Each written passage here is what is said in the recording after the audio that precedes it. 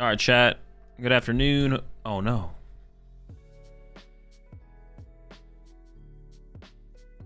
Oh, wait.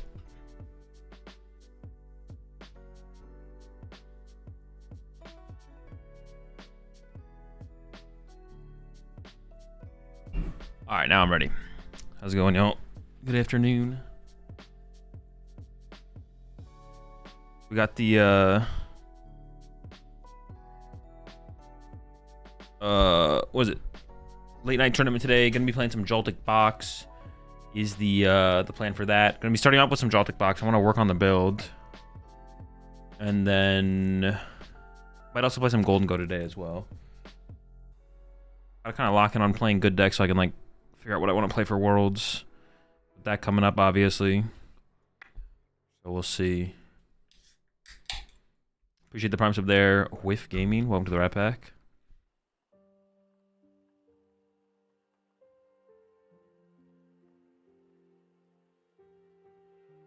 Oh. That's the plan for today. Tomorrow, same.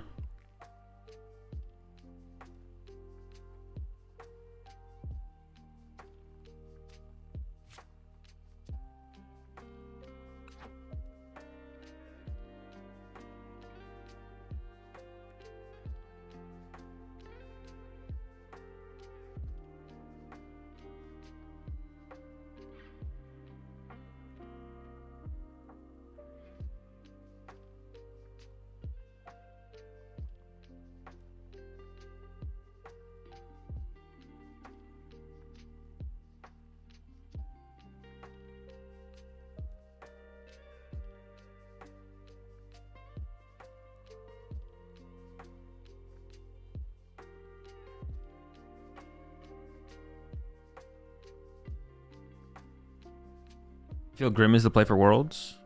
Grim is pretty good. I do agree Grim's in a pretty good spot right now because like Grim and Pult I feel like are in a good spot, but I feel like Grim's in a better Pult because I think Grim is favored against Pult. I do agree. Pretty 70 months there. Bad builds. Like 3/3 Frostlass Grimline is the play. I don't know if I want to. I don't know if you'd want to commit to the 3/3 Frostlass though. It's just like the 3/3 Frostlass is like super weak right now because like Bolt's not that strong, and then Gholdengo's being hated on, and then all the other matchups it's just kind of dead cards for the most part. Yeah, I don't know if you'd want to do that commitment. I want to try getting away with 12 energy to be honest, especially now that we have the eel in here. I also kind of wanted second Mew, so I'm just gonna try that. I also don't want to play these, but I don't even know what I'd play instead as well. What are the key characteristics in your mind on who can win Worlds? Either player specific or deck archetype? I don't know, it's a combination of everything. Someone piloting a good deck well, which the best players do best. I think Pult Dusk is the play right now, though. I mean, it's like a solid play. I don't think there's anything that's really making it stand out above other decks, though, to be honest. If Pult Dusk is that good of a play, then all the Pult decks are that good of a play.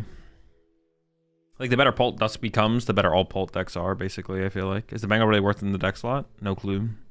Thoughts on Tapu Koko, EX, AF, and Joltik with Eel. All you need is an energy now. And Pult and Guardy play 0 Switch. Well, Pult sometimes plays Switch. They sometimes have Turo as well. I mean, it's not... well, Pult doesn't take knockouts, though. And Guardy also doesn't take knockouts that often, either. They sometimes take knockouts. Yeah.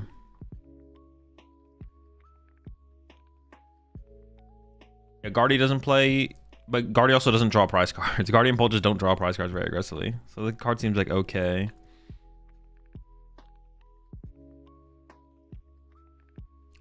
You think Gholdengo is a bad play in the format with all the hate for it? It's still a fine play. I wouldn't say it's a bad play. The deck is so strong, it's hard for me to say it's a bad play. Is Zard Pidgeot a good choice for Worlds? I don't think so, no. I think having a bad Pult matchup is bad. Feels like Zoroark has the most room to tech against Dango while having strong matchups against top decks. Just needs an optimized list and dodge the B tiers. I don't even know if I agree. I feel like your Dango matchup's pretty bad. Charizard matchup's pretty bad. I don't even know what Zoroark beats, to be honest. Joltik Box matchup is pretty bad. Raging Bolt matchup is pretty bad. Can Zoroark beat Raging Bolt? It's like a bad matchup for sure, right? How do you feel about Typhlosion? Typhlosion is also a bad matchup for Zoroark. I mean, Typhlosion's not like it's not a deck you should be picking your deck choice around. Joltik Box is also a deck you should not be making your deck choice around, but also like the numbers stack up eventually. It's like I lose to every 5% meta deck. It's like, oh shit, maybe my deck just sucks. You go heavy on Darmanitan. If you go heavy on Darmanitan, Bolt is fine. I don't know. It still seems pretty tough. They just start baby Bolt sniping your little guy to begin with, and then they one-shot your active. Like, I don't know. Hazel, do you think Polt Nor is better with Arven or Research? Research. Was the Fish Typhlosion better than Pidgeot? No. I think an engine is best in Typhlosion for sure. Like, Typhlosion Zoroark felt pretty good, to be honest. That deck felt pretty good. You actually think Typhlosion is a real contender? I think Typhlosion is competitive. Yes. Do I think it has a high chance of winning Worlds? I don't know. The more I play Typhlosion, the better the deck feels. And it feels like the deck doesn't really have bad matchups. So I don't know. It's hard to say, to be honest. Typhlosion is a weird deck. It's really hard to want to say that Typhlosion is good, but the more I play the deck, the more it seems like it just has zero bad matchups. And it's just a good deck. I don't know. There's attacks with Darm versus Dango with the first attack. That's just not how the dude. All right, listen. If you have never played Zoroark versus Gholdengo, don't comment on the matchup. I'm tired of going over this situation. It is not how the matchup plays out at all. It is not even remotely close how Zoroark versus Gholdengo plays out. If you've played the matchup, then we can discuss it. But I swear, everyone who brings up and talks about Zoroark versus Gholdengo, you have played 0 games of the matchup. Because what you say is not how the matchup plays out at all. Or you've just played against someone on the Gholdengo side who doesn't play it very well. That is also possible. It is also possible you've played the matchup and the Gholdengo player you played against left all their energy in their discard pile. I don't know. That's also possible. That is actually a reasonable outcome, I guess. I'm going to go ahead and guess that most people just have never played the matchup, which makes sense because no one really plays Zoroark. Zoroark's not that good. Thoughts on Marnie's, Morpeko, and Grim? 4 of them. Has to be. Full tilt, 10 minutes in. Dude, I'm so tired of discussing this matchup. Well, people just being wrong. Like we don't not even having a discussion because you guys just bring up a situation that does not happen. It's just not how the matchup plays out. If it actually happened that way, I'd be like, yeah, I think Zoroark would just win. But it's just not how it happens.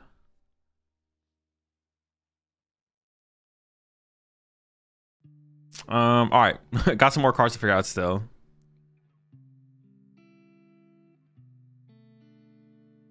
Why is Joltik unfavored into Dango? I think it's favored. You should set up a lot of Pikachu's. Set up your eel. You're chilling. How would it even beat Gholdengo? Darmanitan can be used as an attacker in the matchup as Zoroark versus Gholdengo. After Zoroark, one-hit KO is a big Pokemon because until Gholdengo has one-hit KO to a big Pokemon, they don't have enough energy in their discard pile for Darmanitan's first attack to be relevant. So at that point, Darmanitan does one-hit KO a Gholdengo. But then for the Gholdengo player to one-hit KO the Darmanitan back, they don't have to leave a ton of energy in their discard pile, which means your follow-up Darmanitan, if you've even set one up at that point, doesn't one-hit KO a Gholdengo. At that point, though, you can play Iono, which shuffles the energy that were in the Gholdengo player's hand because they didn't put them in the discard pile to KO the Darmanitan back into the deck, which means it can be hard for them to follow up and KO a Zoroark. But they also don't have to KO a Zoroark that turn. They can also boss off the bench and KO something smaller. That is also possible.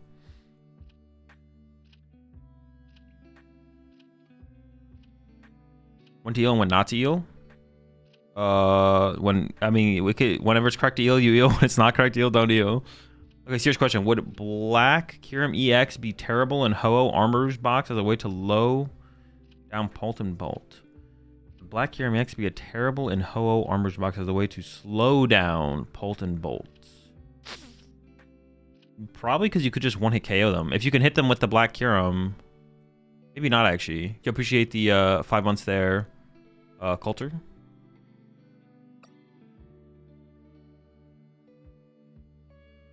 Oh, it does take all colorless energy. In Armor Rouge box as a way down to... Well, I don't know. I feel like you should have... I mean, if you can attack with this into Bolt, you should be able to like... Oh, that's just 100% sure, actually. Appreciate the Prime sub there, Brexit, and Nidofu. Also appreciate the 5 months there. Arson.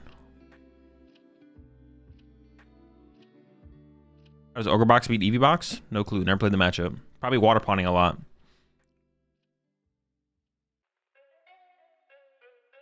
How'd your Eevee Box feel like? I've yet to play Eevee Box this format.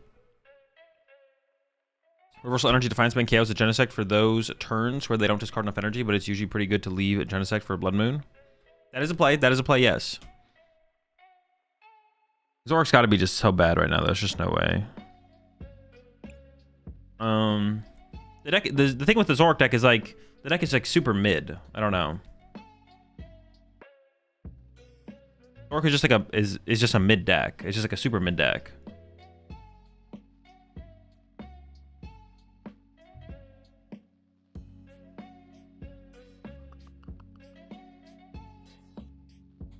You see the Ogre box list that uses End's Plan from...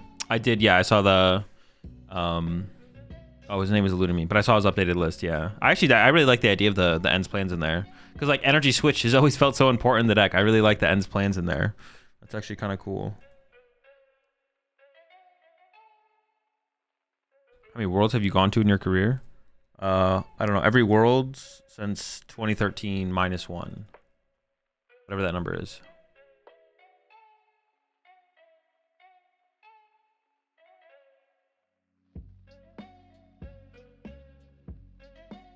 So probably doesn't even have that good of a Guardian matchup. Why ends over Poppy? I don't know. I forget what Poppy does. Move 200 from one of your Pokemon to another of your Pokemon. Because I'm pretty sure ends moves from your bench Pokemon to your active Pokemon, right? Move 200 from your benched Pokemon to your... Yeah, it's because it goes from anywhere to the active, which is better. Because you're always trying to move to your active. Whereas Poppy is 2 from 1 to 1. So end can pull from multiple sources. Ends is definitely the more powerful card. I could see Poppy being the better card, but yeah, if Ends feels just as good, then Ends is always just better. Definitely the more powerful card. Okay. I'm gonna have 2 open spots in here right now. No idea what to add though. Flaring Box is a deck I do want to mess around with though, to be honest. I want to kind of try and make a... I don't know, like, why would you cut Sylveon, though? I've been seeing some lists recently that don't have Sylveon in it. Oh, wait, Wait, what is Sylveon's... And it, like, made me think about it. Oh, you don't have to play Psychic Energy for Sylveon, but you have to play Psychic Energy for Clefairy anyways. You may as well, like, play a Sylveon, right? Playing a Sylveon still probably just makes sense to play. Because it allows you to, like, evolve to something that's bigger than Clefairy and have energy on it that could one-hit KO Dragapult. And then you have the option of Angel Light, obviously. Why Brave Bangle?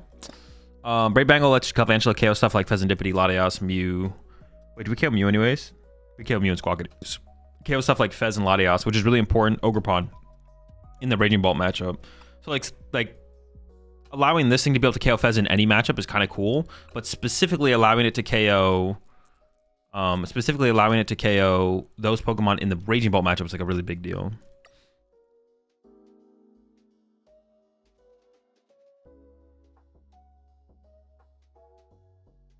I don't know. Yeah, I'm just like sitting here with 2 spots, to be honest.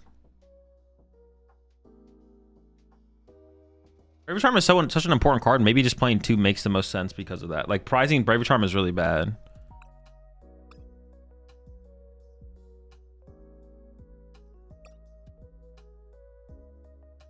But by the same standards, prizing Air Balloon is also really bad. You ever tried Baby Genesect? A realistic consideration in this deck at the moment. It's so clunky to get set up turn 1. That's the problem, Wes. It's just impossible to set up turn 1. That's the problem with the card.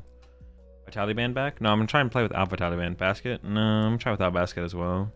I don't even know if Basket actually matters in the Pulp matchup. I don't even know if it actually makes a difference. East Feature has Power Glass for multi-peak. I'm going to have Eel in here, so I feel like neither of those are like necessary. The East Feature is like okay, though. Yeah, the HP share is okay. Baton? No, Baton almost never comes up as being like something that matters. Clefairy for the Dragapult matchup? I just want to try and make the matchup work without Clefairy if possible, but we might put it in eventually. 2 Gravity Mountain. That could also be another solution to the Dragapult matchup. We could play 2 Gravity Mountain.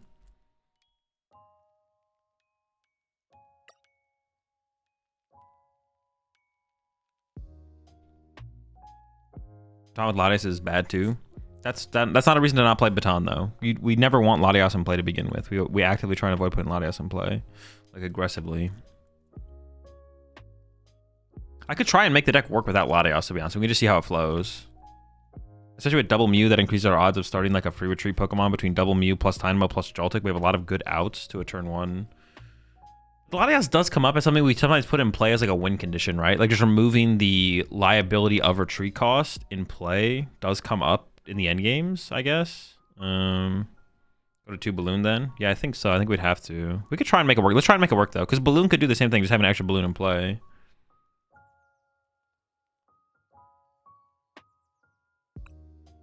I think Clefairy would be better than Mountain. Yeah, I mean the positive of playing Mountain is Mountain gives you a way to one-hit KO Dragapult and I mean technically it gives you a way to one-hit KO Dragapult, Charizard, and Grimmsnarl with what's it called? But I mean those you obviously have Galvantula, so it's not that big of a deal. But it mostly is for guard. It gives you a way to one-hit KO Gardevoir as well. Is Regigigas a possible solution for Pult? No. 2 switch? No, I think 2 air balloons should always come before 2 switch. 1 switch feels like enough. I still have 2 spots open now though. I'm still sitting on 2 open spots. Iron Leaves? No, I don't hate Iron Leaves. And the more popular Charizard gets, the better Iron Leaves becomes a consideration for sure. Like I think Iron Leaves is okay. For sure. I definitely think Iron Leaves is okay. But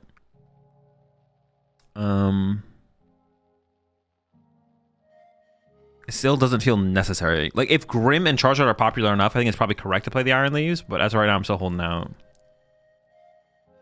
Eventually EX, another Joltik for item lock? No, it's just terrible. Night Stretcher? Night Stretcher's okay.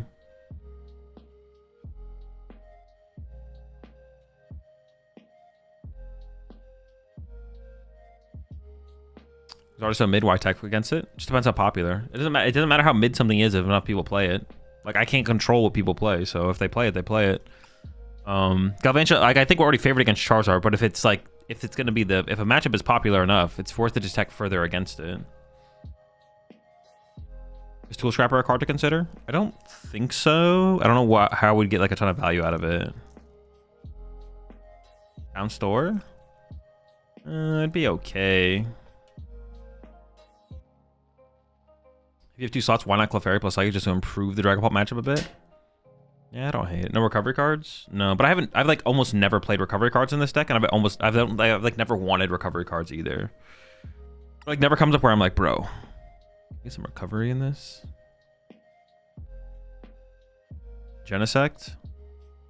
If I was gonna tech further for the Raging Bolt matchup, I don't know, maybe the Genesect would be the ad because we already had the Brave Bangle in here. If I wanted to tech more for Raging Bolt, maybe it would be Genesect.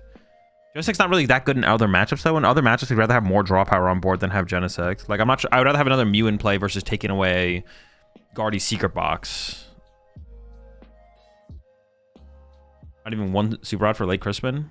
No, it just like rarely comes up. We want to bump for jamming? No, not really. We don't really need it. Well, we need it less when we have Latias, but I don't have Latias in here. Maybe I should just put Latias back in the deck. Maybe it just comes up too much. But then what am I still have 2 spots. I still have 2 spots open. If I'm not putting in Clefairy and Psychic, maybe Counter Catcher for Bolt. I mean, I could add the Counter Catcher. I'd rather first test against Bolt with Brave Bangle and see how that feels before we even add the Counter Catcher, to be honest. Is Counter Catcher a good card if they decide to KO the Joltik before you accelerate to gain to the Gust? It is. It just like that rarely. It's just rare that the game ever plays out that way. Maybe try the Alicia's Appeal.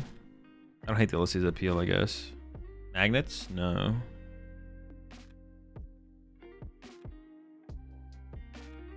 Completely miss you now being part of TM32 until you mentioned on the pod. Are you still working with Grand Caleb? Yes. I tested this non-Clefairy version a while, and you're such a dog to Pult if they play smart. I don't know. They have to like put. It's not about playing smart. It's about drawing well enough where they don't have to put other stuff in play. Put your win con to Paul, play no Clefairy. Just drawing 6 surprise cards before they do.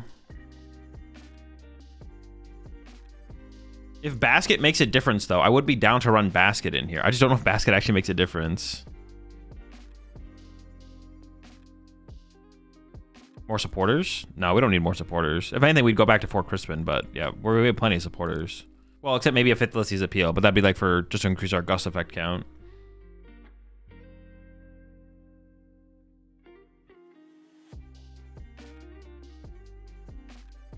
Against Grim, Picnic is good. It's just not very relevant. You just beat them anyways. I don't hate Picnic though. I guess we could keep the Picnic in there for now until we feel like if Picnic doesn't help the Pulp matchup enough, then we probably don't play Picnic. We'd then probably have to go to what's it called? So we can add the Picnic in here. 1 counter catcher. The counter catcher has come up sometimes. Bundler. I already got the bundle.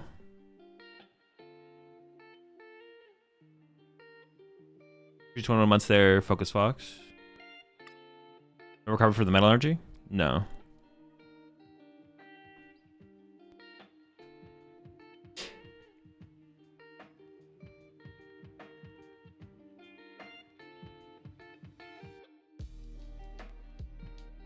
One list listening to your Discord list has? Yeah, I mean, I'm messing with the list right now. I'm changing the list right now.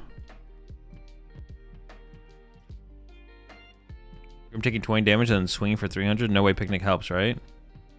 I mean, we want to KO Grim with Galvantula. That's just not relevant.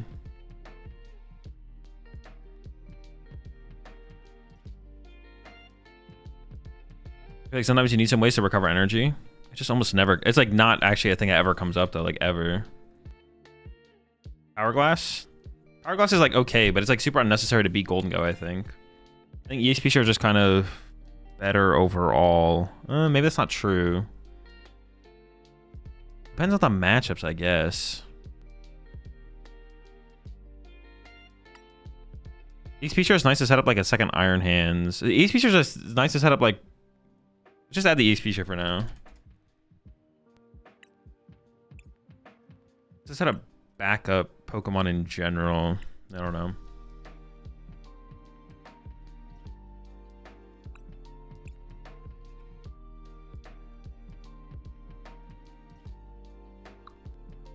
Everybody's mentioned, but I'm really new to TCG. What does box refer to in a deck name? It just means a deck with multiple options that you use consistently for like attackers. Like Dragapult attacks with just Dragapult. Joltik Box attacks with Iron Hands, Miraidon, Pikachu, Ursaluna, Galvantula consistently. It just refers to multiple attacking options, basically. There could theoretically be Dragapult. There could be like a Dragapult, like, oh, box equals toolbox, yeah. So options.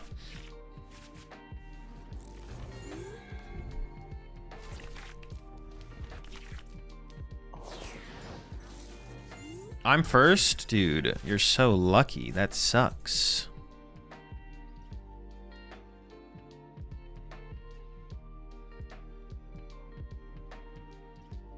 I mean, they opened a Pidgey, but I don't really know anything else about their deck, right?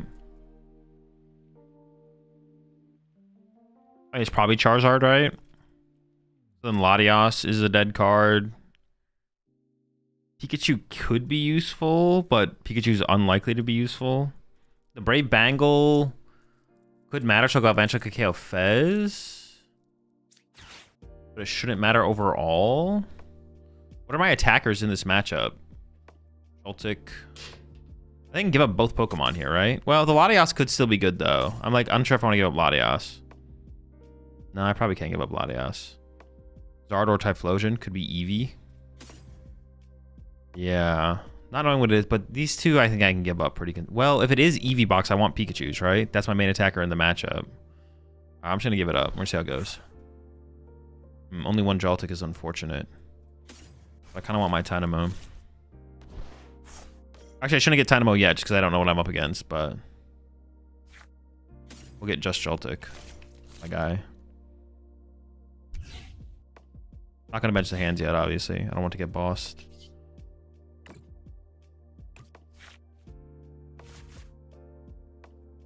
Yeah, it sucks not to know what I'm up against, but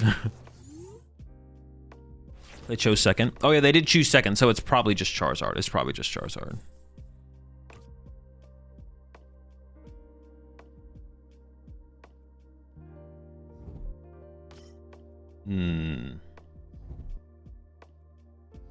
Still could be Charizard. Still could be Charizard.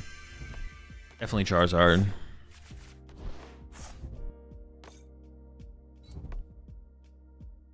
I think a Joltik is pretty bad here, to be honest. Think about Power Glass? That's fine.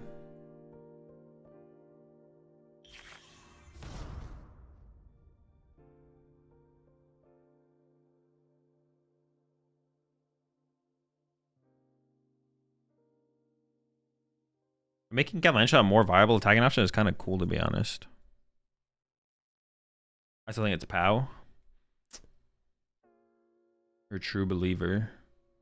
This is a situation where having the Iron Leaves would be good, is when we prize Joltik. That might be a good enough reason to play the Iron Leaves, to be honest. Would be prizing Joltik. Because then we actually can't guarantee a Galvantula in these kind of matchups. That'd be the reason. But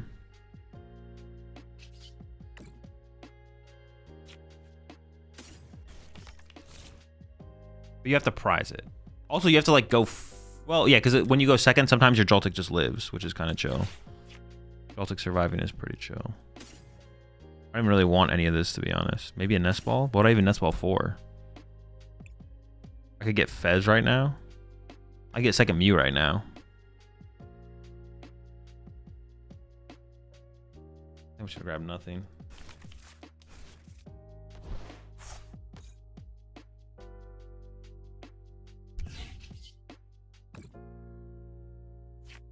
Why is Iron Leaves better than third Joltik? Because you don't need to have it in play ahead of time. Like putting double Joltik in play is not always worth it, and then instead you could have just the Iron Leaves. I think the Iron Leaves is probably always better than third Joltik, because if you're gonna play the Joltik to just basically become Galvantula more aggressively, then I think at that point you just play Iron Leaves. Also leaves another out for Maractus. It's true, it's +1 Maractus out, yo.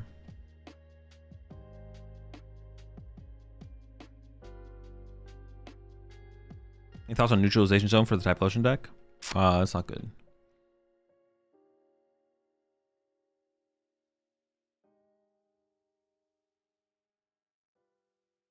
No Vessel? Oh, I could have grabbed Vessel there. Yeah, true. I didn't even think about attaching for turn. I was just kind of content with not attaching for turn. But I should have definitely, Vesseled there. Research. Sure. This is not looking good.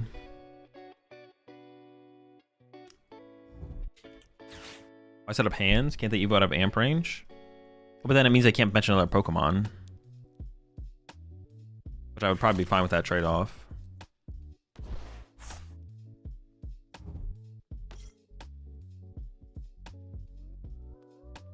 They're gonna Curse Blast my Joltik.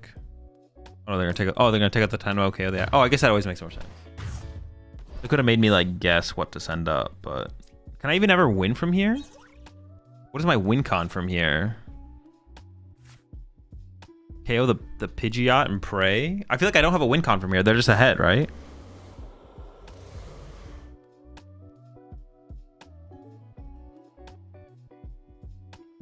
Would you include the capsule? No.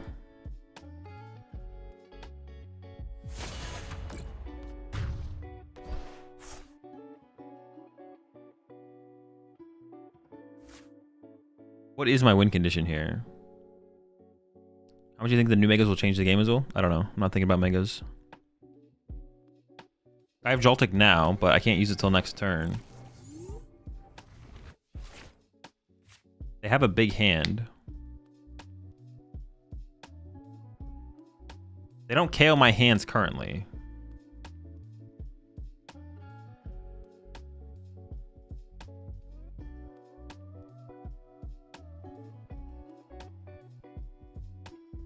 What do I set up here? I feel like I need to set up another Iron Hands. And then KO the Pidgeotto. That's how I'm feeling. Set up Mew.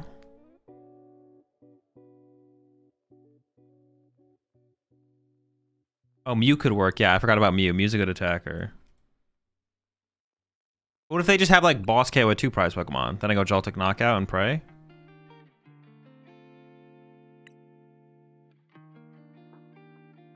Yeah, I could just set up Mew, true.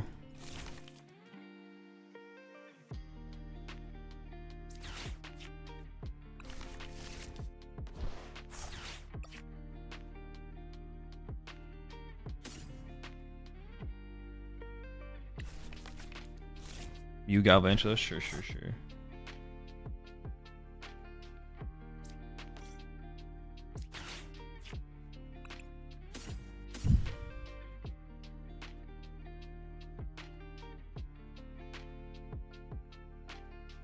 I think I wanted an Arven here. But see, now I'm like behind an energy attachment that I should have been, and now it's actually like...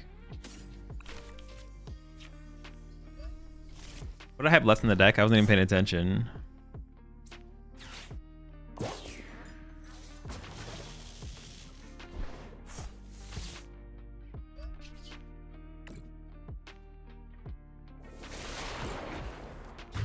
Iono would be good here.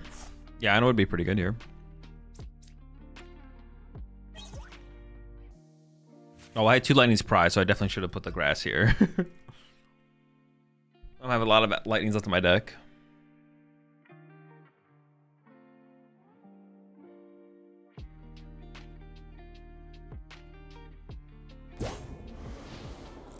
Did you use restart? Oh, did I forget to restart there? Yikes. Sorry, I'm getting Iono'd anyways. Yeah, they can pop Duskull and kill the hands. Yeah, but I can't play around that. There's nothing I can do about that. But if I give them the Pidgeotto, it's so easy for them to win the game. All they need is an Ultra Ball, the game's basically over. Because Odo becomes boss, they boss KO, and then I just lose. I can't give them Pidgeotto there. Or Pidgeot. I can't give them Pidgeot there. I just lose if I give them Pidgeot.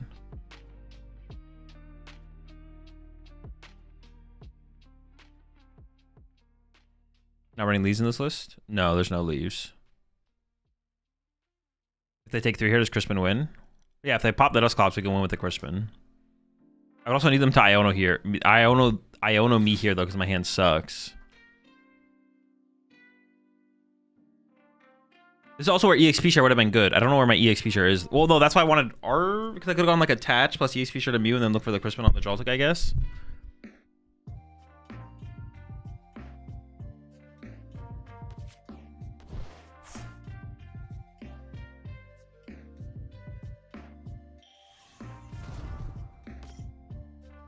Oh, appreciate it, Oliver.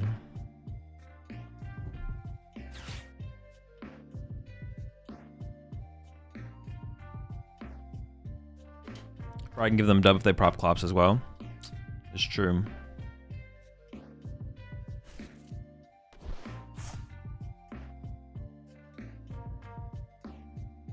Is Crispin even an out to win the game for me? Do I have a Metal and a Grass left? I might. It'd have to be a top deck though, because I can't draw any cards. We should prime some there. You know? Welcome to the Rat Pack. I think Eel is better recovery than just 1 rod. Yes, I think the Eel is good. They're not even remotely the same thing. Eel isn't recovery, Eel is energy acceleration.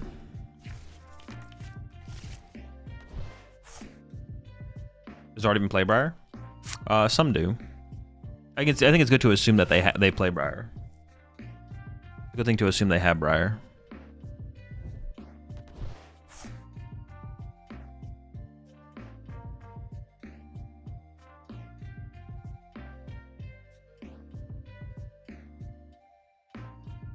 Really liking Zekrom and Miraidon. Why not here?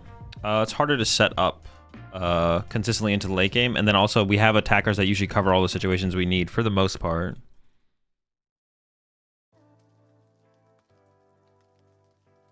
You play any recovery? If not, can you explain why? I don't, because I don't feel like we need to play recovery cards.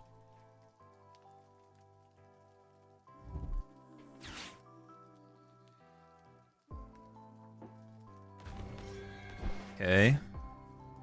I mean, I have no draw power on board. This is still pretty bad for us. If I top deck Ultra Ball or Galvantula, we're in a okay spot. Or Arvin, obviously.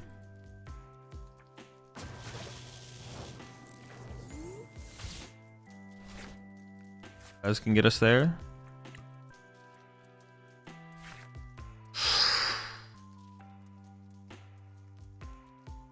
Is this still possible? I can't amp anything. I can draw a single card with Mew.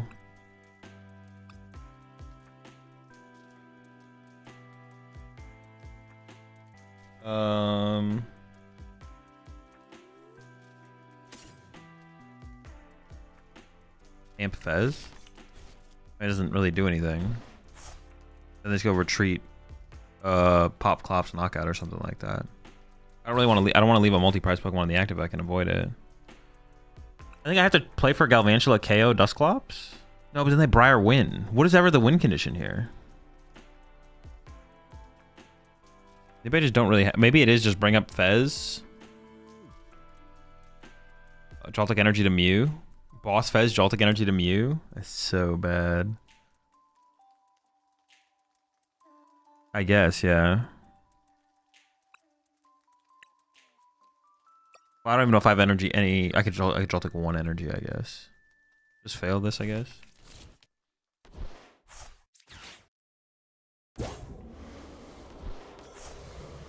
It's like not even like a real win condition though. It's like fake.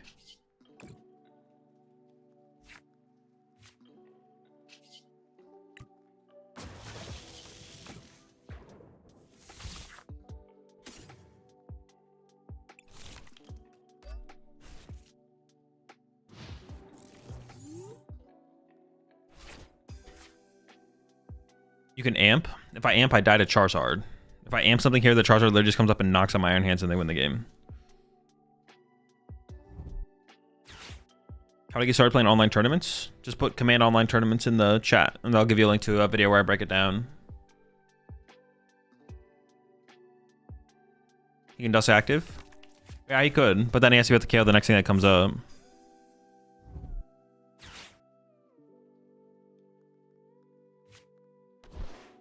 I guess maybe they always have the out, so maybe I should just punch it anyways.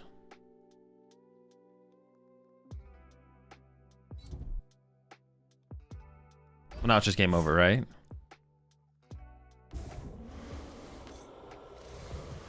Okay. Think Festival Elites have a place in the meta right now? No, probably not.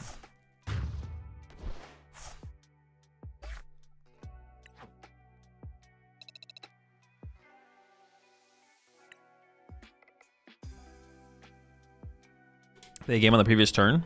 I don't think they did they? I'm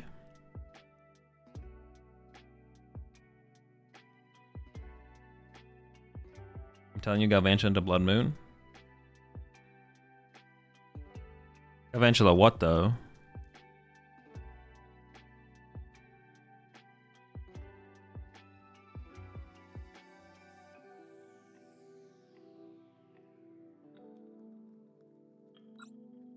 Boss Amp and then kill Zard with Galvantula next turn. If I Boss Amp, I die to the Charizard. Do you have Nest Ball for bundles so they could send up a one prizer after the Clops pop? Don't bundle so you could send up a one prizer after the Clops pop? Okay, that would have been good upstream. Yeah, that would have been good upstream. Yeah, I could have got a backup one prizer on board. No, they had 2 prize cards left. I still lose. They still have 2 prize cards left. It doesn't work. It doesn't work. Oh wait, yeah, you're cooking. No, you're not cooking. You're not cooking. You tried Briar here? No, it doesn't really fit in the deck. You still think Electric is good for the deck? Yes, that is why I'm still playing it. What is the bangle for? The bangle is to make it so that Fez can KO 210 HP EX Pokemon. Did I pick first? No, I should win the coin flip.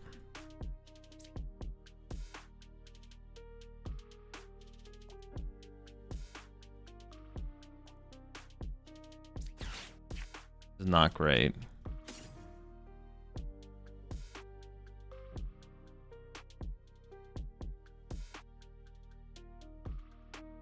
Oops, I gotta get Mariah done.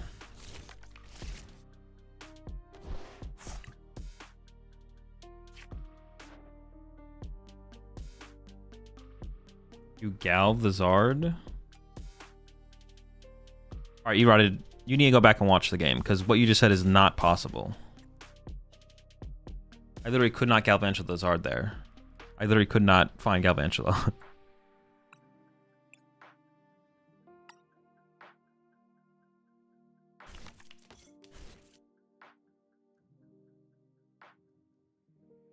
So why don't you just win? True. Gotta lock in. I check if my switch was in there.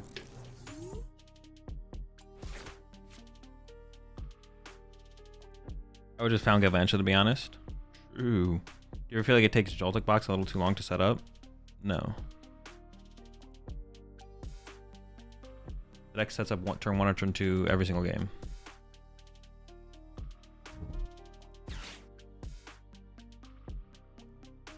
Or the updates to the list? The list is in the Discord. Appreciate the 23 months at Rufio. Pick up your prize cards, I can't stop you.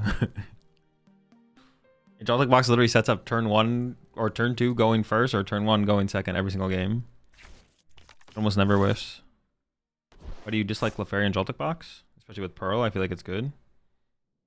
I mean, the Pearl is an interesting inclusion. I don't know if I'd ever play the Pearl. Maybe the Pearl is like the answer to the Zoroark matchup, though. Being able to attack with the Clefairy with the Pearl. Because it's like, we need it so much less aggressively. So maybe that could be the answer to the matchup. I don't know. I don't know about playing the Pearl. The only matchup that the Pearl would probably matter in is the Raging Bolt matchup. They also have Jamming Tower, though, to like just shut it off if they want. Probably doesn't make a big difference. I don't dislike the Clefairy in here. The Clefairy is a good card in Joltik Box, but I'd rather play the deck without Clefairy if possible. We both just set up like a bunch of Pikachus? Like, what is... But no one's setting up an Iron Hands here. But they need Gust and Energy. So do I set up an Iron Hands now? Then they go Galvantula, kill my Joltik with theirs.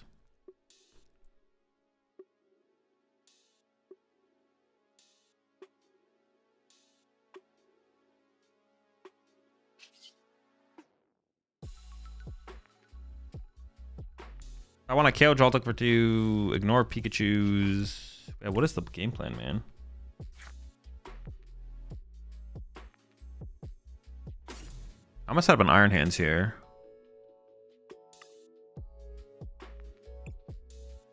Oh, do I have my Switch? I do? Okay.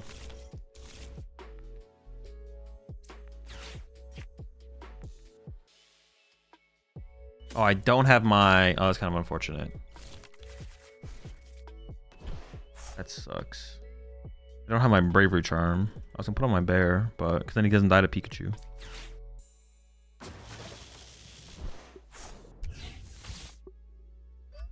Now he dies.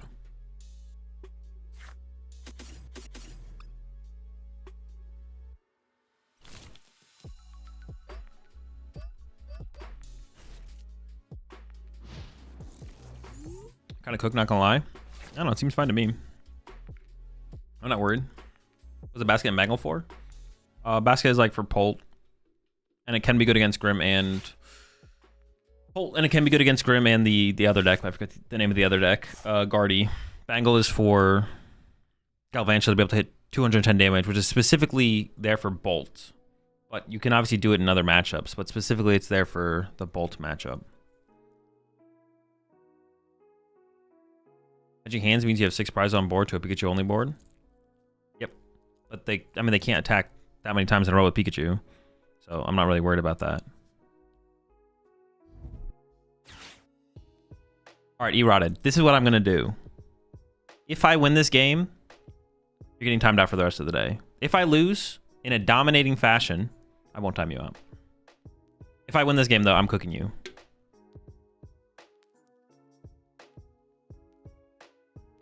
Mirror's literally a chess match. True.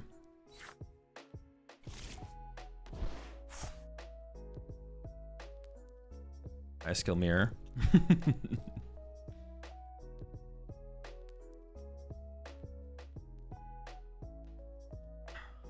Pull? No, no pull. If you lose, VIP E-rotted? No shot.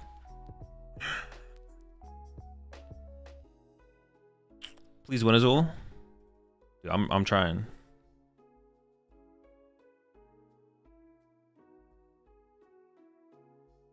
Ready to get dominated. I never seen E-rotted miss. Never seen him miss. He doesn't miss. You beat Polt just with hands into Lokes? Theoretically. With the picnic basket, I need to play the matchup more, but with the picnic basket, we can theoretically buy a turn where we can 2 KO a Polt and they don't win the game fast enough, but I actually don't know if it actually works out that way. I'd have to actually like play the matchup more with picnic basket.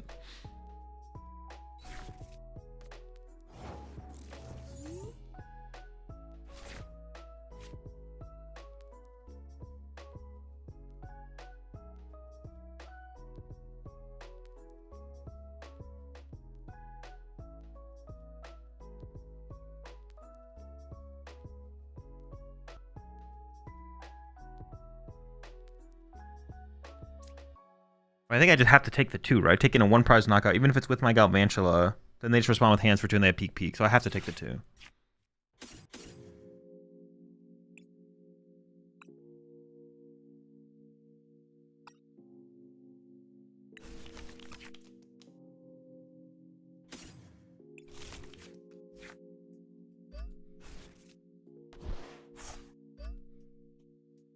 I still want to preserve the energy on the Galvantula, I think, because I want to be able to use it to break through a peak potentially at some point later in the game.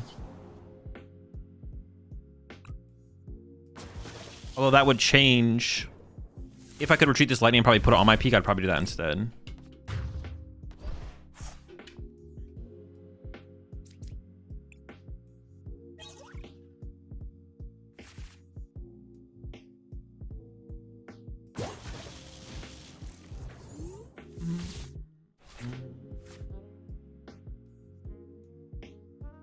What's the picnic basket doing to Polt? It's just like cleaning up the damage out. I would have to like, I've never played the matchup enough to know if picnic basket actually matters.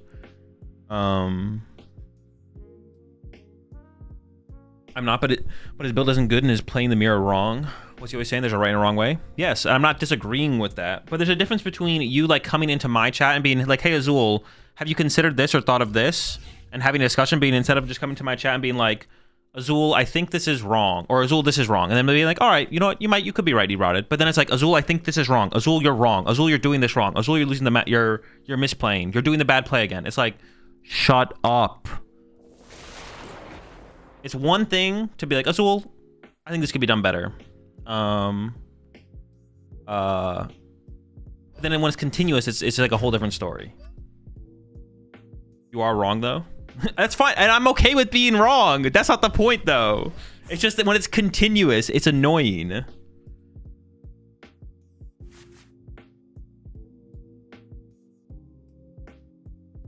Is Magneton better here to build back to attack? Well, no, because the problem with Magneton is you give your opponent a prize card. So if they KO your Joltik early, or they see you bench Magnetite, they'll just KO your Joltik aggressively.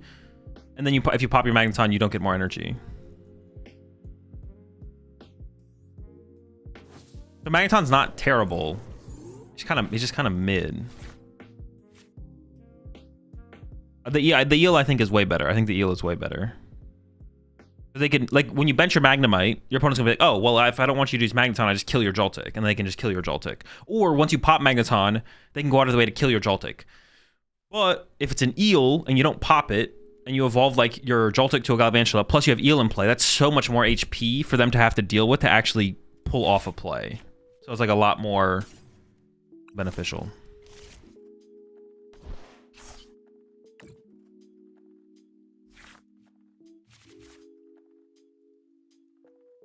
I didn't want to use Prime. I do need to kill this guy.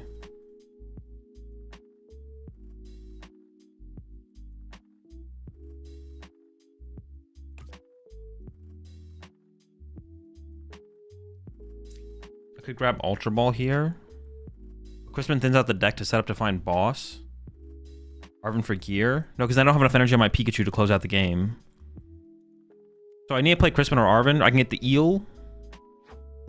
Or I can just Crispin and load 6 energy on my peak. but the Ultra Ball here clears out my hand. So I think I go Arven for Ultra Ball here. Because there's a very high chance that my opponent... Or I guess I could go for Vessel and it does both. Just get 2 energy off the Vessel. Oh, maybe that is better, actually. Hold up. Because I can go... Play Nest Ball, play Tool, play Prime this turn. Oh, no, but then the Crispin sits in my hand. I don't want that. So I think I do go for... Oh, no. Because then the Rhydon's also sitting in my hand. I think I do go for the Ultra Ball, yeah.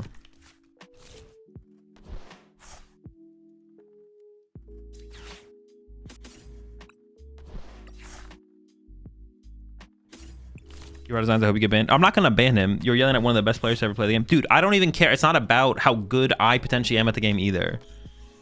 This has nothing to do with any of those things either, though.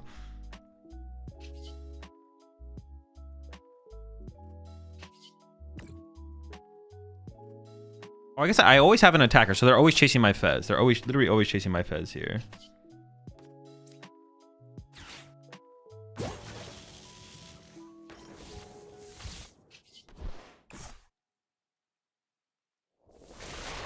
He's washed, arrogant, and rude. I really don't care. Dude.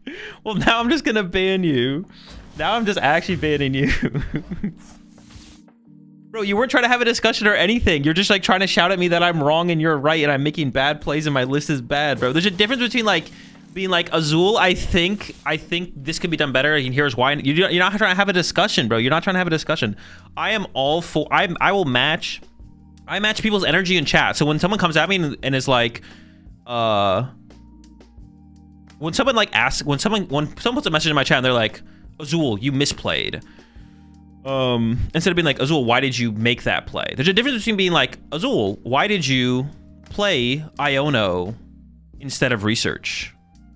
Instead of being like, Azul, you misplayed. You should have played Research instead of Iono. There's those two different things. And I'll either respond with why I made the play I did, or I'll be like, all right, that's cool, bro. Like, there's like... Be extra rude as hell when people just ask you questions. It depends what the question is and how they're asking it. It depends what the question is and how they're asking it. Sometimes I can be rude, sure. But when I get asked for the 100th time what I'm playing for the World Championships, it gets a little tiring at some point. I'm not gonna lie. I can be a little bit rude sometimes when the question is pretty vanilla, but I can only be asked for the 1000th time what I'm playing for the World Championships. Or don't want to wait to see if you get timed out? I guess not, no. So he's trolling you for real? Don't humor it. I mean, it could be trolling, it might not be trolling. I don't actually know. Appreciate the 2 months there. Team Rocket's grunt, Harrison.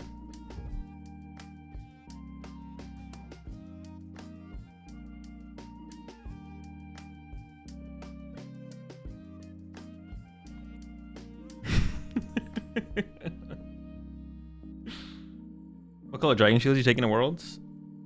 Magentas or yellows, probably.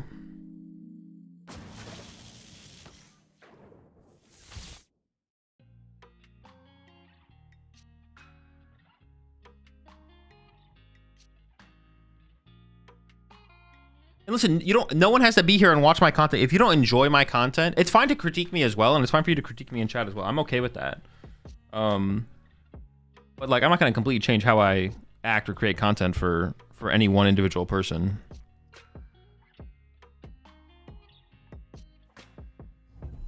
Can they just not find boss?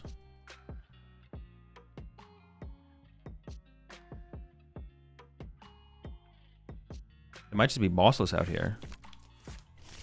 Yellow is so dumb. You're wrong for picking that color. I mean, it's what I have on my shelf right now. I got yellows. I got magentas. I got a couple other colors as well, but it'll probably be one of those two. I'll have to see when I go packing. When I go to pack, what I have, what I'm gonna grab. You know the Joltik Dango list? I think it's just a bad way to play Dango and Joltik Box. But the deck is fun. The deck is fun, but I think the deck is just bad. The deck's not competitive, I don't think. But it did get some upgrades. I would have to try it again to know for sure, but I think the deck is probably just not competitive.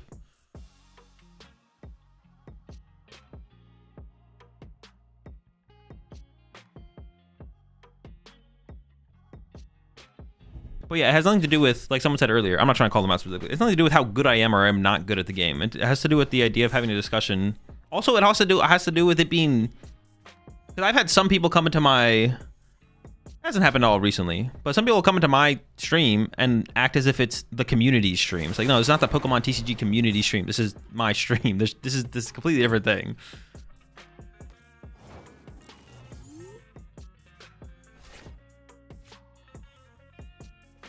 Well, I have boss.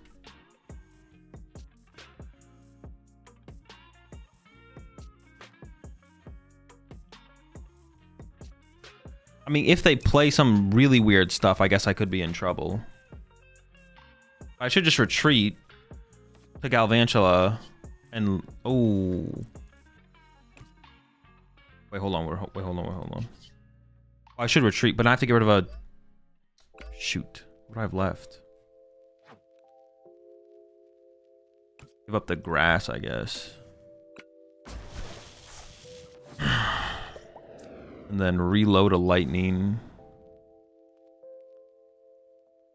I can also put it on the Ursaluna, though, is what I'm thinking here. I can put it on Ursaluna, and I can Bravery Charm the Ursaluna so he doesn't die. To a peak. Then we just pass. You just boss with Dynamotor? No, Dynamotor only goes to the bench. Pokemon. Do you have any videos on how to stream on Twitch and YouTube? No, but I can show you, Jake, if you want me to. I can just show you how to do it. I was never gonna... Also, E-Rotted, I was never gonna ban you. I don't even know if he's still here. I am gonna give you a 24-hour timeout, though. If you want to come back after that, that's up to you. That's fine. Wish you the best.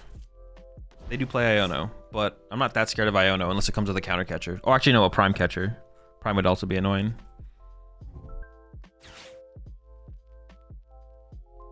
Because their Ursaluna is also online, so they can go Ursaluna Peak or Peak Ursaluna. So if they have KO Fez plus Iono here, we could be in trouble.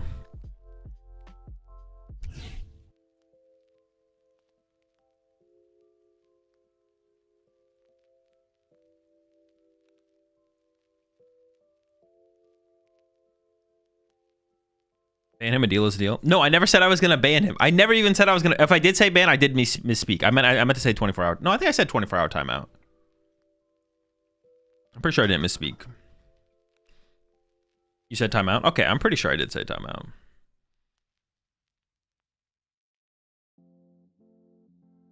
Appreciate the 5 months there. Dot card.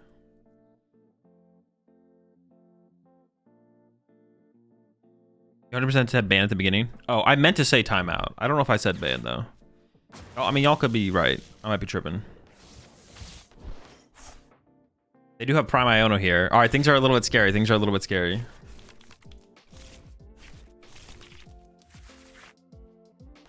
Oh, I got boss, so things are not very scary.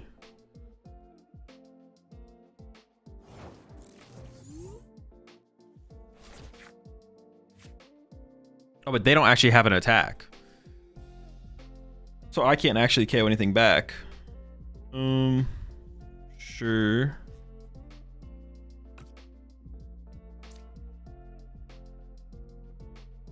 I just need to make sure I can win on the next turn, I guess.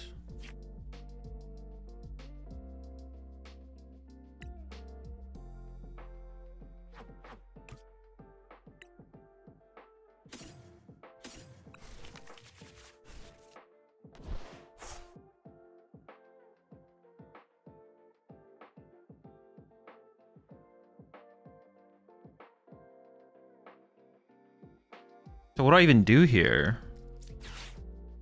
Give up this.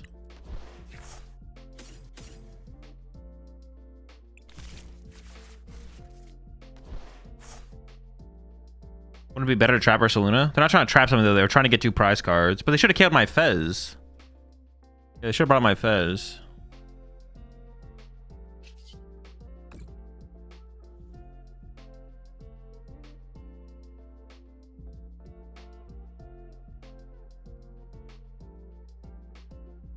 Dude.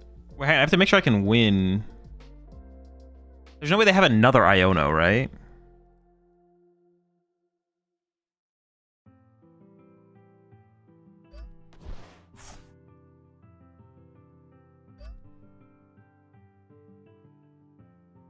That seems fine.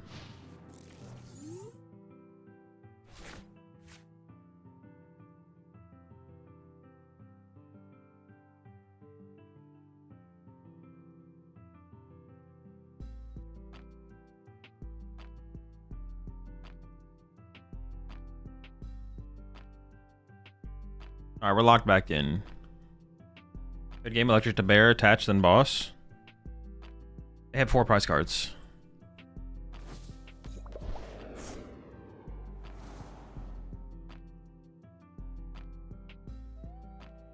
Couldn't you punch with Galvantula? No. I can't attach to Galvantula and Miraidon. Eel only goes to bench. Eel only goes to bench. They have 4 prize cards. Would Water Pond ever be good because you can power it up with Joltik? I mean, not really. You'd have to play Water Energy then as well. Then you lose all your energy in play. And if you lose all your energy in play, it means like the opponent, as long as they can attack, could just chase your Pokemon as well. You would be broken if it go to active. I don't know about, it would be better. It wouldn't be like that. You wouldn't be that much better if it go to the active. I think the limiting factor of it is like a good thing as well, though. I think like it's good when cards like have a limiting factor like this, just for the sake of your opponent being able to like play around it, right? Like if I bring up your Eel with 2 retreat, you know, you can't Dynamo to the active to retreat, stuff like that. But even if it didn't have that, I don't think it'd be broken. It would still come down to the cards around it, right? Like in the current metagame, Miraidon with a lot of Eels wouldn't become like a good deck all of a sudden, I don't think. Stuff like that.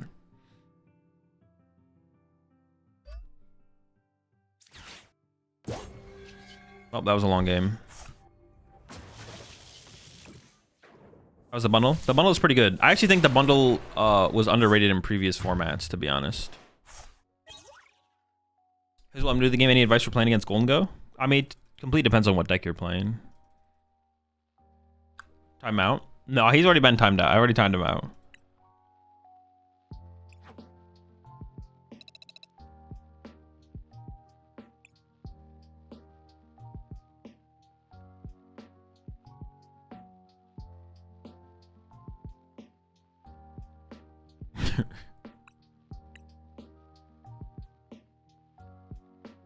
Bundle's always been OP. Yeah, I think Bundle was actually like underrated in this deck last format. The Bundle's been very good so far.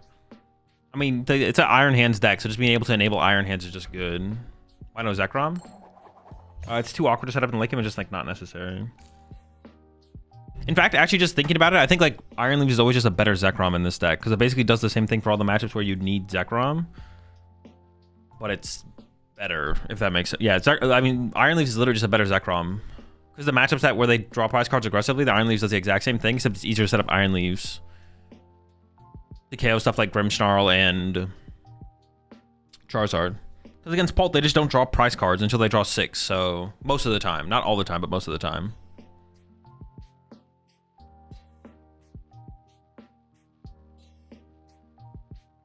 What do you think about Zero Aura in this deck to snipe stuff like Fez? Triple Lightning Energy is just like too much, I think. Triple Lightning's a lot. It's not impossible, though. The card could be okay. The card could be okay to play for sure.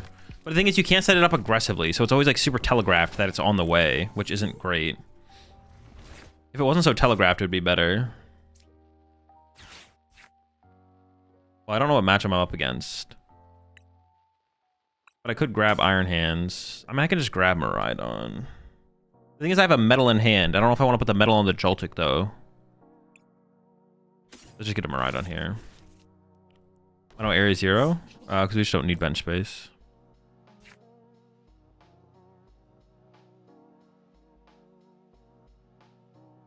Crispin Elo attach and powered up in 1 turn. Yeah, but like not realistically.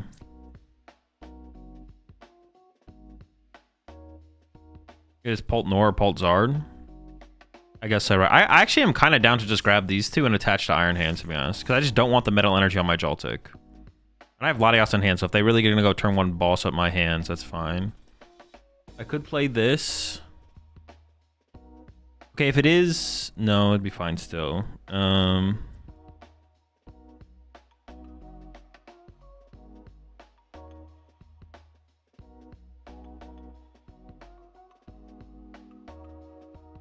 That's for Fez and Joltik energy to Fez. Oh, what the heck? That could be pretty... Well, I mean, it depends on how they draw. Does Nesting for Fez ever clog my bench? It could. I was thinking about grabbing Iron Bundle. Iron Bundle is really good to grab against. I think I'm just going to wait. Fez is like okay, though. I don't really want to put Fez in play if it's Pult, though. Why do you try not to bench Latios? Because it's just bad. It doesn't do anything besides give us free retreat. But our bench spaces are better. Better to leave bench space open for Iron Bundle is cool. Mew is cool. Second Mew is cool. Hazel, what is your opinion? The best way to play Typhlosion? I think it's a good play for Worlds. I don't know if it's a good play for Worlds, but the best ways are definitely Pidgeot and Zoroark. Why not bench Letty? You scared of Maractus? Okay, I just don't want to lose a bench space if I don't have to. Like, if I put Latias in play right now, it doesn't guarantee do anything next turn. In fact, it probably does nothing next turn. There's just no reason to bench it. It's just a waste to bench. Okay, I can just arm press the active now. And then amp next turn. That's got to be the move, right? No things... I mean, kind of seems too good to not do.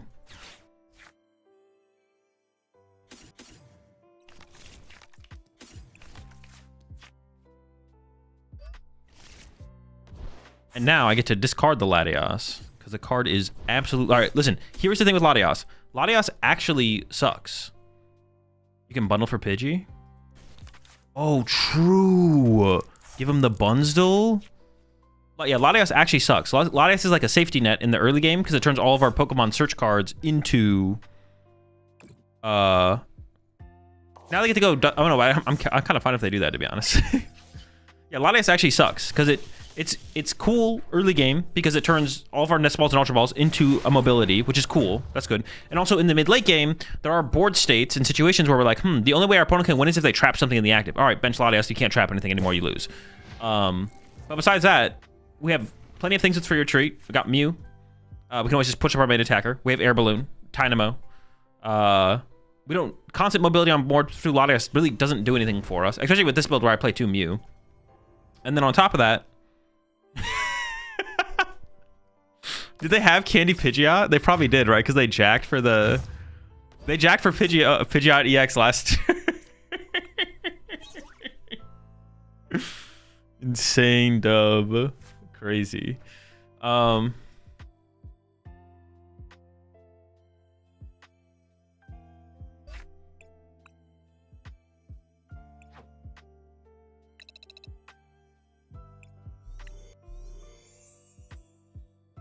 Play one stadium. We'll probably play one stadium today.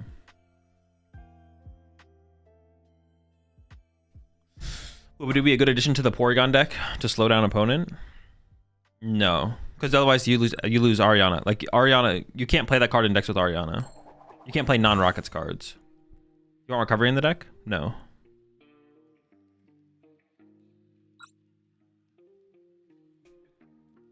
Was the upside of playing Switch instead of Iron Leaves? You can Arven for it. Without having to discard cards, and you can have a full bench. And still use it. Yeah, sometimes in the early game, you want to Arven for non-Air Balloon tool card plus Switch card. Also, if you open Iron Hands, it means you don't have to put Latias in play. If you open Iron Hands, with this build, I'd have to put Latias in play. Because Future Booster Capsule sucks, so we just don't want to play that card. Because it's just so bad. Future Booster Capsule is so bad. So to avoid playing bad cards, just play a Switch.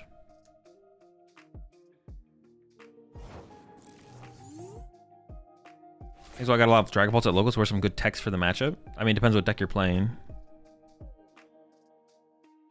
Are they stop printing new future / past cards? It's just how cards work in the Pokemon TCG.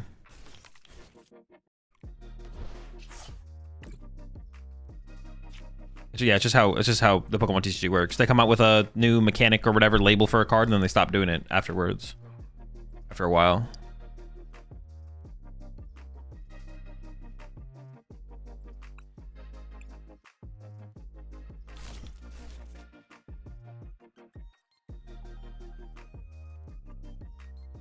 I wouldn't mind playing like a Crispin here. Arven's also fine.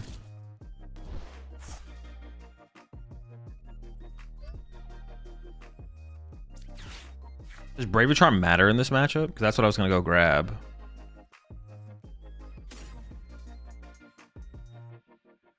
Bravery Charm, EXP Share, Bangle. What am I attacking with in this matchup? I'm attacking with Iron Hands. And then Pikachu. Iron Hands, Pikachu. Is my eel in here? Oh, maybe I grab this actually. But I don't have the eel on the bench. Oh, could I have got my eel on my bench? No. Maybe I do this to get the Tynamo on the bench? Maybe I go like this for Tynamo, and then...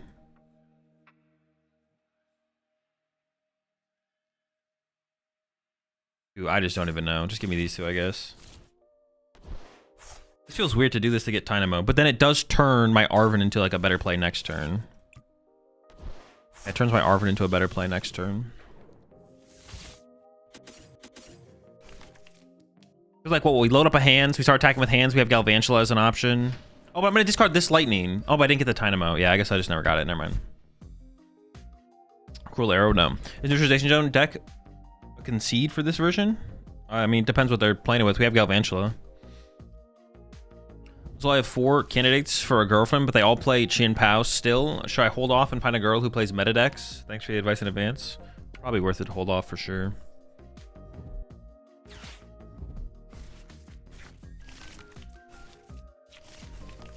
Appreciate the 4 months there, Contra. And is fine. Yeah, hand is fine. How do you deal with Guardian Paltnor? Just attack with Iron Hands a lot. Asking for a Joltik Box. Want to learn it. Mewtwo is my go-to deck before. I mean, you can play Clefairy. Clefairy is a good option.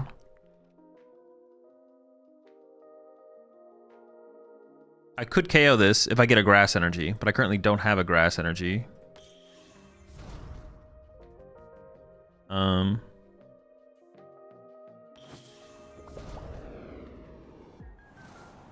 Knocking out this is obviously fine for the turn. KOing this would be better. Well, then it would give them access to this guy, and this guy would go KO. I really just want to use...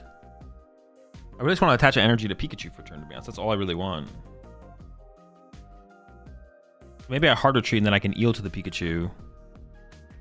Low Pika wasn't a play.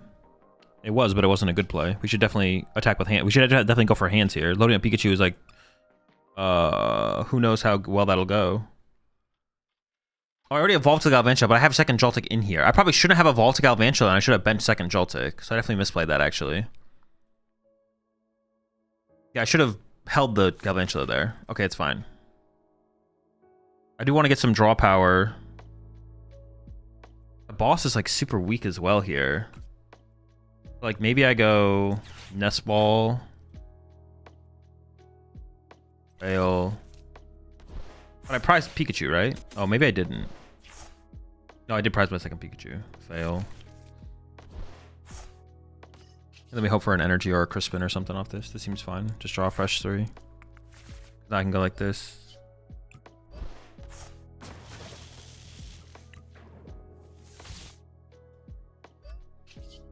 Like the Galvantula is like super easy to set up. The Pikachu is hard to set up, so I want to get the energy on the Pikachu ahead of time.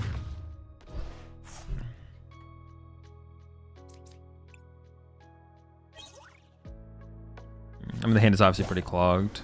Would have been nice to have like played. Nah, it just doesn't work. It's fine. Play stadiums in the list? No. If not, then how do you counter other stadiums like jamming? You don't. All right, Unfair's chill. Ultra 1 gear for 2 mountains? No. We'd never cut those cards. Those cards are too good. There's definitely cards you could cut for mountains if you want to play them, but those would not be them. Wasn't it better to hold the boss for their next star mana? They need to bench? No. I think it's higher value to just get more cards here.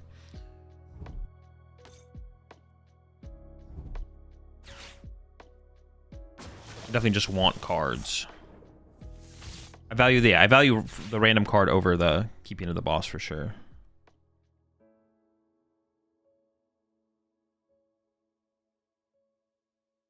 The more I play the deck, though, the more I want to try and cut Latias, to be honest.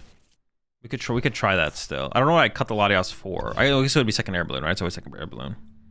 Would you run 5th boss if you could? We can basically already play 5th boss and list his appeal. So I'm unsure if it's worth the inclusion, though. We do have like a pretty good out to... We do have a pretty good amount of outs to Gust effects right now. We think about slacking. I have a local that thinks the deck is super good. I feel like Typhlosion is still just better. I mean, Typhlosion is definitely a better deck than slacking. But I wouldn't really be comparing the two decks.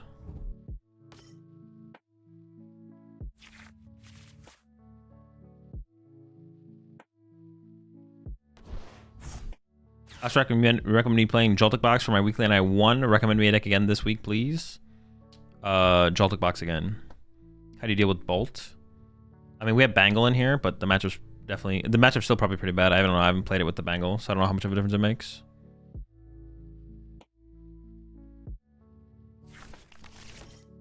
I played 4 games in a row where they played Neutralization Zone. Unlucky. So a random question, but do you have thoughts on Fez and Grim? No, I've never tried it. I mean, it seems fine. You can't really complain. You can't really argue against Fez. The question is if it's worth it or not. Can't break up the Lovebirds Azul. Fez would miss Latias. Possible.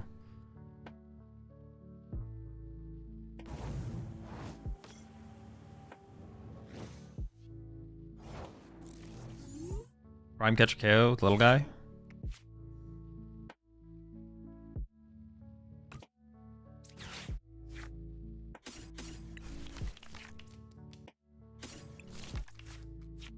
I mean, I guess I'm just arm pressing, right? That's still pretty good to get a prize card here. Well, hang on, I can still rip Prime.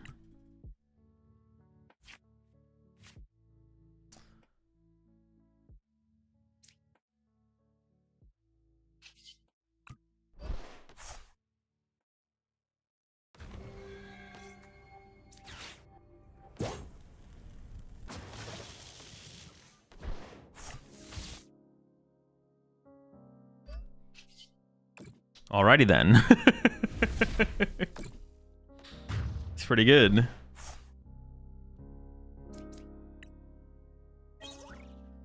Wasting tournament luck on the ladder.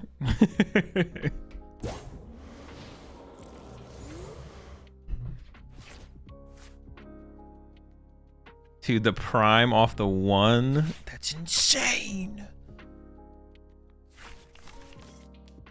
Didn't even need the Prime there. I mean, it's pretty good. Yeah, we didn't need it, but it's pretty good. What? Is this Zoroark? Or do they just have the wrong Zoruas in their deck? Why did Pikachu hit Zoroark? Because then they can go Darmanitan Countercatcher. They can go like Darmanitan Iono Countercatcher, KO my Mew, KO my Electric, and then leave a 1-prizer in the active. In this situation, they can't leave a 1-prizer in the active. Or they lose. If they want to attack this turn, they have to use a 2-prizer. Or I guess they could use Ursaluna, but they also lose if they use Ursaluna. So yeah, I think it's still the better play. If I KO the Zoroark, then they can go push Darmanitan, reversal. Yeah.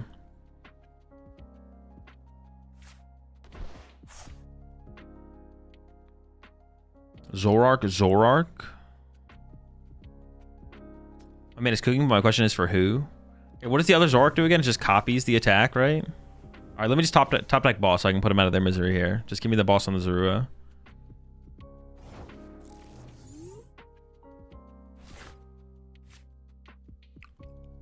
Why is Lycia not played more? Is she not just a straight upgrade over boss? What am I missing? Lycia only gusts up basics, which is not good.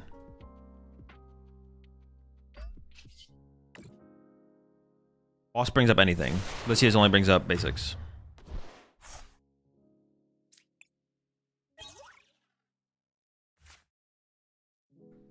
Vitality would be game. True.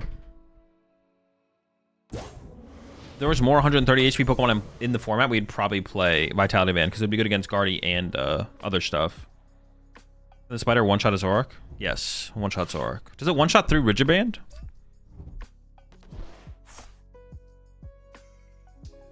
$180? Oh, it does 1-hit KO through Rigid Band. It's pretty good.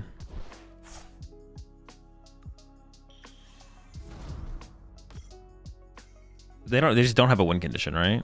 Still no prize card taken by the opponent. Yeah, they're coming up a little bit short here in this one. Oh wait, they're playing this guy. Oh wait, this guy is kind of good against us. Well, actually, it's like okay. If I had a Braver Charm here, they didn't even KO me.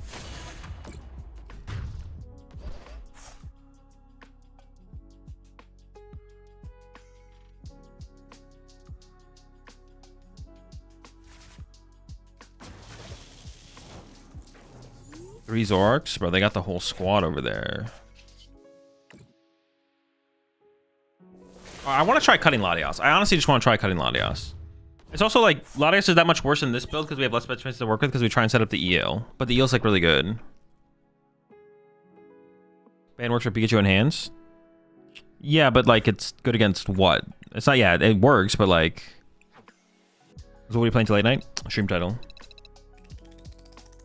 Like, it Pika KO's guard, but like on hands, what is it doing?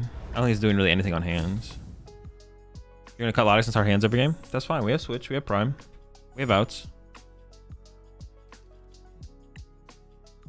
Let's just see if we can get away with it. So second air balloon, capsule or Switch? I think second air balloon probably. We also have like a lot of, the thing is as well, we have a lot of good starters where we just don't need a Switch card. We have double Mew, double Joltik, Tynamo. We have 5 things that we can just open and we just move. And then we have a Switch double air balloon on top of that. You think a capsule would maybe be better? No, that card is just so bad. Are you gonna attack for Crustle in the tournament? Depends what I play. Well, I know I'm playing Joltik Box in the tournament, right? That's the plan. Oh, fuck, dude. I don't know. Am I gonna attack for Crustle?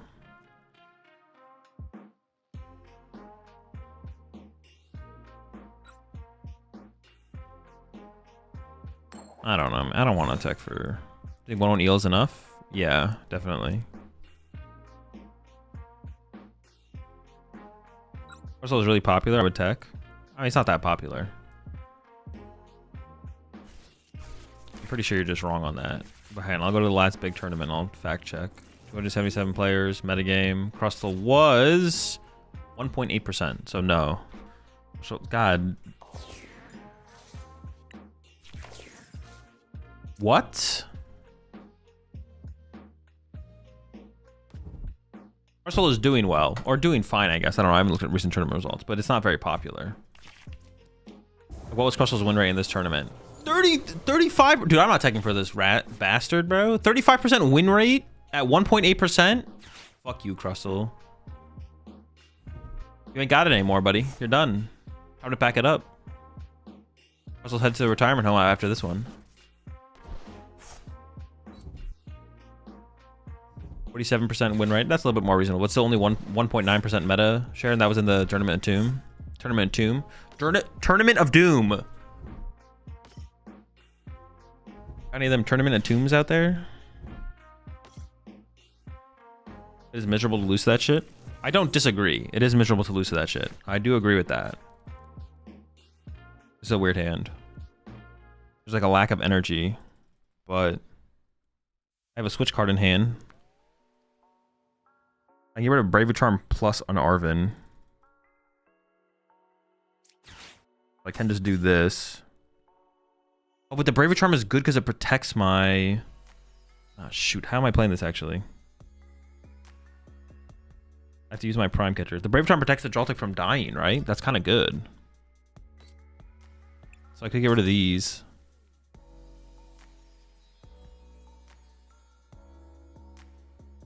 Why'd you start the game with Ursaluna? Just unlucky, I guess.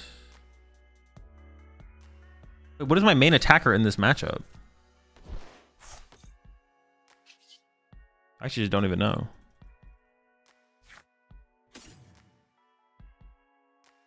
Is it Peak? Peak's not that good, though. Iron Hands isn't that good either, though. What the heck what do I do? Better ain't bad. Yeah, we have one of those. Odor. Any way to like initiate just drawing prize cards? Right on hands. I think I'm gonna go with the hands. I'm gonna load up a hands. I'm gonna load up hands here. Oh, I didn't even check for Vessel. It is here though. Does Bangle actually matter? They're weak to grass. Oh, they don't die. The Bangle will matter. Oh, but I can't Bangle that because I'm gonna have to Bravery Charm this so it doesn't die. Unless I just give up on this Joltik. If I just let this Joltik die, is that just better? Maybe that is better.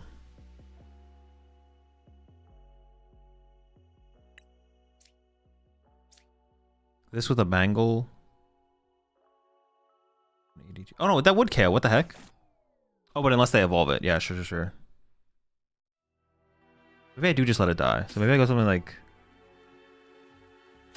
Oh, something like this, maybe. force frenzied gouging out of them. Okay, so I think I do this.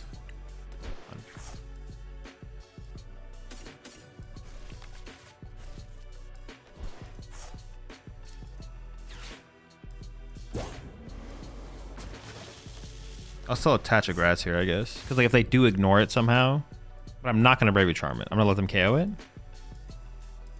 Oh, maybe I do Bravely Charm it. Okay, maybe I do Bravely Charm it. Maybe I need a little bit of extra. I don't think they're Gust KOing anything here though, so I think I just fully load the hands. I don't think I'm getting Gust KO'd here. I don't know, man. I don't know. I'm not sure how this is gonna go at all.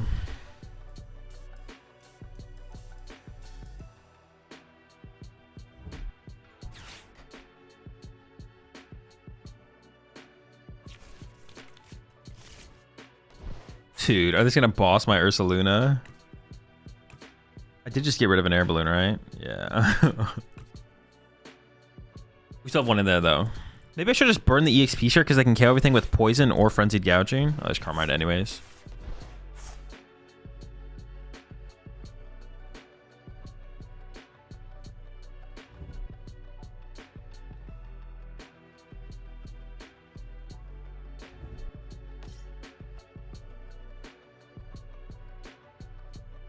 Come back, Latias.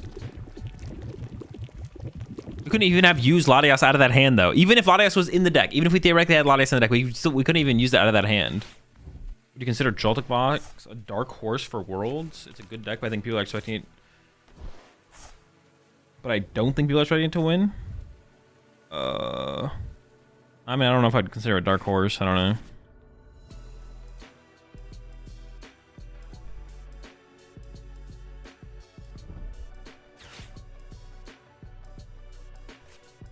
Yeah, I don't know. The charm didn't matter? Oh, it does matter. Isn't it 70? Oh, no, it doesn't matter. Oh, you're right. I shouldn't have charmed, yeah. The only thing it forces is this thing to be in the active. Well, maybe that's worth it, though. Maybe that's worth it because it forces the Petron in the active. Instead of them pushing up like a 2 prize and making it so hands doesn't do anything. So I guess the Brave Charm still might be worth it there. But yeah, you're right. It doesn't actually do anything. This is the potential to go top 8? No. Pose is really bad right now.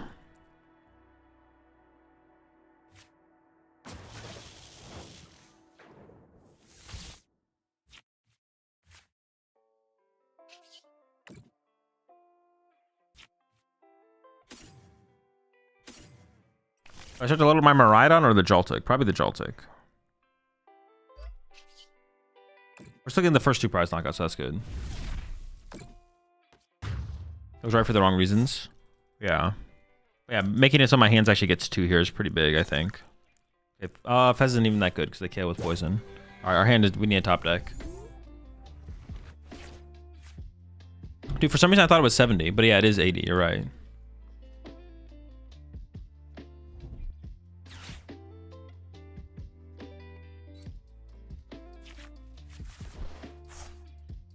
Do you prefer an Pult deck? 2 Hilda or 2 Brock? 2 Hilda. Past that, I mean, you can play Brocks as well, but you should definitely be playing 2 Hilda probably. Card's kind of too good to find Neo Upper, and Neo Upper's kind of too good to not play.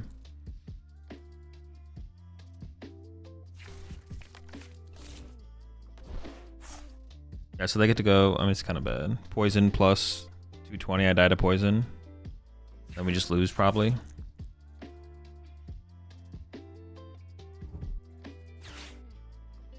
What a pit. Should I play a serious deck and try to win, or do I go for shits and giggles?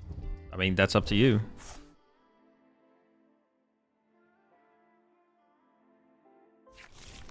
Do what you want. Options are limitless.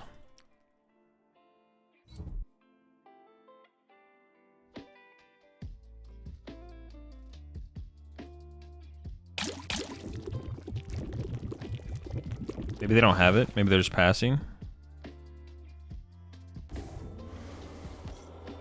Are you addicted to coffee? No, I rarely drink coffee. Caffeine, on the other hand. Dude, this is so bad. Well, I guess the Brave Charm on the Iron Hands would have forced the Frenzied Gouging, though, right? Yeah, we could have forced the frenzy gouging.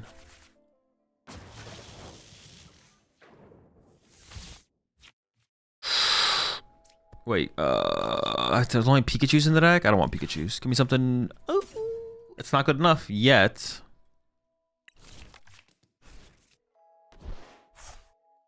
Have you tried Mate?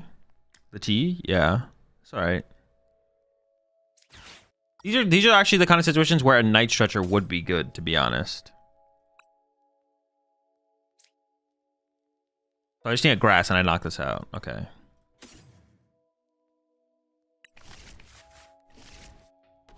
Oh, wait a second. Could I have done something with Eel there?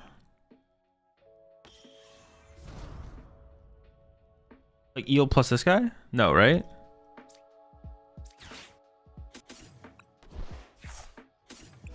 This is weird because I could get second Mew. Or I can draw one more card.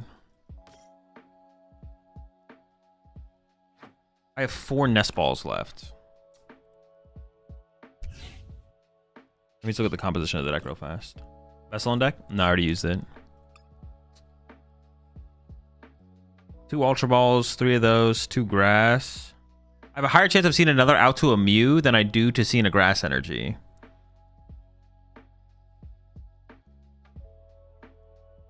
I forgot they had drawn 3, so thinking, is there something I could have done with Ursaluna there? But I was short in energy from being able to just go like Eel, Air Balloon, Ursaluna knockout, so.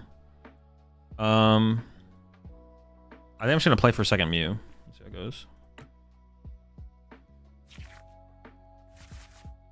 We got it all. 2 Mews.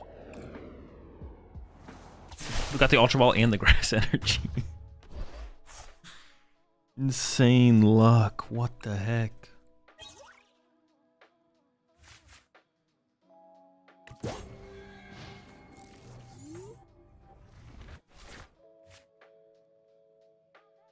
So far, I haven't missed the 13th energy too much, to be honest. So far, the eel's been fine. EXP share has done like nothing. It's so hard to get value out of some of these cards, though, man. It's so hard to get value out of some of these cards.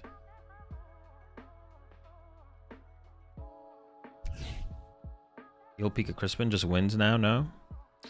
Yeah, I mean, Ursaluna Boss also wins. It depends what they do, I guess, fully, but a couple different options to win. How do you feel about the Typhlosion match with Joltik? I feel like I get run over unless they have a really slow start. I feel like it's Typhlosion favored for sure. But yeah, it literally just comes down to if you respond to their first hands. If you don't respond to the first hands, they win. If you do, you win. It's one of those games where it like maybe it just doesn't. It seems maybe more one-sided than another, but it really just comes down to that. Usually 12 once they're cups. If you KO the Iron Hands after it attacks, you win. If you don't, you probably lose. You can still make a comeback from there, though. It is possible for you to go like counter catcher KO and then evolve all your board to Typhlosions and get out of hands range and kind of just ignore the hands. That's like another way you can approach it, but.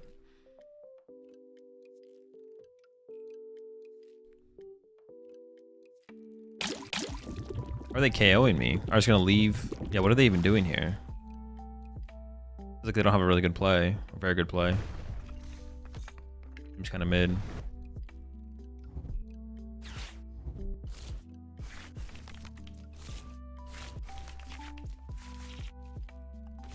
I feel EXP share is just bad. You need to nat draw it to have any real value. Balloon and Charm so much better to get from Arvin. I mean, it's all kind of situational. I mean, on average, those cards are better in the situations, though, which is fair.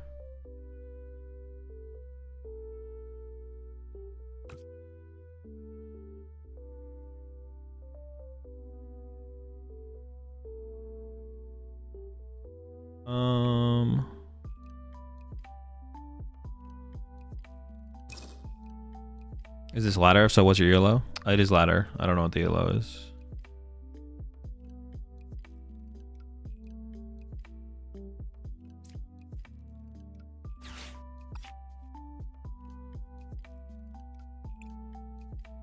Let's go Ursaluna KO.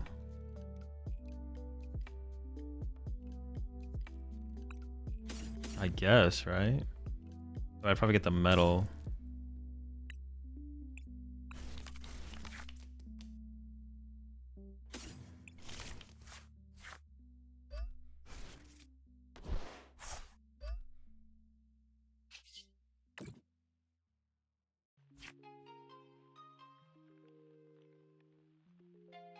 Or you gotta fix your layout. Half the backseaters think they're correct because they can't see the enemy prizes. The enemy prize cards are on the right side of the screen. It's the number in the red box.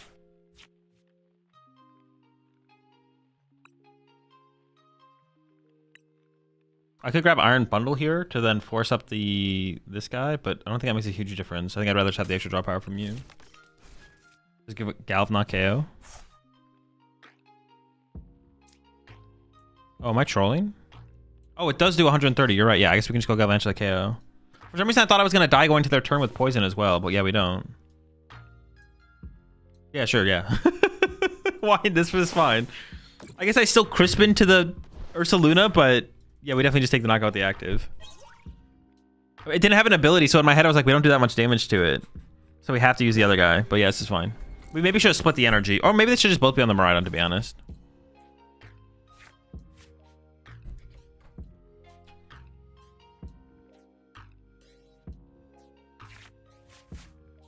Yeah, my prime is gone. We didn't have win condition. We couldn't win that turn.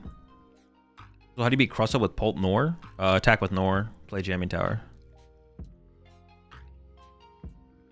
If you don't play Jamming Tower, you probably just lose. How do you play the Grim matchup if Galv is prized all to the last prize card? I use Iron Hands a lot.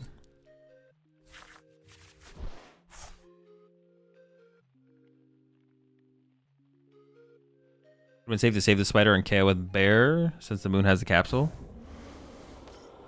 That's actually a good point. We maybe want to actually save the spider here because this with the band, it does KO the active. Yeah, we could have tried to actually just save it. Actually a good point. We could have played to save it. You think you'll see a lot of Crustle decks in Worlds? No. There will be some though. Because the spider KO basically anything on board, but Ursaluna did not. Now things are gonna get a little weird, I guess. Now I need boss, right? You can just bundle now? Oh, that's true. We do just have bundle for win, yeah. Okay, I guess that's... Well, but they could have put down another moon with a tool card still, right? So it still is correct to have for us to have probably saved the spider. So saving spider was probably still correct because it had... Could KO like everything.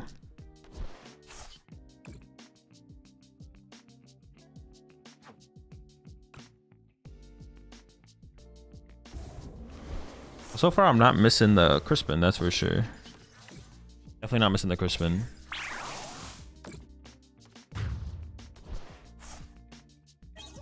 Going KO everything with Mangle, right? Yeah, I would need the Bangle, yeah. You mean Latias? No, Crispin. Like cutting the fourth Crispin hasn't felt bad. Dude, I kind of want to cut this. Keep the Bangle for now.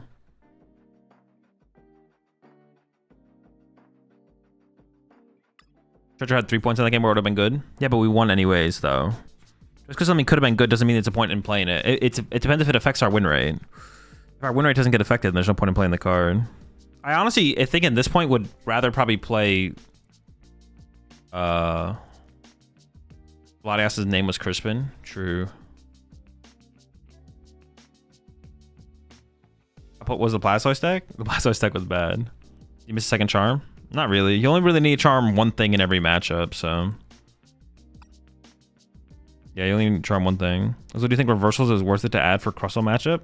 In Boltnor? No. You're fine with just Neo Upper. Treasure could be okay. Yeah, Treasure's like fine. I'm not even saying Treasure's a bad card in the deck. I'm just saying like if we don't need it, I don't want to play it.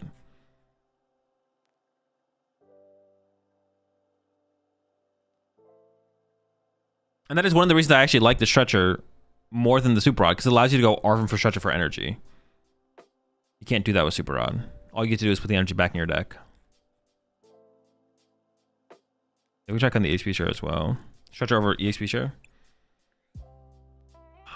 I'm trying to make the deck simpler, but like once I get to this point, it's like what do you even add to make the deck simpler? Why don't you play Iron Leaves? Because I don't think we need it for Charizard or Grimmsnarl. It's like good, but it's like it feels win more. It's a good card. It's a good card in the deck, but it feels win more.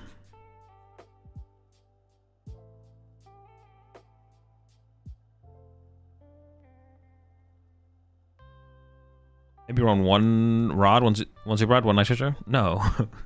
If we're currently feeling like we're content with 0 recovery, we don't add one of each. I mean, we got like grass for a Mew for 2. Switcher would have been guaranteed. Yeah, but that's not the point. Just because I mean, we got like grass off a Mew for 2, Switcher would have been guaranteed. Oh, okay. I see what you're saying. I thought you were saying something else, to be honest. No, I see what you're saying. That is fair, but like our draw up to that point was super weak in general, right? Like, you're not wrong, but our draw up to that point was like weak in general. If we just drew we definitely drew below average up to that point, and then we ended up having to get, we had unfortunate variance that then led into fortunate variance. At the end of the day, we just won the game though, right? Well, I'm not just taking the win as the win, but it's not enough to sway me to think I need Night Stretcher. But Night Stretcher is a good card in the deck. Is Turo too slow? Yeah, Turo's pretty bad. I've seen so many lists with Vitality Band. What are they trying to beat us improve with that? It's just a way to KO Gardevoir EX. Are we still playing Leaves or Clefairy in this deck? I currently have neither of those, no. What do you think is the best deck in the format at the moment? No clue. Research in Palpad or Research in Iono? Nah, neither. Both those are terrible inclusions. Got a balloon for Rushy Board? No, I don't think so. It's nice to be able to like move our Iron Hands and only lose 2 energy to do it. E-Switch or a Stadium Bump looks pretty good. I don't think E-Switch does very much. Stadium Bump also not very much. Countercatcher? Countercatcher's fine. We try counter. Honestly, the Countercatcher has come up more outside of the Raging Ball matchup than I thought it would. Where it's like, oh, this actually works here. Whenever finding a stadium, actually. Yeah, playing like a single stadium is like not worth it. If we're gonna play stadiums, we want to play like 2 to 3 of them at least. 2 at least, maybe a third. Have you thought of using Heavy Baton just in case sometimes? No, like the card's not very good in here. It's so hard to line up. Second Charm would be fine. I'm gonna go with a night. I'm just gonna go with a Night Stretcher here. It's just a neutral. You find cards that feel good. Keep adding cards and they don't really do anything. I don't know. Or I'm like trying to like, I don't know, they just don't feel good. Do you find more better good cards? I did cut the basket, yeah. Or Latias named Crispin. True. We could get Crispin back in the deck.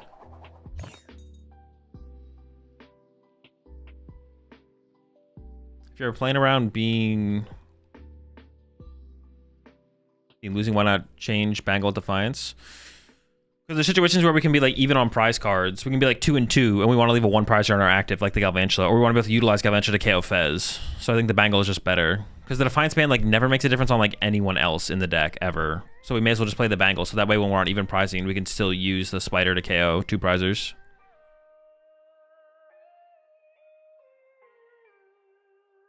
When you start thinking of what you need, it narrows the decision a lot. Yeah, but I can't think of what we need. The deck doesn't really need anything. That's the problem.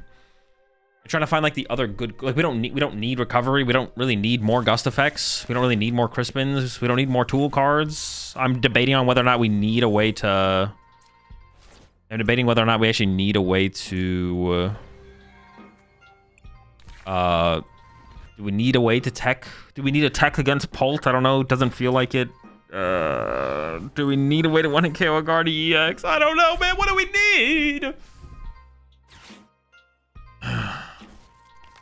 Maybe we'll get bodied by this Pult. What do you think of Mew and Grim? Terrible. That seems okay. The other guy seems bad though. What do we need?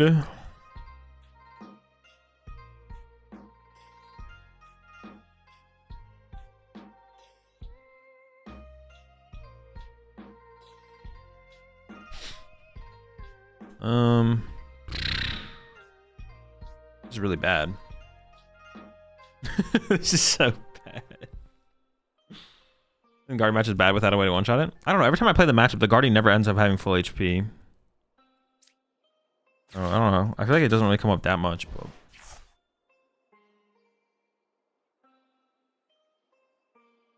We could set up the eel at some point, maybe, probably not.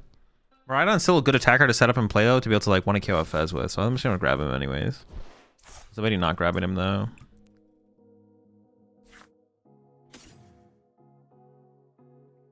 I don't want to grab the Dynamo yet. We're drawn to energy, I guess. We gotta hope for it, right?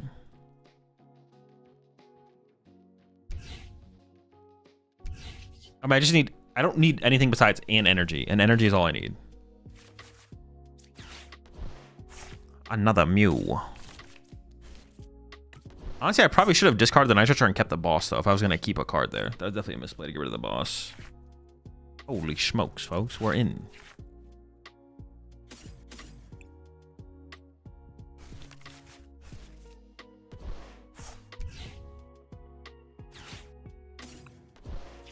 Look at that draw power on board, baby. We're cooking. I'm not gonna be able to attack with Galvantula this game, so let's just go like. See how this goes.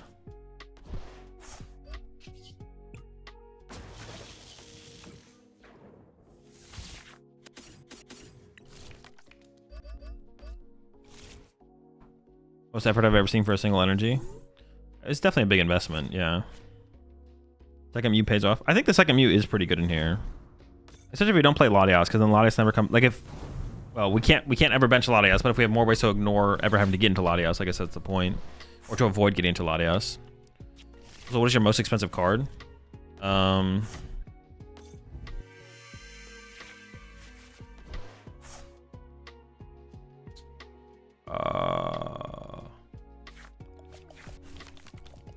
one of my. I have my IC champion cards graded. One of those probably. Are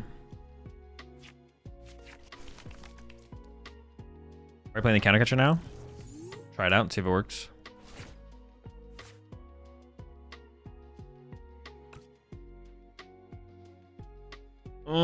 Interesting.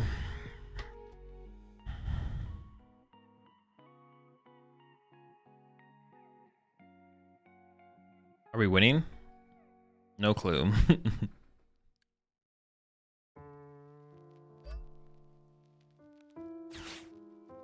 Force the Neo find, right? It's definitely correct to force the Neo find.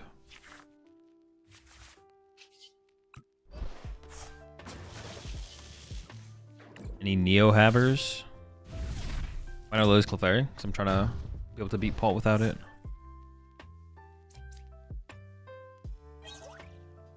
And we got that Neo upper.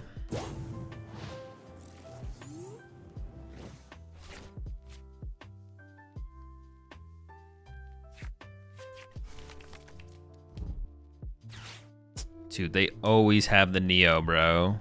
Straight hacking.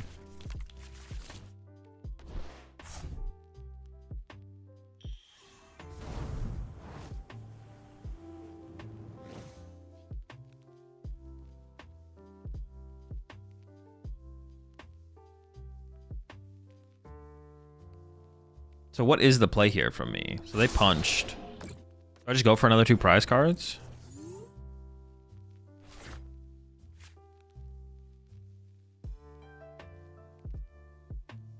But then they can go... They can win in 2 attacks.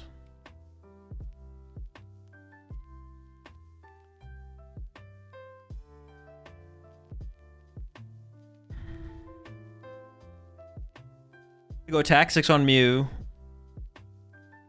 Into a KO Mew, right? I guess if I didn't have 2 Mew in play, though, they couldn't do that, though. So we have to punch Pult here. We have to punch Pult.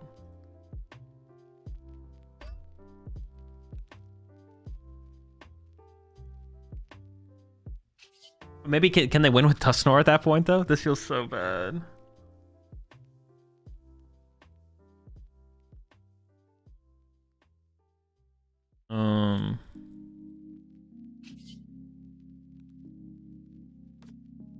That's why Clef is necessary. Clefairy doesn't do anything here. They literally... Yeah, Clefairy can't knock them out because they left their bench at 1 Duskull. Use it with Mew? Yeah, but setting up Mew is like impossible. It's not impossible, I guess. We can start to build them up right now. Arbor for Picnic Basket? Pro. It'd be pretty sick here. It'd be fine here.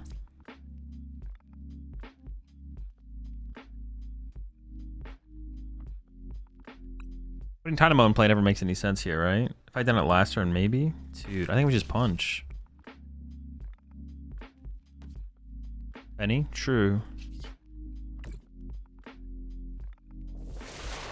AzulGG is Mega Troll to OKO Bolt? Yes. AzulGG is never any good.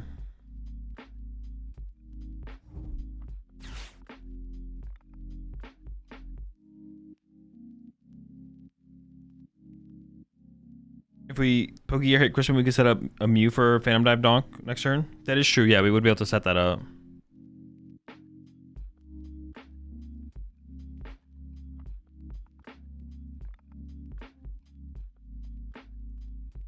They also have Ursaluna. Ursaluna is also something we have to play around.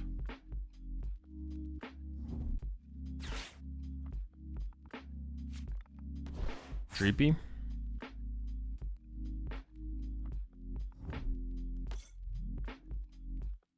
They can just go KO 6 to Mew. I guess a basket would have saved us here. Basket would have saved us.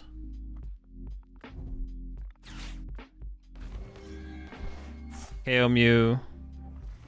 30 hands, 30 on my other Mew. Now they can win with Dusknoir. But they also win with Ursaluna here as well. They also win with Ursaluna.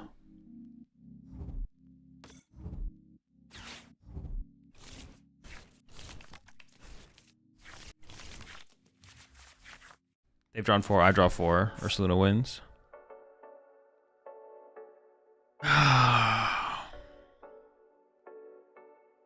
Picnic Basket would not have saved us here from that play either, actually. With this play, they always win.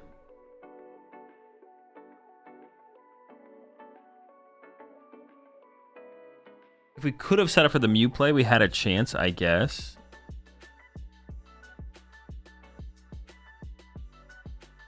I mean, I just basically, I have to literally just punch and hope they don't have it, right? Have you tried triple eel, no Magneton and Miraidon? No, I think you need Magneton though. Maybe Crispin Galv? No, my Galvantul's gone. That wouldn't even kill the active anyways though, right? Oh, I guess it would actually kill the active, but my Galvantul's gone. If it was here, it would be an out, yeah.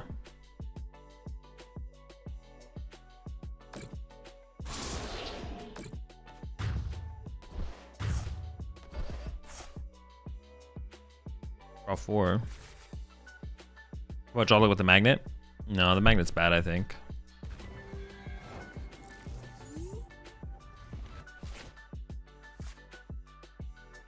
I don't really have a real play, right? It's just Miraidon Punch. Oh, but I can't even draw 2 prize cards on my next turn. If I go Miraidon Punch, go down, I don't even have a win condition on the next turn. If I find Crispin, set up Dynamo, then goes for game. They probably don't play Candy though, so I don't have to worry about that.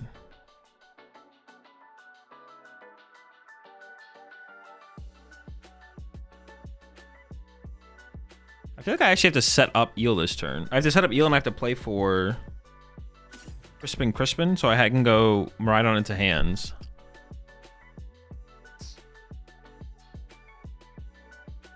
It is possible.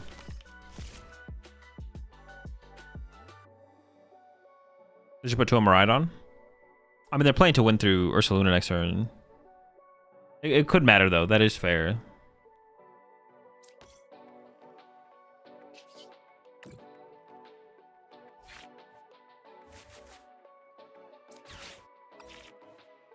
Oh, I don't even have... Oh, I used Vessel and Nitro. Oh, I literally needed Crispin there.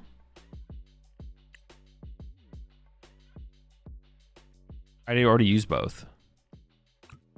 Or I could have drawn any energy and then bared them. Dude, there was just like no winning that situation. Is your favorite deck currently? I don't really have a favorite. Oh, my favorite deck is Porygon Z.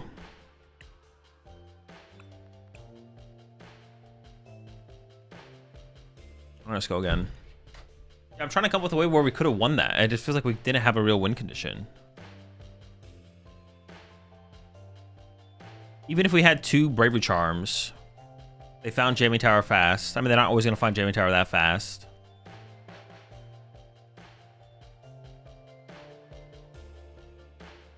I just want to avoid playing Clefairy at all costs. Picnic Basket would not have saved us there either. Because they still would have gone KO Mew, KO hands, Ursaluna still wins the game on the next turn. We need Clefairy back? I don't know. It depends if it actually makes a difference in the matchup. I wouldn't have done anything that game. Do you think Porygon Z is actually good? No. It's just it's definitely not competitive. They can also find the problem. One of the big things in the matchup as well. Now that they have Hilda, they can play like super low Droopy bench and then play around Clefairy pretty easily. Mew Clefairy is like the only actual answer. You have to do it through Mew, but they can also go chase your Mew ahead of time. But they force them to have more for sure. Definitely force them to have more. Because the Clefairy itself isn't always going to be able to do something. Because if they can play with just low bench like my opponent did, like Clefairy was never one-hitting the active there. So if they can always play low bench, then there's nothing we can do about it. But if we can get to a Mew, then it would work. Lively Stadium let's Pulse set up 6 prize gains by using jamming. Yeah, Lively Stadium is just bad. First we'd have to find it, and then after that we'd still have to have an impact, which is pretty low. Mountains. I mean, mountains is something we could do. You can do Pikachu plus mountains. I don't know if that's... I might be better than Clefairy. I actually just don't know, to be honest.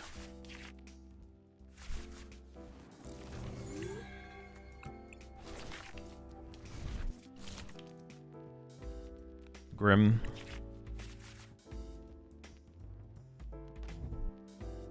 I don't have... Oh, I'm going first, though.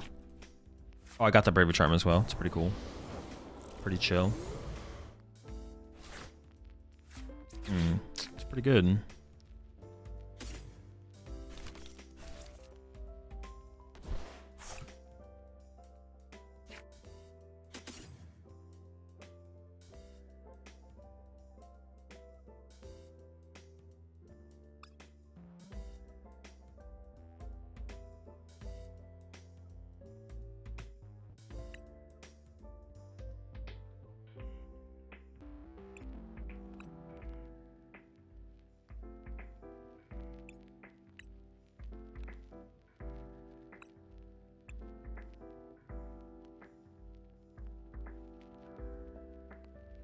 Dude, what the heck else did I prize? I'm blanking so hard.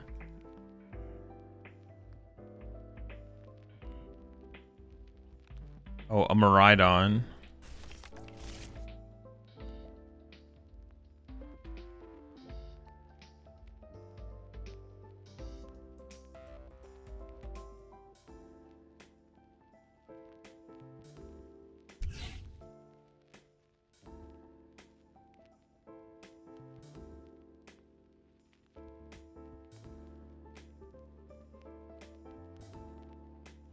Wait, if I can Ultra Ball for Galvantula... No. Oh, no, I do play the Night Treasure now. So if I can Ultra Ball for Galvantula next turn and leave one with a Braver Charm and one with this to play around Counter Catch a KO double Joltik. I actually want to attack with this Joltik next turn. And they're more likely to chase my Galvantula than this Joltik, so I should leave the grass here. Maybe like this then. Oh, am I going to get Badooed next turn? I could Ultra Ball away this and this for Galvantula. And go evolve this one, push this one, Iron Hands attached somewhere. What do I want the boss? Yeah, the only thing I gotta think about is like getting Badooed next turn. If I do get Badooed, then I would switch up my... I could boss to be annoying as well, so that'd be fine. So I'll probably just pass like this. Yeah, that's fine.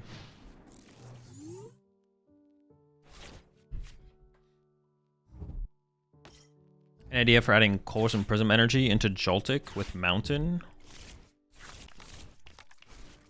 No, it just seems bad.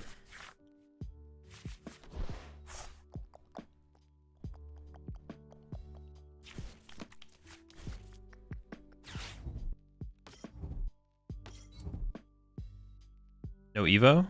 The Filch? Filchy? I should probably boss Snowrun to be annoying, right?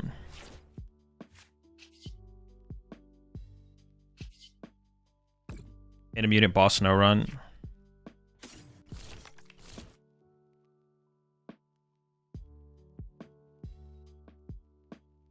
I guess if... Should I have waited on benching the second Joltik? Oh, this seems like too good though.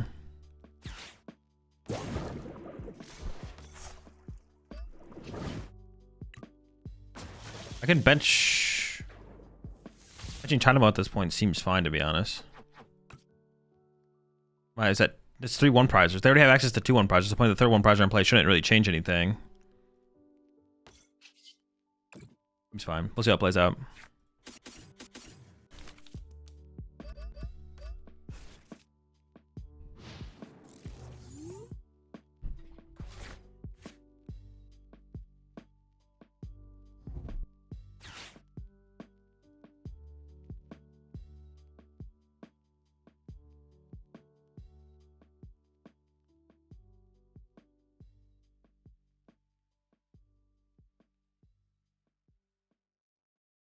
I'm not getting Evo or Badoo is really bad. I mean, the Badoo is like, oh, Badoo's like questionably good.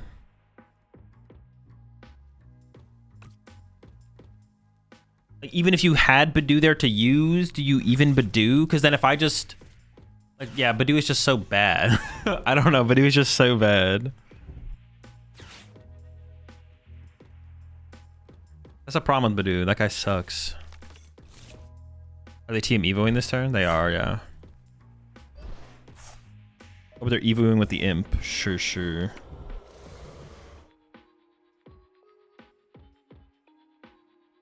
Is my play always prime KO Frostlass?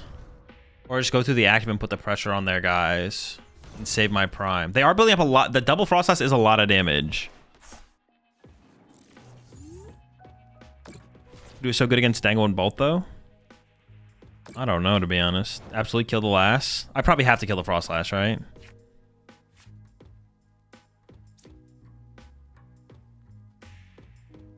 My board is a little weak, though.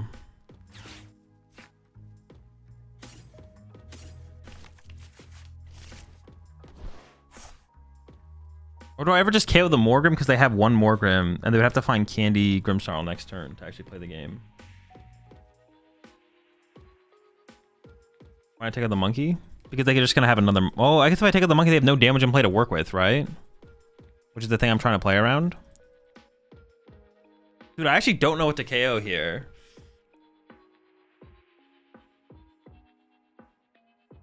They are set up to be able to deal with both my Joltiks as well, to be honest. Then they still build up so much damage on my Mew and my Miraidon at that point. Too many good options? That's the way it feels. It honestly feels like there's too many good options. I actually don't know. I hate this matchup. I usually lose at the end. Candy Grimmsnarl is actually so easy to find for them. It's reasonably easy, yeah. Pass the turn, too many options. Monkey is better. Monkey. It's a monkey. Alright, sure. The problem with this situation, though, is honestly that they can chase double. Both my Joltiks die. Both my Joltiks die here. Really, it's probably last. Bro, you lied to me? What the heck? Yo, this one, snipe that guy. Snipe this guy. This guy needs this.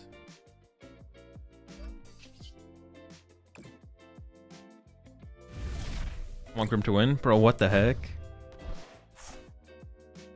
I could have taken out the Frostlass because then I could take out the Frostlass on the next turn, right? I probably should have taken out Frostlass. I probably should have taken out.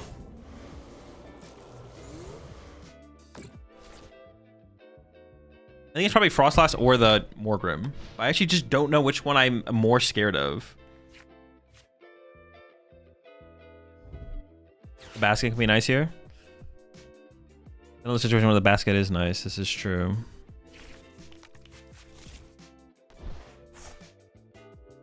They definitely have Candy Grim. So they always had Candy Grim. Candy Grim was always a possibility.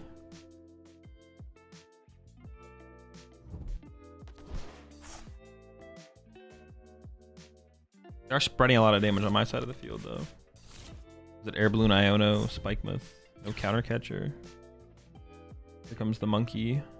Monkey re-up. I maybe should have actually put the Air Balloon on my active, so just in case I get Iono'd here, it'd be easier for me to get into a Galvantula. I probably should have done that, to be honest.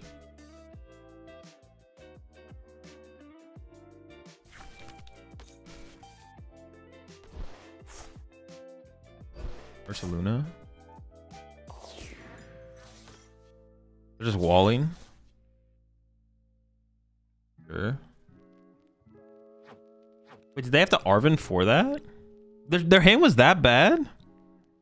Their prize cards might be that bad? Both Grim prized? Maybe both Grim are prized. That's so terrible. Oh my gosh, that's miserable.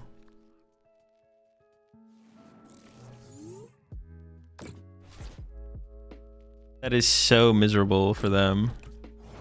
I don't actually have that good of a play on my turn though, so it'll be interesting.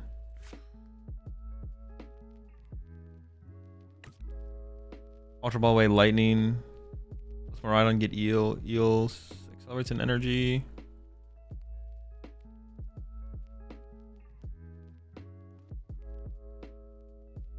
Do I just play this first? I think I could always thin out Eel here, right?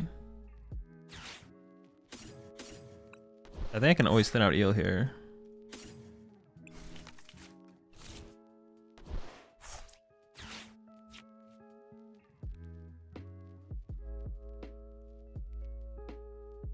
I kind of just want to leave the bear in play though. The bear being in play is actually just good for me.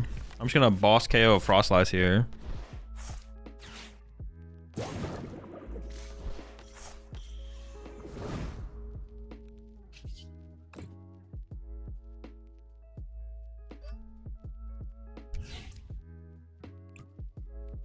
I just don't care if I don't care about the boss or the bear being in play. I don't think. They must have probably double Grim or I don't know something. Didn't peek in this matchup was because always good in this matchup because their Frostlass kills their own Grim. I mean it's okay after like they deal with our Joltiks maybe, but it'd have to be after that. You think Zork could make a run at Worlds if someone finds the right tech? I mean, yeah, sure. If anyone finds like if the deck is just better than, well, actually, no, the deck's just bad. No.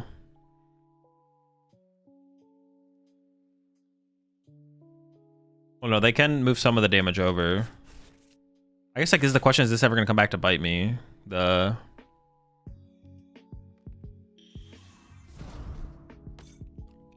Uh-oh, you're gonna eat your words post Worlds.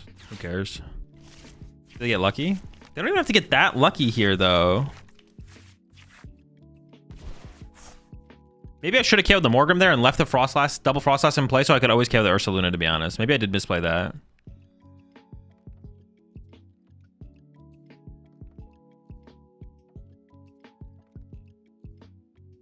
You have game on board, just promote Mew, Dynamo, or KO Ursaluna. They have Monkey Door. They're going to move the damage off their Ursaluna. We'll see where they move it to. Yeah, I probably should have actually just KO'd the Morgrim there, to be honest. I should have just KO'd the Morgrim there.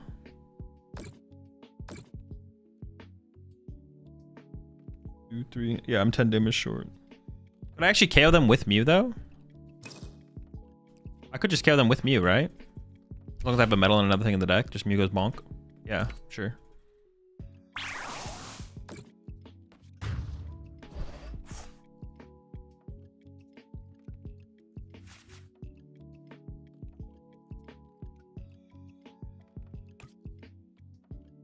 Oh, Eel's got free retreat. I was like, all right, let me just make sure. I don't know where my energy count's at, to be honest.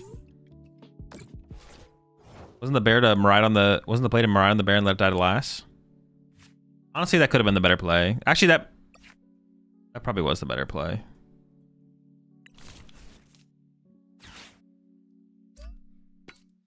Checks out. 23 months there, upstream pawnage.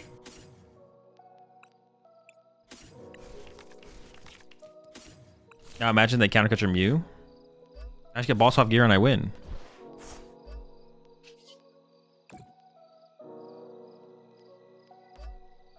Another dub.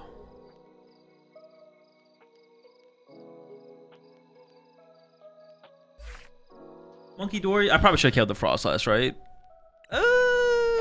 Yeah, I probably should have killed the Frostlass.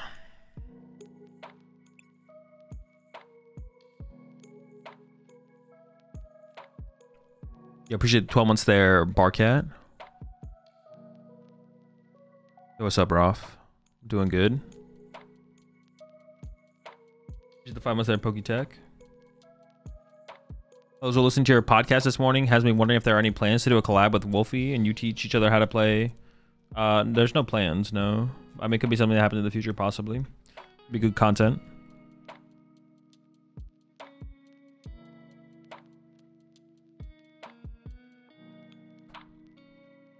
We like basket? It's fine. How good has the 1-1 Eels been feeling? The Eels been pretty good. It's like really good in like the Gholdengo matchup and the more aggressive matchups for sure.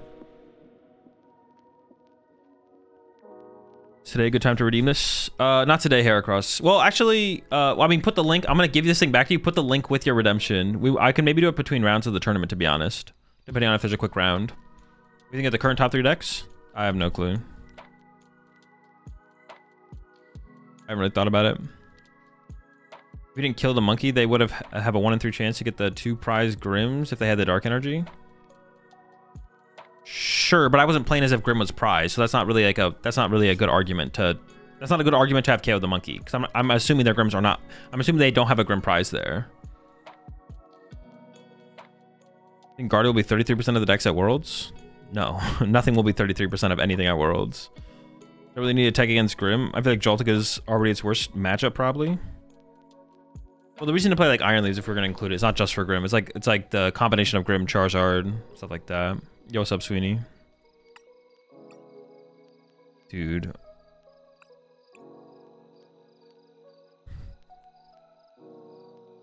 No, redeem it again, Heracross, because I have like a little thing with like the redemption queue. I gave you your channel points back, so just redeem it again with the channel points with the link in the redemption message. So that way I have it. I'll just have it for me later. Yeah, there you go. You got it.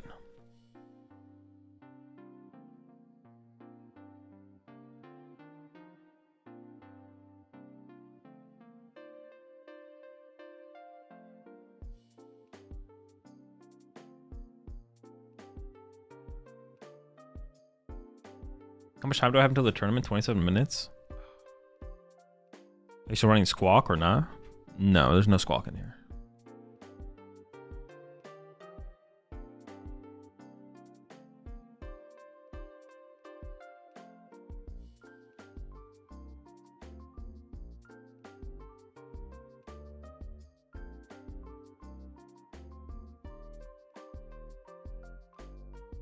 Dude, I wish I could come up with a better answer for the Pult matchup.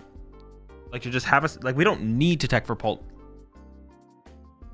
We don't need to tech for Pult, but I wish it was just like a better answer. The only way I felt more confident about putting in the deck.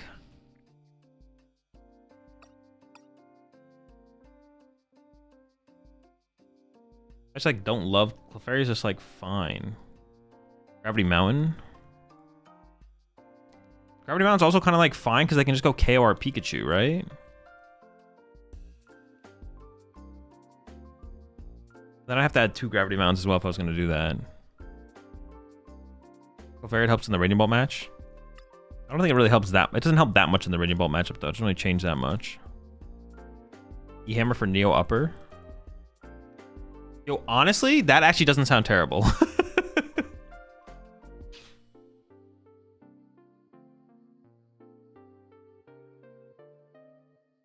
Yo, honestly, the E-Hammer is actually interesting.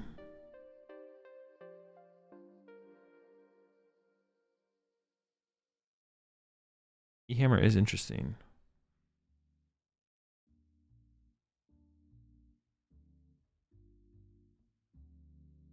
I think we need something for Pult. Gravity Mountain seems good, but you can't search for it. I mean, you have to play at least 2. Monkey and Dark. No, so much. Wouldn't it be too situational and can't be used against other decks? I wouldn't hate it though. I wouldn't hate that, isn't it? Regigigas? No, Regigigas doesn't really work.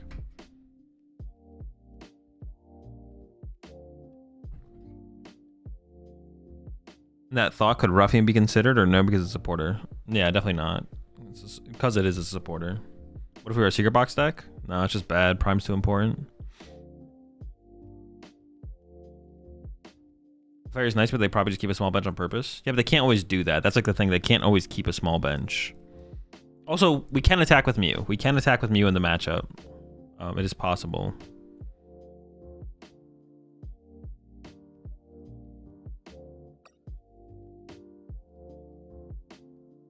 So far, I have not missed Latios. Dude, we've got the counter catcher in here as well. Oh, man, I don't know.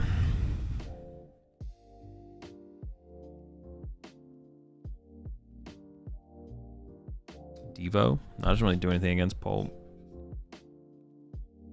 2-card man plus Basket has felt really solid for me in the Pulp matchup, but to have room, I don't have Eel. Play Power Glass for the aggro matchups. I don't hate that. That'd be like +1 spot to fit that instead. That is when Eel is best. Eel is best against like stuff like Gholdengo. Put that on our peak instead. Catcher seems like a Magneton thing. The kind of catcher's in there for Raging Bolt. 2 gravity plus basket? A lot. That's a lot. We get away with just 2 gravity.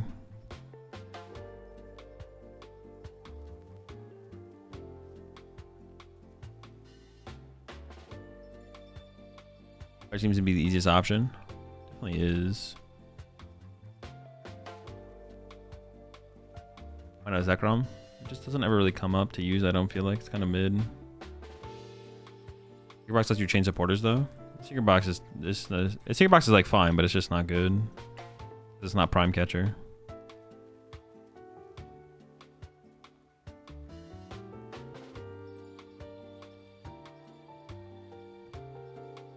Maybe it is just like a double gravity mountain angle.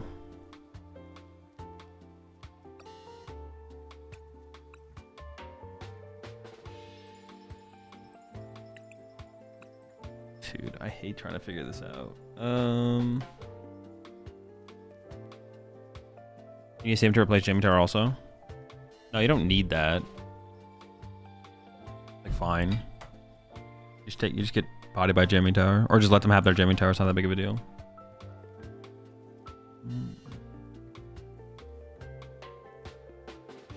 What's the Bangle for? So the Galvantula can do 210 damage to EXs for like Fezzes and Latios and stuff like that. Just to sack the Bolt matchup, my tech would either be Genesect or Bangle, but I never felt like I gave enough percentage points in that matchup. It's just rough.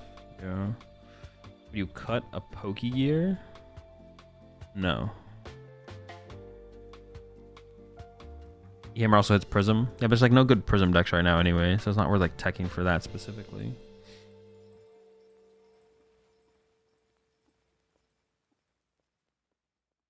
Why not just use Genesect if you're thinking of Hammer?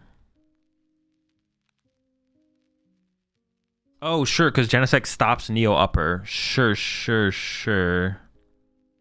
Wait, interesting. I didn't really think of that ever before, to be honest. Huh. That is a, huh. That's better than, And it would also be our tech for Bolt? All right, hold up. Maybe that is cooking, actually. I didn't really think about this being an answer to Neo Upper. I didn't think that was a thing, but you're right. That is a thing. Okay. Do a bench race for it, though? Yeah, I think we can be fine with that. So I keep the Night Stretcher, go to double Air Balloon. We don't have Latios. Keep the Eel, keep the Genesect. Want to be great against ESP also? Yeah, but that's like overkill. We already beat that deck anyways.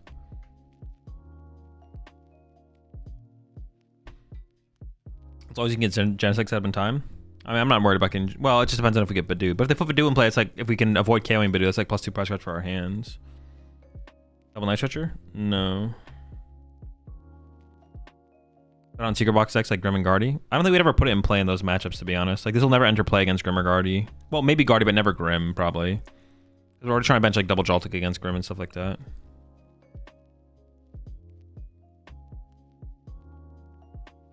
No more 2 Mew.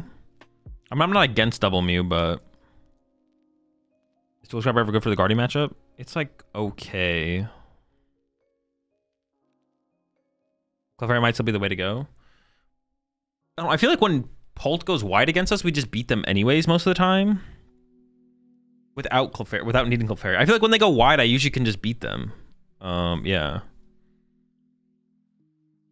I'm just cactusing the Genesect until they win the game. That doesn't work. I have Switch and Prime Catcher. Yeah, there's many other things they'd be able to cactus as well. Like, they can cactus just fine, whether or not I play Genesect. They're still cactusing. Defiance Band is good, very versatile. No, that card's like super mid. I'm pretty convinced that Bangle is just better. I always have trouble beating Joltik with Grim. Yeah. I play 2 Bravery Charm instead though. Maybe it should be like this. Maybe then Genesect can be set up to swing. Oh, true. You can actually attack with just Genesect.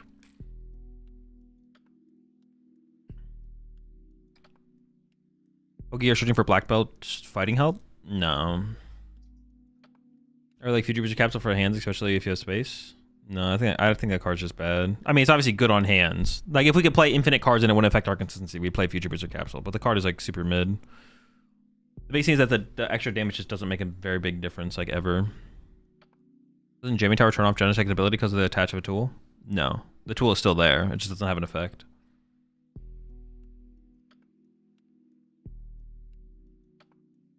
I appreciate 30 months there. White Wizard.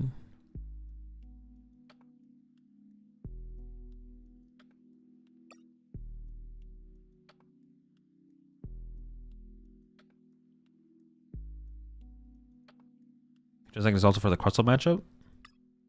Sure, yeah. We're beating Crustle now.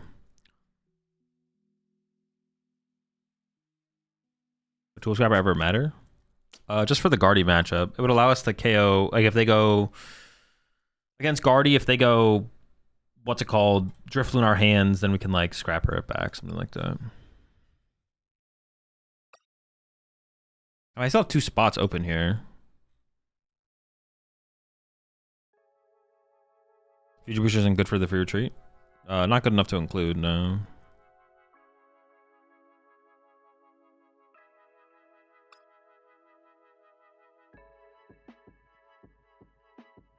Future Booster can enable a OKO on a Pidgeot. It just doesn't really matter. If you can just arm press a Pidgeot, that's good enough. If you can amp it, you can arm press it. If you can arm press it, that's usually good enough to win the game. 1 mountain. 1 mountain is just so cheese though. It's just not gonna, like, obviously you can find it sometimes. You're not gonna be able to not find it ever, but it's so cheese.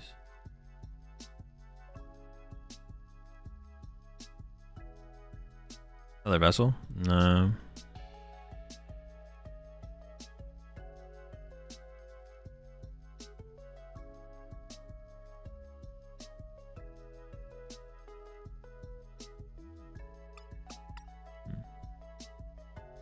Stadium Chi and Pow? No, we don't have bench space for that. We just play stadiums. We're not playing stadiums for counter stadiums. We're playing stadiums to use them proactively. Yeah, we're not simply just trying to have a counter stadium. You try Clefairy with Moonlit Hill? No. Basket's always better. Extra air balloon. I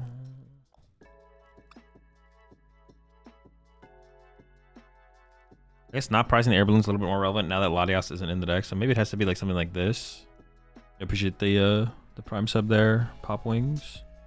4th Crispin? No, we've been getting away without the 4th Crispin. It's felt fine so far.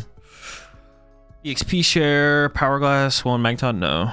We're not playing Eel and Magneton in here. I could cut the Eel for the Power Glass and some other stuff. We can play Iron Leaves, could play EXP share, could play Iron Leaves, could play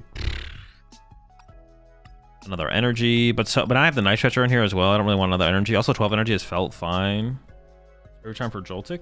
That's for everything, depending on the situation, depending on the matchup. Everyone likes a Bravery Charm.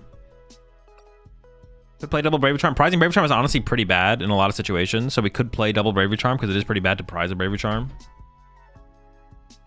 Maybe Energy Switch for fun? No. Not playing Energy Switch. We don't really end up with excess energy in play just hanging out in places very often. Do we?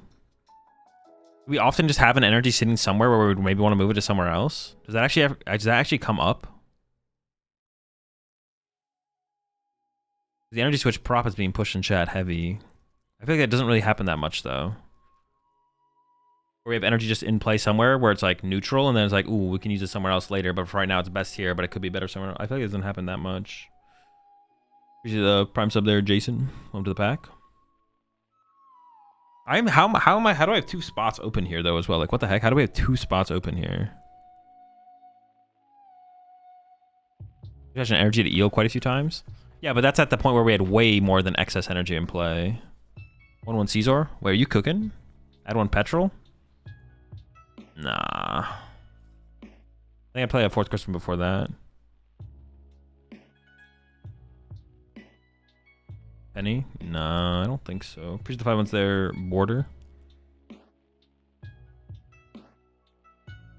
can't afford to like penny something out of play and lose all of our energy in play. Usually we'll just lose the game. Christmas a little troll? No, I don't think so. 3 Christmas felt like fine. 4 Christmas felt like overkill previously. 3's feeling pretty good.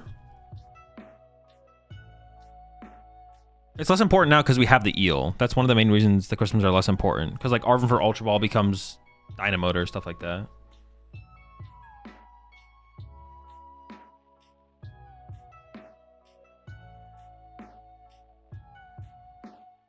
Second bundle, they'll never see it coming. True, second bundle.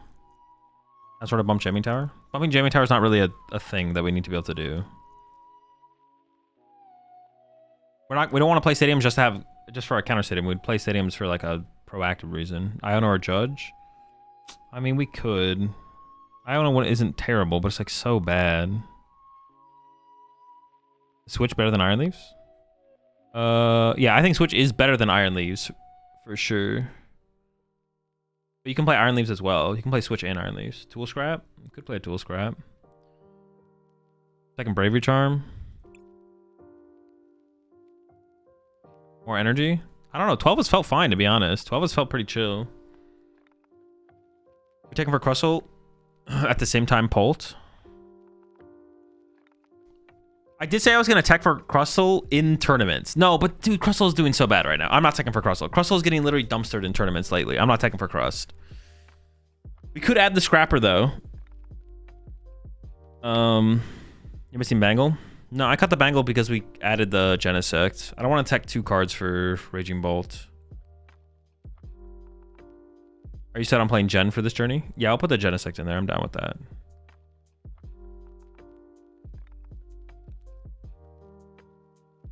What would you even put to tech in for Crust? Tool Scrapper.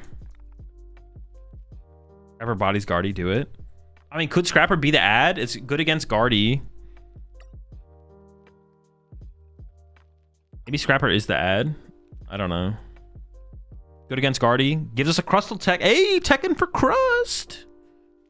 That's what I'm talking about, bro. Crustal teching. Would the eel ever be cut for EXP share plus Power Glass? I don't think I'd ever play both, but give up on EXP share. The EXP share is still pretty good. I haven't like fully given up on the EXP share. EXP share is still pretty good.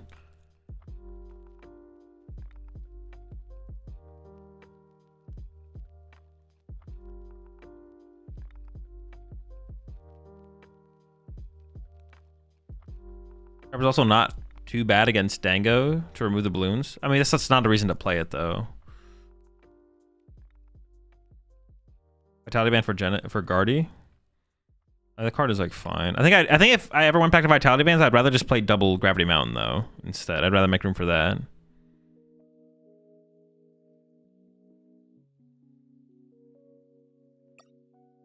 Or let's go back to double Mew. Just neutrally a good card. Neutrally good cards, pretty good. Alright, I gotta submit my deck list before.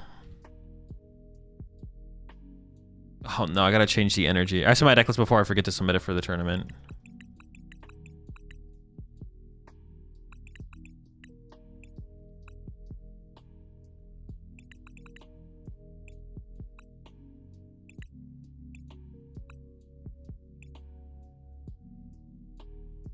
I want to use the other energy, so I'm gonna go back and change them again.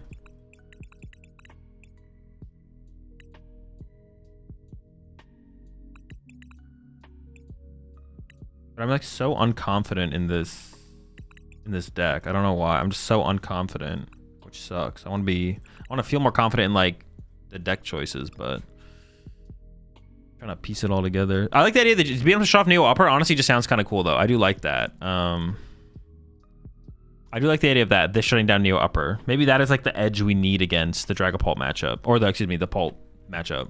Maybe that's the edge we're looking for. I don't know. Stop thinking about it, go play another ladder game. Who knows, maybe I'll regret not having... See, wait, how do I have all this stuff in the deck? What the heck? Did you add another balloon? Yeah, I have 2 ballooning here. Which prime? Big cards I would want to figure out is like Iron Leaves.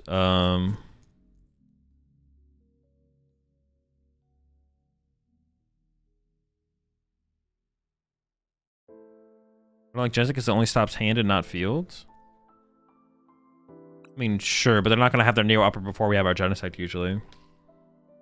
It's like not like a big concern. Like we're gonna find or be able to chase their Neo Upper before. We're gonna find our Genesect first or chase their Neo Upper before they get to use it. Usually, I think. And if they use Badoo to stop us from being able to like Nest Ball or Ultra Ball for the Genesect, then they have Badoo in play. Which means if we don't KO Badoo early, it's always just sitting there as another 2 prizes for us to take advantage of. Is Zard a relevant matchup? Yeah, I mean Zard's decently popular. And having like decent success.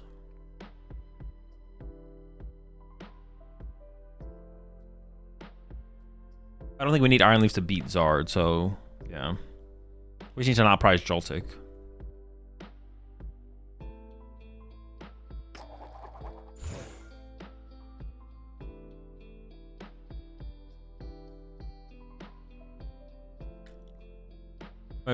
If my area has a decent amount of Bolt, is Badoo worth it in Grim?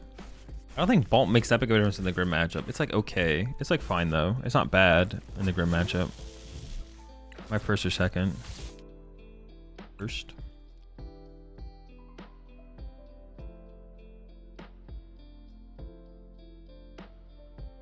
It's nice to be able to Badoo them while you're not doing anything. But you also need to like push. The thing is like, so the way the Bolt matchup plays out is you want to put double Frost Blast in play, and you also want to put Shaman in play so the thing can't just snipe your bench guy, but then you need to push Shaman into the active, so you don't have time to Badoo anyways on that turn. I don't know. This is a pretty sick start here, I'm not gonna lie. Yeah, this start's actually insane. Actually, this is crazy.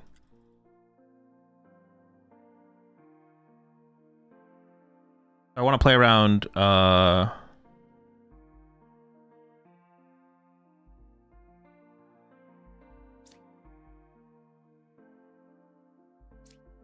I could play around,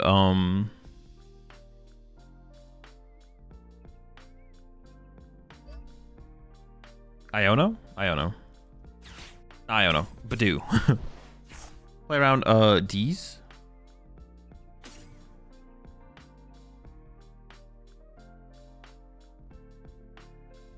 Interesting. If I grab Mew, retreat, load up double peak, knockout. I think I was playing Badoo sometimes.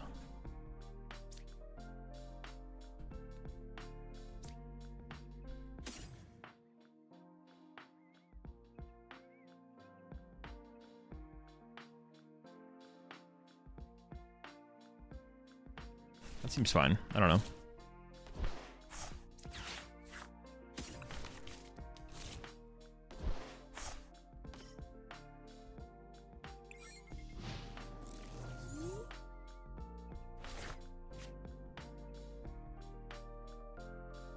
Yeah, sometimes they have Badoo, sometimes they don't. They usually don't, but sometimes they do. I don't really mind playing around in this situation. Is Joltik favorite to Gholdengo? Because they can't OKO Pikachu? Yes. Pretty good matchup.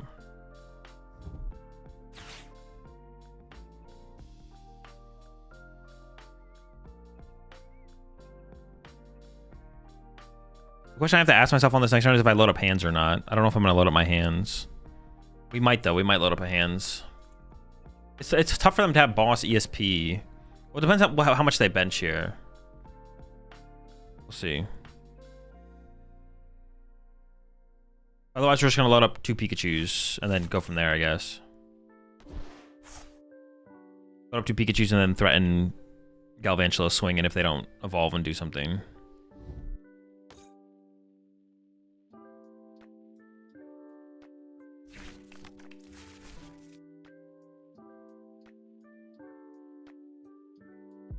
They put Genesect in play though, so now we have like a target to go after. I guess benching Mew is maybe just bad, to be honest, the more I think about it. Maybe I shouldn't have benched the Mew there. It's kind of mid, actually. Mid Mew. But we can, like, hyper overload our Pikachus here. Like, the Pikachus are just going to be disgustingly loaded.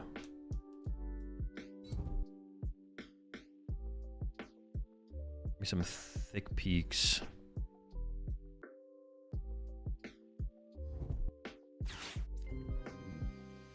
Petrol? Is that in, oh, is this like the... Oh, what the fuck? Okay, this is not expected. They have Monkey for Pikachu? Pikachu doesn't matter. Monkey doesn't matter unless they have a way to generate damage on their own side of the field, so they have to be playing Team Rocket's Bomb. Do they just have it in hand? I filled up my bench, so I don't really want to Genesect him here, but I could have Genesected him here. Let's go to W Peaks.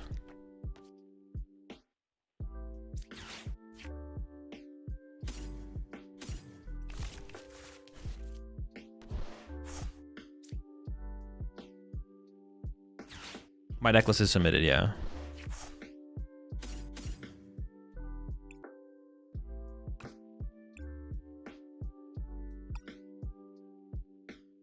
I have the Metal's Prize, but I have Nitroger, so it's fine.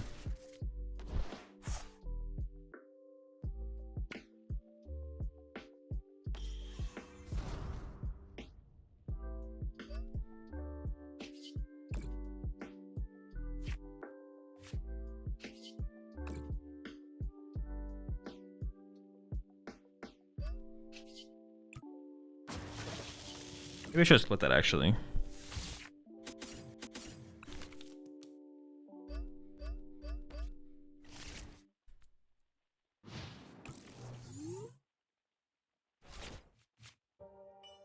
So you're going to choose a Worlds deck with your crew or on your own? I don't know. See what happens with the streams over there the rest of the week.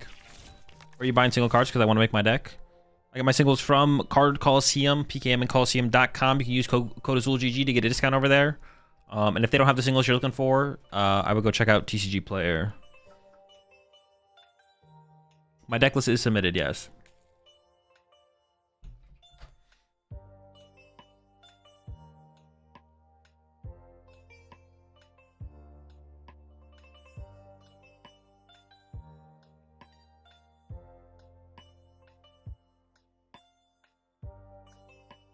What do you think of Dango players, including Senna Scorch for the Crustle matchup? It's just bad. If you come up with a better reason to play the card, it seems okay, but for the mirror match, it's not worth it.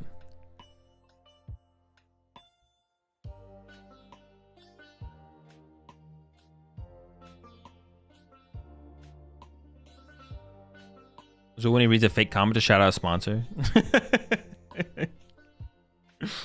Yeah, the Senna Scorch, like, yeah, Crustle's not worth taking for, I don't think. But yeah, I don't think Crustle's worth taking for. But if it's good enough in other situations, then it could be worth playing. But I don't know if it is, so not sure.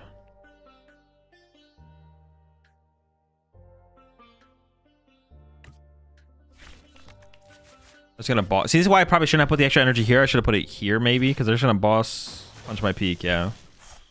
Boss punch Le Peak. Oh, with this guy though? All right, that's kind of a scam. I'm getting scammed here. What the heck? The Goldie punch is actually super annoying.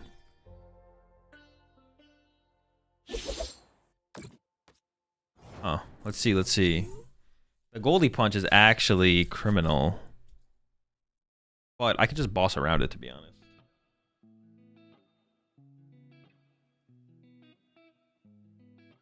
Boss or prime around it. I don't want to Ultra Ball both these away. Getting rid of the air balloon feels bad, but it's probably correct.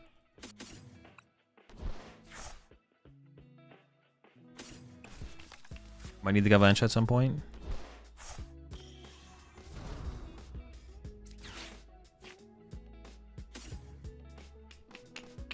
Rather boss.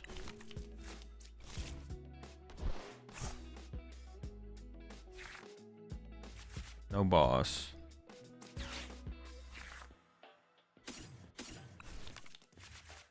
How much HP this guy's got?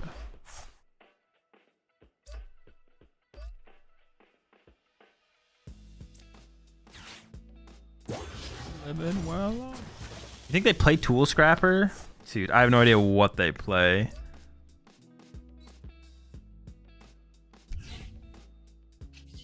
You down.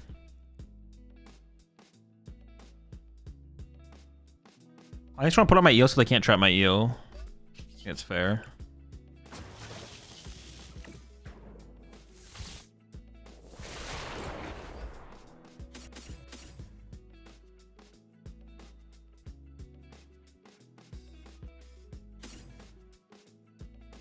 Yeah, seems fine.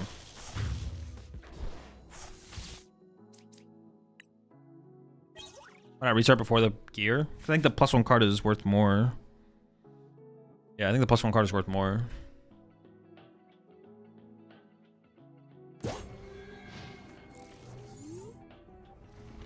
I have 4 minutes to check into the round. We're chilling, we're chilling.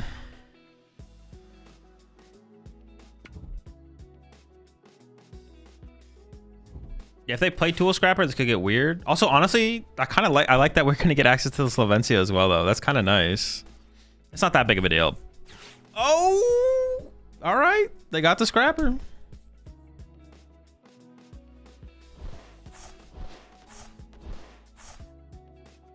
They could go 2-2-2 from here. They could 2-2-2 me from here. Because I can surf back. Not gonna shuffle. I am gonna boss KO the Gimme Ghoul with the air balloon. Leave them with just one Gimme Ghoul. I mean, I'm still feeling pretty confident in this situation, but it is losable. It is losable.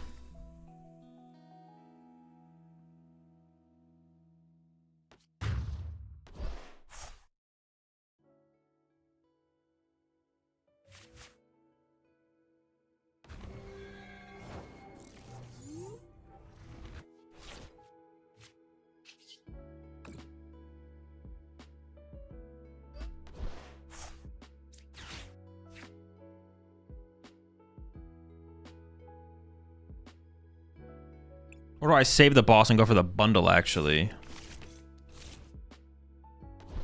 That's probably correct, actually.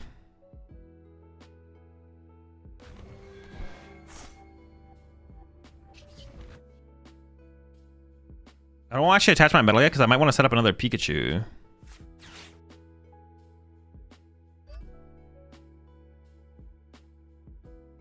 I could grab Fez or I could leave the bench space open for Nitrous or for Pikachu. If they do some weird stuff. No, I think I could grab. Oh, maybe I should start to build up an Iron Hands here, right? Because that threatens threatens them to evolve. I definitely approach this weirdly. I actually don't know how to play this situation. Shoot. I could have started to build up Iron Hands. I should have started to build up Iron Hands. And I've already committed everything. Just go with Fez. Fez is neutrally good. I should have drawn with the Mew first. Yeah, the situation is actually so weird. I actually don't know what the correct play was here. I should try to build up. I should try to build up Iron Hands sooner, though. I think. Chat. I know. Check-in is. I literally already said this. Check-in is live. I have 1 minute and 30 seconds. I'm not gonna check in yet. I'm gonna check in. I either have to. I'm gonna concede the game and check in. I'm not gonna like check in and then have my opponent be waiting for me. So. Letter. Sure. Oh, you're saying Gholdengo KO my active go down to 3?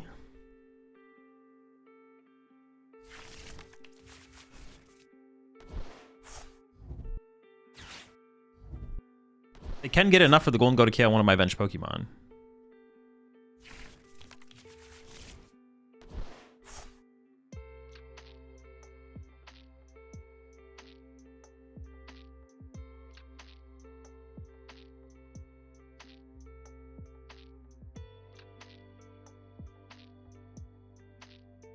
All right, I'm gonna have to concede this game soon.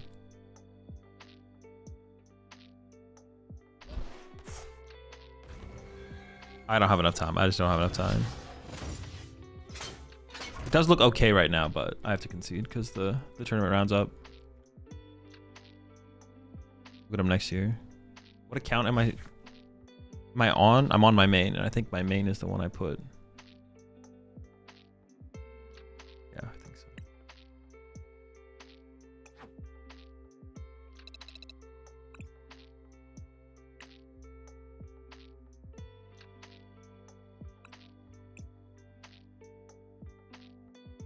What is the list? I just want to make sure I submitted the right list. Make sure I'm playing the list that I submitted. Double Air Balloon, double Bravery Charm, Crispin's, Genesect. All right. Dope, dope, dope, dope, dope, dope. They send me one yet? No. Oh, yes, there we go.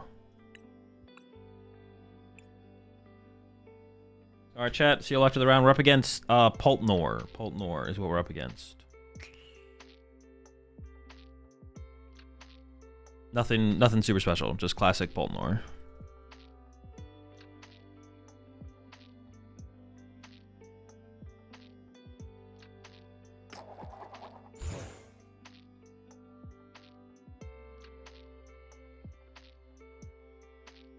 Yeah, sucks to have to concede the ladder match because I mean, well, actually, it was still winnable for them, but I think we're in the favorable position for sure. All right, we'll get them next year.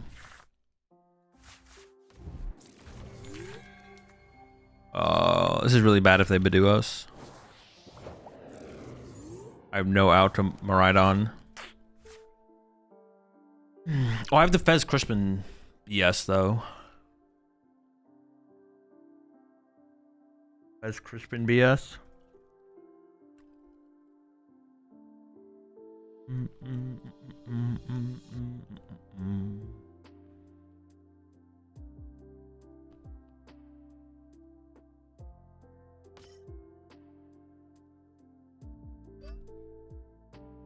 Sure.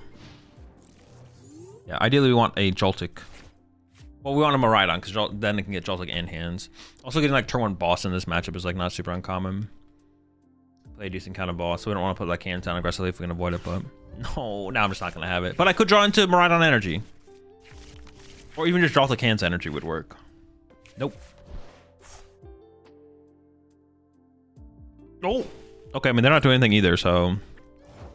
My hand is literally locked up though. I can't do anything. Off the top? Oh! Alright, let me think. Is there anything actually to think about here though? Not really, right? So dumb. What's the bottom of the deck? Such a silly situation.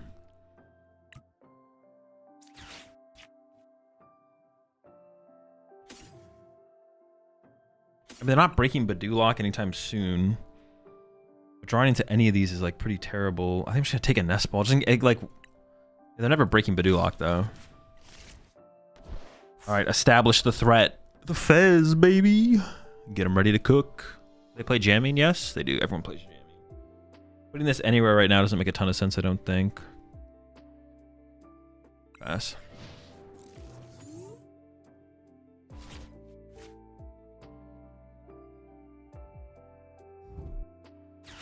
Ultra Ball top deck, sure.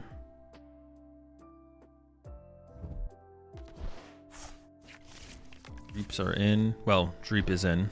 Maybe they have to Iono again, though. Dude, what the heck? Stop cooking like that. No, not the research. They did have an Iono. All right, now it's going to get... All right. All right, folks. It's... It might be cooked. It might be cooked. But... if I can, top deck something here, hey, we might be cooking. One more.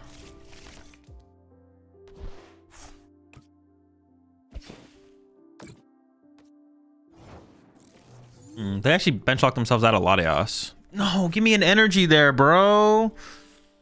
Come on. Oh, I said I'm taking a knockout. It's not really bench locked out of Latias, though. Well, I'm not taking a KO, though, so.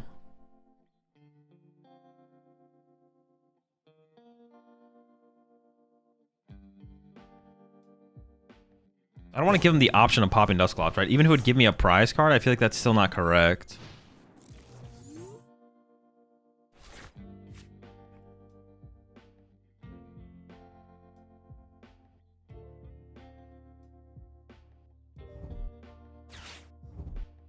Still technically winnable, I guess. This makes things awkward for them because now they either, yeah, like they have to commit energy to retreat, which means that if I KO the GP off the bench with the energy, I mean, it's not great, but nothing here is great for us.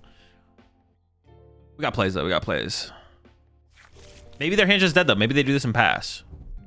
No, no, no, not second Dracloak.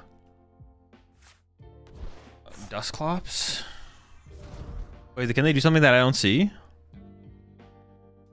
Are they trying to get to Dusknoir?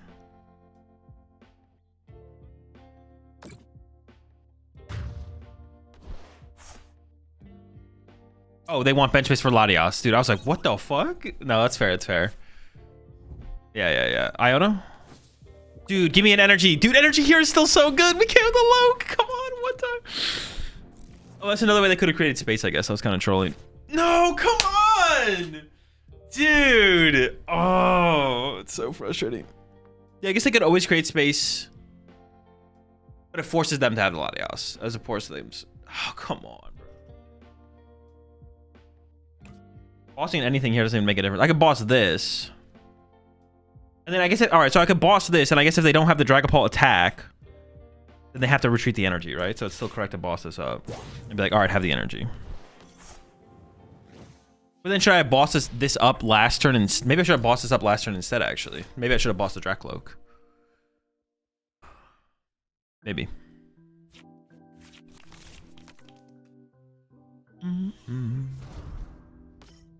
No hits, no hits, no hits.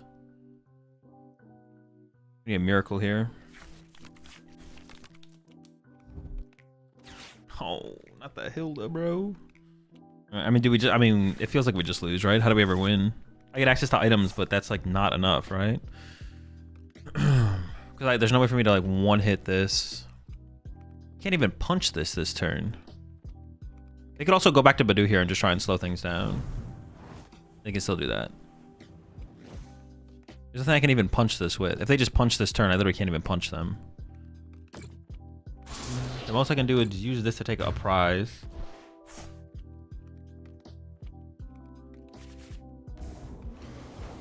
Okay, I guess it is still technically winnable. I can go Fez, KO Dracloak into Ursaluna KO Latias into Iron Hands KO some one prizer. But maybe I have to KO the Duskull. To be honest, I maybe need to take them off the Duskull. I maybe just lose if I let them get to Dusknoir. Yeah, sure. So technically winnable, I guess. So we stick it out. Ursaluna's prized. Okay, but we can get it off the prize cards. Okay, so I need. Rhydon seems fine.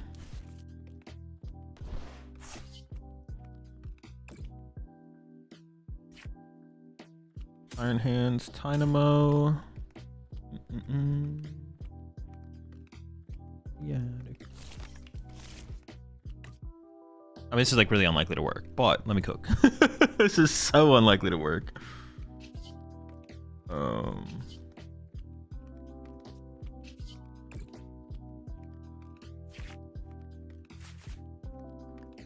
Kind of like need to Crispin this turn, I feel like, to be honest.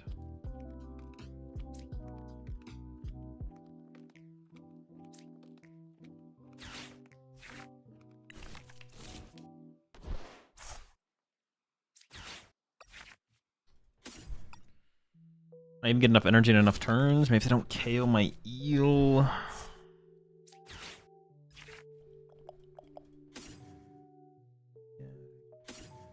I would need Crispin next turn though, right? Yeah.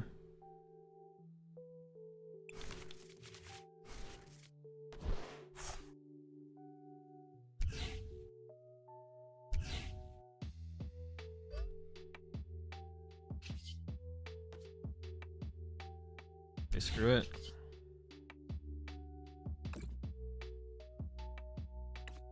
Yeah, I think if I KO the Dracloak here, then yeah, getting them access to Dusclops and Dusknoir does not sound very good. Oh, I need Ursaluna off the prize cards right now as well, which I whiffed, so I guess the game is just over. If I get Ursaluna there, then they go knockout, spread damage. I go Ursaluna KO, load up damage on Iron Hands, and then go Crispin Prime, Iron Hands. But now that I don't have Ursaluna here, I can't win, right? Like, the most I can do is... I guess I can Photon Blast or KO this? I could Photon Blast or KO the Latios, I guess. But now they already have the Jamming Tower, so then the Bravery Charms are shut off, so there's nothing I can even do to protect these from getting just Gust KO'd. They have 3 boss left. Yeah, we'll pack it, we'll pack it. Alright. I'd rather let's just get one ladder game in before the next round. Yeah, just get a ladder game in. If I keep playing that out, we're not going to be able to play a ladder game. There's no reason. Need to charm Tynamo? No, I have to charm the 2 prizers. Because my board state has to be enough... my board state has to be Pokemon out of range of being able to die to Dragapult on the following turn. Otherwise, they just go boss KO win. So if I don't Bravery Charm the hands and the Miraidon, they just go 3 or 2 on either of those. I just have to hope they ignore the Tynamo and think that's the correct play. Otherwise, they go 2 or 3 on the Iron Hands and they go boss win next turn before I can win the game when I go with the Ursaluna on the following turn. Bravery Charm on Tynamo is... I always lose to a boss then. But I have to play around the boss.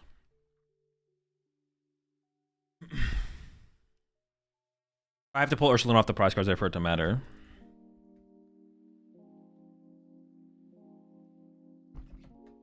Open Deck List is kind of OP, just freely slam stadium without worrying. I mean, you basically do that anyways, to be honest.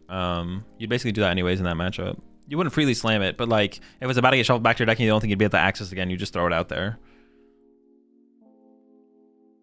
Or they can just like sit on it in the hand and wait to put it in play on the turn they need it.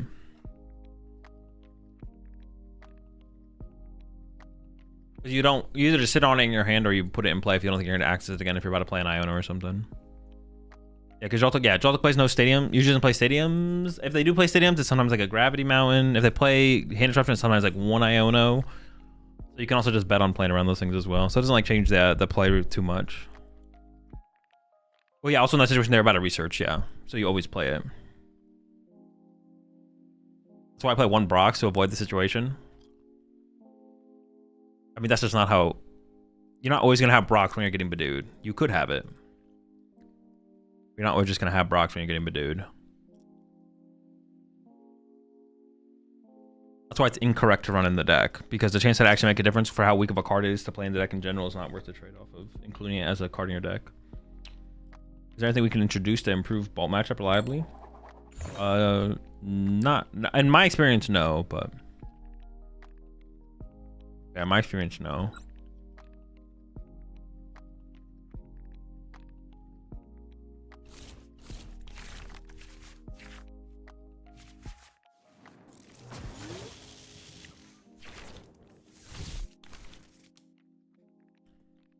Chicken Pult.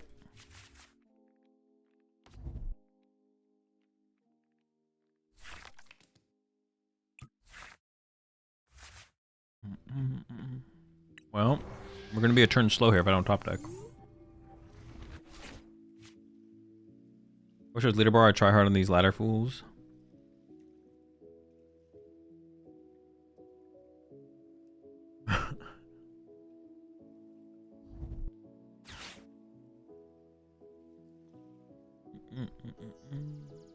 How's it going, Hellfire? Have you tried Chicken Pult yet? No, I've played 0 chicken decks. I mean, that was just bad luck. That was a little bit unfortunate to not find a Miraidon. Well, why Badoo so good?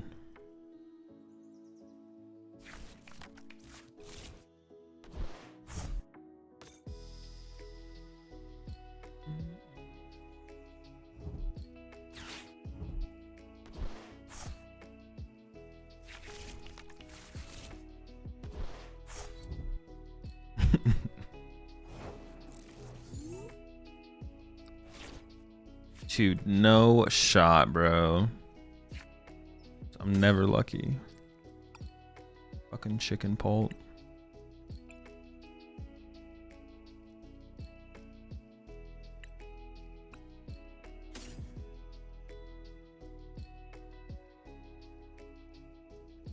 I have to go for a turn 2.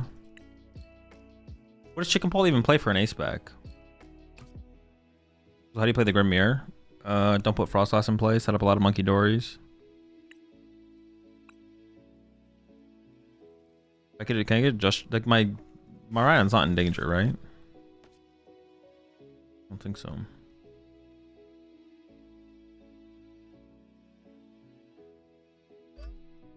I could bench Genesect with Bravery Charm because I just have it here.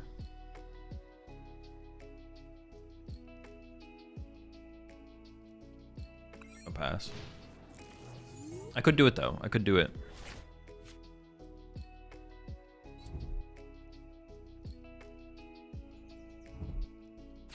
I'm sorry, Chicken Paul means Dragapult with what? With Blaziken. With chicken.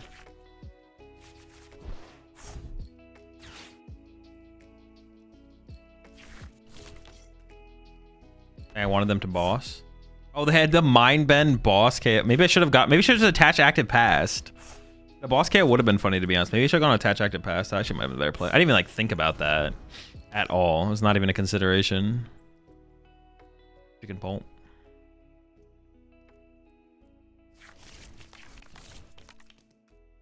This has to be a full-on hands situation for me, right?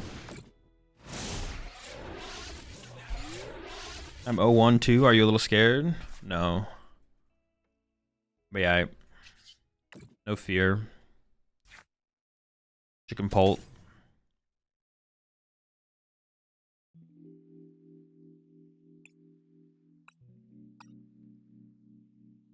Dude, what do I do against Chicken Bolt, man? A Chicken Bolt. What if I just set up 2 hands and nothing else?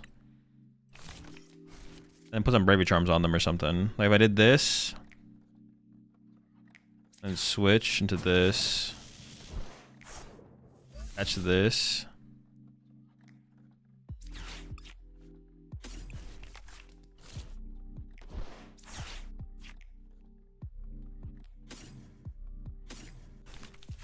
Maybe I should take him. No, I have boss in hand. Do this. I might be cooking with this.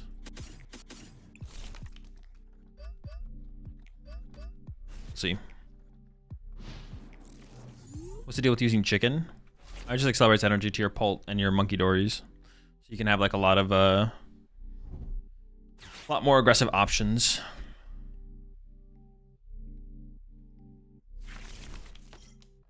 Couldn't tell you if it's good or not, but that's like the power it gives you. Do we burn our luck drawing that Prime Catcher? Dude, we maybe did. So many amp targets. Yeah, we're just gonna be getting handsy this whole game. You can Turo Pulse, which is cool. Yeah, you can also. Is this more chicken or more Pulse? What are we looking at here? Chicken also one-shots Dangos. That is true. The chicken does one-shot that. Yeah, what are we looking at here? Is this chicken? Actually, is it Pult chicken or chicken Pult? This feels like chicken Pult. This is more chicken than Pult. But oh, dude, I could have actually done the thing. Could have actually taken away their Neo. Why do they play Neo Upper and Chicken Pult? Isn't it like the point of Chicken Pult is to like not play Neo Upper energy? I feel like that's one of the reasons to play the deck. Okay, if I KO the active, I put a cycle in the discard pile anyways to use with the chicken. Oh, but KO this is part of their draw power as well. Alright, I'm gonna boss this because it also gets rid of their draw power and it's like their fire energy. But the biggest part is the draw power, I feel like. Alright, I think I'm gonna get a little bit more aggressive here though. Why'd they evolve though? They probably should have evolved it. They probably should have. I do kind of need some cards here, so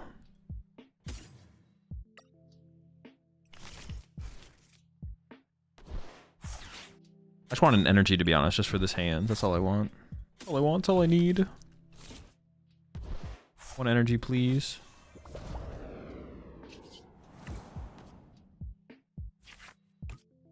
Never energy. Alright, we'll figure it out.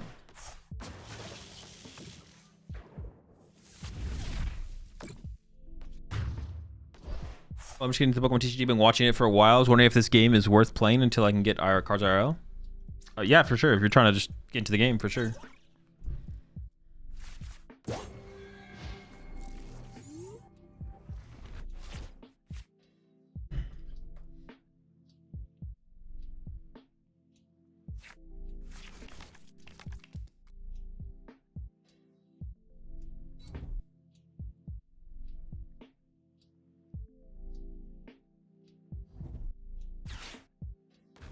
Just going for the prize cards.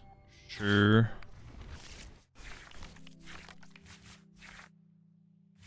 Did I just card my iron bundle? I did. I can use it again here. I thought they would. I mean, this play from them is very chicken Polton. Oh my gosh, dude. It's like liabilities galore.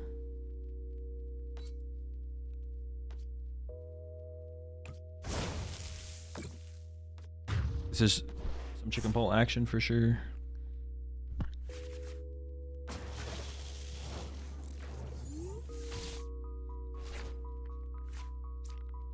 I don't even really know what they're gaining from any of this.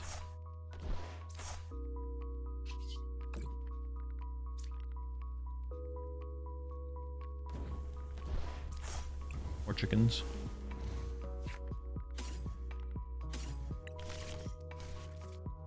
More chickens, more Polton.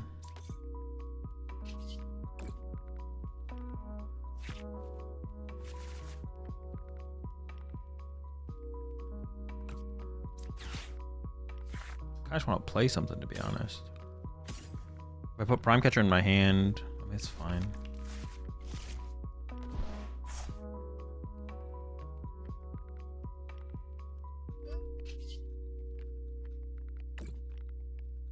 Maybe I shouldn't have even played the Arven. I guess I could just not played it, to be honest. I could have actually just like played the Pokegear if I get Crispin, play Crispin, and then just hold the Pokegear, I guess, or hold the Arven to become the Prime and leave the Prime in the deck. So if they add me, I draw into the Prime, but if they don't, then I just have the Arven to win. I would have tried to put second Mew down here, but the second Mew's prize, so I have to settle for the Dynamo. This game is weird. I thought my Iron Hands was going to get pressured, so I wanted to set up the second Iron Hands, but then even pressure the first Iron Hands. But I guess that's a reason to not pressure the first Iron Hands is because I set up the second Iron Hands.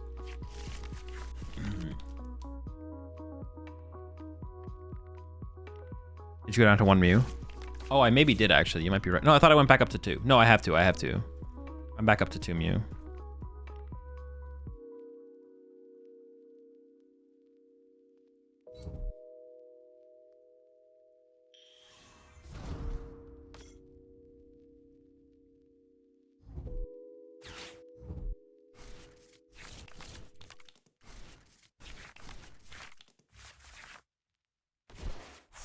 Uh-oh, uh-oh, uh-oh. It's not good, depending on what their turn looks like. We might be in big trouble. Might be big trouble. I maybe also should put the air balloon here, so this is gonna get like counter catcher trap, to be honest. Alright, they're just doing the 2-hundo punch. I mean, if they have like jamming tower or tool scrapper. Oh wait, no, here we go. 2-hundo punch. So they can win next turn with Gust plus. Alright, sorry, I'll just top deck. See, I should have left the Prime Catcher in the deck. This is where the Prime Catcher would have been pretty good.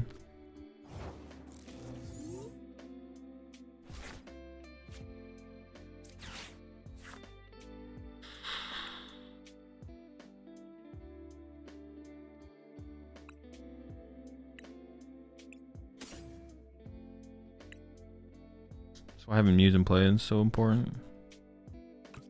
Some kind of draw power. Very good stuff. I mean, they win with a Gust. They have no draw power on board.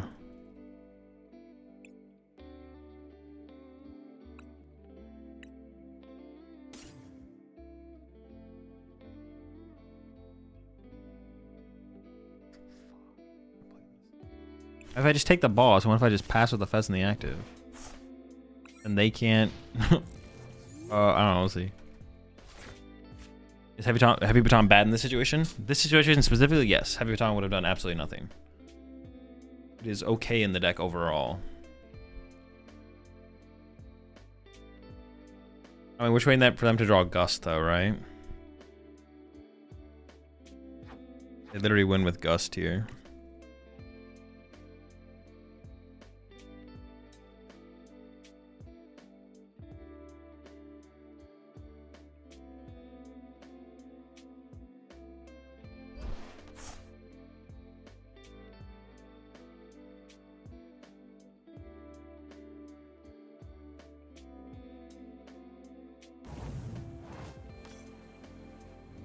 Appreciate 7 months there, Wetter. Appreciate 31 months there, Ollie. I mean, do they have it?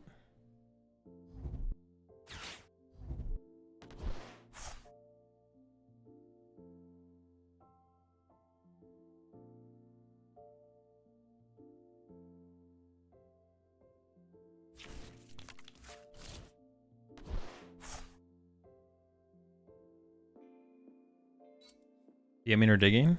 I have no clue. A little bit of A, a little bit of B.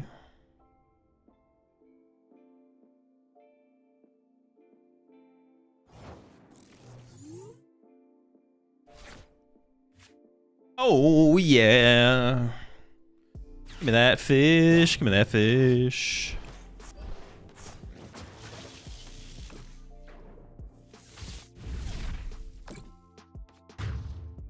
Dude, they took... I don't know.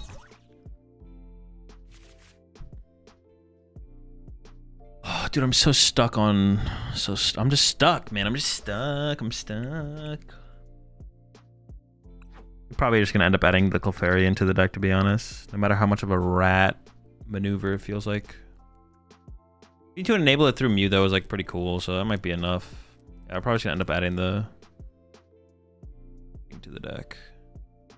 Another Dragapult. Oh my goodness. More Dragapult. Wait, no, I don't need to export my deck. I need to go with their name.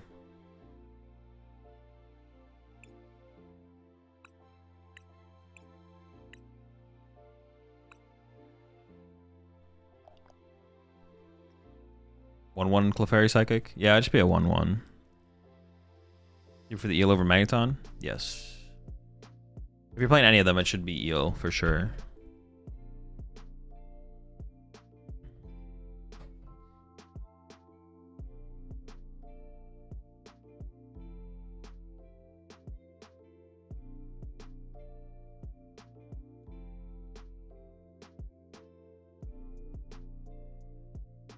Oh, my opponent didn't check in yet. I guess that might not be here. Maybe he dropped. We'll see. Still plenty of time to check in, though.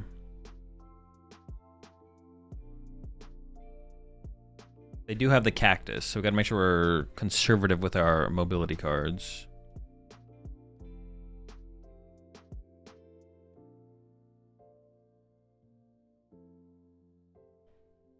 He's Magneton in my Joltik Box deck. Helps with the Gholdengo matchup to get back-to-back Pika. I mean, Eel does it, but Eel's just better for that matchup specifically. Eel does basically the same thing, but it does it better because it doesn't give them a prize card.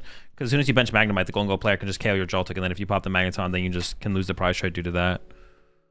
But the Eel, they have to go to the way they KO themselves, which means they still lose the prize trade. But you get the extra energy for your Pika. So for the Gholdengo matchup specifically, Eel is just strictly better. There's other matchups where I'm sure the Magneton could be better, but I think Eel probably comes out on top overall. Or I think Eel does come out on top overall for situationals.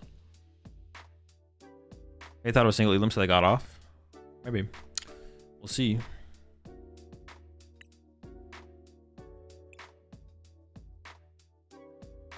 Thought on ever including Blood Moon?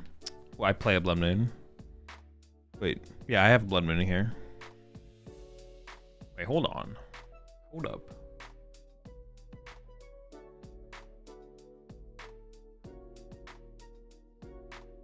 What happened? How did you lose?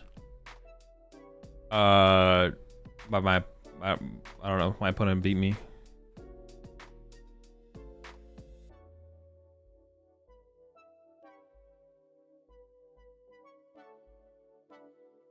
Playing Grimstar in this tournament. Do I want to go first or second blind? Well, you're not gonna go in blind. You'll know what your opponent's playing. So don't go in blind. Don't play as if you're going in blind. Unless you want to, of course. But you put yourself at a massive disadvantage because your opponent's not going to play that way. Yeah, but it's open decklist, so you know what they're playing.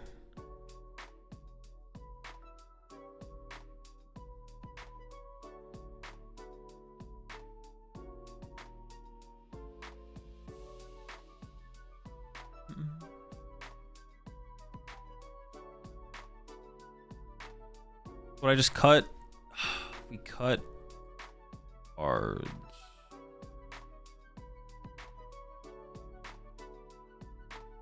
Well, the eel has just been pretty cool for a lot of different situations, to be honest. Like even against Guardy, being able to like against Guardy, something I've done is like setting up back-to-back Iron Hands, but you can't do that without eel. Like you need eel to do that.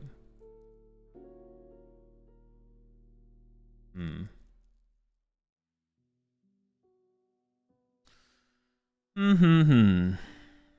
maybe it just has to be some kind of Clefairy. Yes. Can I replace Blood Moon with Zekrom? I don't think so. We could try it.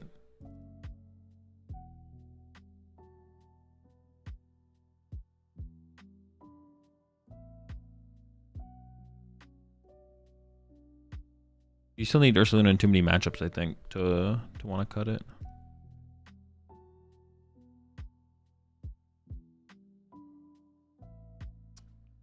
All right, my opponent has 30 seconds to check in, and then we just go play another ladder game. Oh, they arrived. Try to play a build with Zapdos EX? No, Zapdos is terrible.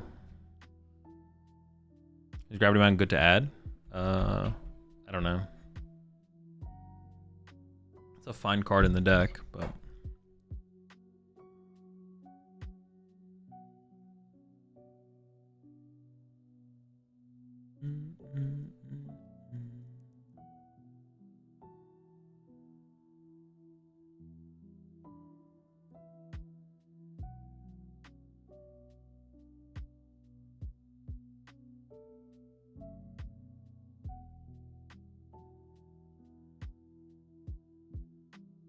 Checking in online at the last second, a stall tactic? No.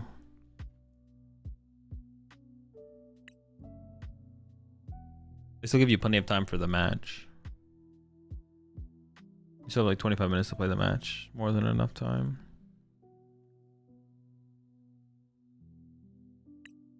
I think 5 minutes is like too much. They should give you like 2 minutes to check in and like 25 minutes to play, something like that. You could maybe even go less than 25 minutes. Probably not. 25 minutes is probably fine. But yeah, it should be like 2 minute check in, 25 minute play or something like that. But yeah, I don't know why we need 5 minutes to check in to me. I think 2 minutes is like more than enough.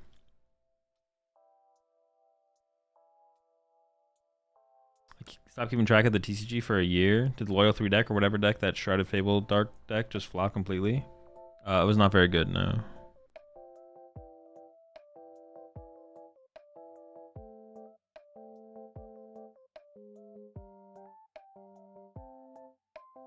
It feels really good. Kind of sucks when he's priced. It does feel pretty good, yeah.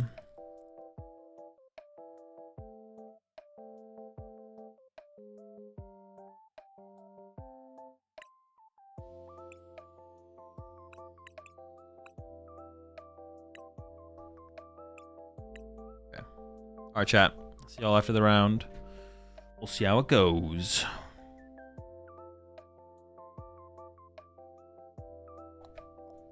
So I do have to play around the potential. Dude, the early Maractus is so cheese, but it is like a thing that can happen. Early Maractus is so cheese. But it is real. It is real. It's very real. Very real, very cheese. Well. Another coin flip lost.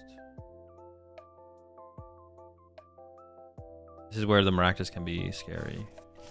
This is where Bidoo's scary as well, depending on what we draw. I mean, Genesect Air Balloon starts pretty nice. Can't really complain about that, for sure.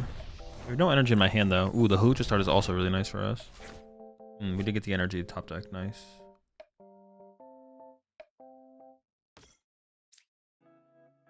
I have to retreat into... Let me do some pride checking here. My Joltik. I'm not going to grab the Iron Hands yet. Everything came together really well, to be honest, here. Yeah, everything's looking good. Looking good, folks. Looking good. Rise of Boss. Iron Bundles here. Rise of Nest Ball. 3 gear in hand. I'd probably play this gear to find a boss. I want to be able to threaten. There's a metal and a lightning, it looks like. Just Joltik. Let me check the list one more time. Okay. Crispin is also good though. Probably rather play Crispin next turn than anything else, right? Yeah.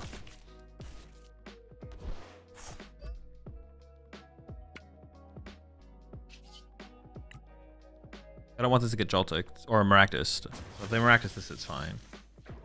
I can like evolve it. I can evolve it and knock it out, or I can just evolve it and retreat. Both work though. It'd be fun if they could KO my Joltik here. Well, I mean, it wouldn't be fun. I'd be kind of sad. Sick.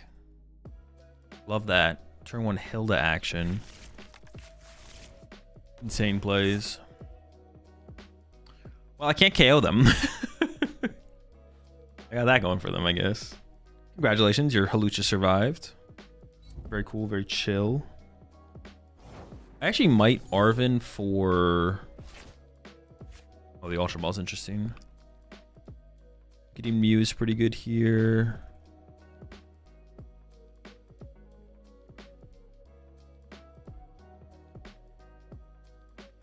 The Arvens are better. What do I even really want to do here? I want to get Iron Bundle on my bench. Getting Iron Bundle is down is really good here. So I got Ultra Ball for Iron Bundle, or I can Arven for Nest Ball for Iron Bundle, plus Brave Return for Iron Hands.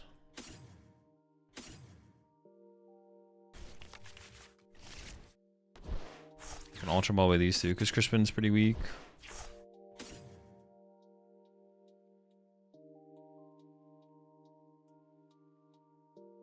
I could trap my Iron Bundle. They'd have to have Maractus Boss Energy. I could just keep it in my hand, I guess. Same thing with my Mew, though. Them trapping my Mew is still pretty bad, so I just have to hope they don't have it, right? I don't know. Maybe I'm overextending. I don't think I am, though.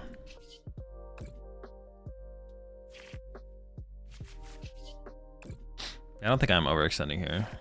It's really important to not KO Hawlucha or Badoo on the next turn, and leave those in play. Like if they go like bench Streepy's Hawlucha in the active pass, I really need to get around the Hawlucha. So, I mean, obviously their hand could just be dead here, but getting Mew established in play is also really important. So when we start getting IO node, if we do, we have some draw power on board while they're doing nothing. So we need that as well.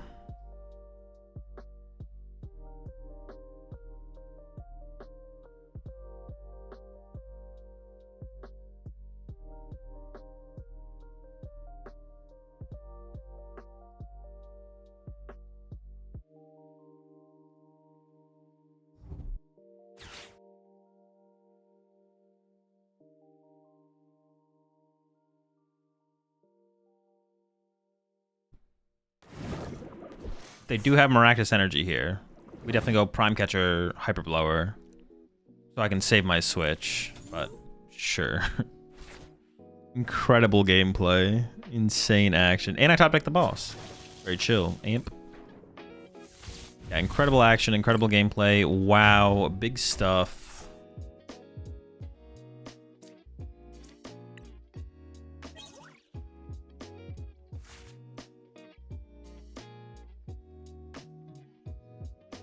All right, hit the ladder for one more.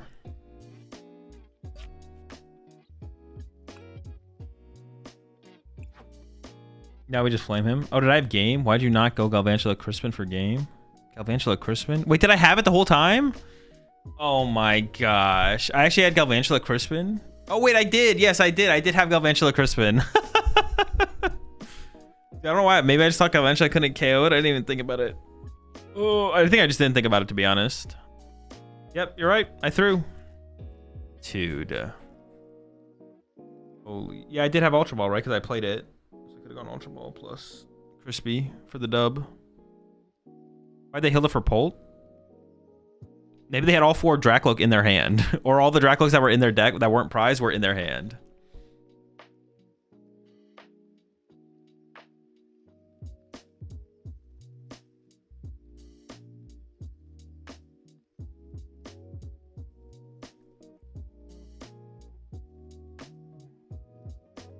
Arvin also got you there? That's true, because that would just give me the vessel for the grass. Oh my gosh, bro. I'm unlocked. Oh yeah, Genesect the Joltik Box for Neo Upper Energy and Prime Catcher against Raging Bolt.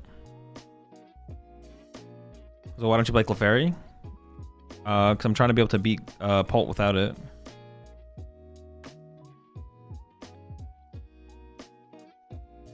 I do really like the Genesect as like a win condition against Pult, though, to be honest. Does the Genesect as a win condition against Pult seems kind of cool, because like taking away their Neo Upper, and if we just can chase their energy with Iron Hands, like that can literally just be game. Like, dude. All right. Arm Press turn 2, I guess. No Neo. Also, do you speak Spanish? No.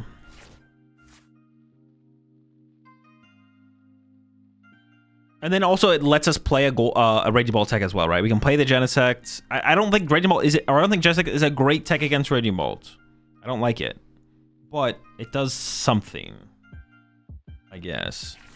Sure.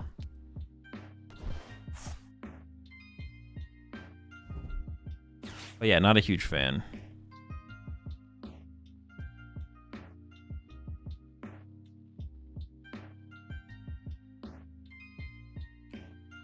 It's been 5 Pult games in a row.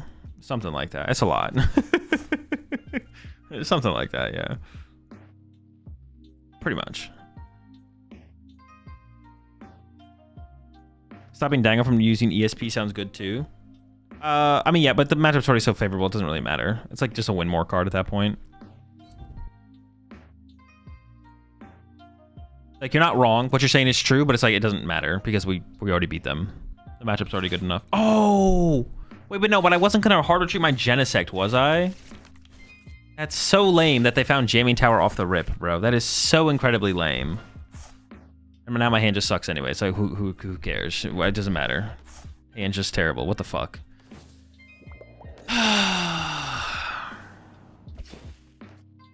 Jamming Tower.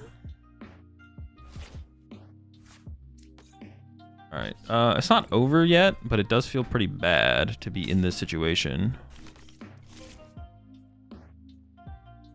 Alright. Give me the dream. Maybe should have saved that? No. I kind of like... Well, but the thing is they can just bench Latios. Yeah, it probably was not worth it, because they're just going to bench Latios to get around this now.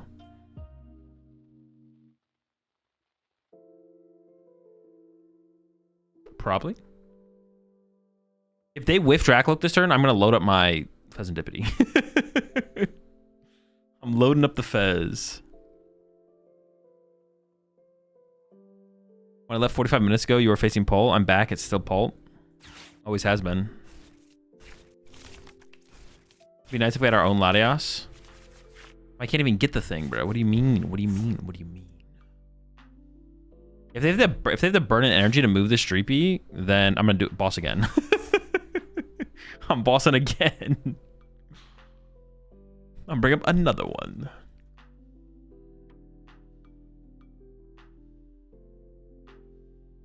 I mean, aren't you fine with a Lati bench? No, I do not want them to find Latios this turn. Them finding Latios this turn would be really bad. Dude, I prize my second Joltik. This is so dumb if they actually do this. That's so dumb. How is that ever the play? Oh, wait, no, it does trap me. It does trap me. It does trap me. I'm like, what the fuck? This is so dumb. But no, it does trap me. It's the correct play. It's the correct play. I'm salty. I was like, this is never the correct play. No, but it is the correct play. Oh, maybe I should have benched Tynamo. No. Rip, go next. No, hold on. We're not done yet. We're not done yet. This game is very much live. We're chilling.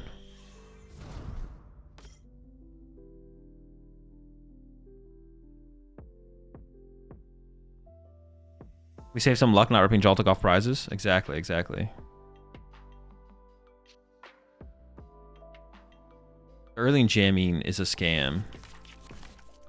They said they can't move Dreepy.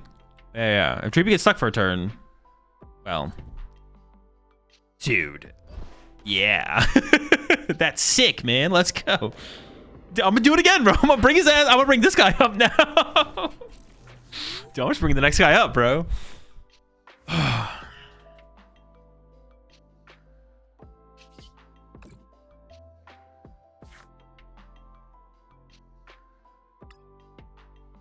Eel is in the deck. Oh, I can't play the Vessel. What am I thinking? I was like, I'm playing this Vessel. But Eel is in the deck, so I'm going to bench that, I think. Come here, buddy.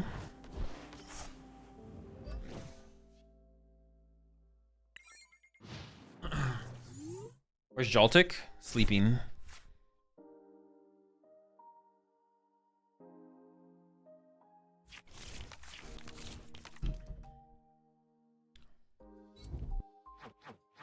Dude, wait, but do they have to hard to treat? They almost have to hard to treat, right?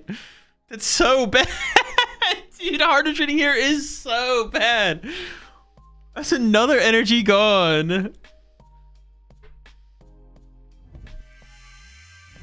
Oh, I was hoping for an energy boost card. With Tower Up, does Genesect's ability work? It does, yeah. I mean, if they can get to a Dusknoir, they can just Dusknoir the Genesect, and then they'll be able to use their Neo. But I probably am gonna lose this game, but it has been a funny game so far. You mentioned you're gonna update Macargo one final time. Was wondering if that is on the schedule. Nothing's on the schedule. I don't have a schedule. My schedule extends out to picking what I'm gonna play the day I start streaming. That's it. That is my schedule. Will I ever play Macargo again? I have no clue. But if you want to update my list from where it was with new cards, all you do is cut 3 switch and add 3 air balloons, and then cut the last switch for something else.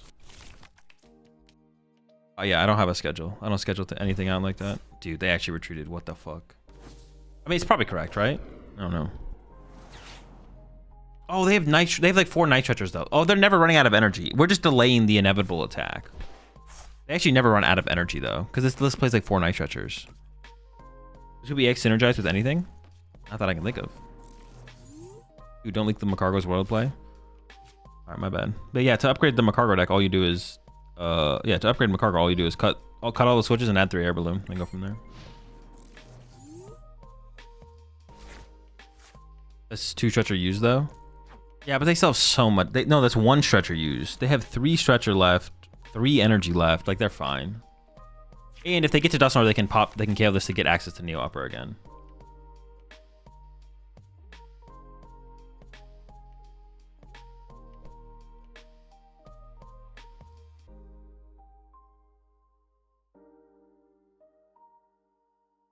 Got that fucking we ball mentality.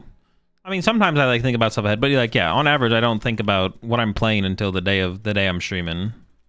I like don't plan that far ahead. I'll sometimes like make a list of decks to like keep in mind as to like maybe play with in the future, but like I literally had 2 post-it notes here under my monitor with like 10 decks on them. Last format, I didn't play with any of them until the format changed. So I just, yeah, whatever I wake up and want to play with that day is what I play with. So yeah, for the Macargo changes, yeah, cut 4 switch, add 3 air balloon, then you get 1 free floating spot. But who knows? I'd maybe make more changes from there. But I hadn't really thought about anything else up to this point, so. Why not KO with hands last turn? I can't move my active with Jamming Tower in play. Does Typhlow have a chance of doing well at Worlds? Yeah, could do okay. Probably nothing crazy though. We get to build up energy on the bench this turn, right? Yeah, I mean, we just lose. There's no way we win. Well, if I retreat this turn, arm press for 1, I don't know, maybe. It feels, this feels pretty inevitable at this point. Feels not doable. We'll see. Will they get with that? Yeah, tough. Yeah, they get to protect their... Oh yeah, I guess if they don't do that, then I could have like energy retreat boss. Makes sense. This one would be huge here. Crispin would be good. Yeah, amp for 2. That's not bad. I mean, it's not great. I mean, it's something. It's something.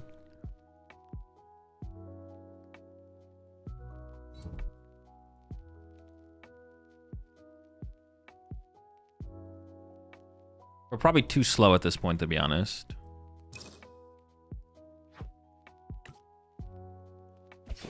I mean, I think they guaranteed to have an energy in the hand for next turn as well, right? Yeah, they have a psychic in hand. Yeah, we can just pack it up. That's fine. Alright, we got 6 minutes till the next round, so I think we're just chilling until then. Feels like Paul's all I'm playing versus right now. Dude, that's literally all I'm hitting. That's what feels like all I'm playing against as well. It's just all Pult. Dude, it's all Pult all the time. It's Pult all the way down.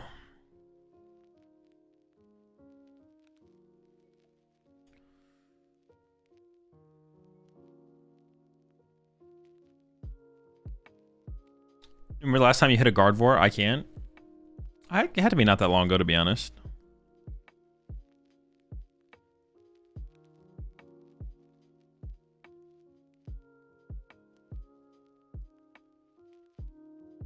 Can't wait for 70% Pult matches at Worlds. Pult Duster will probably be the most popular Pult deck. Pult probably won't be the most popular deck at Worlds, but maybe I mean, Pult combined is probably going to be the most popular deck at Worlds. That's how I'm feeling right now. What's Joltik Box's worst matchup? I don't know, to be honest. Crustal's pretty bad, right? Crustal's bad.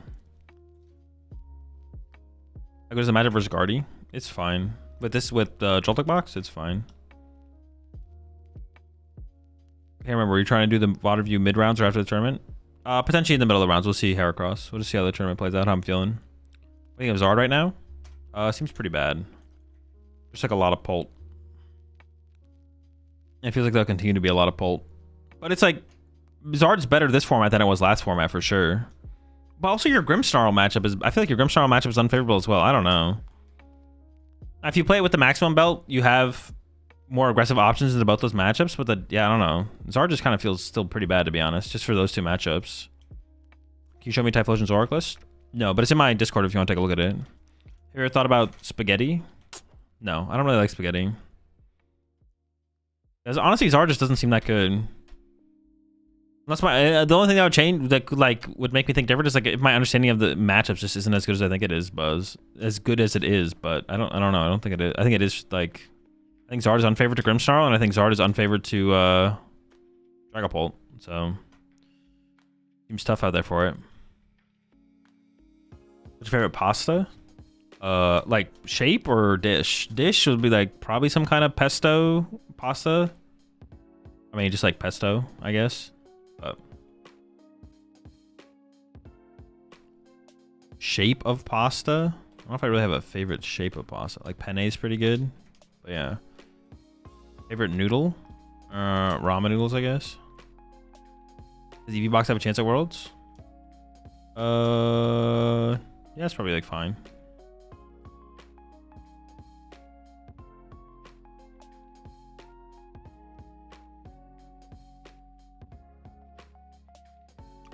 So did you see the Tim Danklin Meloetta deck? No, I've not. I feel like it's favored versus Snarl, especially if you run Mist. I don't know, I just don't think that matters, but maybe my experience with the matchup is a little bit under. What do you think of Garganacle EX as a card? It's pretty bad. Pretty terrible. Opinion on Zekrom it's just bad Joltik Box. Which, I don't like comparing decks very often, but I think that's this one situation where you can compare the decks. I think Zekrom is literally just bad Joltik Box. I don't know, maybe I'm underestimating the Miraidon, but yeah, it just feels like bad Joltik Box. I do like where I ended up on my list, though. Where did my list end up? Is this the updated list, or is this the wrong account? I think this is the 6 I ended up on. Plus or minus an EXP share.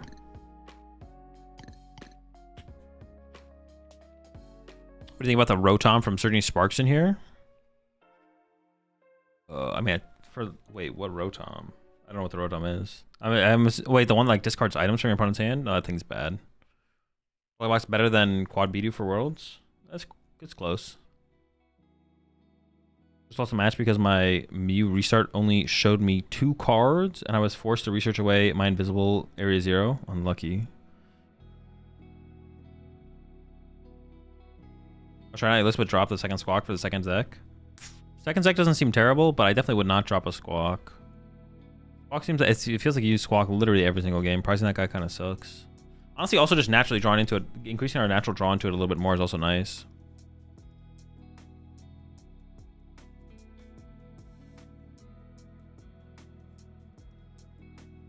Is there any scenario where Miraidon would be playable in the same format as Joltik Box? Yeah, if it's the better deck. It just literally comes down to which deck is better in the metagame. But they're basically the same thing. Like, they're both just Iron Hands decks that play other cards to try and give you more depth. Because being an Iron Hands deck isn't enough to win games, so you have to do other things. You have to do some other stuff to be able to exist in the metagame. But yeah, if the Miraidon deck just had, if the matchups that Miraidon was better against were more popular than, oh, in the same format? Well, no. Like both decks are never good. Both decks are, it never makes sense. I don't think it'll ever make sense for both decks to be playable, I guess. Yeah, I misunderstood your question. It'll never make sense for both decks to be on like a tier list. One of them is just always better than the other, and that's the one that should be being played. But it is possible that both existing in the same format, Miraidon could be the better play. Yes. Would Miraidon deck need to clear play over Joltik? I don't know. Whatever it needs to do that. I mean, a new card could be printed. The matchup metagame could switch. I don't really think about like hypotheticals too much. But it's possible the metagame or format could become, could adjust in a way that makes Miraidon the better of the two decks. I don't think hypotheticals like that. I don't think about hypotheticals like that too much. If it happens, it happens. If it doesn't, it doesn't. Miraidon looks inside. Iron Hands. They are just really... Joltik Box and Miraidon are... Yeah, they're just Iron Hands decks. And it's like, okay, but we need to play more stuff to beat other matchups. What do we need to play? And then... Yeah, but they're basically the same deck. Are you feeling going into Worlds? I mean, about the same as I feel going to any major tournament. 2-3 Area 0 and Joltik? No. You just don't need bench space. You don't need huge bench. Also, finding it would still be such a headache. It would just be, unless you like went to a research style build. But are you surprised by Tord, or is he you thought he is? Tord is definitely Tord. You would need your generators to hit. Well, yeah, obviously, but that's like saying you would need to not dead draw. That's like saying you would need to not dead draw to be able to win a game of Pokemon. People don't understand. There's like, the way people view Electric Generator is like, you don't have to enjoy playing an Electric Generator deck. You don't have to enjoy playing an Electric Generator deck. But it's just RNG being expressed in a different way. Every deck has RNG. It's just expressed differently. If you don't enjoy playing the style of RNG the way that Generator feels, that's fine. You can go play, you know, a different deck. But RNG is RNG. Every deck has it. It's just expressed differently. So like saying like you would need to hit your generators, it's like, yeah, but if you play any other deck, you also have to not dead draw, right? Or when you play your research in your Gardevoir deck, you probably need to find your Gardevoir on turn 3 or you're gonna lose, right? Like, that's literally saying the exact same thing. Generator just feels different, but it's not actually any different. It's still just RNG.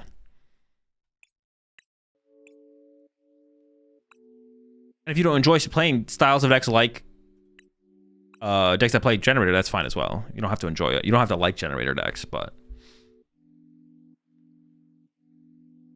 Alright, we hit Charizard with Unfair Stamp. Dude, that's not very fair. I appreciate the 5 months there, Riley.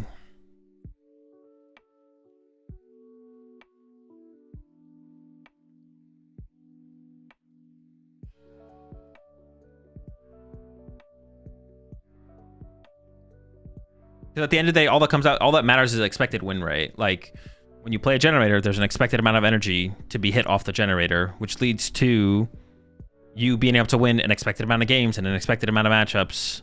That leads the deck to having an expected win rate in a metagame, but every other deck is the same, right? When you play a research with Gardevoir, you're expected to hit these 7 cards on average, which will lead to an expected outcome and an expected amount of matchups, which leads to an expected win rate in a metagame.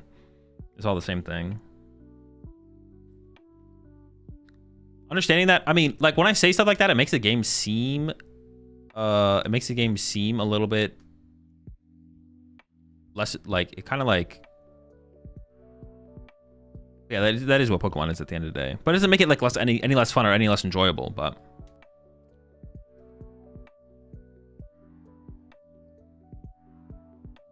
don't take a KO until you have Gen 2nd play and he'll be the one saying it's unfair. Ooh, true. But maybe I want them to do, honestly, getting Unfair Stamped as Joltik Box, if you have like Mew Mew or Mew Fez in play, you're usually fine. Like, Generator feels too RNG for me. I've seen games just been lost due to whiffing an energy. I get it's probably all the same RNG, but I don't know. Generator feels bad to me. That's fine. That's what I'm saying. It's just like, if you don't enjoy playing that, that's fine. But there's no such thing as 2 RNG. Every deck is RNG. There's no such thing. That's what I'm saying. Like, you don't have to like it, but you should look at it. If you're trying to be better at the Pokemon TCG, you should view it the correct way. Generator isn't too RNG. Everything is RNG. It's just expressed differently.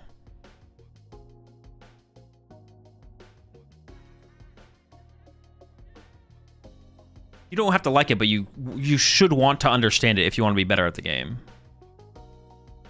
I expect to hit 0 energies from Generator, so I'm always pleasantly surprised when it hits.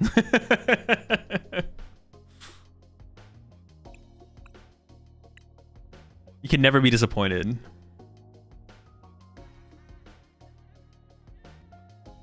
All right, chat. See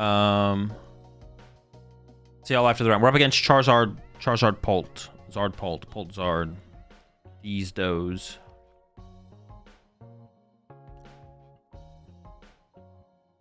Anything crazy in their list? Unfair. They play Shaman. I mean, that doesn't matter for our matchup, obviously. 2 TM Evo. 2 TM Evo, but only 3 Arven. Does that even make sense? Maybe that makes sense. I feel like that doesn't make sense. Do I want to go first? Hell no! That's a coin flip win. All right, listen. I'm okay for them to have a single Poffin. If they have double Poffin, I will be slightly annoyed. Should they even get 1 Poffin? Probably not. But 1 is okay. You know what? I can live with them having a single Poffin. I don't know if I'll be able to mentally handle them having double Poffin, though. That is a lot to mentally overcome.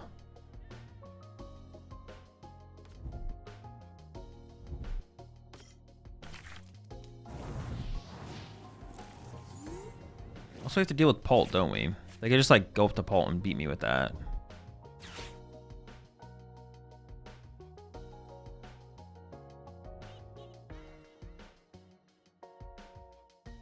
That's just, I mean, they open double Dreepy, so I don't know. 1's pretty good. 1's like kind of all you need. Do you really need more than 1? Eh, not really. They'll probably be fine with just the 1. I don't really need more. It's like, they're still chilling. It's cooking, it's cooking. Triple Ultra Ball is really bad.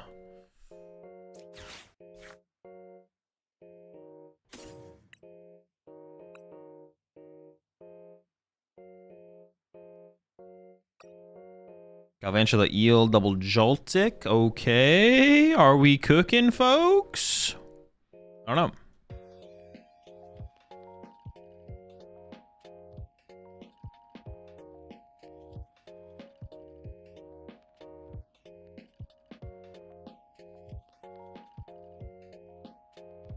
Wait, why can't I scroll? Dude, I swear I was like...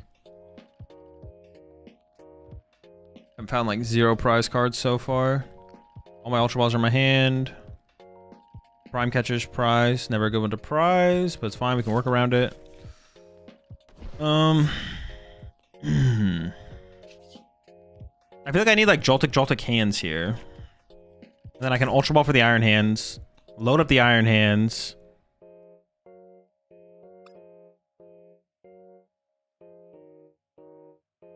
If it's gotta be a Joltik Iron Hands angle. What else did I prize? Let me try and find some more prize cards here. Vessel is prized. Stretcher's here. 3 Ultra Balls in my hand.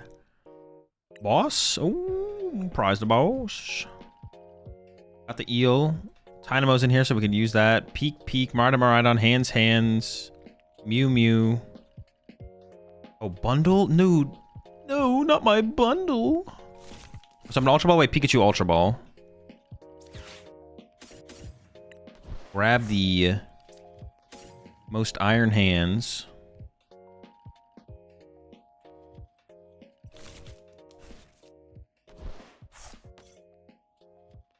So then off of this, I could go Grass, Lightning, then attach a Grass. Grass, Lightning, I think. If I want to get rid of metals, right? I'll go Grass, Metal. I can put the metal on the Iron Hands, right? I want Grass on each of my Joltik, so that way they can't go like Candy Zard, Counter Catcher, Kill or something ridiculous. And we'll see what kind of turn they have, I guess.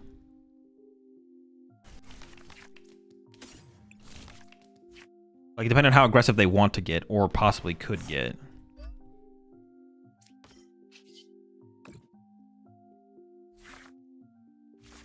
Alright, the hand's like fine.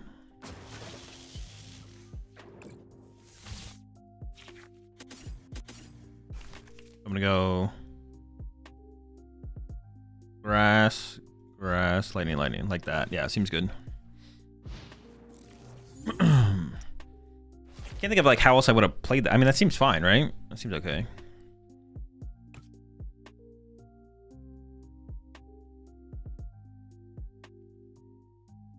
What kind of turn they have, and yeah, just go from there.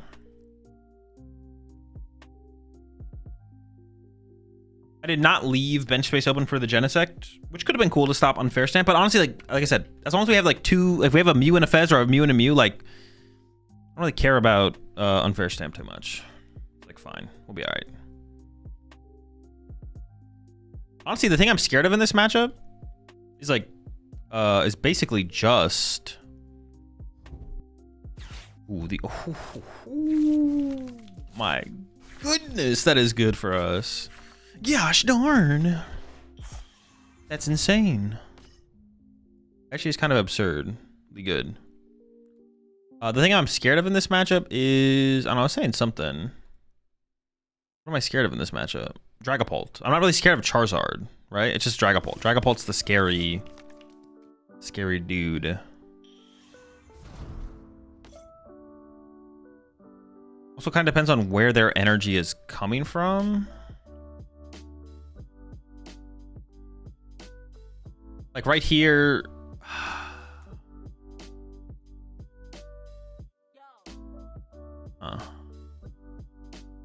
Right here, I'm not sure actually. I can air balloon my active to retreat to the Iron Hands, and then I probably just boss KO the Dracloak. But I could boss KO the Charmeleon as well. But I'm not really scared of Charizard. I want them to Charizard, right? Like, yeah, I actively want them to use Charizard.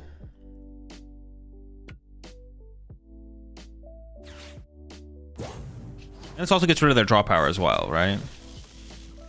But I actively do not want them to be able to use Dragapult. So this has to be the play, right? I could have chased the Charmeleon. No, because I don't care. Charizard me, right? Like, who cares? I don't care. Do it to me.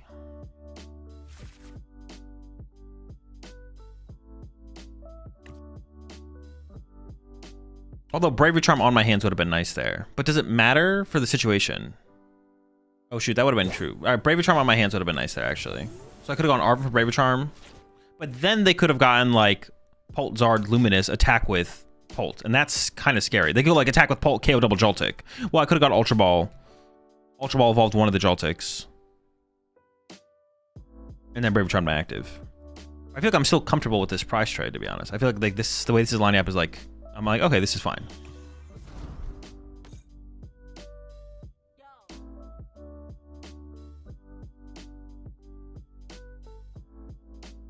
We'll just have to see how their turn plays out. There's a couple different plays I guess I could have made there.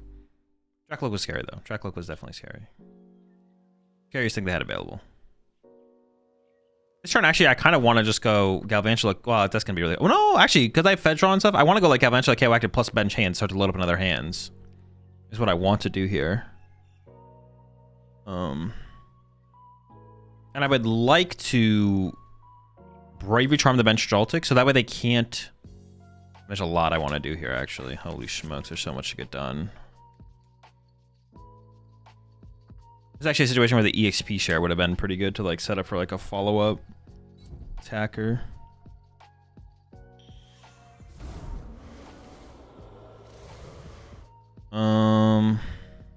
And see, now they're just still too...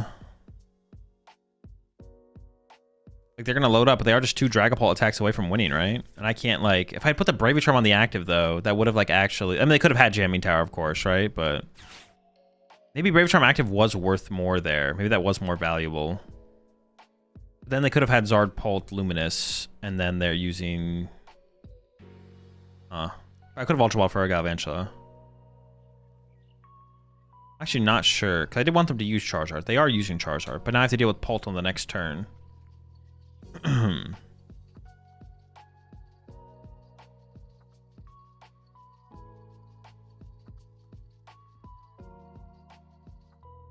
If I had been able to get the Bravery Charm on that sooner, I would have definitely done it, but it just never kind of came around. Are they actually going to use that? There's no way you ever actually play that, though. Okay. No, but they had the Counter Catcher for next turn now. See, this is going to get scary. They have Counter Catcher Air Balloon. Ooh, this is scary now. I can KO this, but then... Then they have this set up as a follow-up. I can never set up another Iron Hands in this situation to, like, be able to KO again. I mean, I could KO the Dracloak instead with a Galvantula. And then I draw a prize, and they have Charizard, and they go Charizard Counter Catcher, and then I go KO, and they just go... Then I go Galvantula KO again, but then if they have the Candyzard Counter Catcher, I lose. They're down 4 fire as well, though, so they would need another energy. I mean, that would be a play, I guess. I could Gust KO the Dracloak with... Let's just draw with Fez first, maybe? Gust KO Dracloak with Galvantula. And then Galvantula this on the next turn. Or I just go Galvantula KO active, but then they go Dragapult. They have Counter Catcher. Oh boy. Not sure about this. Then they could even bench Fez next turn and they would be like pretty safe benching Fez.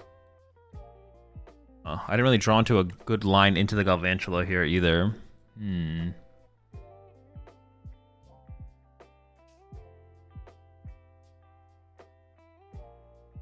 Oh, because I can get Ultra Ball. I have the Nitrogen for the Lightning.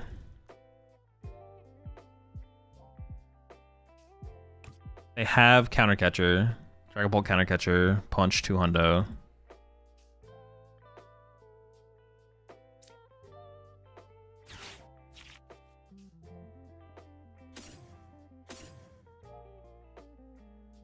Does not feel great. Do I ever get Genesect plus Tool involved so they can't Unfair Stamp, actually? They play what? 4 Iono? I mean, there's a good chance they have Iono anyways, right? So building up my Bravery Charms. Maybe the best thing to do anyways. Oh. Dude, it just does not feel that good.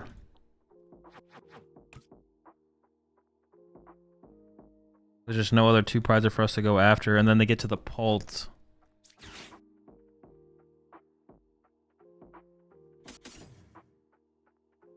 No, I actually can't give up the Crispins, right?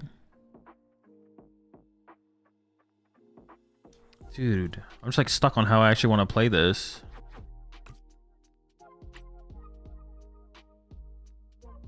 I just don't have any good follow-up. I need like bench Dynamo, I feel like. Okay, so I need like Ultra Ball away. Maybe like, no, like Nest Ball Pokegear? Maybe, because I feel like I need the energy from that guy. Yeah, I guess we're just doing this. They play Halucha, right? But it doesn't really matter.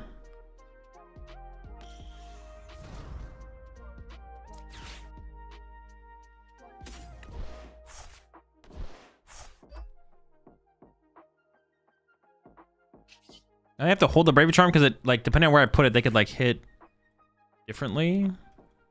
I gotta try and like set up for like a double Bravery Charm play possibly. It would have been nice to have Crispin this turn. I definitely wanted to be able to Crispin this turn. It just didn't happen. All right, well, we'll see how it goes. I don't have super high hopes for... Yeah, because they got to the Dragapult. They got to the Dragapult, which is what I was trying to avoid. I didn't really care about Charizard. Charizard doesn't really matter. Dragapult matters a lot though.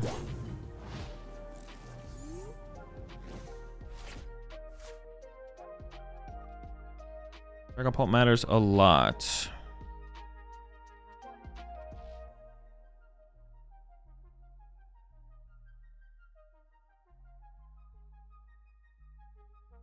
They will need the follow-up Gust, but there's like a good odds of them having follow-up Gust, so...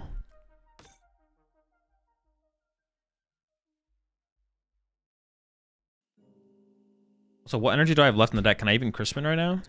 3 Lightning? Yeah, I can. We're fine. We can Crispin. This does let them Unfair Stamp, so no, but I can't really have gotten Genesect in play there, I don't think. There wasn't like time to get Genesect in play. I guess my Galvantula was always surviving here though, right? They were never KOing my Galvantula. They were never KOing my Galvantula, so maybe I didn't need to bench Dynamo. Like Galvantula was always going to be here for me going to the next turn. Yeah, maybe I misplayed that actually. This is where the silver the Brave Bangle on here would actually allow me to KO the Fez, but I don't play it. Although I don't know if they would have benched the Fez. Like, they're benching Fez aggressively here because I don't have a way to KO it, but they might not have done that if I had a way to KO it, so. Maybe I shouldn't have benched the time. Yeah, I shouldn't have benched the Dynamo because they have to go after my Galvantula. Or they're not going to go after my Galvantula, so I shouldn't have benched Dynamo because of that. Yeah, I shouldn't have benched Dynamo. That was a misplay. I should have left my bench base open for sure. Did they not even use Dracloak there? Am I trolling? Oh, they did. Okay, never mind. Oh, maybe that's why they went. Okay, and that was just Sampia.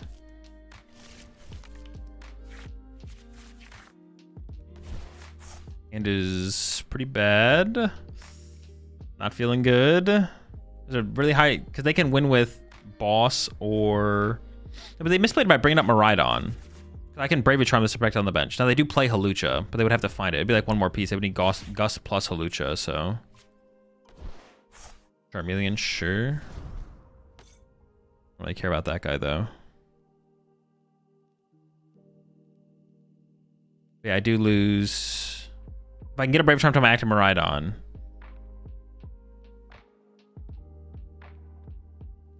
But all they have to do is put, like... And maybe the Dynamo also opens up like another win condition for them if I don't evolve it, which I'm not going to evolve it here, so... That's like another win condition for them then. Okay, because now they can KO like Mew plus... Yeah, I should have never benched it. The Dynamo bench was like really bad the more I think about it.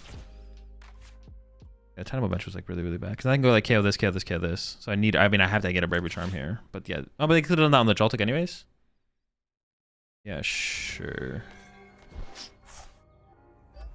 I need like Gust Fez and hope they can't move it.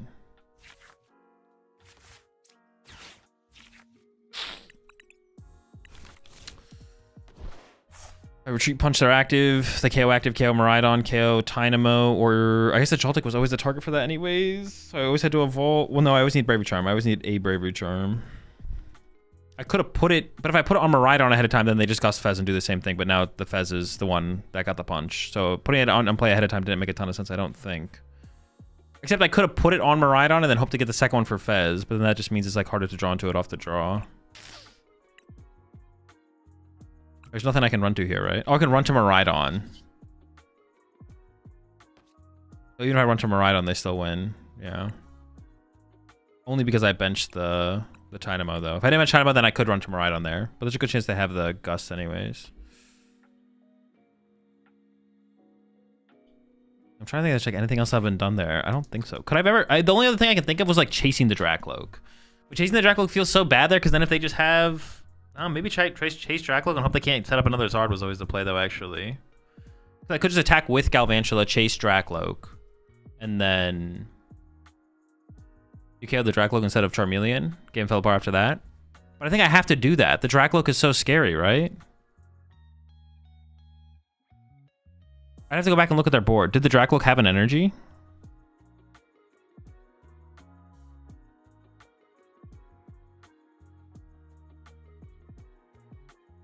Well, I guess the Dracloak didn't have an energy, did it? So maybe I always chase Charmeleon there and force him to have Candy Charizard?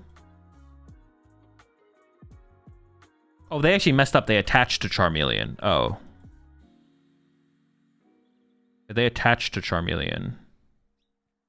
As soon as you let them Zard KO hands, you have no line. Yeah.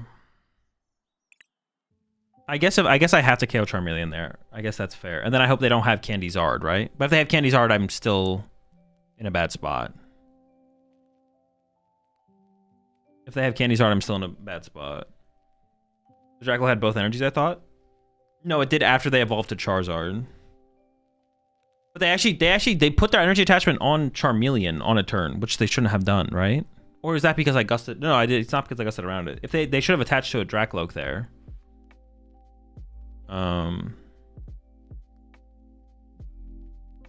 Yeah. GG's Tuna. Yeah, I guess I should chase Charmeleon there. Just stop the Zard. All right, yeah, that's true. And then force him to have Candy Zard. If you would play Clefairy, you'd be fine with your line to KO Paul for last two. No, because they just don't bench Fez there, and then I still don't. The Clefairy want to KO anything anyways. They should have attached a Dracloak, but even if they did, I think that the hands going down is way worse for you.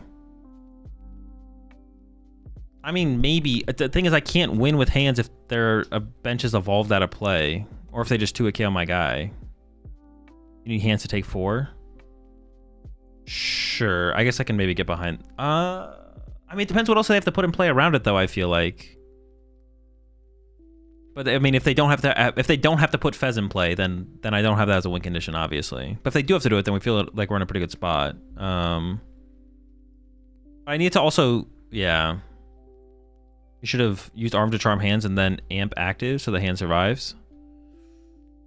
That doesn't win if I don't have a way to kill the Dragon Ball at the end of the game. That still doesn't win me the game if I don't have the way to kill the Dragon Ball at the end of the game, I don't think. A quick off-topic question. Is redeemable ticket better for Gholdengo or Iono running a tight 60 but keeping prizing Energy Search Pro? Iono, probably. Do you have a way to recover Galv, the turn UKO charge EX, so prime the lone Loke on the bench to go for 3 so they can't Briar? Well, they don't play Briar. I'm not playing around Briar. The reason to not go to 3 is I literally just lose the prize trade to Gust. Yeah, the reason to not go to 3 is I lose the prize trade to Gust. Arm Charm hands and then Amp active.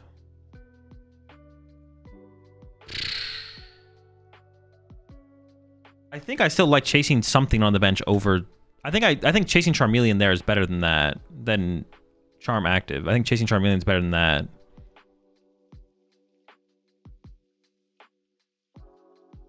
Nothing felt great.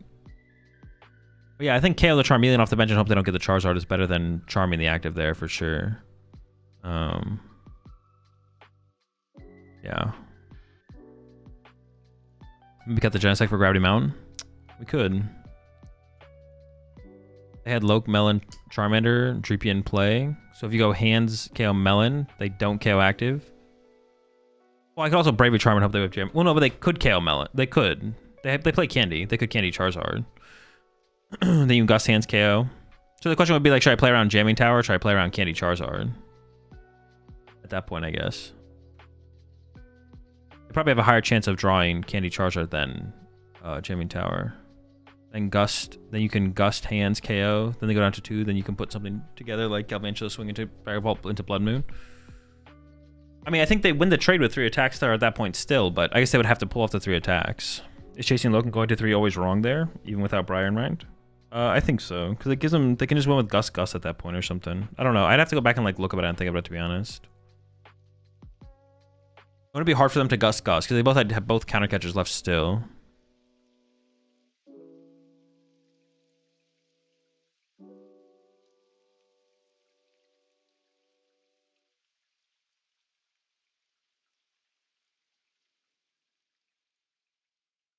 Did I go first or second blind? I've been choosing second more recently. It just feels smoother. But I've also been playing Badoo. I've been going second with Badoo. It's probably bad, but you might get to a spot where they have to find Gust without Fez/Loke draw. That is true. Yeah, I probably could have made a better play there. Maybe I played too much in fear of the Polt. That's fair. I could see it.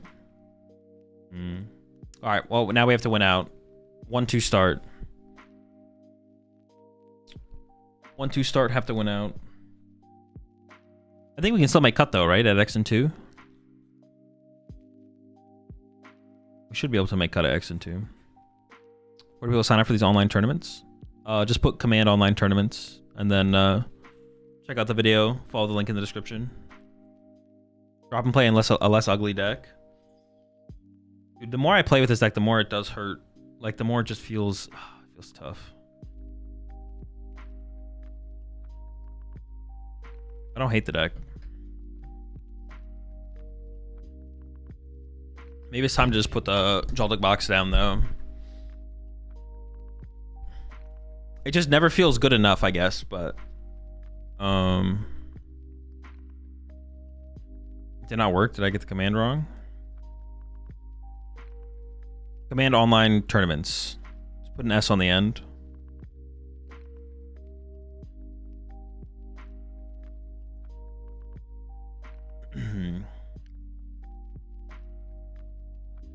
I should probably like add it so that's also an alias to the command though. Hold up. Joltik has a worse pulp matchup than I thought. It's tough. Feels like we need to add something for sure.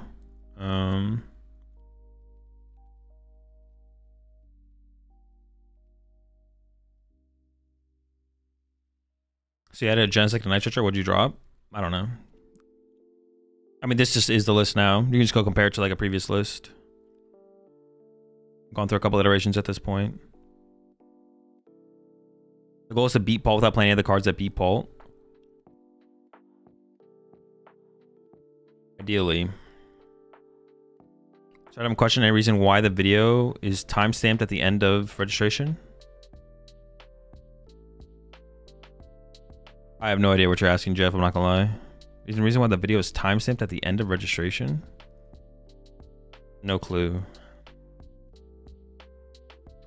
Riley had a good take on the deck. It gets from day 1 to day 2 really well, but most day 2 caliber players don't give you the openings to make for the deck's shortcomings.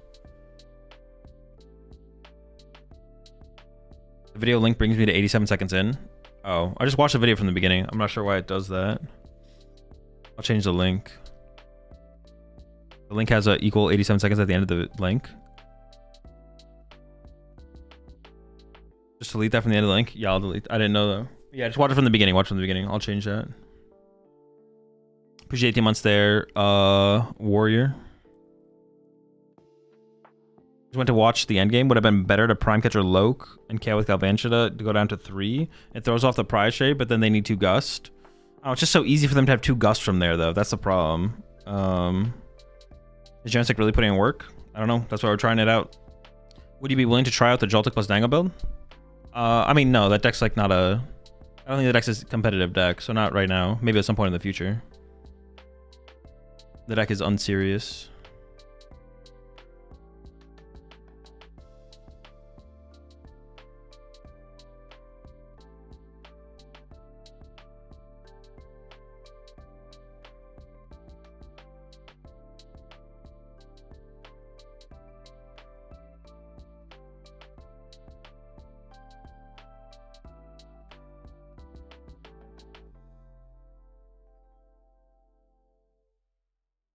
Can I do it like...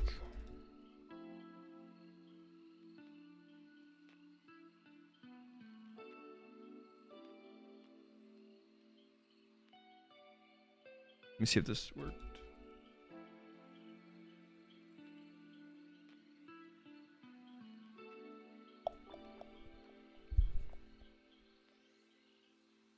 I can start playing serious decks next week. Well, I'm trying to make this deck work, but I feel like I never get to feel that good. I think you can never go down to 3 prizes unless you had a way to disrupt hand, which you don't play. Yeah, going down to 3 prizes feels always really, really bad. I feel like it gives them too much of an opportunity to like easily win. I don't know. I guess I had the follow-up count. So they need back-to-back cuts plus another Charizard though, right? Or a Dragapult. I don't know, maybe there was enough, but they had so much time to get there. It's so much time to get there. That's the problem. They had too much time, I feel like.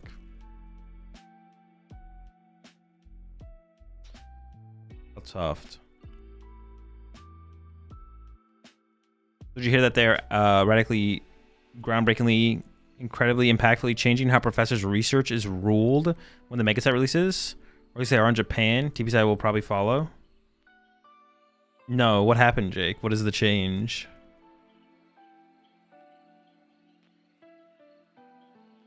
You can now research with 0 cards in deck. Oh. No, I did not hear about that, but big change. Massive change. This is huge.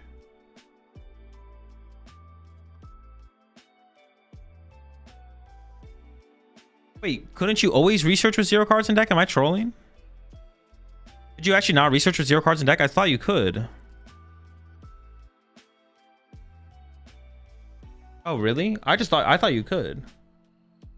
I don't think it's ever come up in one of my games, but this whole time I've been cheating and getting away with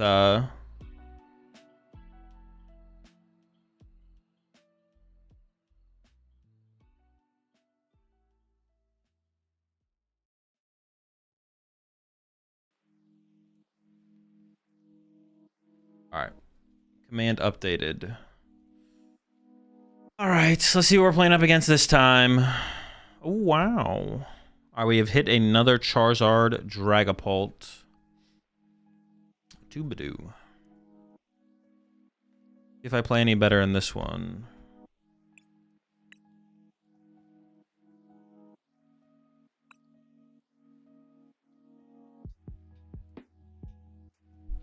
Gotta win out to win, or to win out to make top cut.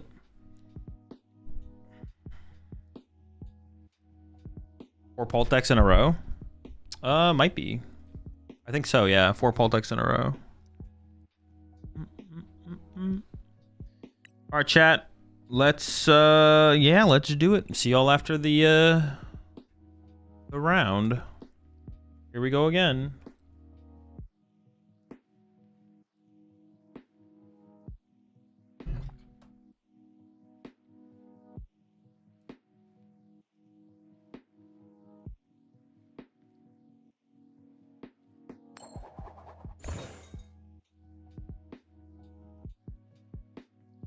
We're going first in this one as well.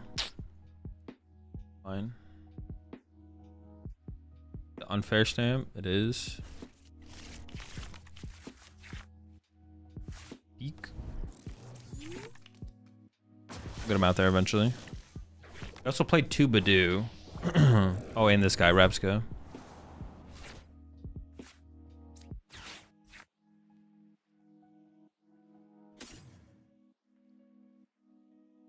Oh shoot, I should have checked my prize cards a little bit more thoroughly. Oops. Oh no, I don't want to grab that just in case. Boss tube counter. Oh, I prize a Joltik. That's not good. Alright, already off to a Joltik prize to start. Prize an Arven. 2 Crispins. Ball, Ultra Ball, Witch, 2/2, 2 Lightning prized.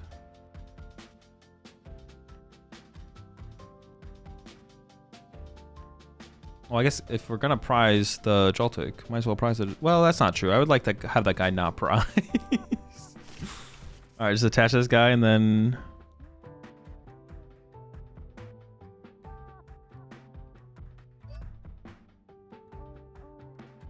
I could Ultra Ball away an Arven and the Pokegear to go get a Mew.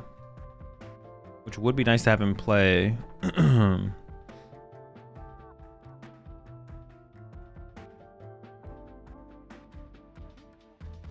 kind of want a Mew in play at some point anyways. So I am leaning towards doing that, to be honest.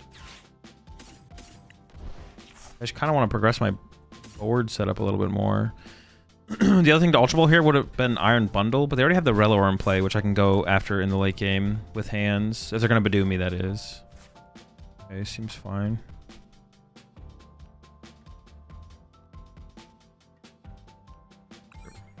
I mean, I guess getting some energy on my Mew EX in the early game is also not terrible. So I could like go attach active, attach to Mew, load up my Iron Hands or something. We'll see what they do though.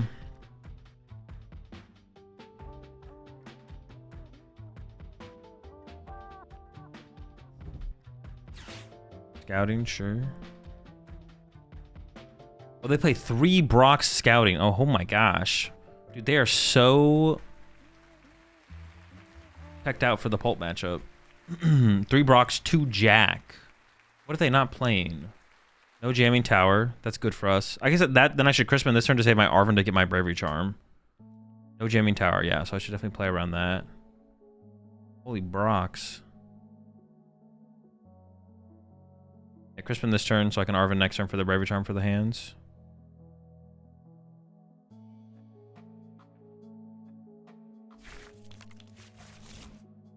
Am I gonna get Badooed here?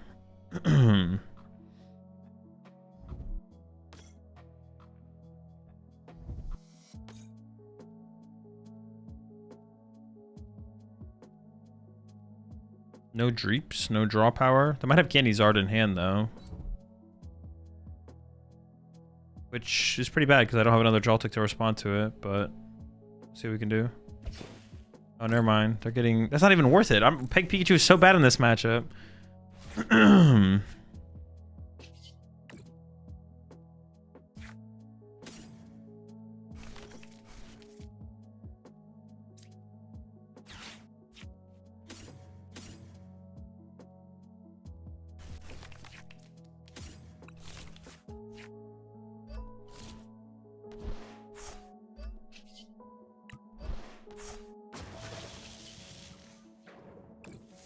So, I mean, I obviously need to load up the hands. It's got to be like lightning, grass.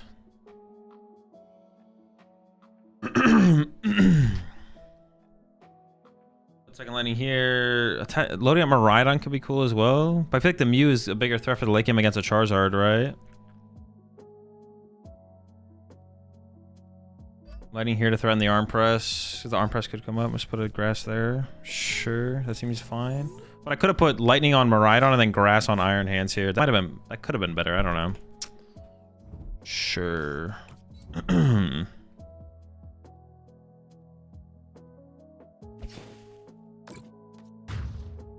True. That is real. Yep. Sure. Same. Yep.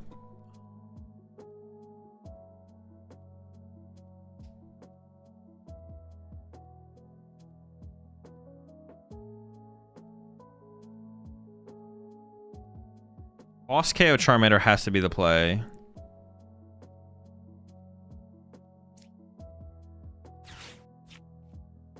Oh, I didn't even play this yet, though, I guess. I was like trying to think about like what else I want to do here. I should oh no, I didn't need to play it, so I could actually draw with so I can actually draw with the restart and then Fez. Yeah, I need to play it.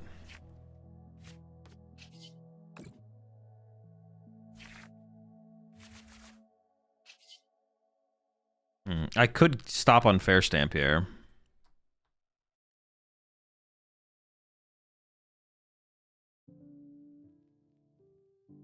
Ultra Ball by Crispin plus Pokegear.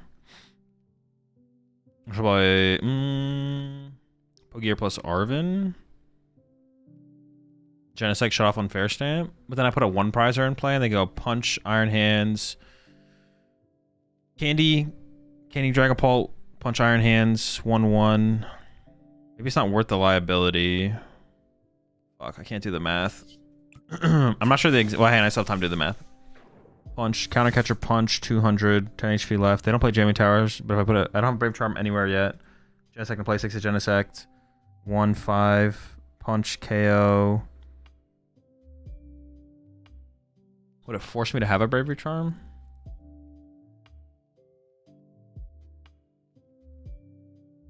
It would give them an easy. It would give them a two attack win condition over 2 turns if I can't find a Bravery Charm. Good chance I find Bravery Charm though.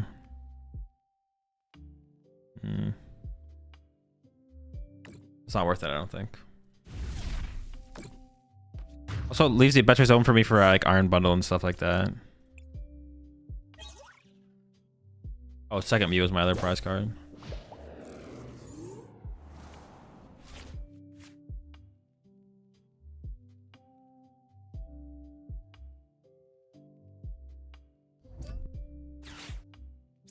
Nice.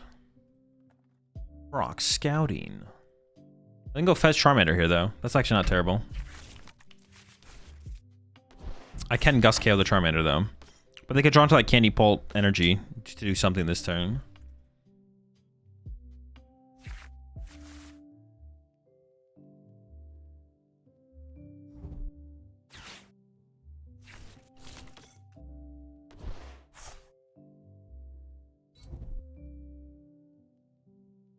So I just Gust KO Charmander again, right? And then attach to maybe Pikachu at this point. I can move into the oh no, I should attach to Miraidon, right? So I can go Miraidon KO Fez. But yeah, boss KO Charmander, attach to Miraidon. I guess that energy could have always been on Pikachu instead of. Why did I put on Mew again? Because I want to be like 1 KO with Charizard. Yeah. That was like before the whole sequence played out, right? And I ended up having Boss KO and Charmander.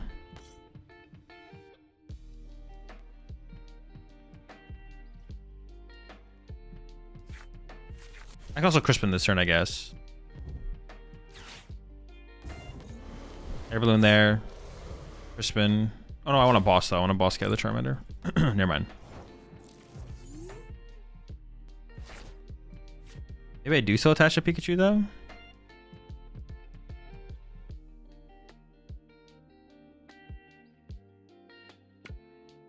I kind of want to bench second Mew here. Honestly, just have all that draw power.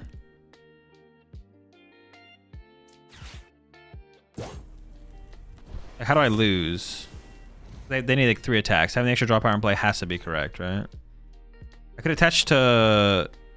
They don't play Turo, right? So Fez is just there the rest of the game. And that's probably how I win the game, is through KO Fez or to a KO the Dragapult. I guess Pikachu is a little bit more restricted. Well, actually, how many lightning do I have left? I have a lightning prized. I actually don't have access to another lightning at this point.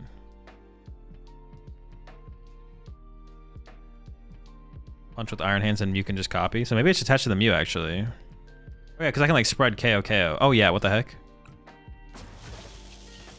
You just goes kind of insane here to KO plus. Yeah, Mew's definitely in the load up here. If they ignore my Iron Hands, I'm still in a good spot. So I was like, who cares? I get draw with Fez. Draw with Fez here should basically be game. I actually couldn't attack with Martin at this point anyways. This is fine though.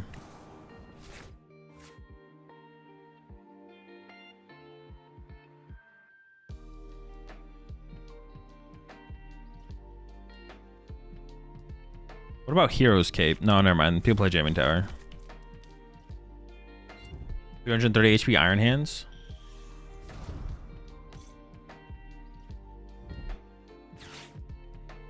Unfair Stamp. It's fine though.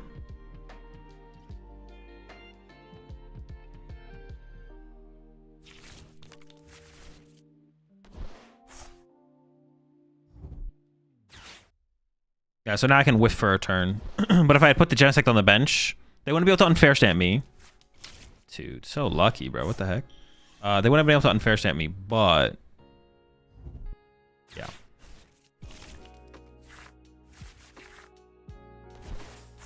As far as bad draws go... but I can attach Bravery Charm to Mew, and if they don't punch that Mew can attack twice. The spread damage. I also win with a boss, a gust. Yeah, we'll see where they place their Dragapult damage here. Oh, but if they don't get a Dracloak out here, I just punch and I win as well through the active. Then I might just attach it to my Iron Hands here. So they can't KO it, and then I threaten all their 1-prizers. Oh yeah, I guess because like right now they can retreat to Dracloak, evolve Dracloak knockout.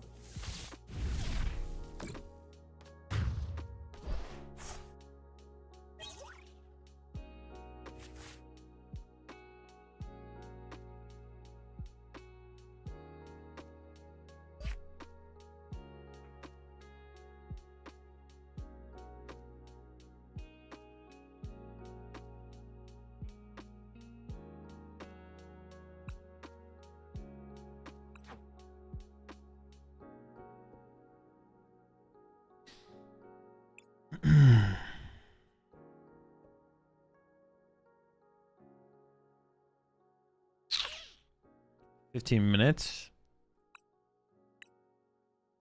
Their deck was overtech for sure. They had a lot in there, yeah.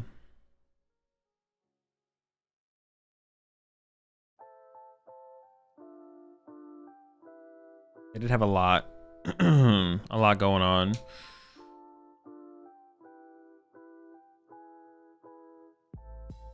Man, I'm still trying to think about... Hey, like an electric in the deck? It's pretty chill. Chill eel.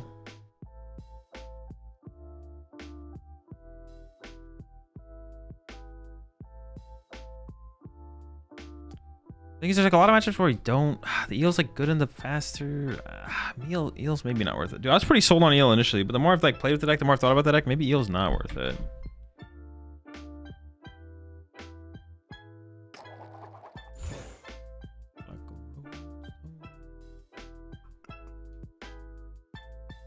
In these like slower matchups, the eel's like not as good. The guardian matchup, it's like sometimes good. Depends on how fast they draw. Yeah. But against like Pult and stuff is like not very good. Other rule changes that is way more relevant is that you can now fail the motivate attach on Squawk ability but still do the damage. Wait, are they like completely changing the rules so when it says you may, what does it say, you may put up to 2? Are they just changing all you mays to 0? Or...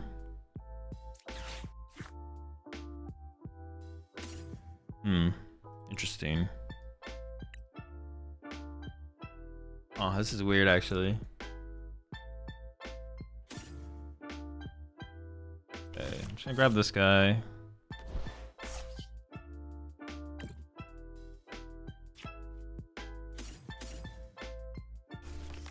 Prize a Pikachu, which is not great, but we can still probably make this work.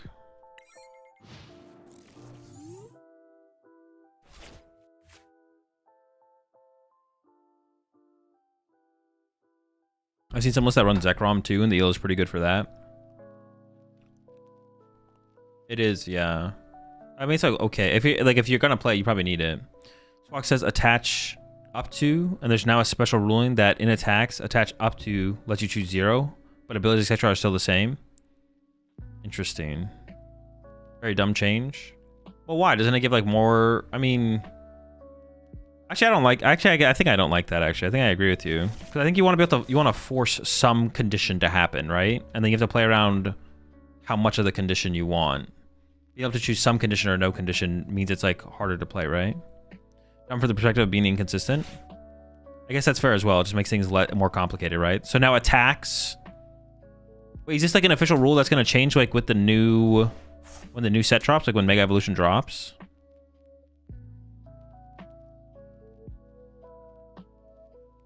I mean, isn't 0 included in up to? No. Not until next set, apparently. May I also look at the screenshot? Oh, yeah, I can look at that for Runner. Yeah, sure. I got you after this game if we have time before the next round.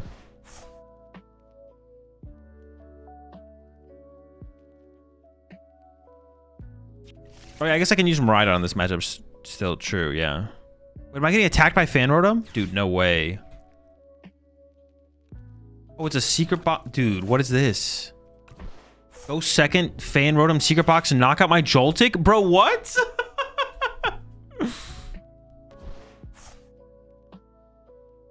Prize race Gholdengo?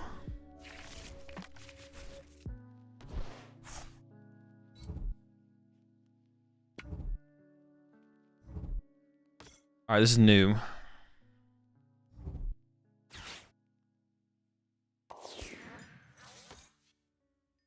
Prize race Gholdengo is crazy.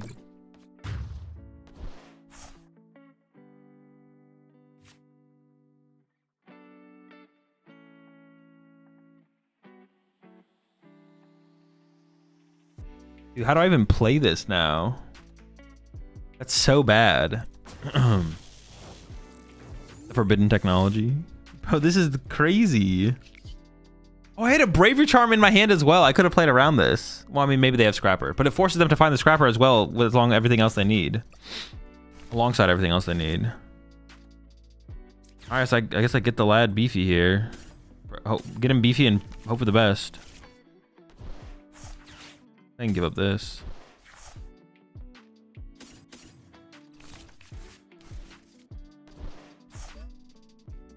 Don't kill my lad.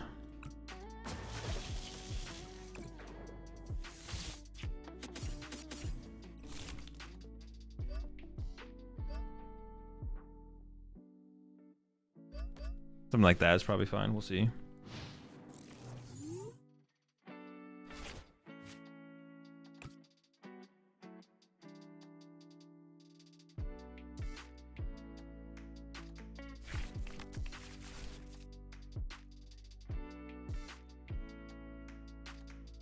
I think that double Mew plus Clefairy is good in Joltik, so you can Crispin split and then Crispin again and then knock out Dragapult.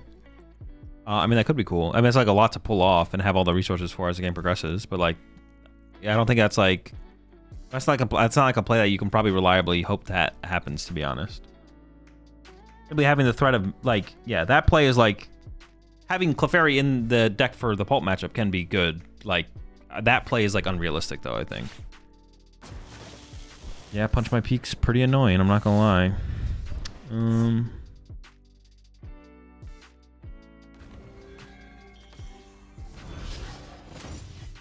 It's really the fact that I prize my other Pikachu that makes things so weird.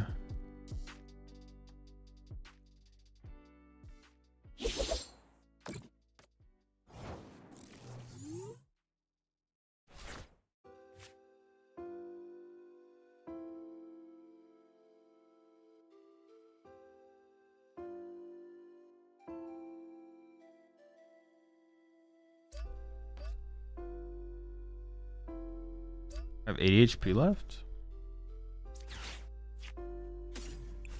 I think I just go into Galvantula here, though. Like, I just ignore... Like boss KO a Gimme Ghoul or something? Right? I think just chase the Gimme. Hope for the best. Seems chill.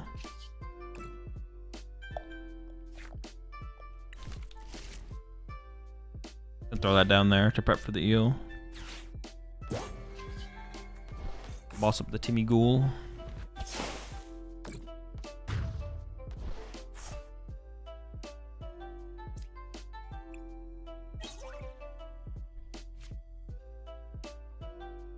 You're playing right now is the last one you posted in Discord? Yes. Why do we discard Thunder? So we can get it back for this guy, right? Yeah, because I need it back to be able to hit harder with this guy. I was only hitting for 50 damage.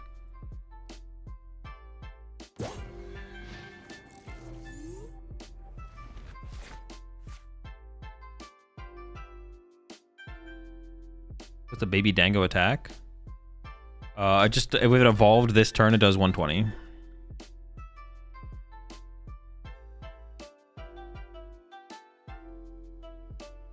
Yeah, we could have. I could have put the Bravery Charm on the. But Bravery Charm on it honestly is like. It would have been nice if we just like had Miraidon interactive to play around this Fan Rotom cheese. That would have been nice, but playing around that is not super reasonable.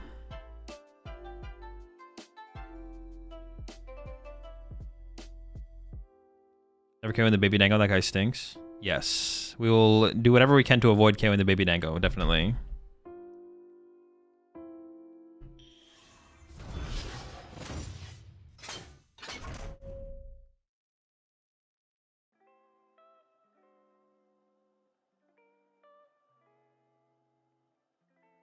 TCG seems bugged, not showing the correct Galvantula HP. Bravery Charm only affects basic Pokemon. So when it evolves, it loses the plus 50. So it should only have 100, like it does. All right, there's an Arven. They can't counter catcher though. So it looks like they're just gonna KO my active here, which I'm pretty content with, to be honest. I'm okay with this.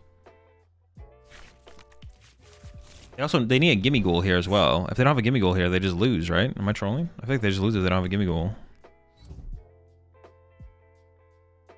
Gimme Ghoul? Gimme Fool? Oh, Gimme Ghoul? Wait, how did they win? If I KO this with Peak.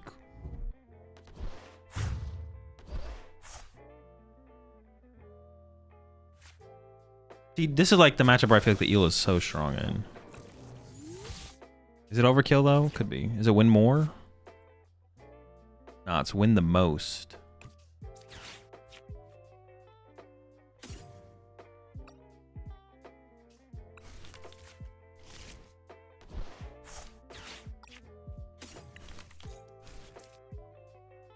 Yeah, we're not winning more out here. We're winning the most out here.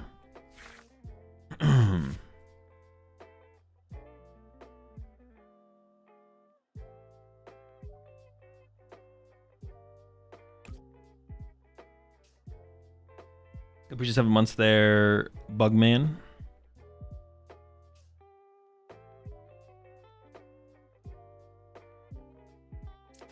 I think I can give up these two.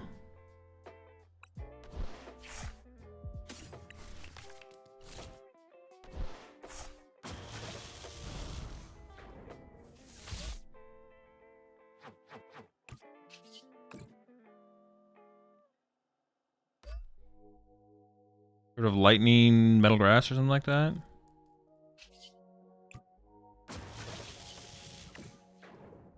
Yeah, I guess lightning, metal grass. Even if Ursaluna felt a little iffy, to be honest, I don't know if I should have done that. Maybe I should try to keep the Ursaluna. And the more I think about it, the more I should have kept Ursaluna. The more I think I should have kept Ursaluna. The goal this turn is to go Miraidon, KO Genesect for 2, and then we have Pika and Miraidon set up to be able to attack, so should be in a pretty good spot. How do you enter these online tournaments on BTCG Live? Just put command online tournaments in chat, and I'll give you the link to the video how to do it. So I think the Galvantula card printed in black and white solar flare similar to the Blacephalon could be a deck. Is there enough lightning acceleration in the format? No. Eels aren't enough to sustain it. People just KO your eel every single time. Okay, they got that guy out of play. I don't think it's like solves their problems. I think they still have a lot of problems.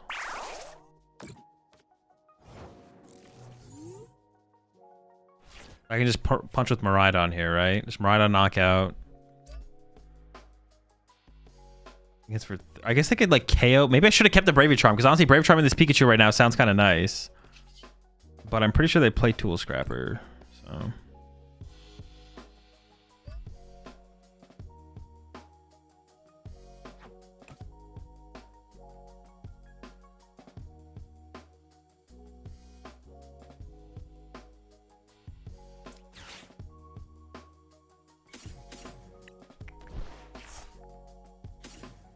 They used Secret Box on turn 1, right? Yeah. Oh, their Tool Scrapper's gone. I should have, dude, they literally got rid of their Tool Scrapper. I should have kept the Bravery Charm. Tool Scrapper's literally gone. I'm throwing out here.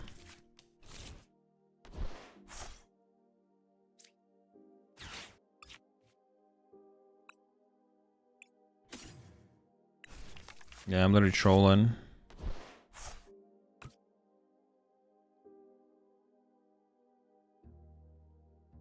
Wait, what was the other option off the Pokegear there? Because I kind of wanted Crispin. Dude, I'm trying to piece this together. Yeah, I should have put the Bravery Charm here, man. I didn't see that the Scrapper was gone. So now I can KO my Peak with this and bench double Gimme Ghoul. And that makes things awkward. I mean, they need double Gimme Ghoul to bench here, of course. But if they have it, then they just basically win.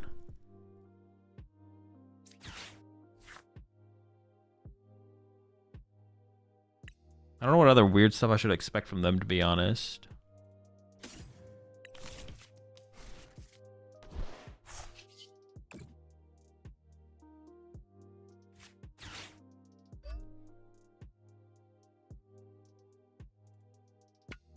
Sure, I'm just gonna do this. Yeah, I mean, if they have, double Gimme Gold, boss KO, we're in trouble. If they don't have that, then we're probably fine. But I should have held my Bravery Charm. Because I could have Bravery Charm this, and I would be playing around the 30 damage that they would do to KO me here. So I'm a junior going to Worlds this year. I'm liking Miraidon a lot, but I'm curious why people like Joltik more than Miraidon. Why is that? People just think it's a better deck. That's it. I also think Joltik is better than Miraidon, but if you're liking Miraidon, I wouldn't stress it, especially in the juniors division. Like, simply playing well is like such a bigger factor, more important factor in the game. So if you don't have time, as around 1 minute, do you want me to remind you after next time around to look at a screenshot? Yeah, sure, you can give me a reminder. Yeah, see, that's what I was scared of. Well, they didn't bench another Gimme Ghoul, though. Oh, okay. They don't have anything. They need another Gimme Ghoul at least, but theoretically they need 2. Alright, the Phantom Cheese is cool, but not quite enough this time around. It is cool, though. The Phantom Cheese.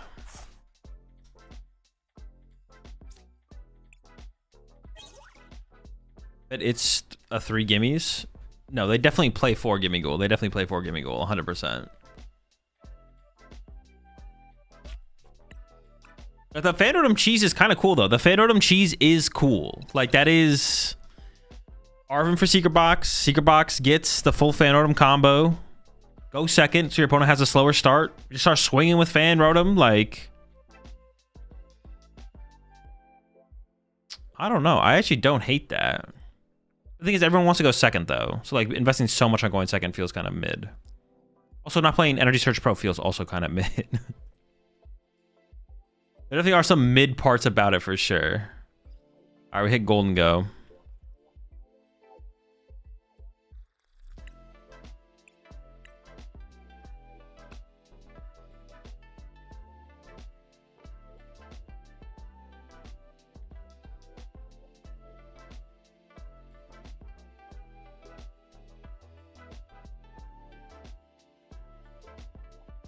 Not sure what that little Gholdengo achieves. It's just a one prize attacker that can progress the board state. It's also good against what's it called specifically? The fighting guy. You know who I'm talking about. The fighting guy. It's good against the fighting guy. Cornerstone. It's also sometimes good to have a one prize attacker in the... But is it better than Caesar, I guess, is kind of a question. Like, why would you play it over Caesar is probably a good question. Well, I guess for Cornerstone is a reason to play it over that. In other matchups like Raging Bolt, you'd rather have the Caesar, but... Okay, I have to remember Caesar. I feel like I'm going to forget it. My opponent is playing Caesar, though.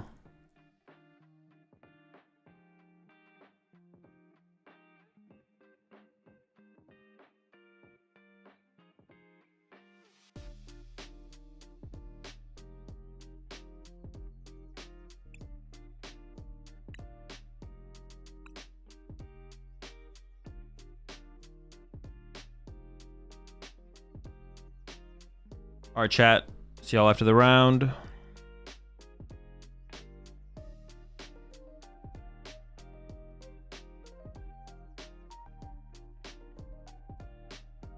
They also play Genesect. I have Genesect as well, but I'm not gonna be stressing Genesect. It's just because it gives Caesar more fuel and like, well, they don't need that many energy to KO me. So, oh, do I actually choose first in this match? No. We go second for sure. I did stop and think about it there for a second, but yeah, we definitely just go second. I have to Joltik no matter what, so. There he is. That's the boy.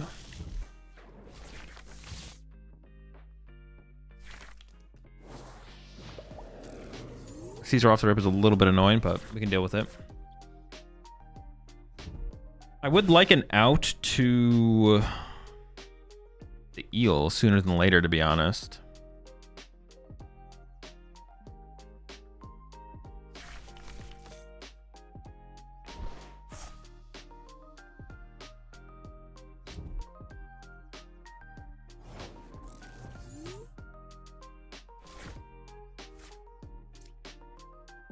I probably shouldn't get too aggressive with it here. All right, double peaks here. I mean, we just go to set up 2 peaks here, I think, and then go from there. All my energy's in the deck. That's good. Go balloon to Raver Charm, Prime Catcher. Price a Nest Ball.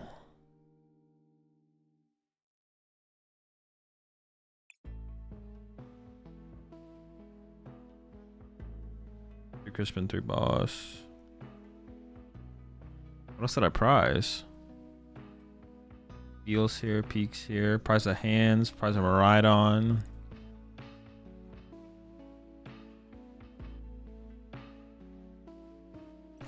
I could boss up a Gimme Ghoul to make things... I want to make things that weird for them. It's definitely not worth it. The question is actually, should I play this Poke Gear to get something?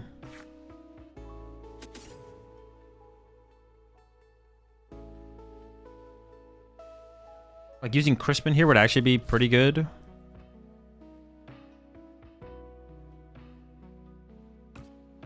Like, Crispin just load up extra energy in play would be kind of good.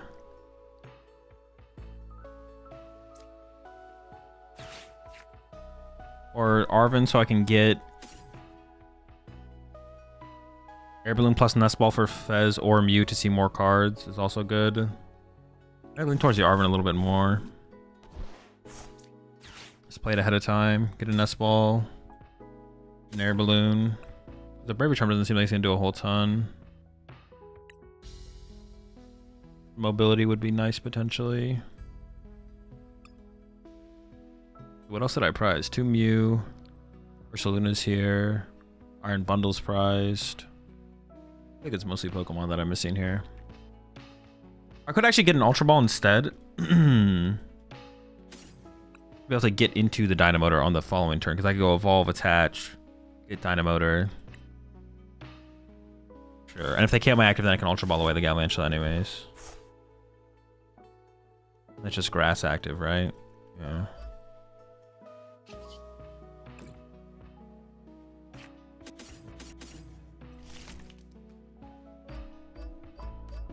Sure.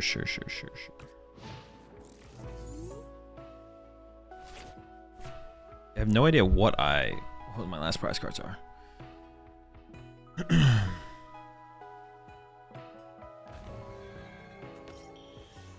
Oh, they're just going. They are not budging around.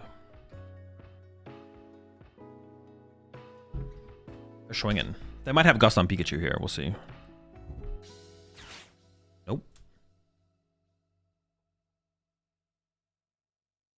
You have to be careful with overextending into the Caesar.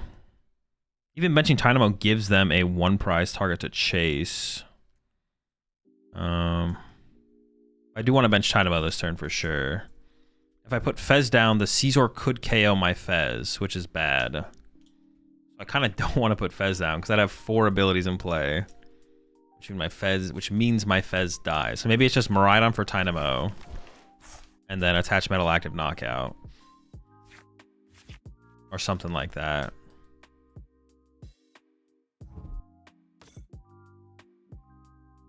SX in play now.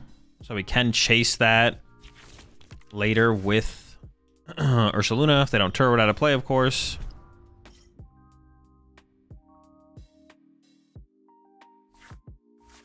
I feel like putting Dynamo down at this point is probably pretty safe.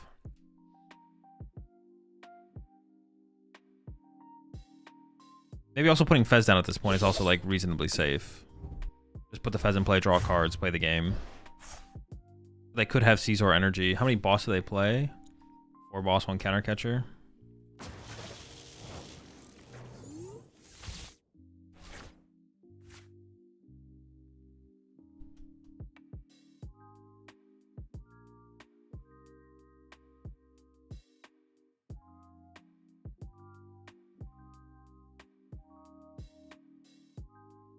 I kind of want to get Fez here. Fez and Dynamo.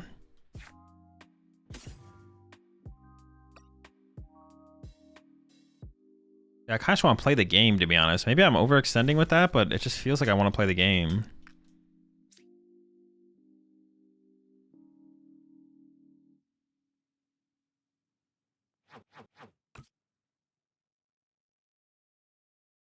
Metal Active. Could get rid of the Air Balloon, but I kind of want to keep it so I can move this Pikachu so they don't just punch it next turn with Caesar or something like that.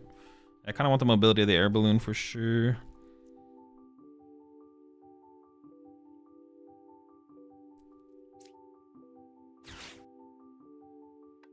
Punch my active is so weak from them. I'm just gonna say they're not gonna do that, but I still might want the Air Balloon anyways, though, right? I'm almost thinking about giving up the boss.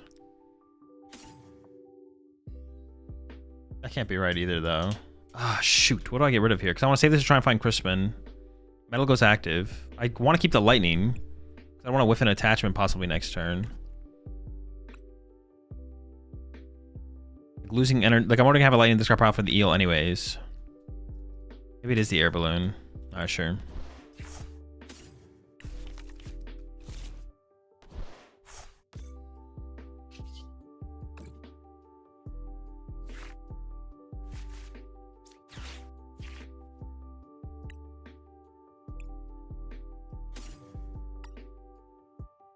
Crispin is what I wanted, right? Just Crispin load up to get more energy in play. It's +1 energy in play.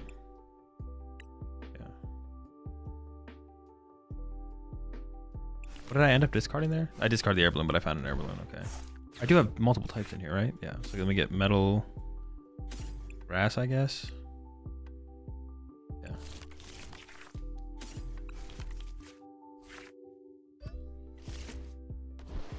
Should I just attach metal to the bench one then? I still have nitrate left, so I attach metal here. If I attach anything else here, they get boss it anyways.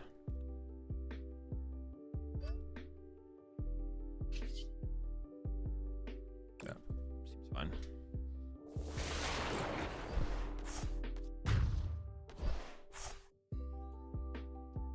Here's where I like going Caesar. Honestly, Caesar Gus my Pikachu is probably with their. Well, no, that might be just be their best play to be honest. Like maybe there's something better, but no, maybe there's not. Caesar just Gus KO this. Or Gus Punch, my bad. Not Gus KO. They're not KOing anything. Yeah, because otherwise I get to overload this with energy and then it's looking to... Well, no, I'd have to have overload plus Gus, though. So maybe not. We'll see. If I...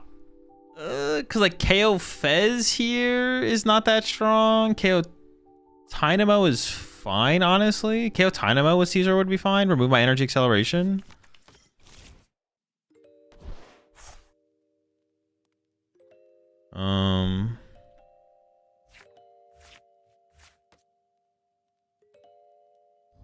Seems like Iono countercatcher would be like their best play here, but they play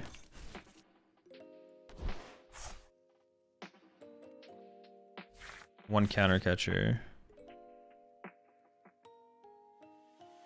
Be like a tough. Now they put Fez in play. Okay, so now this is really easy for me. Now that they put Fez in play, the game is really easy because they only play one Turo. But even if they play two Turo, like they'd have to like play a Turo this turn and next turn to get out of range of Ursaluna win. So now that Ursaluna's a win condition, the game has gotten really easy.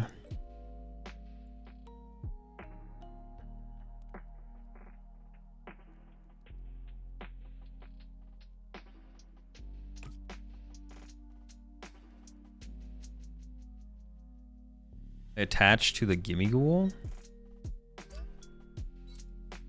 Gonna call for fam. Boss for the stall. Yeah, sure. I can air balloon that. Retreat to peak. Ultra ball for eel. Oh, I don't even have to boss. I was gonna say boss up a two-prizer, but yikes, that is a pretty bad turn from them, I'm not gonna lie. It does not get much worse than that. That is terrible. How many grass are down? 2 grass, so I'm putting lightning hand back in the discard pile.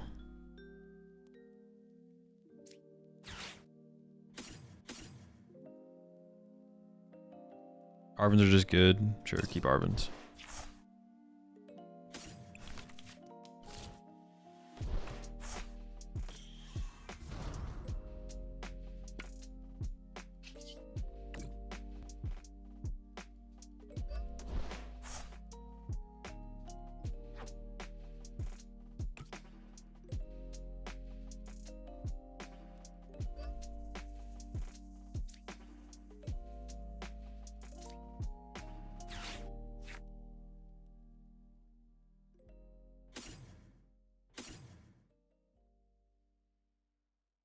I have boss in hand. Okay. So I'm just gonna nest ball for Mew here.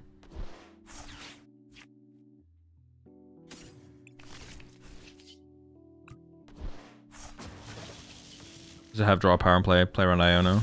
Can I get rid of lightning?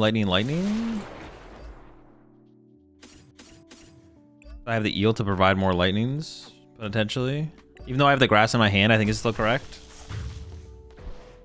And I have 2 turns to like piece everything together because they didn't get a knockout last turn.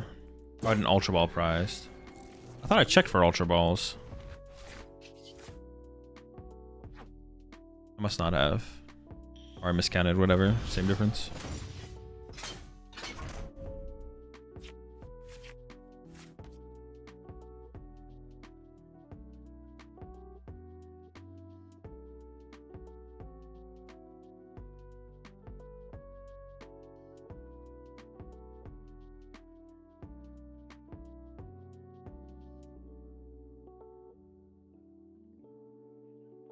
I mean, this peak's ready to go. I can set up another peak if I whiff. I mean, the eel giving us lightning energy means this is definitely the correct line to take, I think.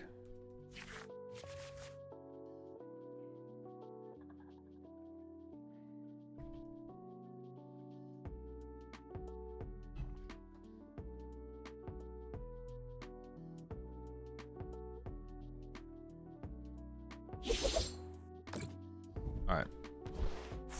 Dude, that's it? How is that their turn?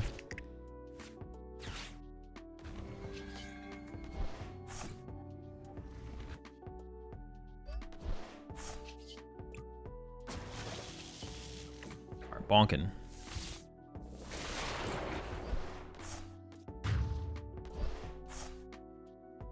All right, chat. Maybe the comeback is happening. I don't know. We'll see. There we go. They raised regional entries again? Yeah, I think so. It's 80 now. All right, and I'll pull up your image here, Forerunner. I got you.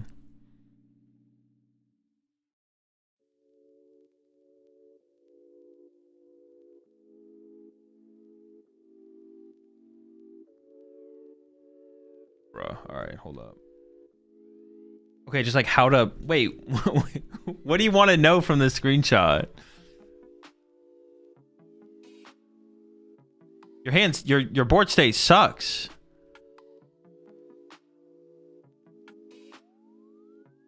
Hold up. How do I win this, gamer? Oh, wait, so you're just trolling me. You're just trolling me. This is just a troll? Do I just scoop?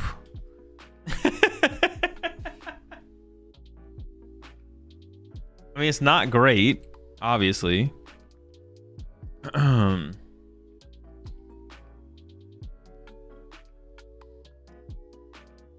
mean, there's nothing you can do. What, are you going first?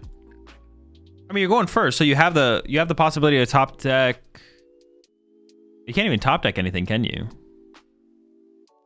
So you don't even have a top deck here, because if you top deck Arvin or Crispin, it doesn't get you there. I mean, you should always wait to see if your opponent is dead drawing, for sure. So what you would do here is you'd go bench Genesect, attach Future Capsule, pass. Did you dismiss Pult for Worlds because you didn't think it was overall well positioned, or just don't feel like playing it? Combination of both, yeah. I'm trying to think. Countergate is broken in this deck. In Joltik Box? Yeah, I would go bench Genesect, attach Future Capsule, pass, and then see what they do.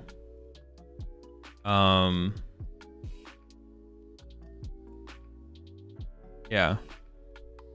That's like the... I would like make sure my opponent's dead drawing, but besides that, you're obviously in a... You're literally in a, yeah, pretty terrible spot. It's pretty bad.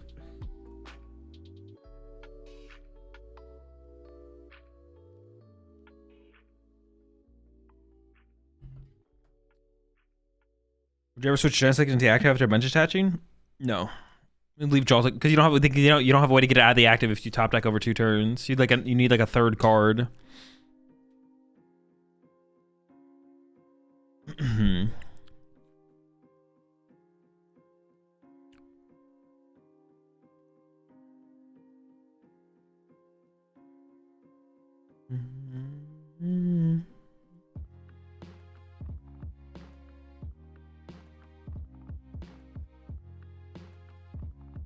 Those are the types of hands I got at Baltimore Regionals.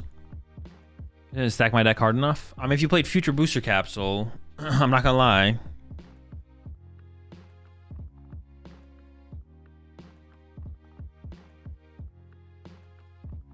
You're not worried about getting non-EX Genesect into play against Gholdengo? No, not really. I mean, if you can get it conveniently, it's fine, but it's not necessary. The matchup needs to be more focused around just getting energy on Pikachu and attacking Pikachu. Countergate enables you to Crispin, Mew, Fez, Eel, Crispin hands. Come up that often, I would say. All right, I'm gonna go make. I was playing Lost Box back then when I was at Baltimore. I mean, that makes it even worse to be playing the Future Booster Capsule. I'm not gonna lie. The fact that you played Future Booster Capsule on Lost Box, that makes it worse than playing it in.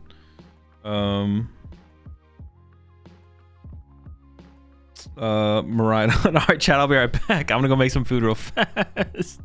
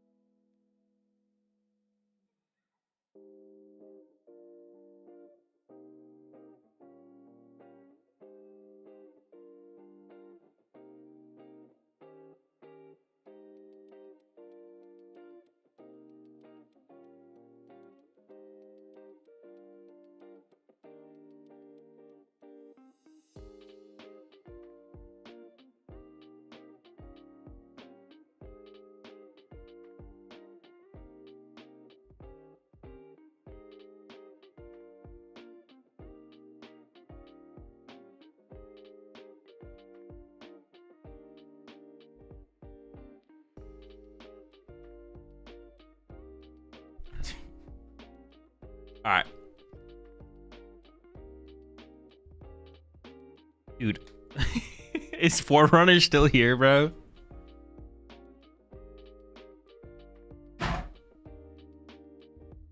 I was like actually expecting like something to like your screenshot was basically like, all right, just confirm that I'm fucked, please. Like, I just need to know. Yo, so I ask you all this time for deck recommendations. I'm between Guardy with no jelly and Pidgeot Zard. Personally, Zard's just a little bit better for the meta right now, but you always say Guardy, thanks. If I had to pick between those two decks to play at a turn, I would pick Guardy still. I don't know, but it's like, I just don't want to have that bad of a pulp matchup, man. I don't know. Like, if you're talking about like for a local tournament, I would base it off the metagame. Like if there's no pult locally, then Zard, but or unless you're just talking about like for grinding right now. If you're like grinding ladder right now, I'd definitely pick Guardy. It depends what it's for. If it's like local meta, like a local tournament, and there's not that much pult, I would say Zard. Ladder online tournaments, Guardy. If there's a lot of pult locally, Guardy.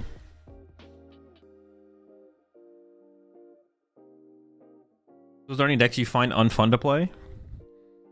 I mean, not so far this format.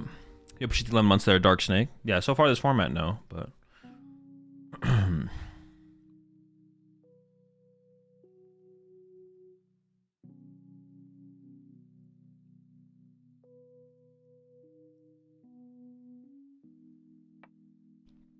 actually, like, I don't know, your question just like brought this to me. The more, or simply like, I just really like playing the Pokemon TCG, and playing the Pokemon TCG without competing is just like so much less. I didn't like ever feel like when I competed a lot more, I never felt that stressed, to be honest about it. But it definitely is way less stressful not competing. Like, it definitely is way less stressful. Yo, appreciate the 80 months there, QWERTY. I just like playing Pokemon, and I just want to play Pokemon. I just really enjoyed the competing less part of. I need a, like, that was one of my goals with like how I attended tournaments last season, or this season still, I guess, whatever, same difference, was like I want to compete in a way that is not as stressful, because like I just want to play Pokemon, and I do like competing still.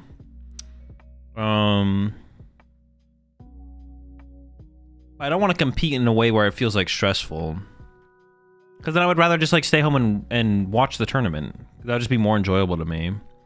But I need to like find the way to do both. I don't want to compete like a ton, but I need to find a way to be able to compete without being stressed about it. Or it'll still be more stressful to compete than just like watch party the tournament, of course, but I need to try and minimize it so I enjoy it more. But it does kind of come back to the thing where I need to stick with the process thing of picking a deck like a week before a tournament and grinding with it, but actually pick a deck a week before a tournament and stop trying to like metagames too much.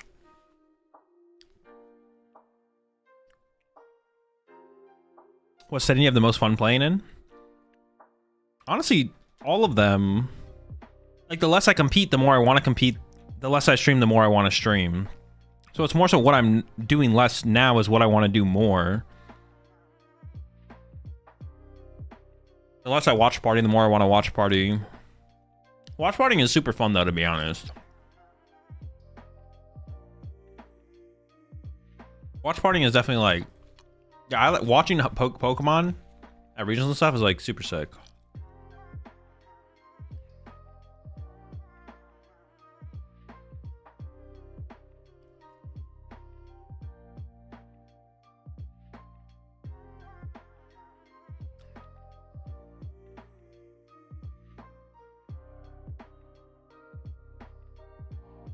Do you ever like playing more when you see high level competition? Not too much. Like get a stronger itch for wanting to compete when I watch other people compete, kind of thing. No, I wouldn't say too much. I mean, sometimes, but not that often. Not as much. I know some people do.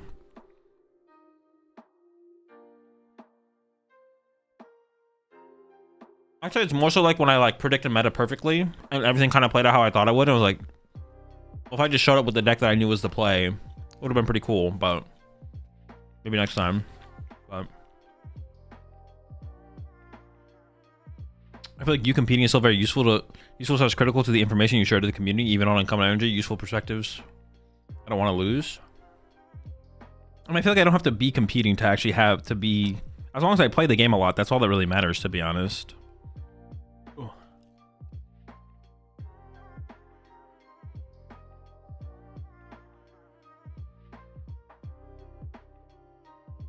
Do you juggle slash organize your time to be able to do everything? Play, stream, travel, workout? Well,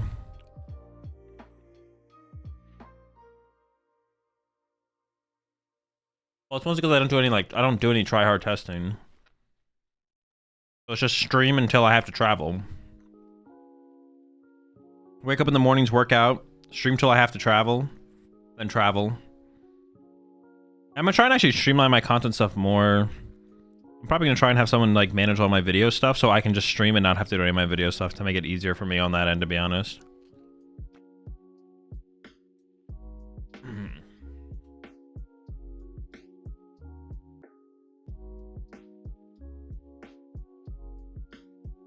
Seeing people compete gets me competitive. That's why I haven't been as motivated lately. I haven't been able to see anyone compete. So once Worlds comes around, that's gonna be the motivation. My opponent hasn't checked in yet, but they have time. They have 3 minutes. See, that's why these... And listen, I abuse this as well. I'm not gonna lie. I do abuse this myself. Okay, my opponent checked in. Like, I'll queue up for a ladder game and be in a ladder game. It's like, well, I don't have to check in for my round yet, so I'm gonna finish my ladder game. I feel like the check-in times are too long. You constantly abuse the 5 minutes? No, I do. I think it should be like 2 minutes. Why do we need more than 2 minutes for check-in? I feel like we don't. I feel like 2 minutes is enough. Listen, I abuse it as well.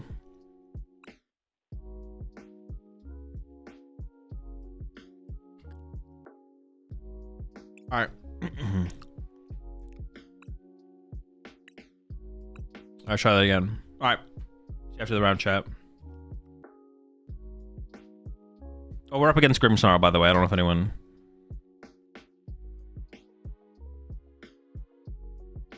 Up against Grimsnarl. And if you guys ever want to see what I've played against, what I've beat or lost, just put command tournament in the chat, and it'll link you to my tournament page, my profile page for the tournament.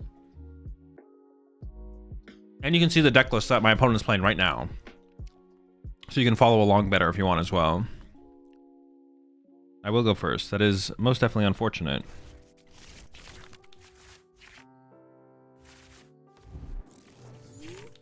Another reason, honestly, that Joltik Box is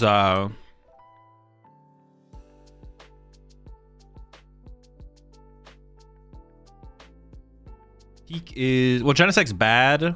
I want double Joltik, right? But Peak's fine. Attacking with Peak in this matchup is okay.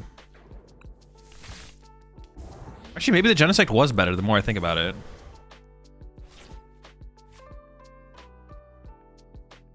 Alright, hold on. Maybe I did misplay.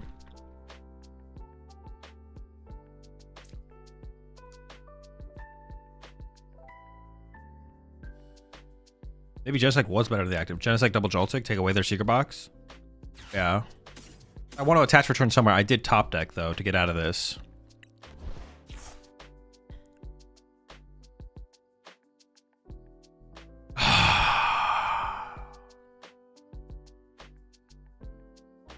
It's beautiful.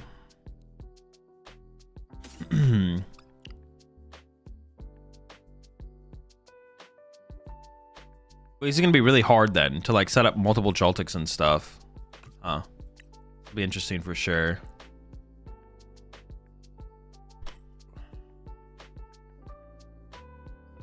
Prize double nest as well. So finding my squad could be tough. Prize a boss.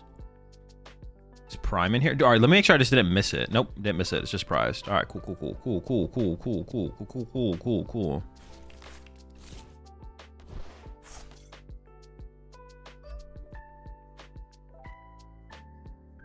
I mean, honestly, we're probably just going to commit energy to the Pikachu because who knows when I will be able to like find my second Joltik. I don't, maybe never.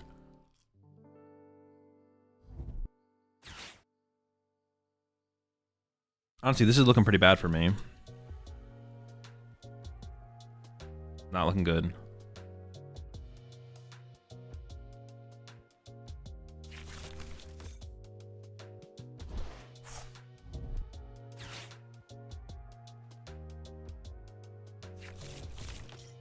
Oh, they gave me Artisan. I can find him. Well, not really, though. Oh my gosh, dude, I'm cooked.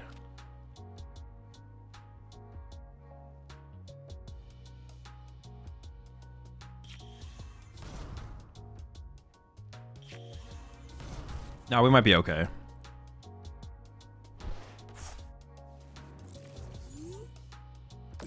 We'll be alright. Ooh, Iron Hand Softback is nice.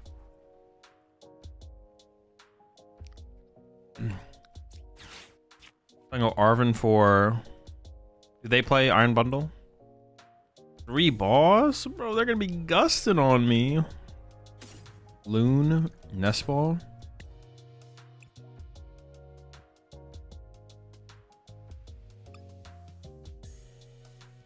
Or I could harder treat. Dude, I just don't have any. I need to get the Nest Ball. Yeah, I need to get the Nest Ball. Bench. I shut your. I may as well grab Mew right now, right?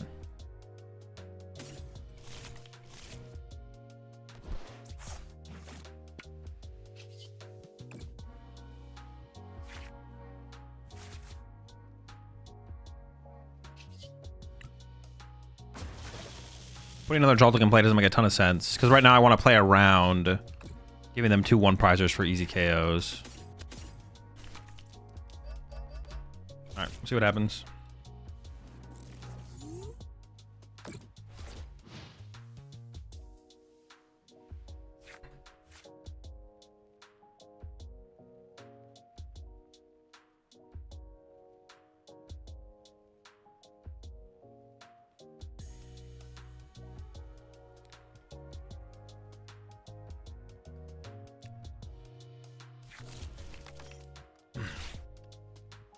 Playing that 3/3/3 Grimmsnarl. I have wanted to try 3 more Grim. They also are playing 2 candy though, but I would want to try it with like 1 less candy.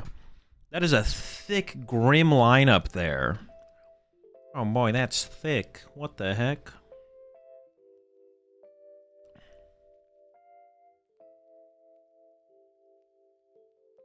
Oh, the Filchy, bro. You can't be getting Filchy. That's the play.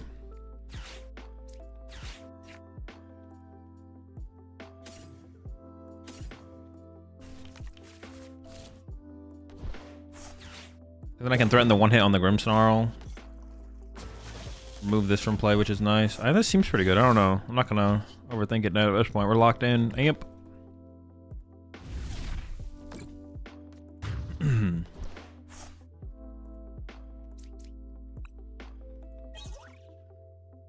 Nice. Honestly, that is pretty good here. No memes.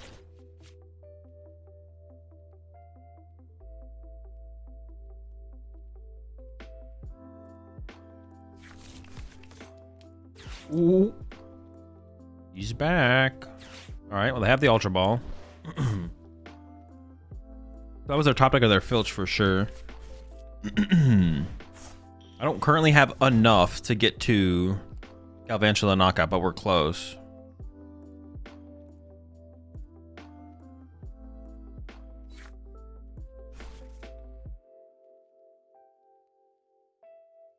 This is a situation where like Latias could be nice to get into Galvantula to move the Iron Hands. Moving Iron Hands is like the one reason that we kind of want Latias, but we can air balloon this. I don't mind discarding 2 energy off my Iron Hands to get into Galvantula.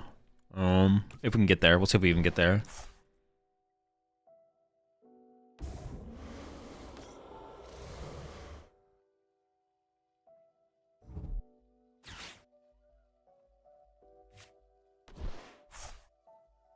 The dark for Monkey Dory, sure. Boss. Mew. But they're leaving the Joltik. They're leaving Joltik. They're just letting this man live. Not sure about that. This guy's a beast, bro. You're underrating my boy right here. That's disrespectful. You don't think he's got it like that? About to cook you. I definitely just go for the Galvantula knockout, right? Let's have double threat on board. Well, I guess I have to see if I get there. So we'll start with this. Probably just grab Fez and Mew right now. Honestly, the more I think about it, the more disrespectful that play was. Insane disrespect to my boy right there. Oh, I did whiff though. No.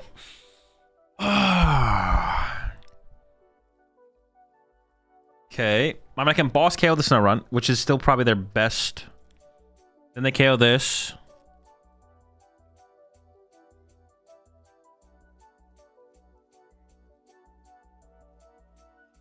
They're still not. They have to still go out of the way to KO this to KO it. I could also Iron Bundle and then Bravery Charm this.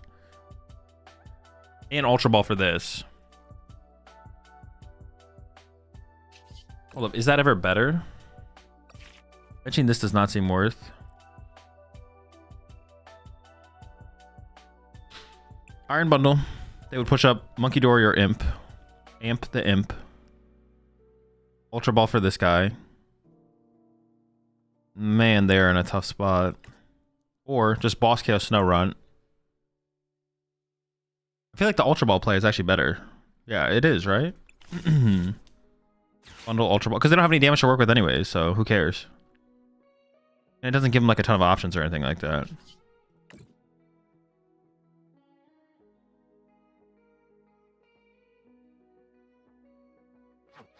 And then I get the Bravery Charm, so they can't even KO my hand. So that opens up my... That increases my win cons by a lot.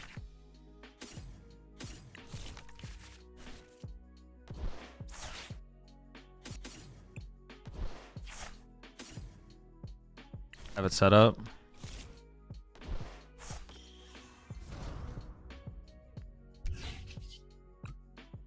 One thing is, it would have been nice to have Iron Bundle going into this turn as well, though. I guess well, no, because I can't boss Imp and protect my hands. But I mean, we're in such a good spot. Like, our win conditions are like limitless, endless. Boss. Oh, I have Nitrogen for Iron Bundle, actually, right? Oh no, I got rid of my Nitrogen. Boss, Grass Energy. Yeah, we have so many win cons here. It should be pretty cooked. And even if they punch my... No, they do win into attacks, though. They do win into it. They do win into attacks. Yeah, they do win into attacks. Okay, cool. I'll just dead draw the whole game. Nothing much going on here.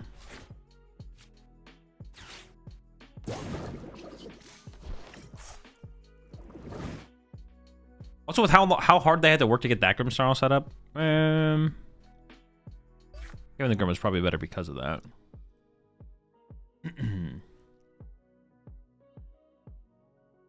Chasing the back Grim was also a good play. But Boss Imp? Nah. Did homie even have us play a supporter? I think they played a boss. But not really, no.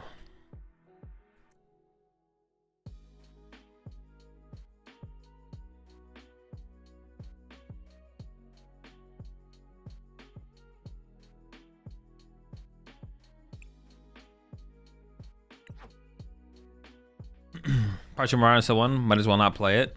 True. What do you like? What do you like better for a small best of 1 cup, Grim, or this variant of Joltik Box? I think shutting off Secret Box against Grim would be good. I just don't think it's a good use of our bench space when they might not need it. You appreciate the 5 months there, Arthur. Are you rooting for you on Worlds? Quad Beautiful go crazy. It will definitely go crazy.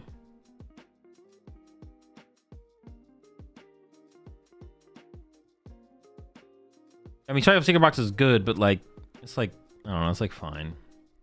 I think it's that big of a deal to have done it. Well, I guess it's like versus having the Pikachu in play. Honestly, for the prize cards I had, I am glad I ended up on the Pikachu, but your answer lagged. Grimmsnarl is just like the better deck overall, I think, right now. So I would go with Grimmsnarl.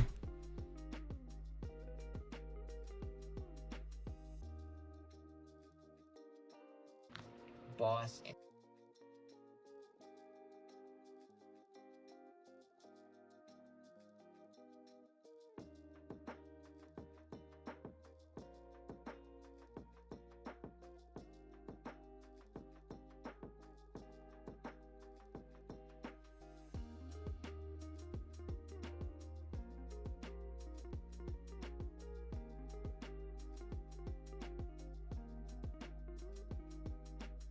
Using some of your cards from your NAIC list. Yeah, but I don't know what I would play Grim. I don't know what I play as far as Grim goes right now. You're playing one of the most brain dead and the most overcomplicated decks in the meta right now. No clue. Haven't thought about it. Appreciate the 14 months there. Count. How long have you been a full-time streamer for? Bangle on Grim is crazy. Bangle only works on non-rule box Pokemon, so it would be pretty crazy, yeah. Full-time streamer? I don't know. 4+ years. What is the dumbest thing? 5+ years? 6+ years? What is the dumbest thing you've ever seen at a high-level tourney? I once went to an MTG regional and paired against a guy using different color sleeves for his hands. Dumbest thing I've ever seen? I don't know, nothing like that comes to mind. Yeah, nothing like that comes to mind.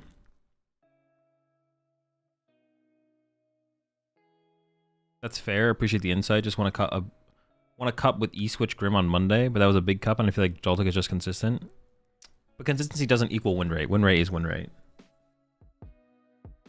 If you're expected, the highest win rate deck could be the least consistent deck, but if it has the highest win rate, it doesn't really matter. That makes sense.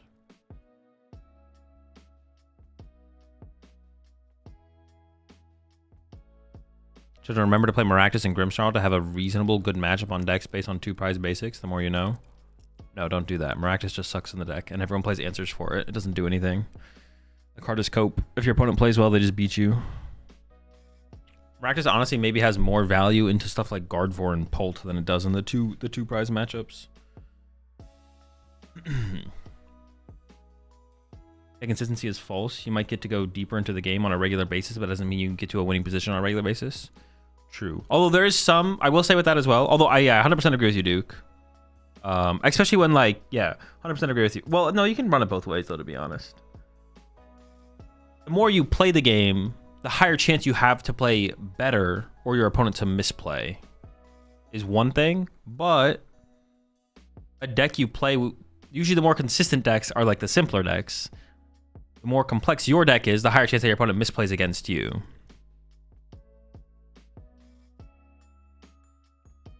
But yeah, what's the best thing you can do to get better? New to it, and I feel like I can't go more than 1 win, 1 loss on the ladder. Just gotta keep playing. That's it. Just keep grinding. Don't overthink it. Just play. Just if you enjoy playing Pokemon, just keep playing Pokemon. I was just about to ask about Maractus. Well, didn't have it in the deck. Ran bundle in that slot instead of Maractus. Yeah, I think Maractus is pretty bad in Grimmsnarl. I think it's just kind of bad in general. Unless your deck is like more built around it. Well, I guess in Straight Pult, it's a little bit better in Straight Pult, but yeah, it's just not that good in general, I don't think. I definitely don't like it in Grim. In Straight Pult, it's a little bit different because you're not using it to win the game. You're just using it to buy time. But in Grimmsnarl, you usually have to use it to literally win the game. I think it's a little bit different. You can kind of approach it the same way as Grimmsnarl, but I don't think it like gives you more odds of it. Just, the card is just so mid. Do you play chess a lot? No, I never really played chess. During Together format, Maractus was seen play in Joltik. Why isn't it now? Because back then no one was playing switch cards in the aggressive decks. Or people used it as a win condition against Raging Bolt. That's what it was. The reason people played it in Joltik was it was a win condition against Raging Bolt. Because they'd KO a 2-prizer, and then you could go Maractus, trap something, and then Iron Hands kill it for 3, and then they would kill your Iron Hands. You go Maractus, trap something for 3 or 4 or 4 to 5 turns, and then you go Iron Hands, kill it for 3, and then you win. But that's like not really a realistic play anymore because people, most decks have Gust Outs, or it just doesn't work anymore. How do you normally play against Steel Mask, Ogre Raging Bolt? I mean, Joltik, set up your Iron Hands and pray they don't kill it, or set up your Peak. I guess in this build specifically set up Genesect, but I'm probably going to cut the Genesect after this tournament.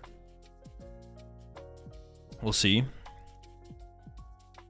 I think if I play Pult, lots of people are going to also play it. I don't like it Mirror. I mean, that's fair. It's a good reason to not play it if you don't want to. My understanding of CAC is that it's mostly attacking decks for Raging Bolt, but now Bolt runs Leaves. Yeah, exactly. Like, everyone has a switch card, so it matters less, but... Why do my opponents have 100? 100 what?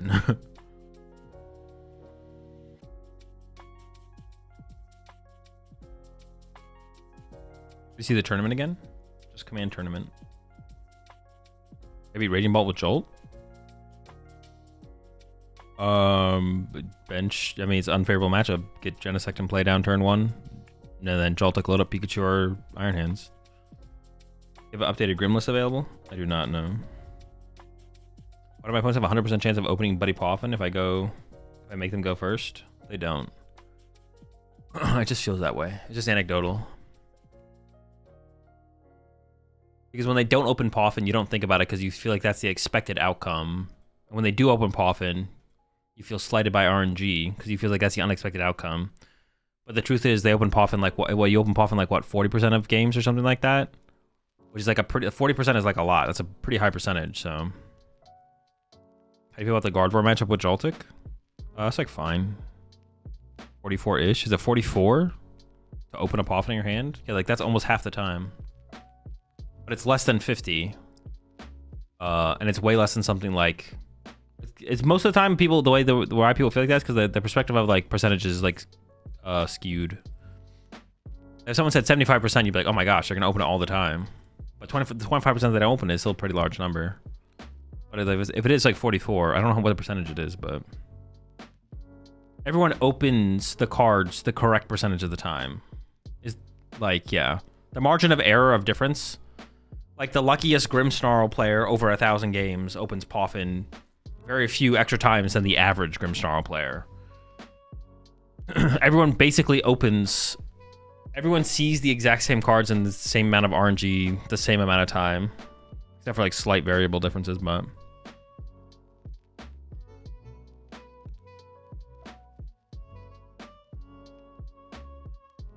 is the Raging Bolt matchup winnable? Yeah. Just unfavored. Actually, it's like a bad match. It is winnable, but it's actually, yeah, it's winnable, but it's a bad matchup. I won't go as far as saying it's like, nah, you're just always cooked. Definitely not always cooked, but it's pretty bad.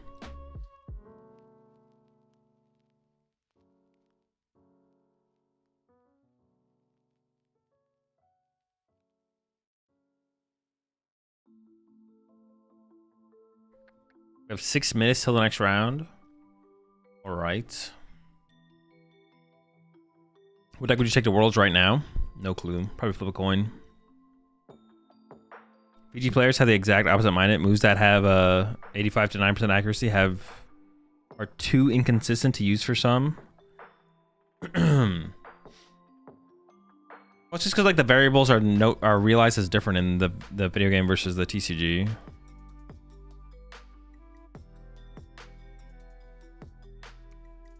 Like in the Pokemon TCG, the way you think about it is like, okay, if I go first playing Dragapult, I'm hoping I see a couple Dreepies or I see a Buddy Poffin. And if you don't, well, it's fine. You still get another turn.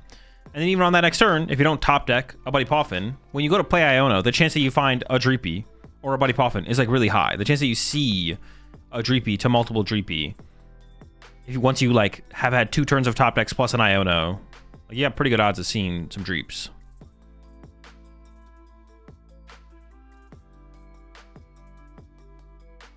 So it's not just like it's not just all about the percentage of opening Buddy Poffin. It's a chance of seeing Dreepy so you can actually play the game. So Armourouge Box, a deck worth putting time into. Seems easy enough to at least test out. I don't think so. I don't think the deck's competitive. Is Gholdengo overrated? No, the deck's very good.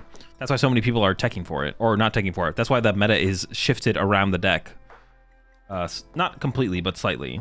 People are definitely playing decks because they have good Gholdengo matchups. Gholdengo is definitely not overrated. Deck is very good. But just because the deck is good doesn't mean it can't be easy to beat. Or easy to tech for, prep for, play counter matchup. What's Gholdengo's worst matchup? I don't know, Crustle.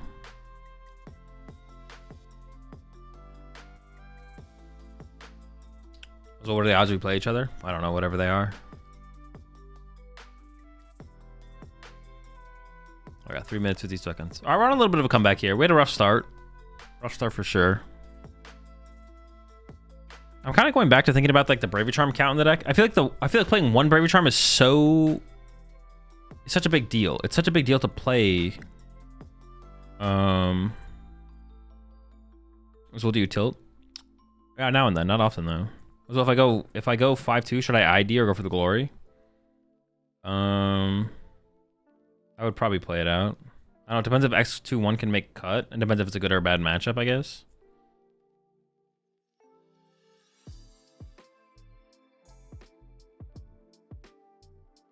We lost and we're out of cut, right? Yeah. It depends what are the rules for cut in this one? Players with 27 points or max 16 players or top 8, whichever is higher, advance to the next phase. 27 points is 9 and 2. No, I would not ID, no. You have to go 9 and 2 to make cut anyways. Yeah, I definitely don't ID. Yeah, do not ID. Do not ID. If your goal is to make top cut, do not ID. Gotta play it out.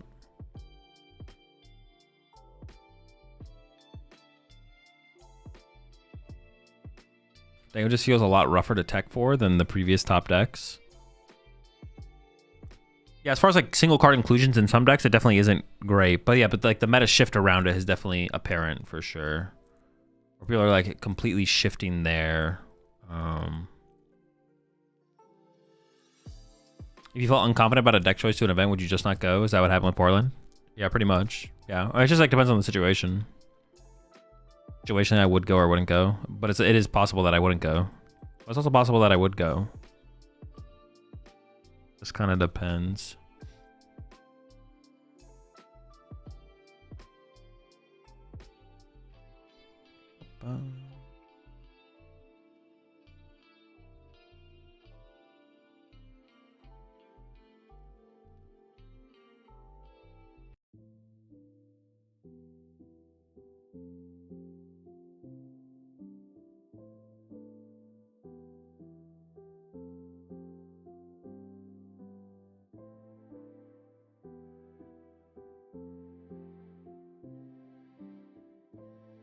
Do you have any advice for feeling discouraged while testing? I know the idea is you're supposed to lose until you start feeling comfortable with the deck, but it's so hard for me to stay motivated to test. I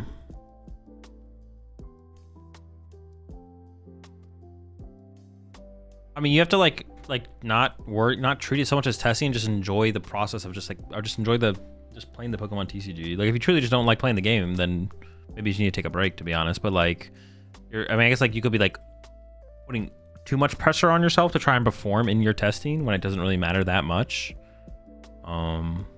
Yeah, play against yourself. Oh, that's probably a good recommendation there, Jake. Yeah, because then you can't lose if you're playing against yourself, and all you can do is learn. So you have no pressure on yourself to like perform. Yeah, that's actually pretty good advice, to be honest. Just play against yourself. Yeah. And it fully is just all about learning at that point. The record gets you into cut. X2. Did anyone ever make an emote to commemorate the piss chair fiasco? No, not in this channel. I don't know if anyone else did out there though. Good idea, to be honest.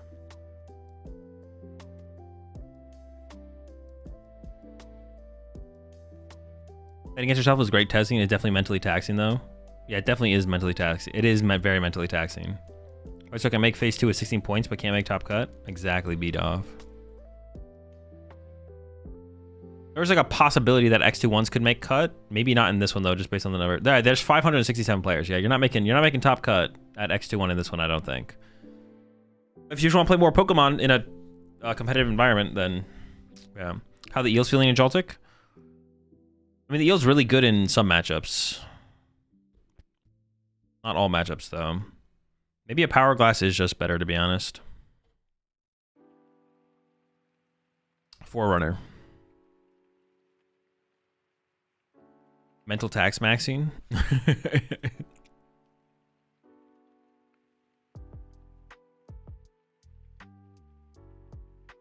No, this is fine. EV box, doable.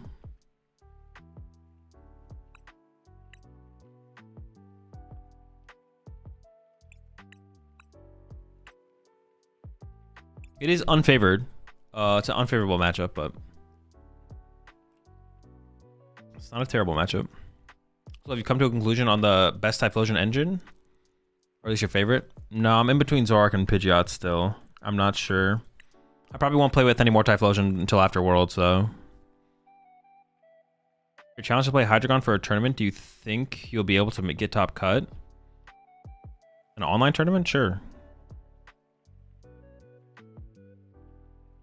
Okay, thank you. I definitely put a lot of pressure. I have a lot of issues putting pressure on myself in a lot of things, but I'll try playing against myself and see if it helps. That'd be a good place to start. For sure.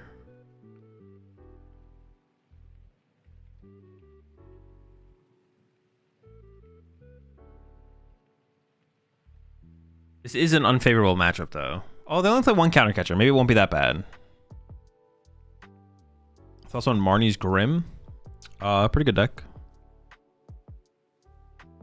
I think it's up there as top deck. As a top deck. Grimshaw is definitely a top deck. It's been that way for a little while. Alright, chat. I'll see y'all after the round. Up against EV Box here. Matchup's unfavorable, but they only have one counter catcher. Counter catcher is usually a big part of the matchup, so we'll see how this goes. Do I actually have to commit immediately to like double Pikachu? Maybe I do just commit to the Pikachus actually. Yeah, maybe we just commit to Pikachu. Because I was thinking I was gonna go into an Iron Hands. I guess it depends on what their board looks like as well, though. So we'll see what they do. But it might just be double peak angle. They also play Water Pawn. I mean, I don't hate the idea of setting up Eel. But if I open Dynamo, they could immediately just play into Water Pawn. So I want to wait and see what they do first. There'll be a lot of energy to lose, though. Yeah. I do like the idea of setting up Iron Hands and like chasing Hoot Hoots, but I probably do just need to commit to some peaks here, to be honest. We probably just commit into peaks. And I guess I can put down the Dynamo. No, because if I put down the Dynamo, they don't need to Briar if they go like a Water Pawn. I would force him to get into Water Pawn on this next turn, which is probably pretty costly, to be honest. We'll wait and see what their turn looks like, but I feel like I'm probably gonna bench Dynamo and let them Water Pawn.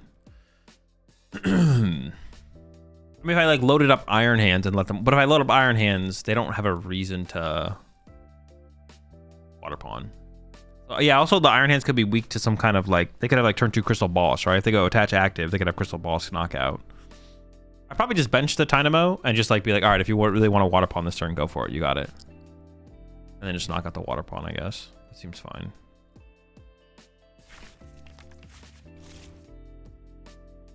I probably can't get Galvantula involved unless I put Mew on their bench, right? I guess I could use Galvantula to KO a Hoot Hoot at some point. Yeah. All right.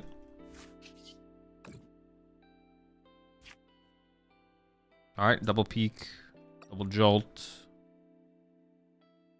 Oh, Genesect could actually be kind of cool.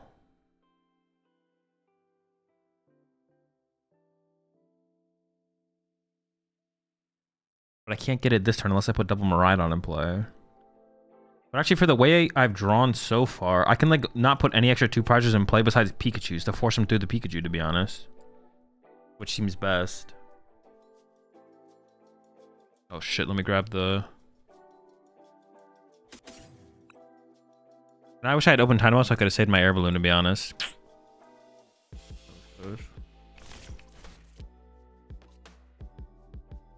I need a place to get a Nest Ball and I prize an Air Balloon. Yeah, I should just open the Dynamo. I might say I'm going to bench a Dynamo here anyways, but... Make it work, we'll make it work. My Vessel in here to find my metals? Nope. Would that have changed what I was doing this turn? I don't think it changes anything.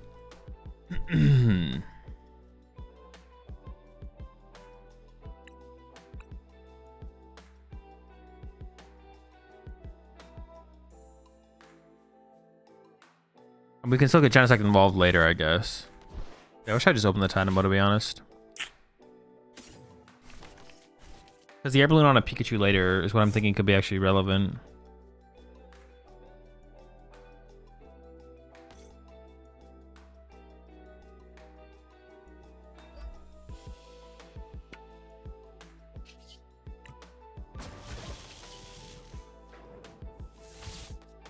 With the attachment though, so I guess the Iron Hands play was pretty safe, but then I would have to like ignore Flareon and Iron Hands next turn, and then that like sets them up to actually get the Briar play.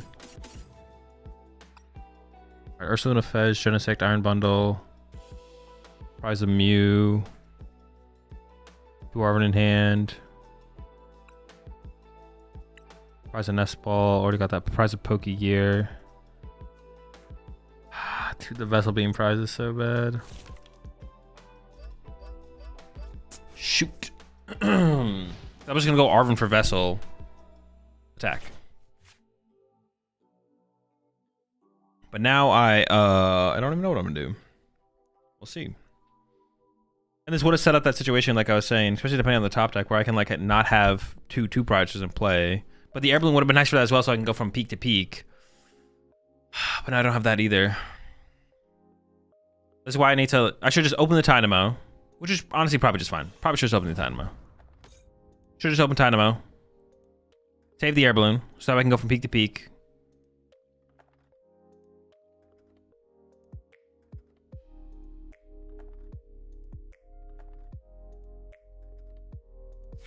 We'll see how it goes.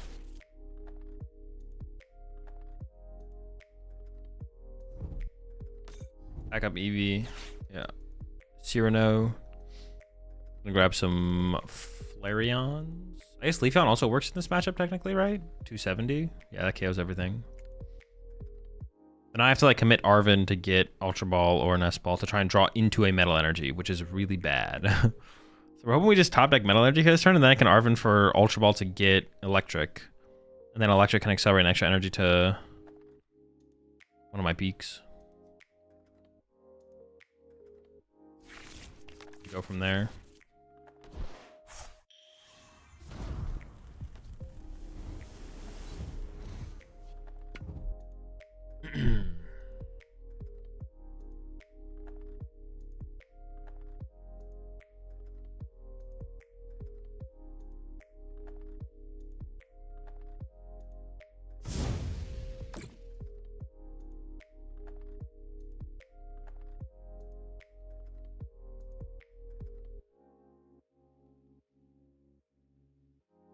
What happens if I whiff? Do I just lose? It feels like I just lose if I whiff. It feels like it's gonna be so hard to make a comeback. At least it's not 100% over.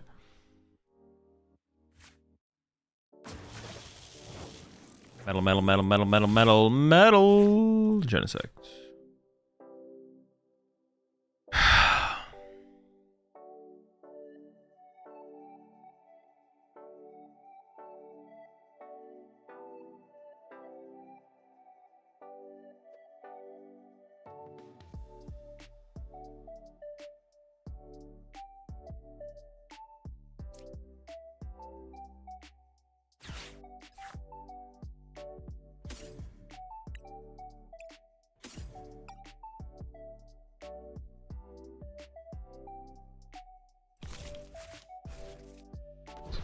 Not looking good, folks.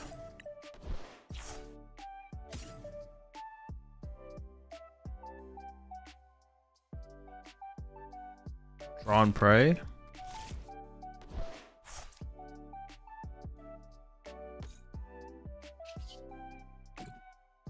Metal, metal, metal, metal. Oh my gosh. Ugh.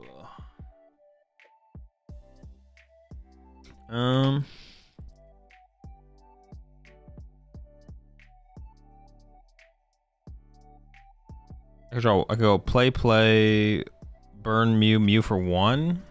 It just doesn't seem worth it.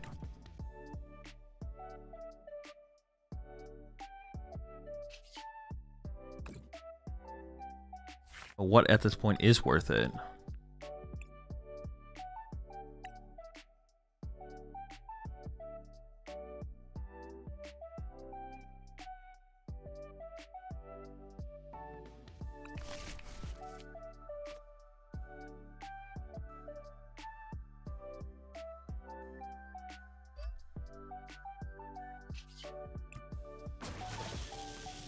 Pass.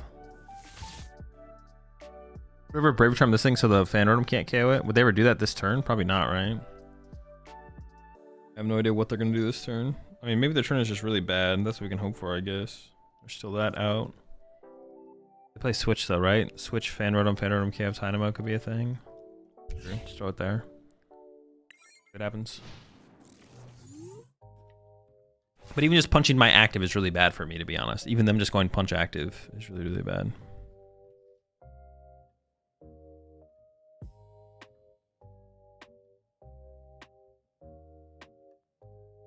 Go on play, fail, poke year. No, because I attach the energy to get +1, so I still would have been 1 card off the Mew. To hope to get the metal? Dude. That's terrible. Okay, I mean, that's about as good as you can get, right? Like, it doesn't get better than that. That's what we need. Like, something like this is like as good as it gets for us. Is it enough? I have no clue. We're second Brave Charm for the active as well to play around the fan rotom KO, so they have to commit to a 2-prize to be able to KO the active still.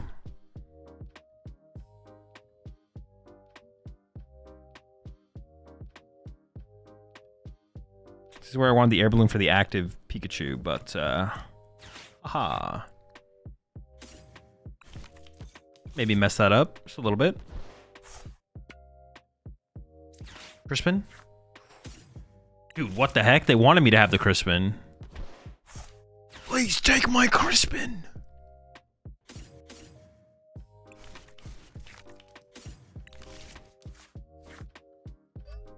It wanted me to get crispy with it. Oh, chill.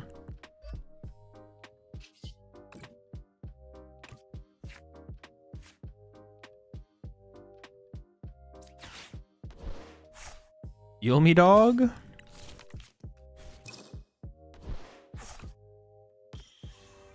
Yo, this peak is loaded. This peak's not fucking around. Chill out, peak.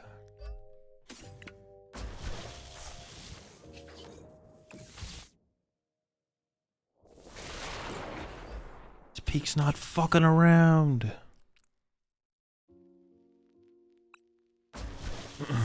I forgot I put that lighting in there earlier. I thought I have to load up the back peak, but yeah, being able to load up the front peak is pretty nice. Some front peak loading. Actually kind of worked out because putting the Brave Charm here is nice because it takes away the fan rotom play from my opponent, so. But like I said, they still have... how favored are they at this point? I would say they're still favored, yeah. I think they're still favored here. We'll see though. See what this turn looks like. Oh my gosh, they're going wide. Not looking good, folks.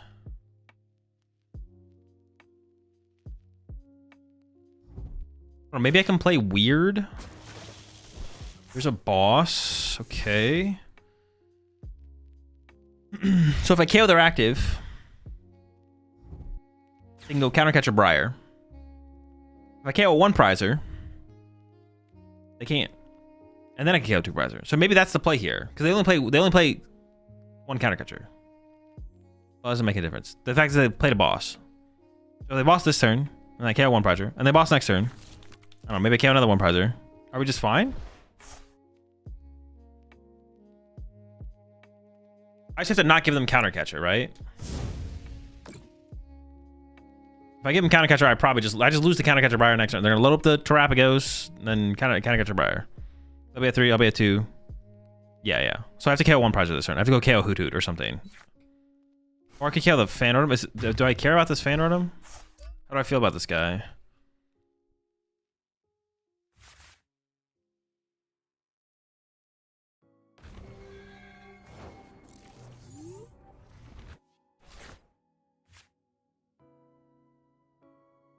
What am I even wanting here? Just like another Crispin, honestly. I just want to load up a bunch of energy on my peak. Maybe it looks something like this though.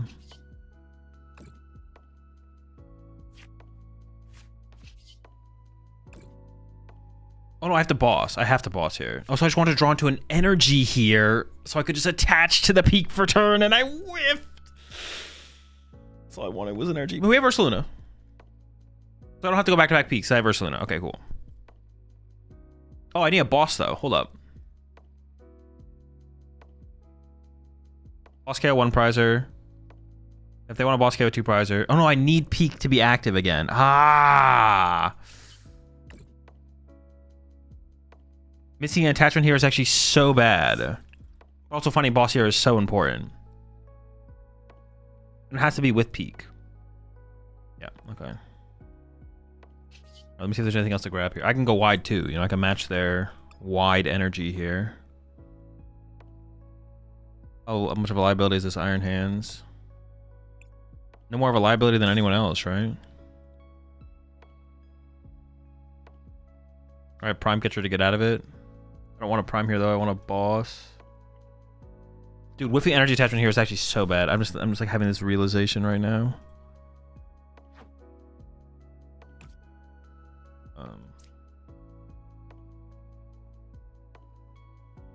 I don't really want to put Galvantula in my hand because I draw less with Mew, right? I think I should just go into the gears. We should hit something here, right? Yeah. If I go Crispin, I lose to Kind of Catcher Briar. Let me just make sure they have it. Am I trolling by playing around this? No. Check their list. Play Briar, they play Kind of Catcher. Yeah. Okay. I could kill the Fanordum to kind of force the 2-prizer back into the active, I guess. So that way they can't go Fanordum Punch Peak. If I KO Hootoo to go down to 1, then they could play push Fanordum Punch me. Okay, so they actually KO the Fanordum here to make things it'd be a little bit more annoying on my end. How hard would it be for them to set up another Fanordum? It might be hard actually. Okay, sure.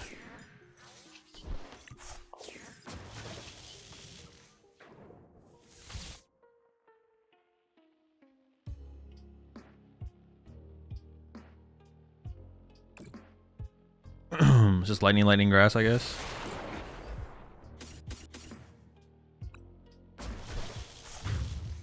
Gosh darn it. What do we want off my prize cards? Mew? More draw power? Oh, there he is! That's the boy. How are they gonna play this? Yeah, how do they play this? How do they play this? Probably some rat maneuver.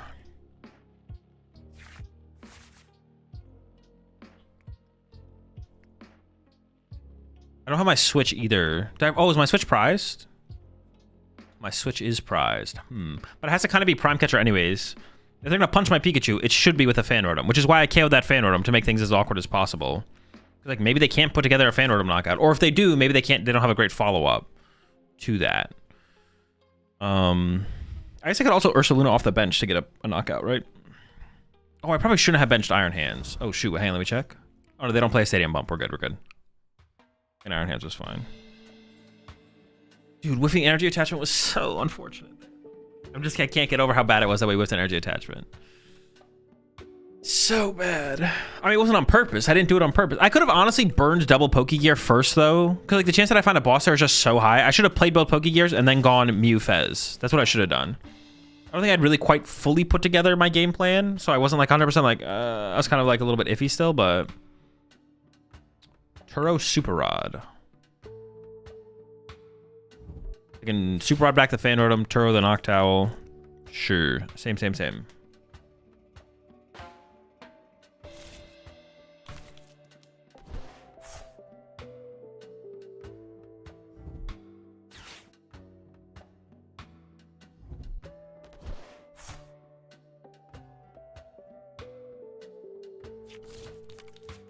Why'd they have to play it the way that they did? Did they have to play it this way?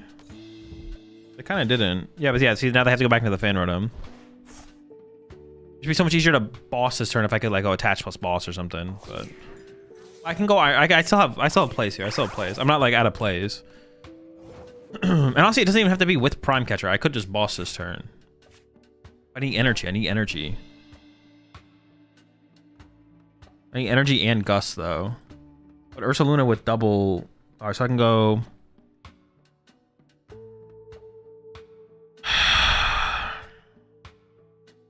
I'm in over my head.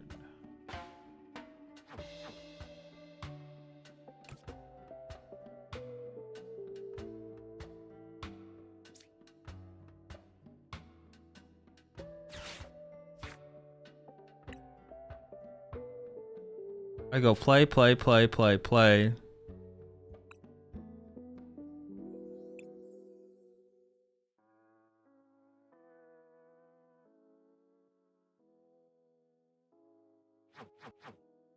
Arbitrary Pikachu. I have Nitroture left, right? Yeah. If I just KO the active, I lose to Briar knockout. And they get counter catcher. So I have to take a 2-prize knockout this turn. I want to do it with the Ursaluna at this point, I think. I think I fail this. Play Nest Ball.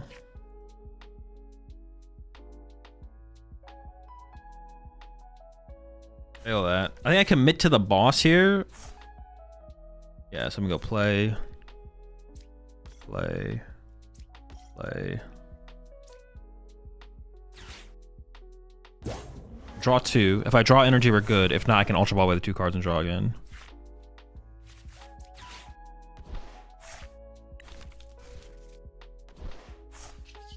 Seeing energy. I got like 4. We're feeling it. Then I need like Prime Catcher Ursaluna to win next turn.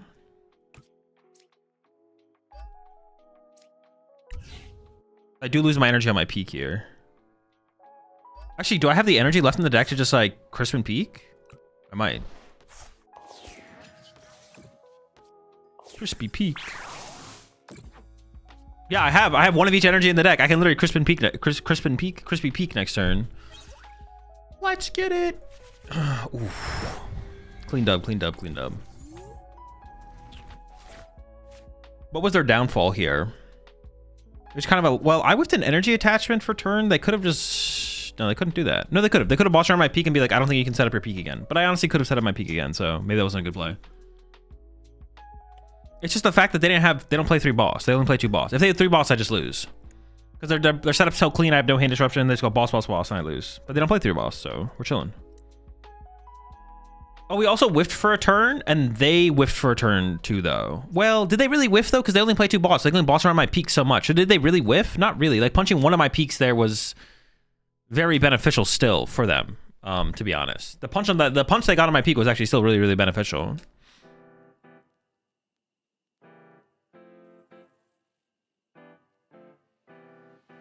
I should be able to just, like... Well, I'm going to check with... Miraidon, but I think I can just play Crispin first, get 2 cards out of the deck. I'll have 7 cards left in the deck. Is that correct? And then if I draw the energy or the Nitroture, I just win? I obviously have to kill my Ursaluna because it's the only setup attacker I have. We'll see what if I top deck Nitroture as well. That obviously just works for the Urs.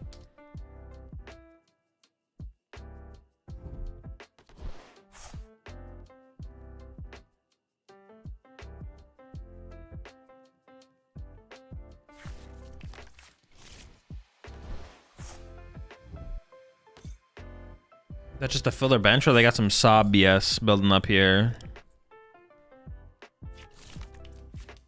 Oh, I didn't even think about Crown Opal, but and they obviously can't do it, but...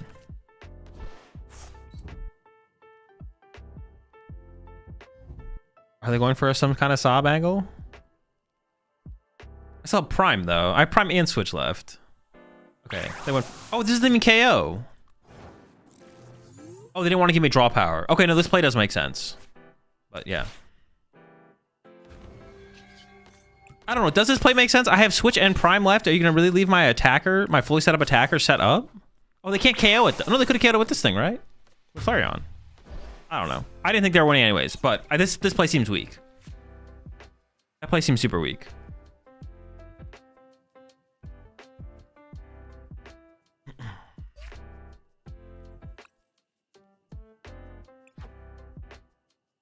You only accelerate if Crispin finds 2 energy. Oh, wait, I have Eel left. What the fuck? Yeah, never mind. I always had it there with Crispin. I forgot about my own Eel. I literally forgot about my own Eel. I was like, I'm gonna... In my head, I was gonna accelerate 3 energy onto my Pokemon with Crispin. But I had it with Crispin plus Eel. The Eel is essential there.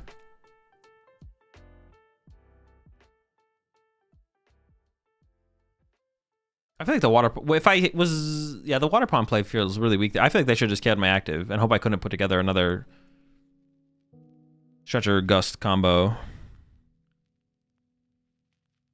Yeah.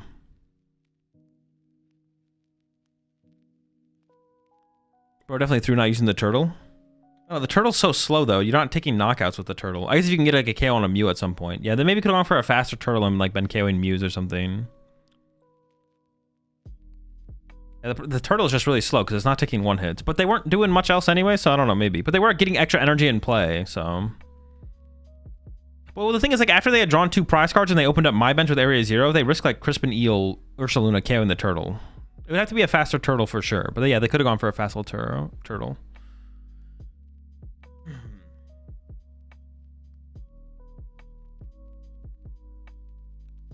Looks like they were setting up for a Wellspring next turn if you couldn't switch. No, yeah, that's definitely what they were playing for sure. Yeah. All right, we need to win the next one, and then we need to win every other round after that, and then we make top cut. Do the Eels really improve the deck?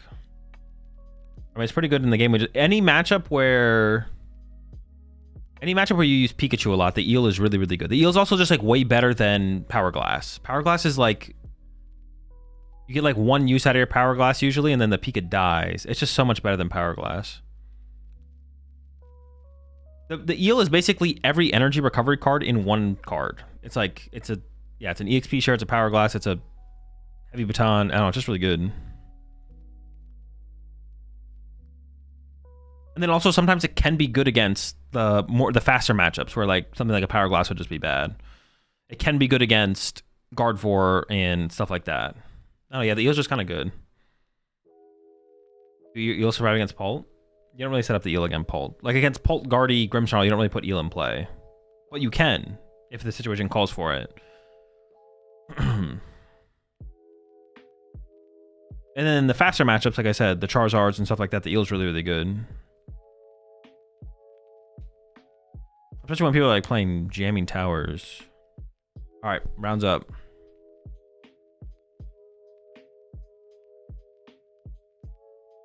Zoroark. Good matchup. Favorable matchup for sure. If I just lock in and don't throw, we make phase 2. It's also been good in any decks. It's good in Eevee box. It's good in Terra box. Terra box is honestly like okay right now. Do you knock out Pult with no Clefairy? You don't. What matchup do you want to power up Iron Hands? Most, but not all. All the matchups where you don't want to power up Pikachu. Appreciate the prime sub there, Sinbad. Also appreciate the 61 months there, Forerunner. I see your video link. I'll have to try and take a look at that in between rounds. I also have to take a look at Heracrosses as well. If I have any more fast rounds coming up where we have like 10-15 minutes left in the round, we'll check it out for sure. What do you win from the tournament? I have no clue.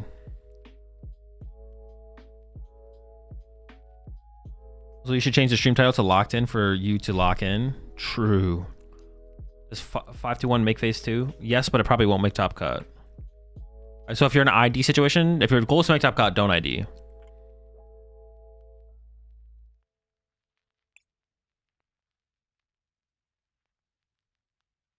Oh, Hero's Cape? Wait, what the heck? Alright, the Hero's Cape is going to be annoying if they find it. Alright, chat. See y'all after the round.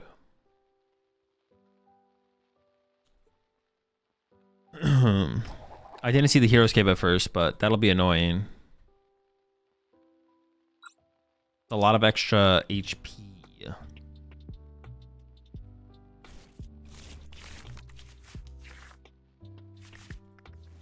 Pretty good hand. If we had a basic.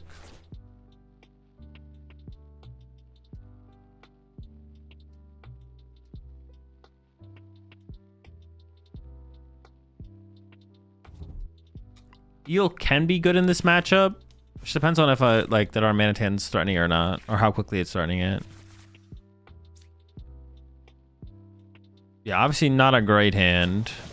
And if we specifically prized switch, yikes. I guess this is a double Joltik matchup, isn't it? Dude, every time.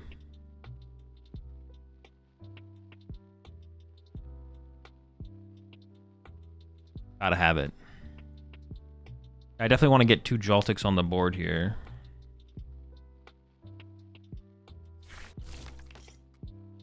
Get Miraidon, double Joltik.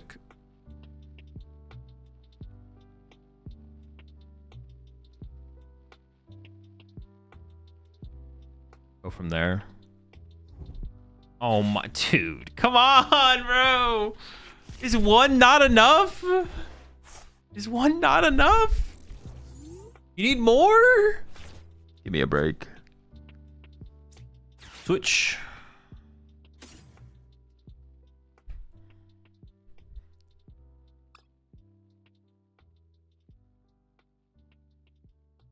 Rise a Pikachu. Wait, or is it, should I play this as a Pikachu matchup? Should I just load up double peaks here? Oh, I only have one peak, so no.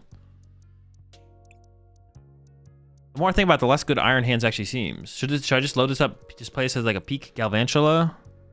How should I play this actually? Maybe I should just load up Miraidon to get the first 2 knockouts on Fez and load up like peak Miraidon here. Maybe that's the play actually. But then Iron Hands is just kind of stranded in play.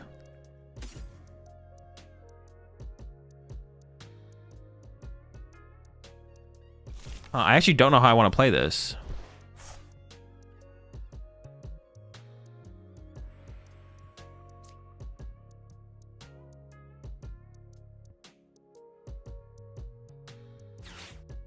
I kind of want to give it the Bravery Charm though. I think because I open the Iron Hands and I don't play Latias, I almost have to load up the Iron Hands because otherwise it's just going to get stuck, right?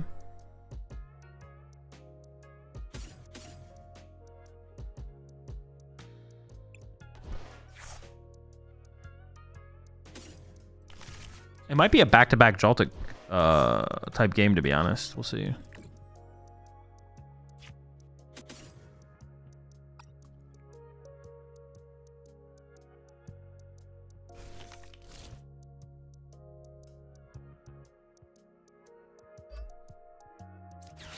Because the Iron Hands can just get gusted and trapped if I don't load it up, for sure.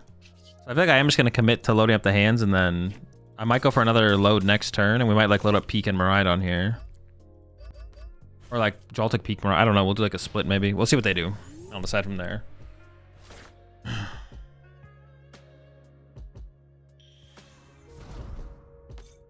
Like they don't bench Darumaka this turn for me to chase.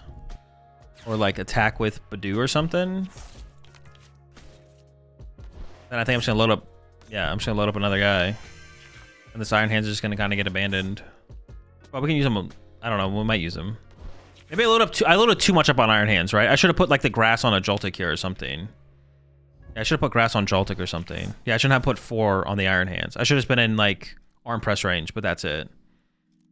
Oops. Yeah, I definitely overloaded my Iron Hands here. Like, the only thing I can just leave the Iron Hands in play. But yeah, I should have put less on Iron Hands. Maybe even 2 less. Maybe I should have done... No. 1 grass less on the Joltik, for sure, is what I should have done. 1 grass less on the Joltik is what I should have done. Yeah, definitely a mistake, I'm not going to lie. Big misplays. Good top deck, though. Now we just load up the Peak. Have that as an option. And then just fully load all this energy in play and go from there. Oh, I prize a metal. Oh, I didn't check my prize cards like literally at all. 5/5, 2 Air Balloon, 2 Bravery Charm, Vessel, Prime Catcher, Ultra Ball, 4 Ultra Ball. Prize a Nest Ball. Vessel, Night Stretchers in hand, 3 Crispin. Prize an Arvin.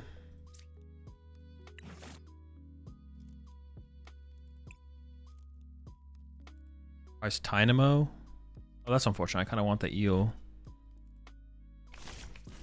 This is like pretty poorly played by me, I'm not gonna lie.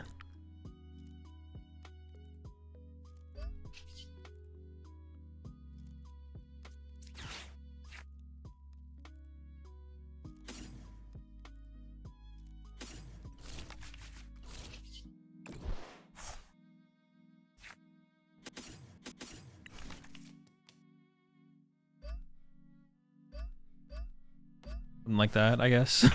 That's gonna have to do. No eel's rough though. No eel is rough. Yeah, but the The extra energy being on the Iron Hands is also rough. There should be like one less lightning, and it should be on my Miraidon, so I could just initiate into this with Iron Hands or something. That could be bad. We'll see. Yeah, too many energy on the Iron Hands. I should put some, but not all of it. I probably should have only committed... No, I should have committed 3. That way they couldn't bench Darumaka for free. I didn't want to let them bench a Darumaka for free. Because now I'm threatening with the Iron Hands. So it should have been Lightning double grass the Iron Hands. Then one more Lightning on my Miraidon or something so I have the Fez KO lined up. Yeah, see, now I can chase this guy. So now I'm feeling pretty good, to be honest. Now I'm feeling pretty good. Because KOing this guy is like pretty good. Giving my Iron Hands a purpose.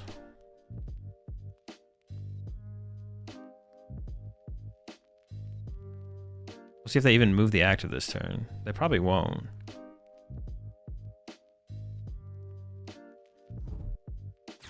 Oh, I saw them already like burn the turret, so like they probably won't move it here. I do have the move. Double Maka. Okay. That's not super scary, I feel like, though. As long as I'm taking 1 hits, it's not scary. As long as I can evolve my Joltik to a Galvantula as well, it's not scary.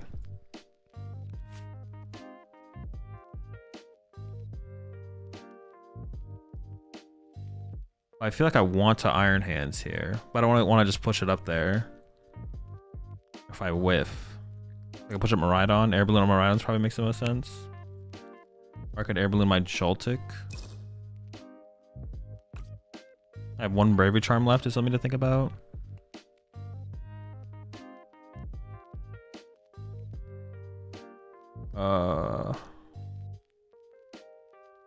Send up Joltik, Air Balloon it. No, because it's gonna die soon. Probably send up Miraidon to Air Balloon. That's fine. Alright, we should almost guarantee something here. Go for some Fez draw.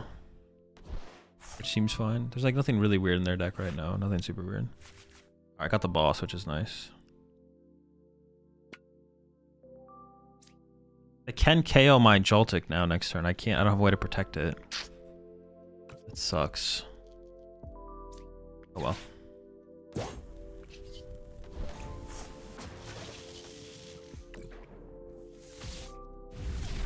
It does suck to not have a way to protect my Joltik though.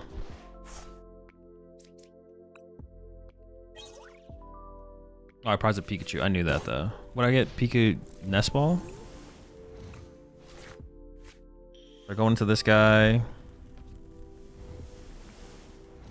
Alright, this is like close though. I feel like this is definitely close here. I'm really low on energy. Iron Hands is still like pretty useless now at this point. I'm gonna lose my Joltik, which is my way to kill. Dude, I'm not gonna sure if I'm gonna be able to kill another Zoroark. Wait, this is actually like not good.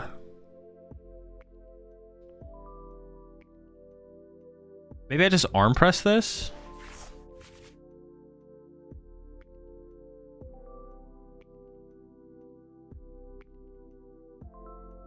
This is not good. Yeah, not getting the Galvantula there is really, really bad. They're gonna punch my peak as well. I guess I could have always barred it up and punched it, but that's not as good. Yeah, this is like really, really bad. Dude, I don't know how I'm winning this, to be honest. This is not looking good. Because they have Ursaluna, right? I assume they play Ursaluna. Yeah, they play Ursaluna. So they have the late game Ursaluna to win the game. They got 1 prize card this turn.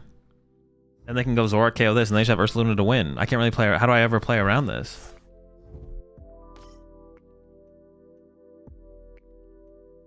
Yeah, that doesn't seem like a great play. That's only assuming they can gust. I mean, they've seen a lot of cards and can see a lot of cards. I don't know why they benched this guy again. That gives my hands another target here. No, the next card. See, I don't have enough energy left to make. I can Night Charger for Joltik, but it just doesn't matter.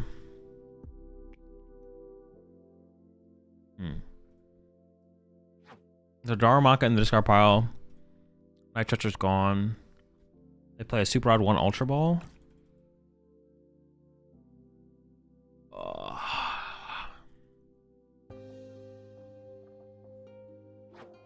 They're down both Turos. Dude, I don't even know what to do here. I'm trying to think.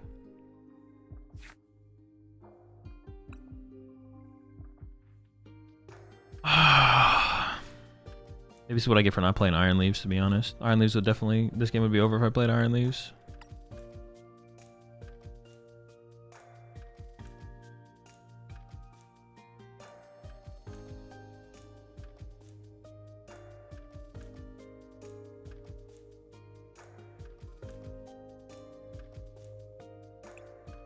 I can amp this, but then my Pikachu just dies.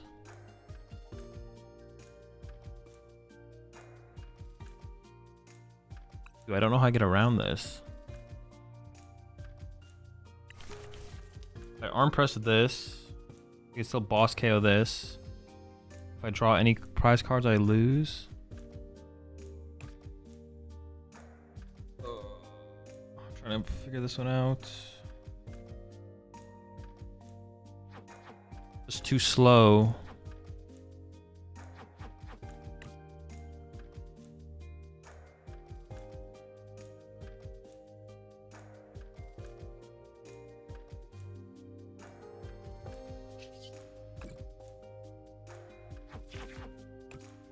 Everything I do just seems too slow.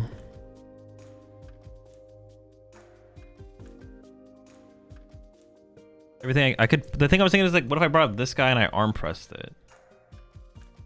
They're out of turret, so they can't clear bench space. They can still just go KO on this though. They can still just have boss, retreat, boss, knockout, and then I just lose the boss.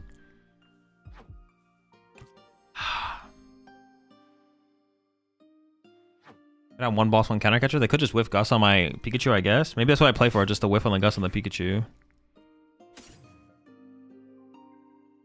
I don't want a boss, so I think I want a prime catcher out of this, to be honest. This guy's already set up as a liability on the bench. Benching Mew seems fine, so I probably should have already done this, actually. Was there Ace Spec Heroes Cape? Oh, do I want to play around the Heroes Cape? Is the Heroes Cape some cheese I should play around here? Maybe, actually. Maybe I should play around Heroes Cape here. I have another tool in the deck to... do. I just need to find an Arven. Sure.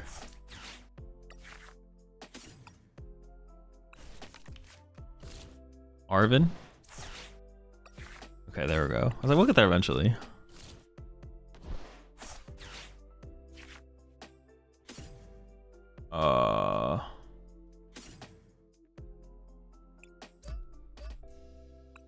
Probably put an air balloon on it. That's the last of my mobility, though. That'd be all my mobility. Maybe put a... this is all bad, then.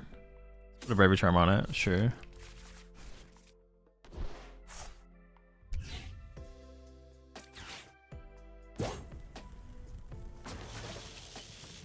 Amp and Pray. I couldn't use Galvantula. Or could I have, and then I... No, I don't think it was ever time for me to use the Galvantula, right? I need to try and use it, but I never got a chance to use it.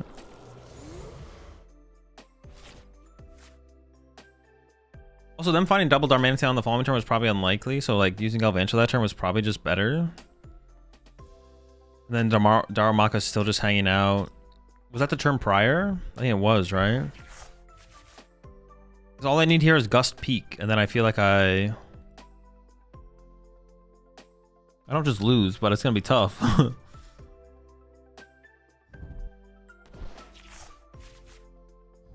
That means they definitely have it, right? They must have counter catcher plus pal pad back double boss or something.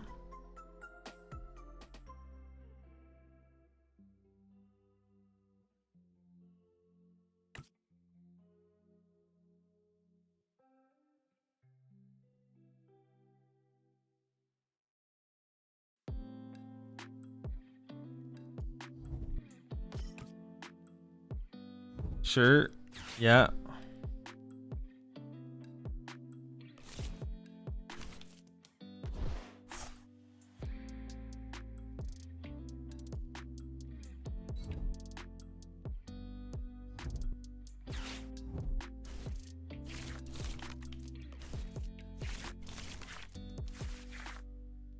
Like guaranteed it? Okay, maybe they're just guaranteed to draw into it. Sure, that works as well.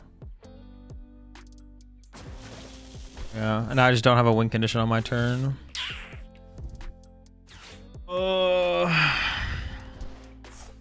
Do I lose 100% of the time here?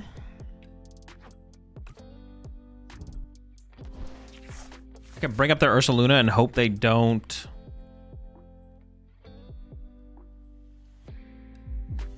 They can't find an energy? I guess that's my win condition, right? Bring up Ursaluna, hope they can't find an energy for it. Yeah, I just never got to use my... The thing is, there was never enough targets on my bench for my hands to do... Yeah, it's too much, guys. I just need to set up more... I think I just need to set up more Pikachus, to be honest. Well, I opened the Iron Hands. The problem was I opened Iron Hands. But maybe I should have just dealt with that when it got stuck. Tried to build up some energy on it. Tried to build up some energy on it. And then Air Balloon if I have to. I did burn the switch on the beginning of the game, but I still had Prime Catcher to work with after that. Yeah, I don't know.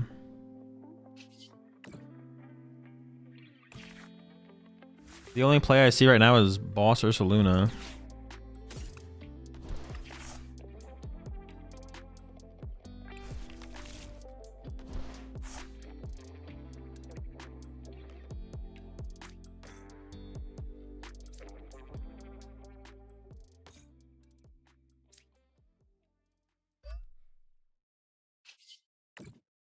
Boss Ursaluna, punch it with Ursaluna, I guess. I could punch their Zoroark, I guess.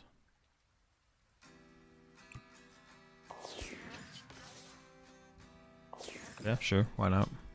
They should have game on. They don't have game on board, but they definitely have. Oh, they definitely have boss. So they can retreat to this guy, boss, knockout. Yeah.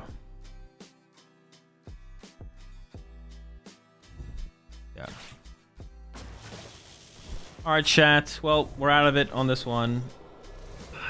Yeah, I had to not. I just need to put less energy on what's it called there. I need to put less energy on the hands. Too many energy on my hands. I need to like put 2 maybe. Dude, opening the hands was actually so bad.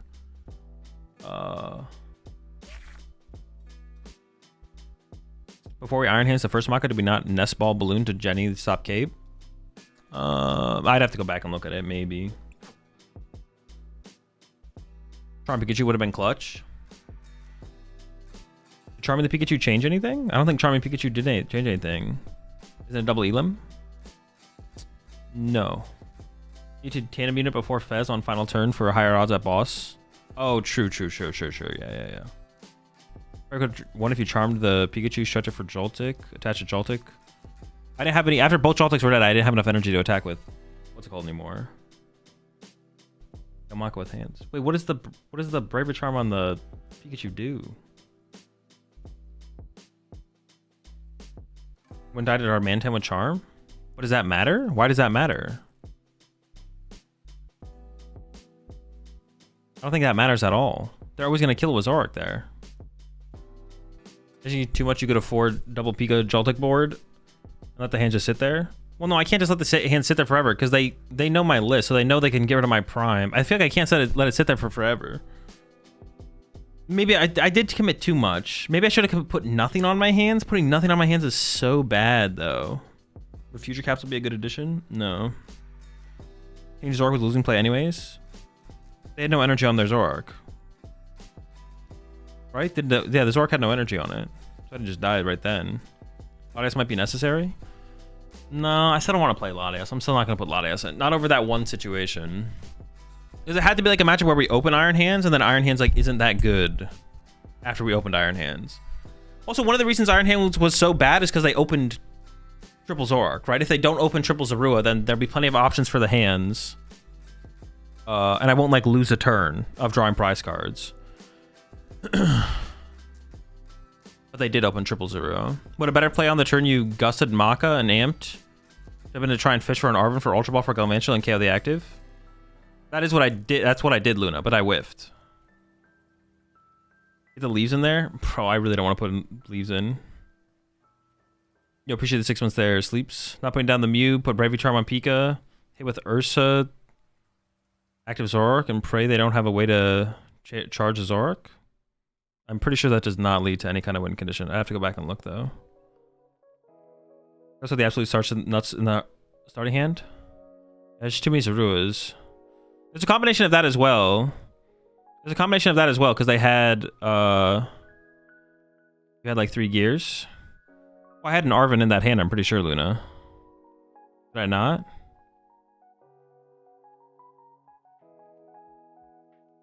I didn't have an energy. I didn't have an energy, Luna. I had Arvins for...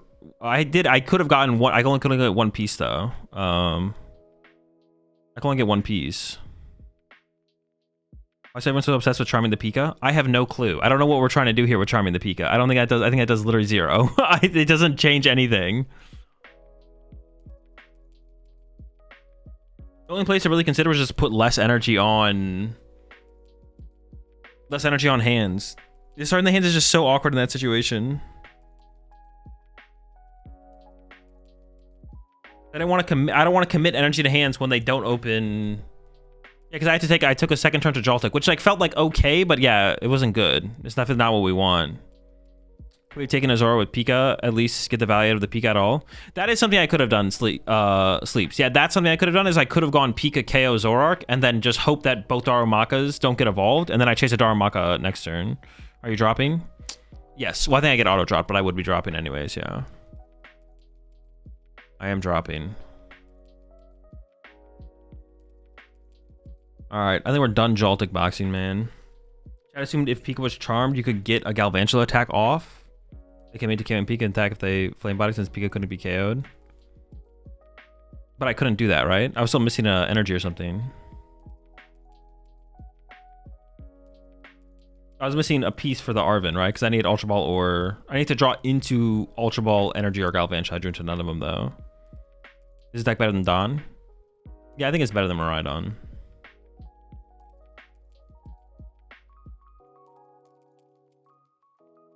World Tier List time? No.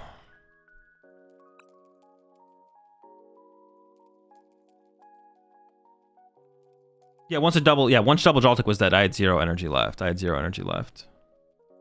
Or I had like a metal, but... You can play a top player in the Gholdengo matchup? Any insight on that? I mean, I don't have any plans to, no. Wouldn't Future Booster let you KO Darmanitan?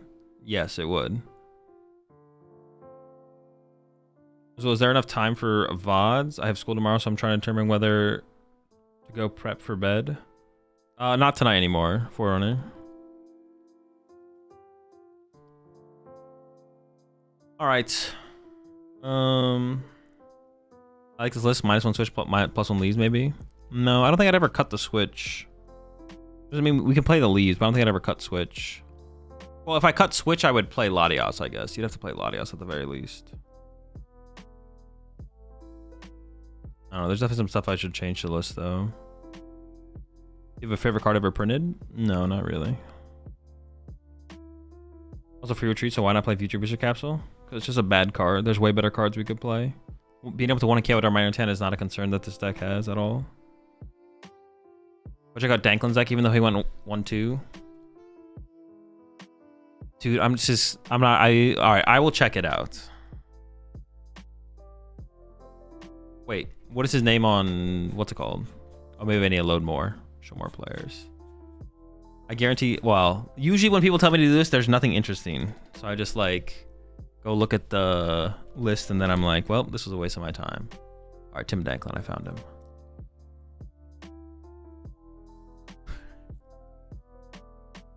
You TM Evo turn 1. All right, sure.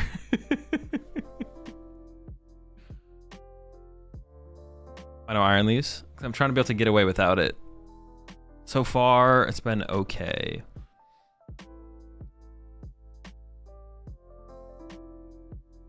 All right, let's take a look.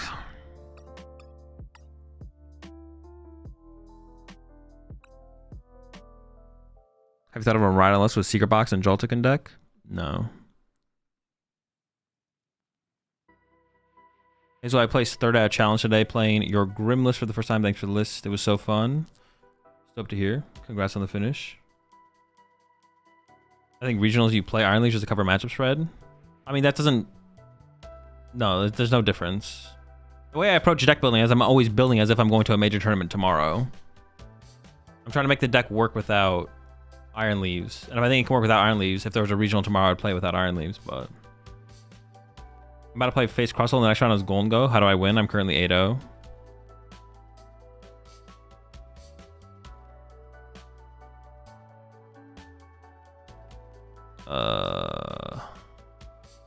I mean, set up Caesar and attack with Caesar. You have Tool Scrapper. It's maybe doable.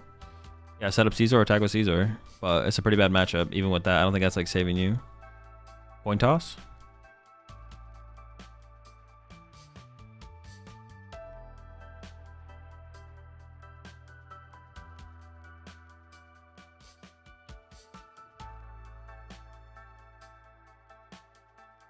And get him with the coin toss. I'm playing with 3 Crispin, it seems good. Yeah, the three Crispin feels pretty good so far.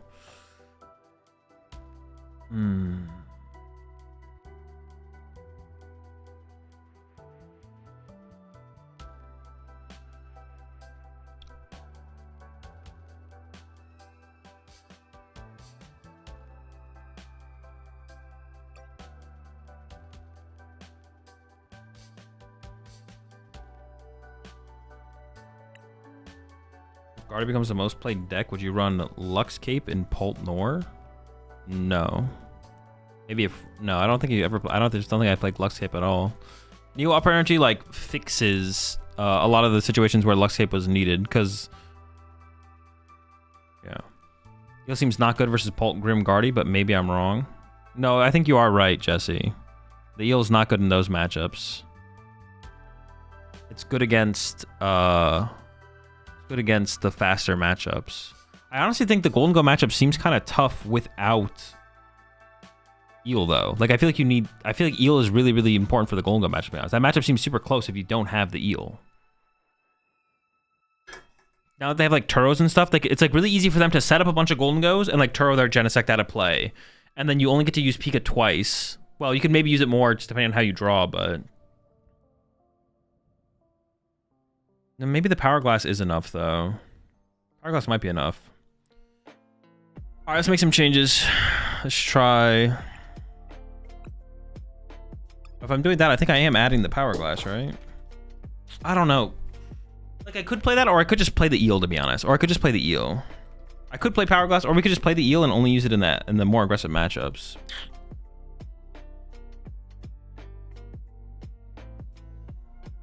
It's like one more card, but it's so much better.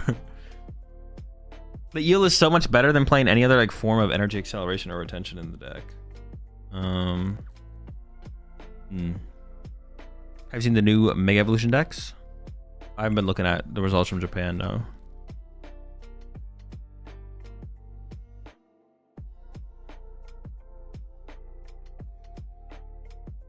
Playing Cleffa +1 Psychic.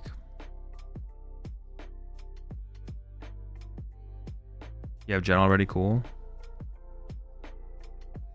I do. Do you have the Genesect in there as well? I'm probably going to cut it, though. Is Genesect relevant in any of your rounds? No, I don't think so.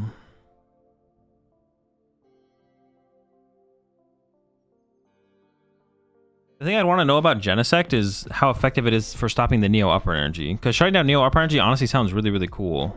But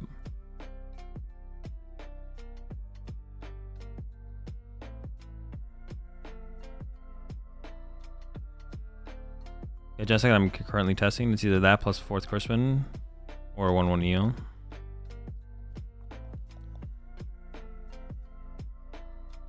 I just play Hammer. Is them getting like the use out of the Neo Upper Energy is what we're trying to avoid. Maybe the Hammer would be enough to offset them, I guess. Hourglass Angle on this deck is underrated. It's okay. It's still pretty easy for the Gholdengo player to like nullify it though, to nullify its effectiveness, I feel like.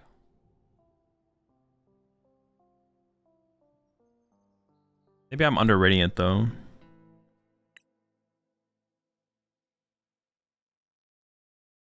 Is Zapdos EX underrated in Marana box? Probably not, no.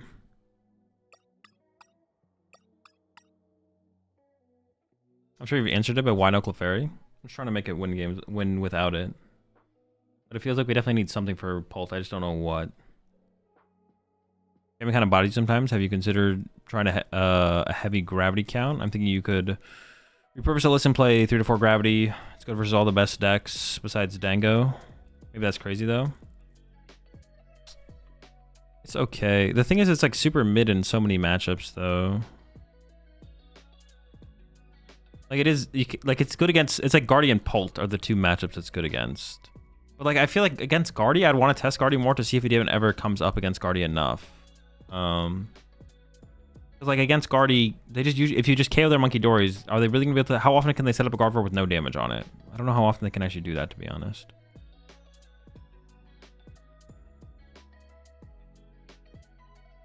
But I don't hate it. Definitely don't hate it.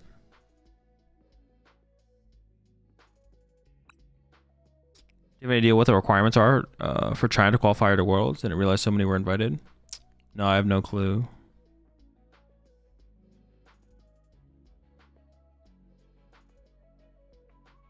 What's the meta threshold percentage where Clefairy is correct in here?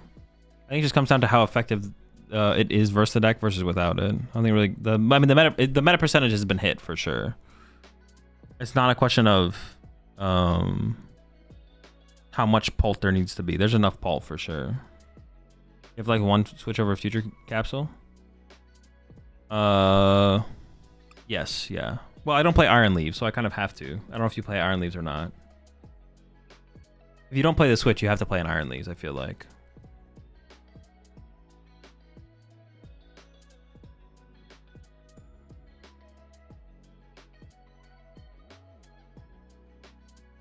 Is that necessary even without leaves? Yeah, without leaves, I think you need the switch. Otherwise, you just like lose to Maractus. I don't want to just lose to Maractus. Also, I like the mobility of the switch sometimes. So that way you can put your bravery, you can get Bravery Charm plus switch. But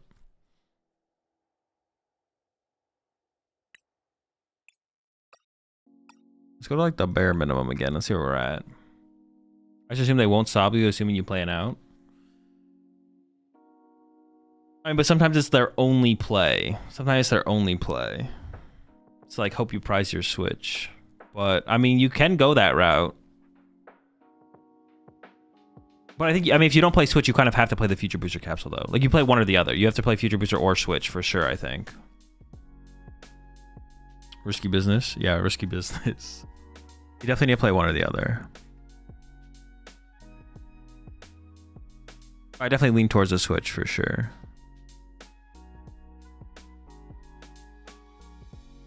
Man, I don't know where we're at anymore. I'm stuck. Alright, I'm just gonna leave this here for today. We're gonna play some Gholdengo. I need a break, man. I need a break from the Joltik box. Trying to make it work, it's not working.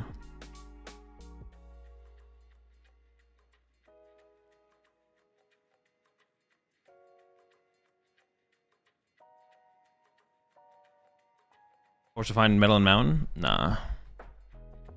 What I lose to? Zoroark. Some other stuff.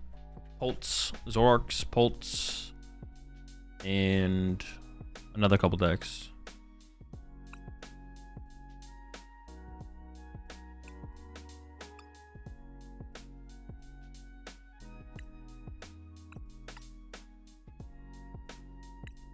I've had some thoughts on some stuff that I want to try in this deck, to be honest.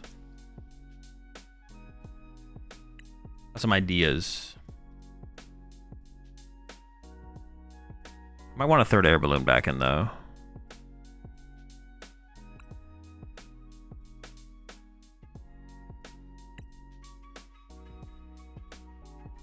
Cleffa's getting good mileage for me. You put Ball and Lock, we're gonna have to deal with Hands or Cleffa. Yeah, it probably is just correct to run it. I just hate it, but it probably is correct. I hate it, but you probably gotta run it.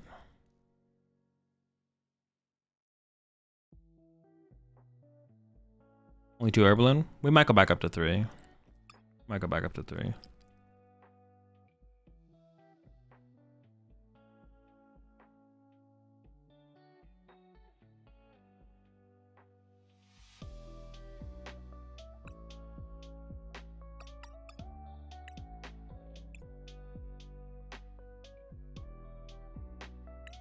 Alright, tournament's over. Do you want to put in a baby Genesect? No, I don't think so. I kind of don't. If I'm like, if I was gonna play Gholdengo 2 Worlds, I wouldn't want to tech for mirror. I don't think. Oh, the only thing I don't have in here that I did still want to try and get in there was Rigid Band. Rigid Band was like the only other thing I want to try. Fit.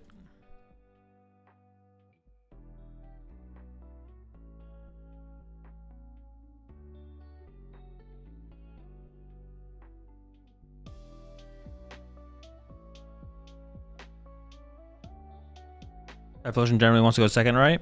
Yeah. I think this for the Bolt matchup too, though, right? Well, I have Badoo. Yeah, I have Badoo in here. So Badoo's like our thing for Bolts. If I didn't play Badoo, then I'd consider Genesect. I'd also need more things. The other thing I was considering was Rigid Band, but I don't know where I'd find room for Rigid Band in the current 60. We'll shelf it for now. Yeah, the Badoo does the same thing against the Bolt matchup. I'm struggling with the Badoo. When are you looking to use it and what matchups? Go second, Badoo, every game, most games. Large enough to scare me off Genesect. I think there might be a way to like make the matchup not terrible, but you might have to play Rigid Band. Rigid Band might be the answer. If you go second, Badoo them, next turn, Rigid Band knockout, whatever the active is. Is a 2/2 Scyther Caesar in this deck good? No, probably not. 1/1's fine, but more than that is probably way overkill. The card's like not that good. It is solid though. Solid card, but 2/2 is probably just overkill.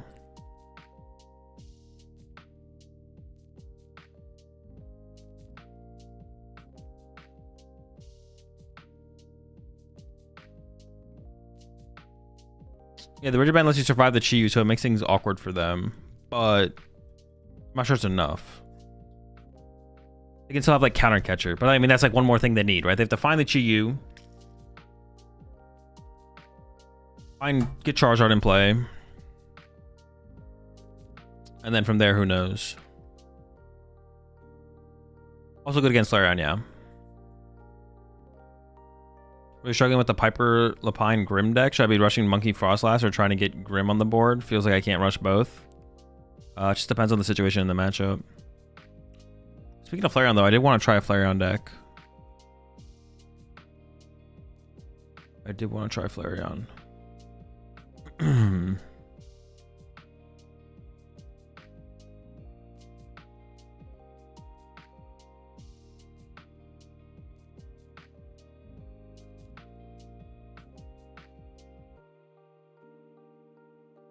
This is just taking a long time.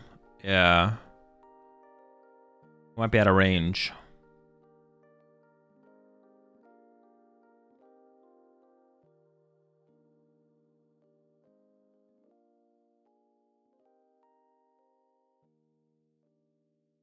What the heck, dude? I have no ops. I'm gonna grab a protein bar real fast. I'll be right back.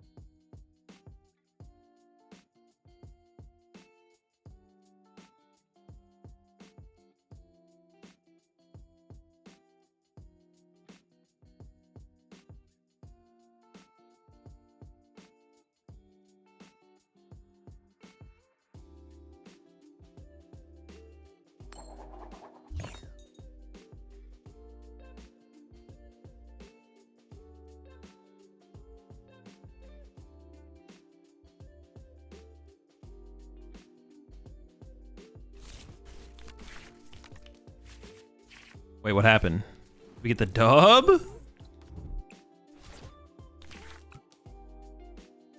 Could donk me. Could jamming tower me though. So I've been Bedingus. I might get donked. They ain't donking me. Yo, the do. The do.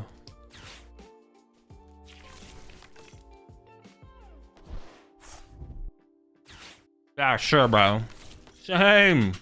Oh, Shmaliv.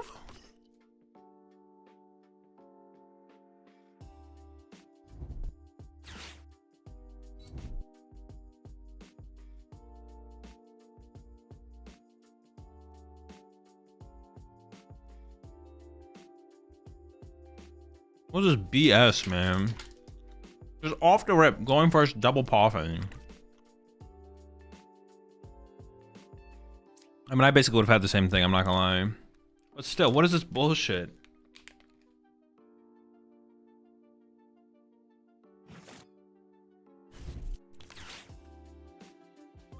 Any personal choice of what's the best play to play right now? Nope.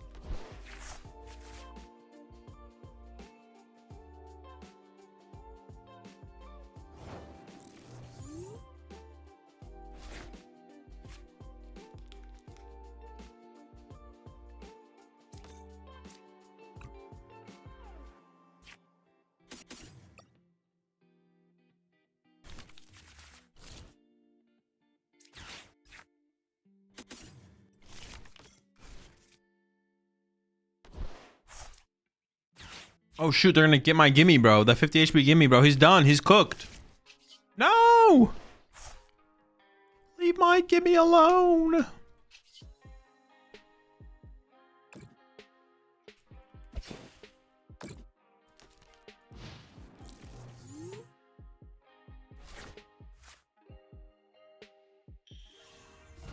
Dude, don't do it. Don't do it. Don't do it. Don't do it. You're a rat bastard if you can't make gimme goal.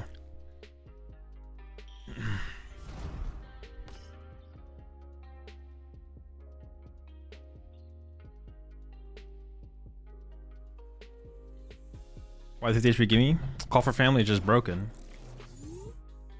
Nothing? Nothing? Wait, they're definitely like a Devo deck, right? They're 100% some kind of Devo deck. Maybe not.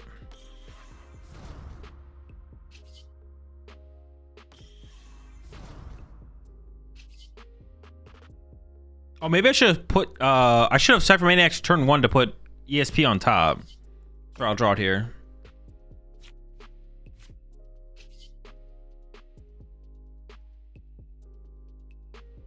Now I kind of want to boss the Squawk and trap it. I definitely should have like put ESP on my top of my deck last turn with this though.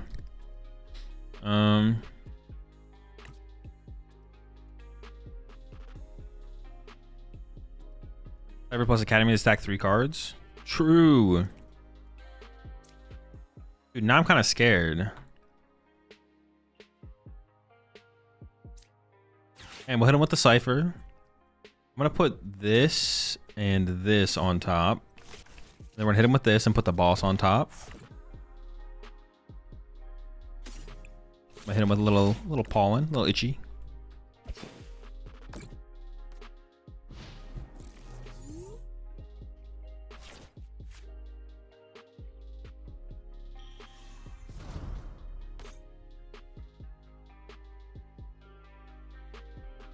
Little itchy action. Oh no, dude, I'm gonna get. What does it do? What the fuck? That sucks.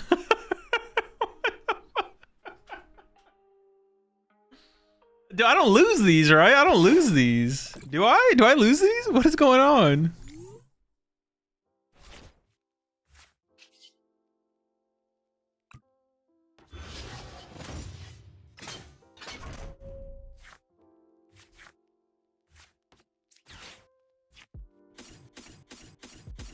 Is it a Devo angle from them though? I currently I whiffed. I actually whiffed the KO there. I actually whiffed. I didn't even have the knockout yet.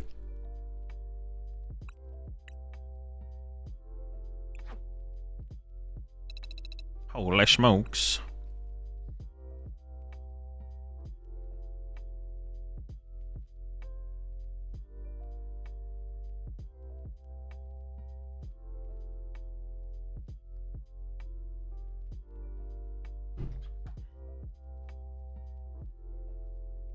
I'm surprised. I prized one of my energies, but were we 10 off?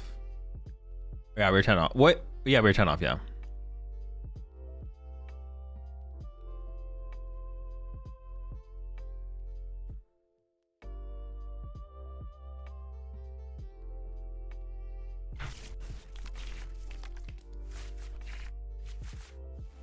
Oh my goodness. Let's say I'll go first.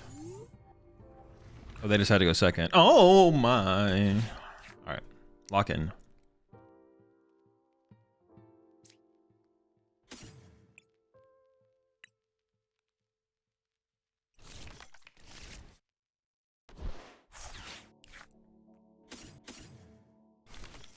I mean, they're just playing Polt, right? Stinky Polt.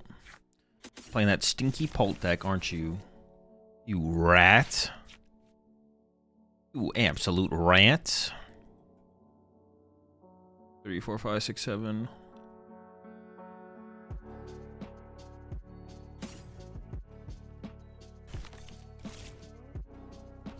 I mean, quad Gholdengo next turn just kind of chill, right? Like, it's got to be pretty chill.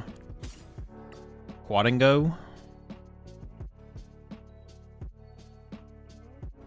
I don't really want to use my Energy Search Pro, though.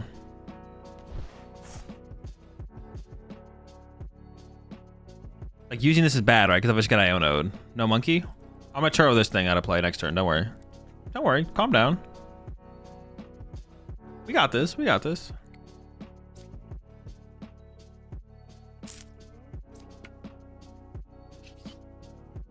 Wait, why do I want to move this so bad? Oh, because I want to draw 2 with my Gholdengo.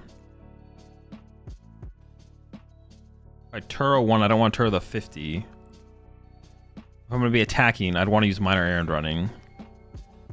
I don't think I play this, though. Yeah, don't worry. I'll find a Turo. We not concerned, chat. We not worried. You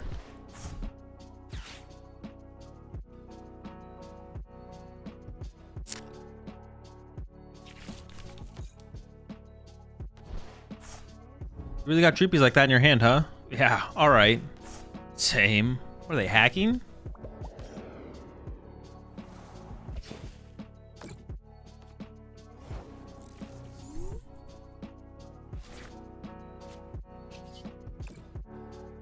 Same, I'll also just cheat real fast. What the fuck? Alright, can I get my metal energy? How many nest ball? 4. Although if we were gonna cut a Pokemon search card, we could maybe cut a nest ball.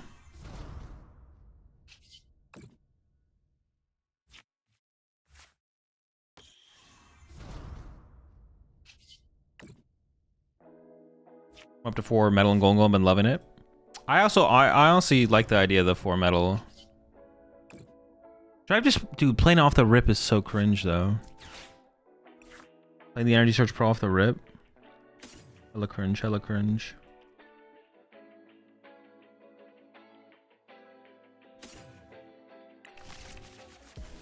Dude, what a lucky little rat that guy is. If I play the Energy Search Pro, if they just have an Iono, then it just all goes to the bottom. It makes it even harder to find 2 energy, right? Where's the Turo, man? Sorry, we can get it next turn. We got time, we got time. I hope, maybe.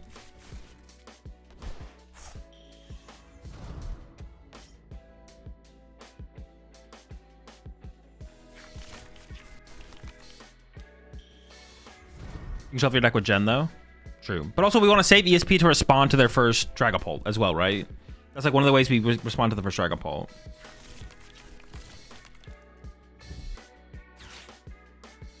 You see the clip of the guy who, at Evo, who crashed out after he lost? I did see that, yeah. Oh, no. I mean, they're building up their board. I'm a little scared. I'm a wee bit scared. I'm terrified. Help!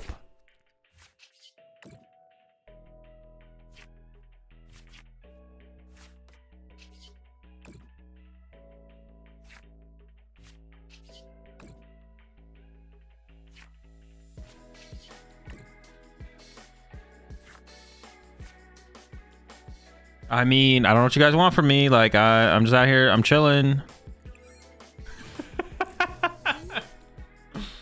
Holy smokes. I mean, we're hanging out. We're chilling, man. Help me. All this draw power for what?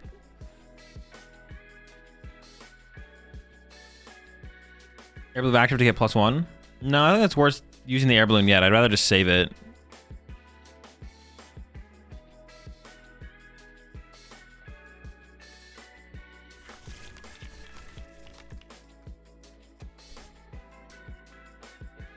Like 40% of the deck is energies now? Yeah, so when they Iono us, we're just gonna draw 12 energy. We're gonna draw to energy plus Turo. This is unreasonable? Dude, that's what I'm saying. What the heck?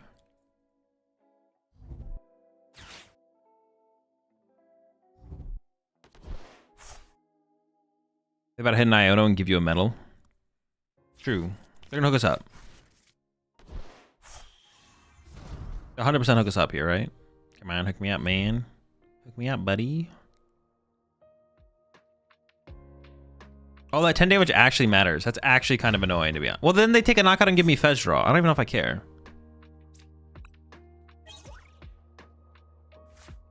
That's a good price.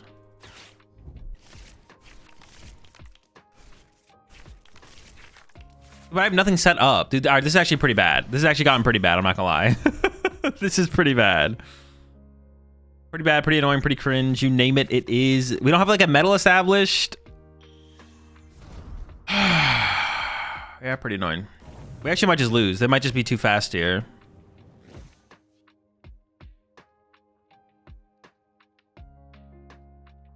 You got the medal and a Turo? Yeah, sick, man. We did it. Let's go. This is so good. Fuck. All right. Let's have a look here. Do I ever Gust KO the Dusclops? Sounds kind of lit, actually. Dusclops. I think that's what I'm gonna do, actually. Did I have a counter catcher in my previous hand? I did. So much non-energy on the bottom of the deck, though. Fuck it, we're in there.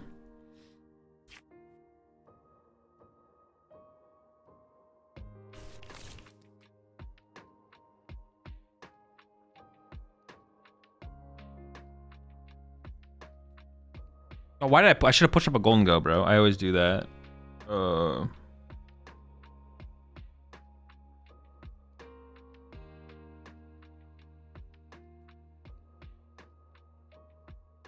Whatever.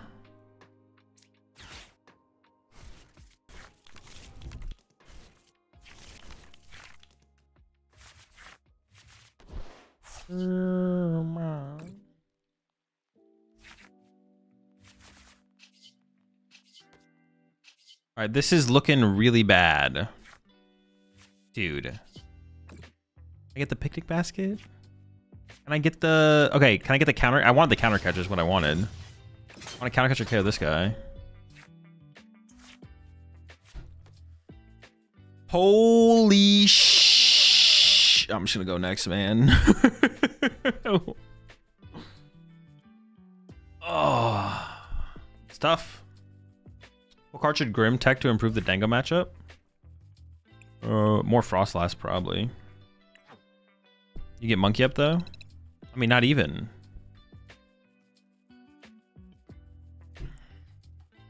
I already attached return. I attached the metal. I wonder if I should take the bet on just doing the ESP there. Like, should I just play the Energy Search Pro there? Like, is that the correct play to make? Is just to play Energy Search Pro there? I don't know.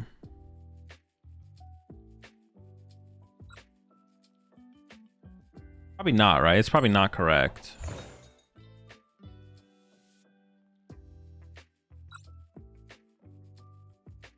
Can you ESP for only a few energies? Yeah, well, about I could have done that. Yeah, we could have taken just like a couple.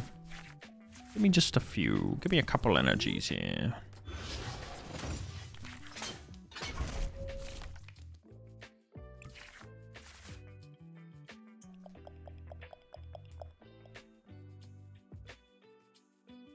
You made the right play holding ESP for the first vault. Yeah, it probably was the correct play, right? Just never lucky.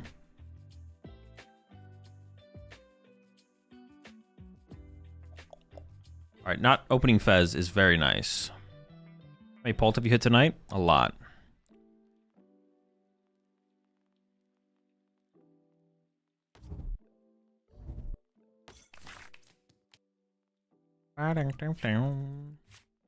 Arturo! Nice. Poffin? No Poffin? This Poffin? That Poffin? Okay, nice. See, this is where I think I Badoo them, right? I think I hit him with the Badoo. Oh, especially with the Gimme Top deck. Gimme Top Badoo. Prize an air balloon. Dung is in there. Ooh, but I also have 4 Gimmies. I could just set up the squad on them.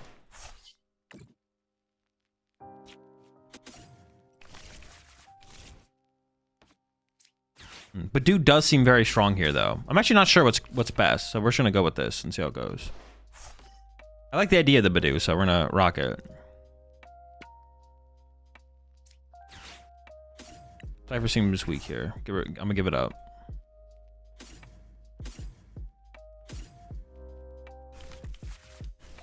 I want to attack first with this guy or this guy. Probably potential of the minor errand running is just best, so. Itchin'.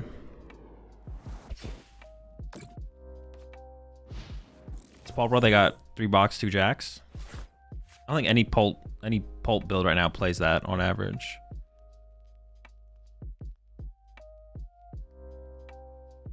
Oh, there's the HP gimme for the call for family. So you can like extend your first turn and get like an extra gimme in play or something like that.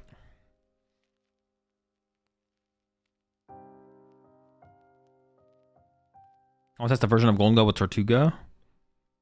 Tortuga. Oh, sorry, the other 70 coin one I meant. This one? Just attack. Just get lucky. Why not? Dude. What is it? What, I mean, you know what? What's the point here? What am I doing? What? Let me just Badoo you. Oh, double Drac Loke in my hand. Neo upper energy.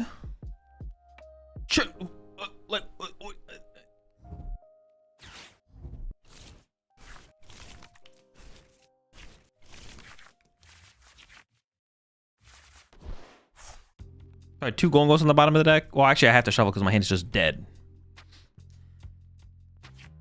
I couldn't have said it better myself.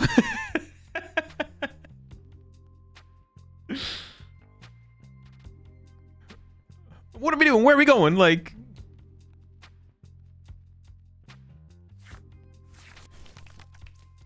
Now, if I top deck boss or draw into boss, we're cooking. You up there was insane. Dude, everything about that was insane. Somebody's dangle feels so fragile. No. It does not feel fragile. Oh, I didn't get Badooed. I just assumed I got Badooed here. That's literally the only thing their deck can do. We did not, though.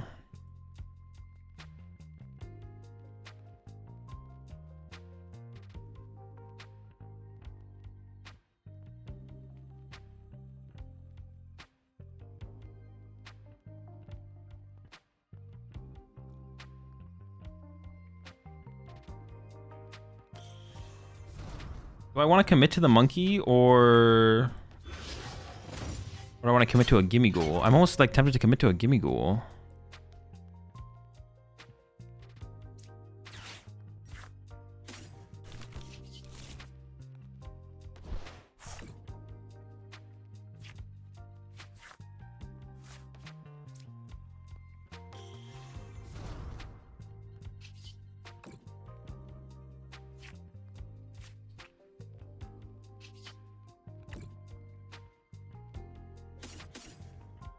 Playing with Caesar? No. No Caesar.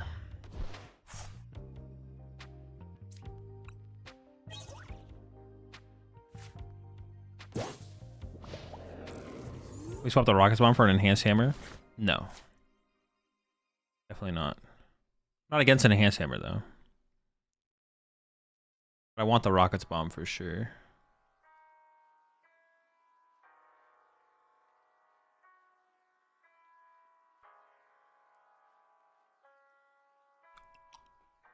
Why no Caesar? Just trying to make it work without Caesar, to be honest.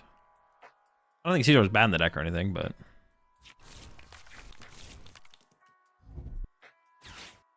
These are just kind of, it's like fine. Caesar's like fine. Caesar's like weaker against the stronger decks now that no one has Jelly in their Guardy.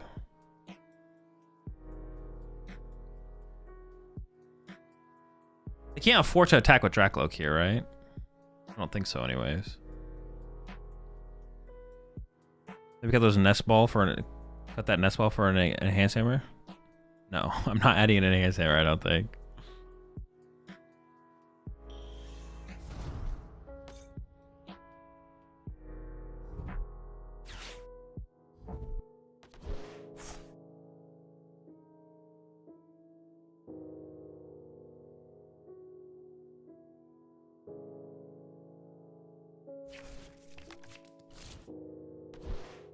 Got 4 Dango for 4 E-Hammer.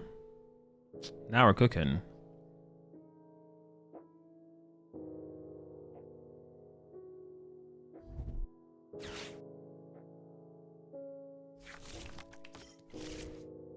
Option Pollen here. Probably, right? They need the time. Oh yeah, they can't really attack with Polter because I just knew I still have ESP, so they just lose the ESP then. They can't afford to lose to that, right? Kind of cooking over there though. Why haven't we tested Quad Pikachu yet? True.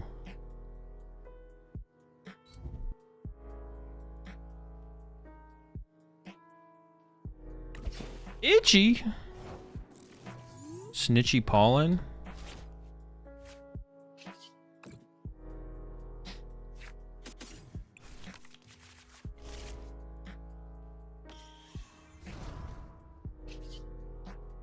Itchy, I mean, me using my own Itchy there might just not have been worth it, though, to be honest.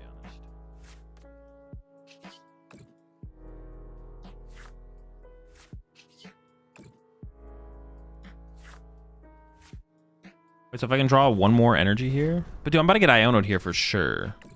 I mean, KOing this would still be pretty good, though.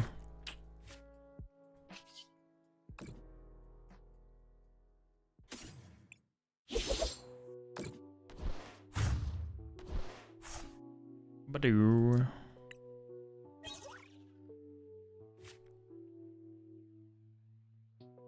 I mean, we still have Energy Search Pro, so we're not in a terrible spot.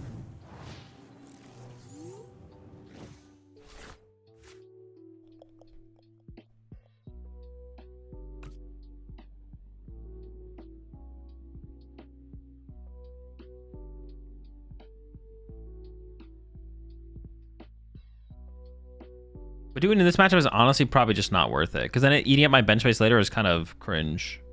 I just want to try it. In like some situations, but I mean, the situation I was in, it still seemed pretty good. Ended up being okay. It delayed them quite a bit though. It did delay them.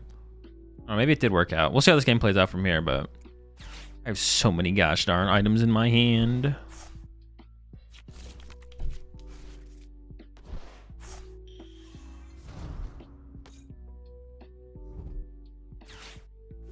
Went out of KO to Venture Bomb.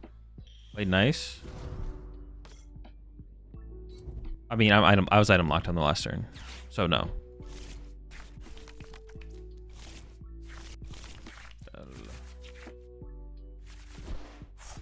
It's a pretty weak ESP, to be honest, because I already have, what, 3 in my discard pile? I don't know how many I prized.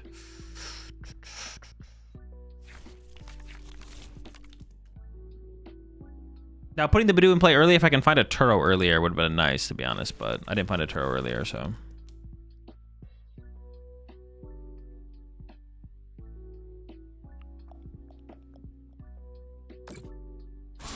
This can get kind of crazy next turn, to be honest. What's ESP? Energy Search Pro. Do I just play this immediately to get the Energy Search Pro? No balloons to grab. It's fine.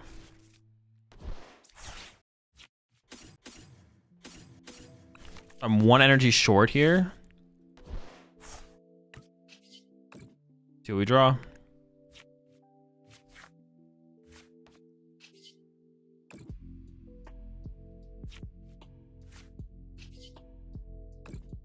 Dude, I'm an energy short. Am I just gonna whiff?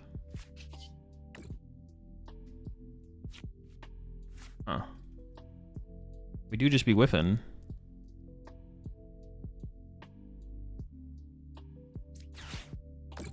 Not good. This is not good.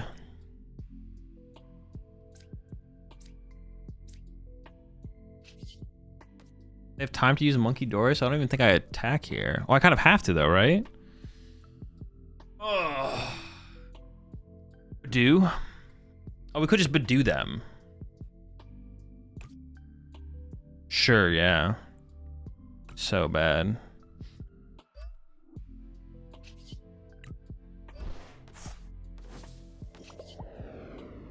Dungus.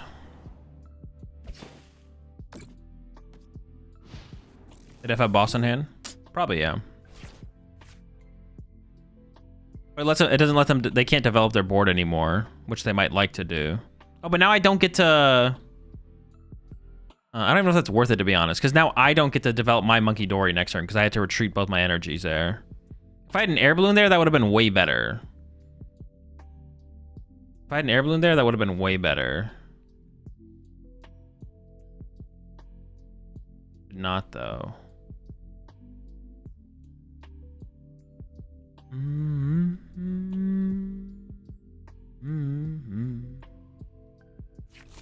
We'll see.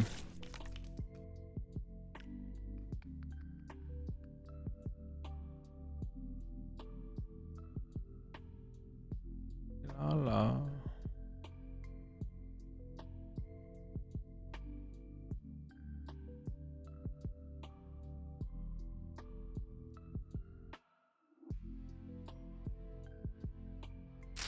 How many do I have in my discard pile right now? 5? Okay.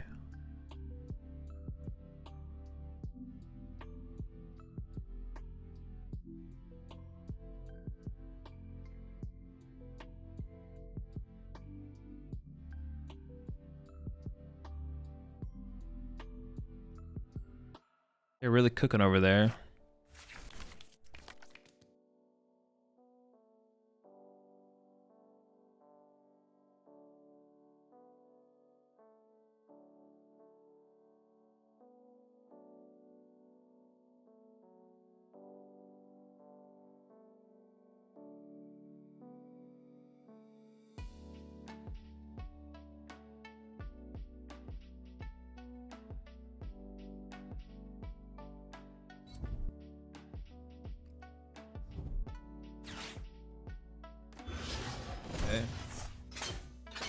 I was gonna promote that one anyways. Is that the right one to bring up here? It feels like it like severely reduces their potential damage they could do. Am I trolling?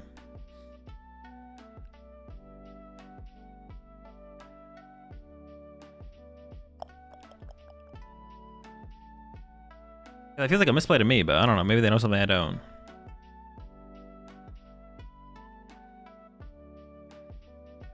That was a bad choice. It feels like that. I don't know.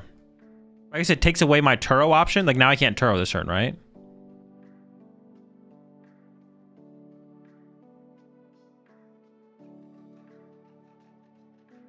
The fact that I can't Monkey Dory this turn is so bad though. I can Turo my Genesect out of play this turn, I guess, at the very least. Or theoretically can. We'll see how the turn goes.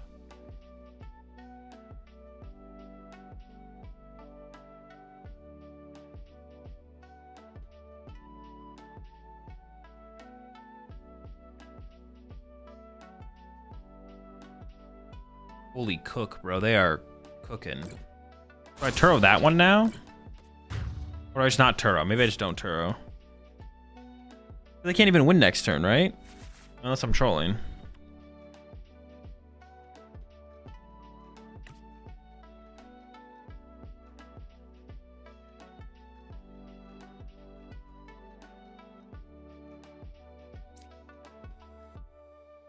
They can't even win next turn. Wait, Halucha... No, I don't think they can win next turn.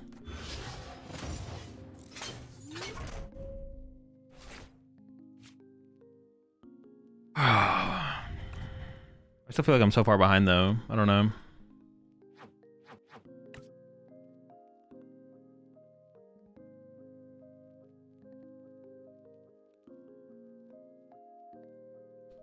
If they play Monkey, they could win.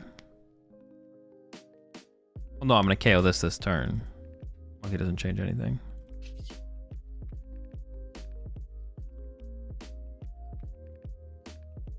Throwing this does not seem worth it, though.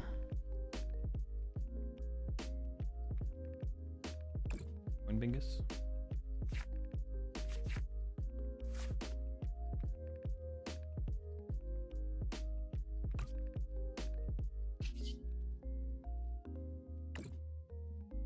And Bongus.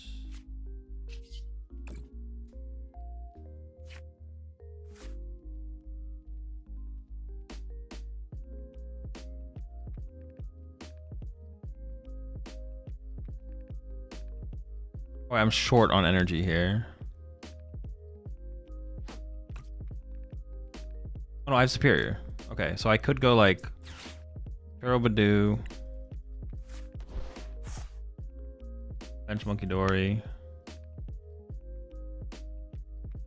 Play this for a Gholdengo so I can generate a card later off Genesect. And play this, get rid of these two.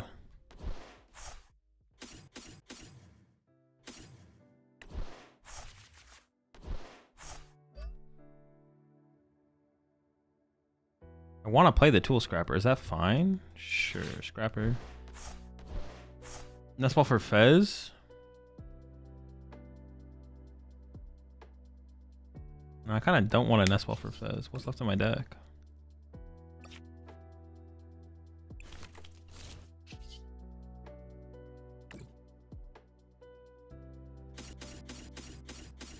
All right, we'll see what happens. So I always wonder, is Garcia your middle name or is that your last name? Last name, two last names.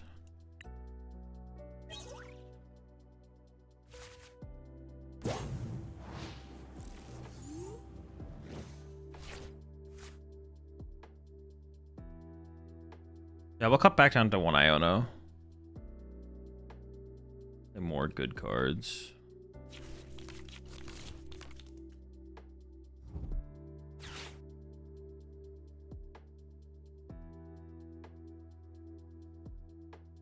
I kind of want to cut one of the Nest Balls as well. I want to try going down to 3 Nest Ball.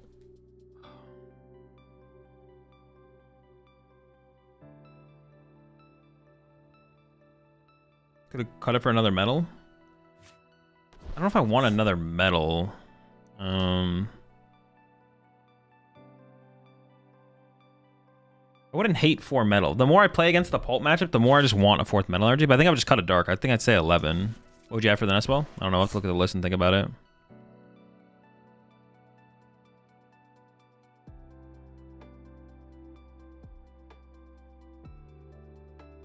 Yeah, let's look at the list and think about it for sure.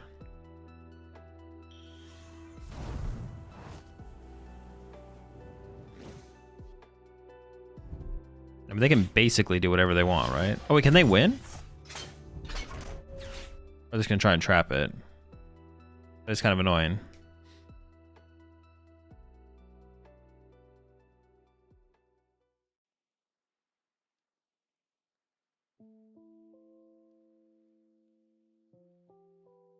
And KO my Monkey Dory, I guess.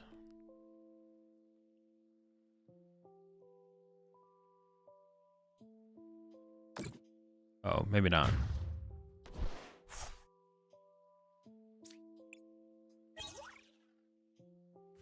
Okay, that's a good draw.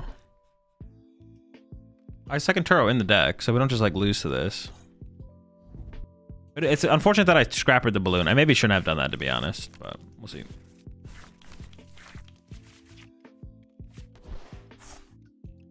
I didn't take a knockout. There's honestly not that much good stuff on the bottom of my deck, though.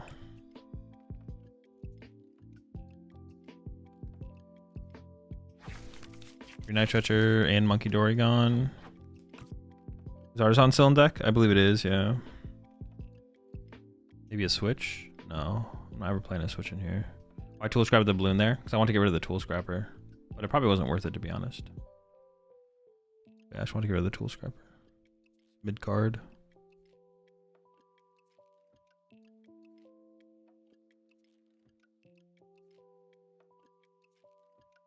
Mid card for that situation, obviously. Maybe we should just play 2 stadiums.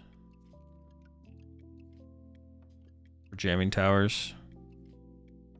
Then I would want it to be second Artisan, Lavencia, Moonlit. Maybe it's the Moonlit. I think the picnic basket is like a 2-for-1.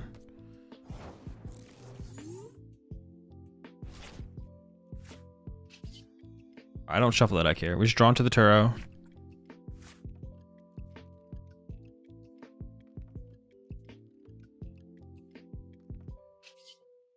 Draw 1.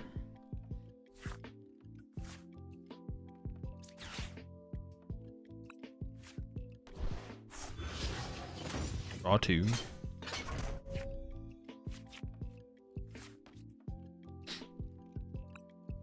How many Gust effects do they have left? A lot, right? Oh my gosh, like infinite. If I bench this guy back down, they be gussing him. They might just gust this guy up next turn, though. I'd rather have them gust up a Gholdengo, right? Oh, should I shuffle the deck? What's on the bottom again? I honestly don't think I should. I think I'm just gonna pass.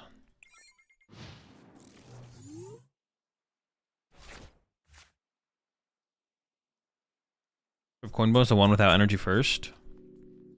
Sure, yeah. Well, I don't think I'm ever gonna YOLO for it though. It's either I get it off one or I don't. So I don't think it really mattered, to be honest.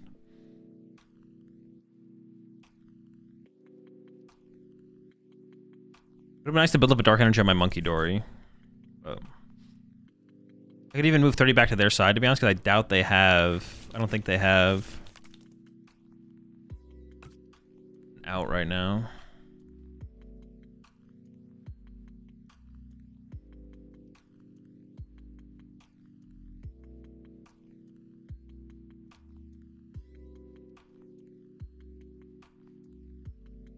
Full Metal Lab enough to survive Chi-Yu? Yes, but it's a terrible card because you can never find it when you want it. That's why you play Bridget Band.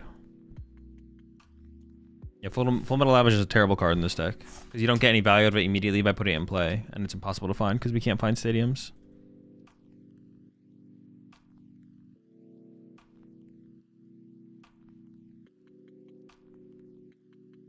On Secret Box to find it? Genius. Wow, that's a genius statement right there. Insane. Yep. Oh wait, they brought up this one. What, they're gonna take a knockout? Why would you take a knockout here? You give me Fez draw. I should bring up the one without any damage on it. Wait, and they're not even shuffling my hand? Bro, what is... Alright. This is fraudulent. What? They don't have a better play than that? Are you kidding me? They are down 3 Iono. Wait, why wouldn't you bring up this one? Are they out of Gust? They're down 2 counter catcher, 1 boss. What are we doing, man? What are we doing?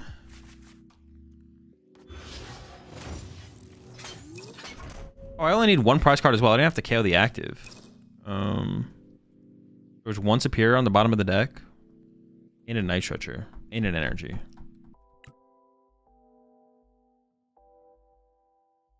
Oh my gosh. How many cards were on the bottom of the deck, though? 3, 6, 10. 9 cards in the top half. I think I'm supposed to draw first. Who knows, though?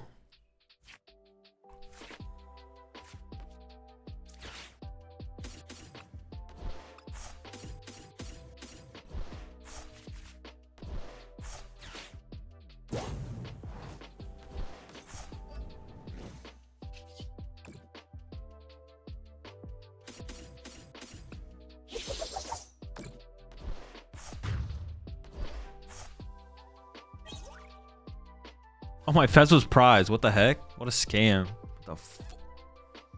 Alright. Let's make some room in the deck. Let's see what happens. I'm gonna cut a nest ball, but I'm probably gonna add it back pretty quickly, to be honest. I'm gonna try it. I'm gonna try it, though. I'll try it, but I think I'm gonna want it back pretty fast.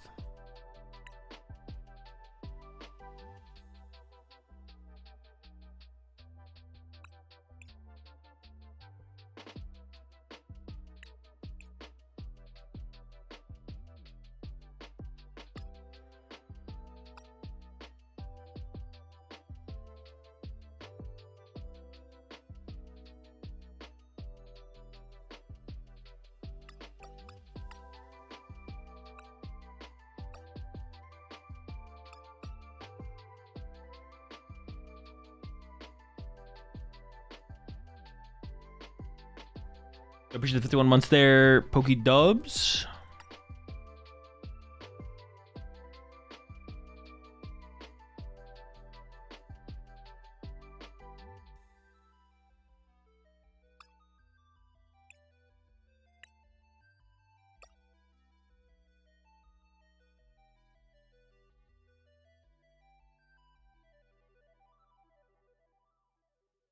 Valencia all the way.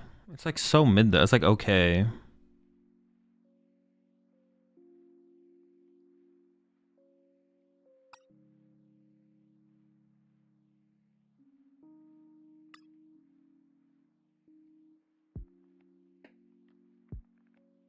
Only 2 boss. Yeah, let me go up to a 3rd, but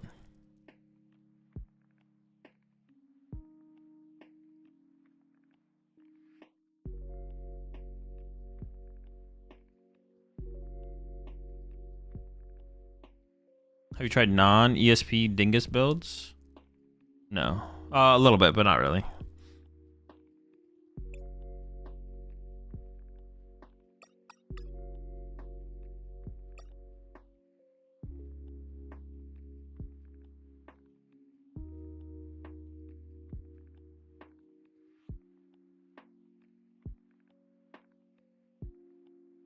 Valencia or Monkey Dory, right? Since we either run 2 dark or 2 lightning, Monkey seems a little bit better. No, you can play both. You can just play 1 dark. You don't need 2 dark.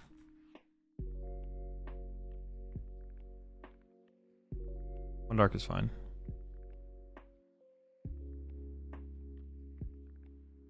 You should try the secret box and fan rotom version. It feels great into the mirror and Joltik. That build is funny for sure. Good meme.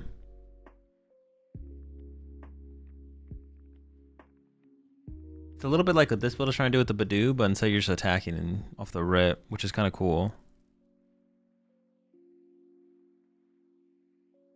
You have 2 Psychics? No, just 1. 4 metal, because like I'm tired of not finding my fucking metal under Badoo, bro. I'm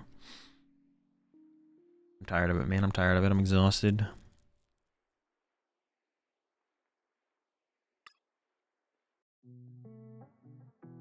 I redeem a game and you coach me? No.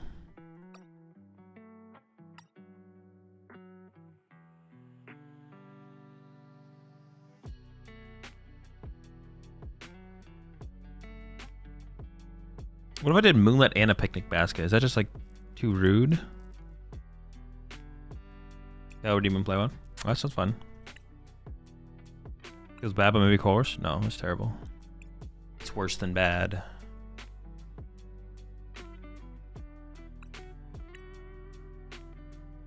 The VOD be staying for another day. Yeah. Catch me next time for sure, Heracross. Next time. I will get you eventually, though. I will get you eventually.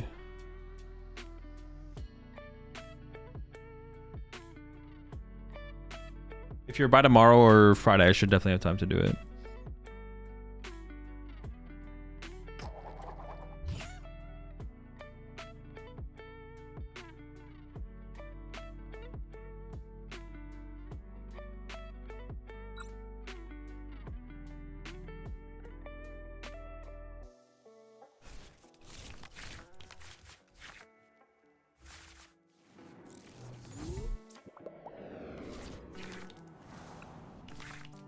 Moonlit and Picnic are straight disrespect. It's like all the best decks right now. True. Send them packing. No gimmies, no gimmies, no gimmies, no gimmies, no gimmies, no gimmies, no gimmies, no poffin, no poffin, no gimmies. 2. What the heck? I'm tired of these poffins, Sir 1, man. Would Rigid be helpful for Pulse? Oh, we could add the Rigid Band in. Maybe that's what we should have added in. But there's another card that I was just like thinking about for a second there.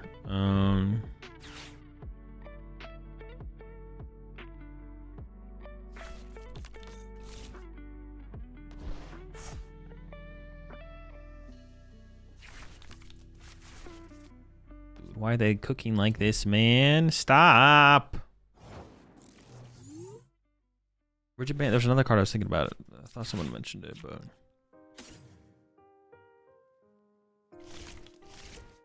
honestly, I'm gonna use this and then Iona to try and increase my odds of finding the little guys.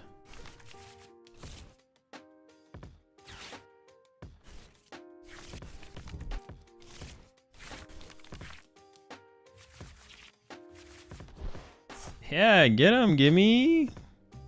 You got it, boss. Go get him. You're fucked, buddy. I'm not gonna lie. What went to the bottom there? Shoot.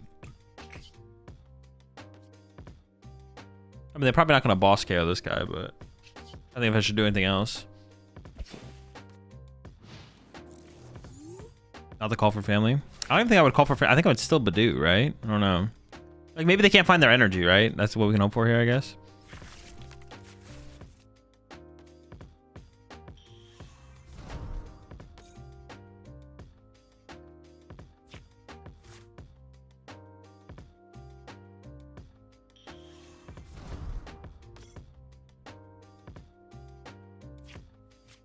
The amount of gimmies you find turn one is based on your real bank account balance. Broke.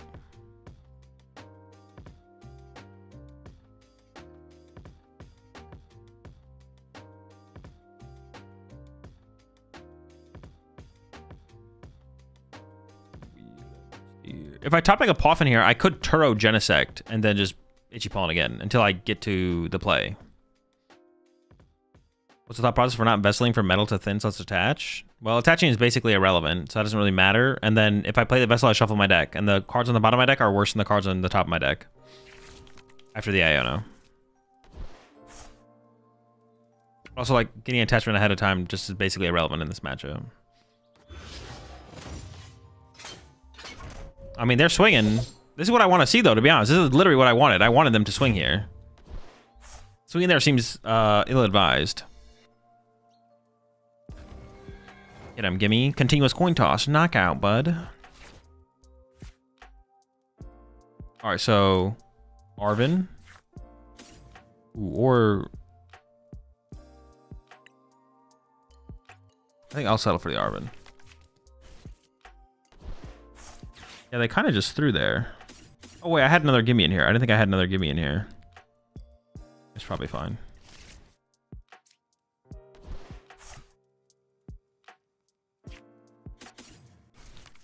No one else gets around. I mean, I would still give them the advantage, but... no. We're at the advantage now. They can still win. That's what I mean to say. They can definitely still win, but...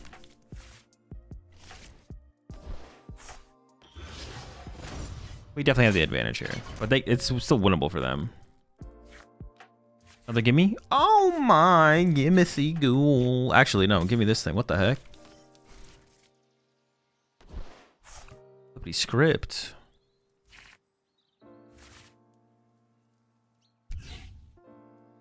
Oh my Ghoul.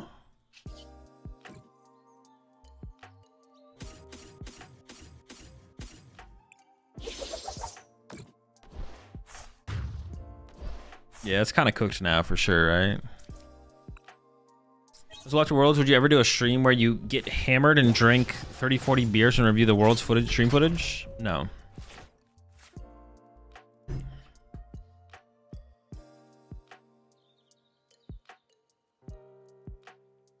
The only thing I want here is a Night Stretcher for a Gimme Goal next turn, to be honest.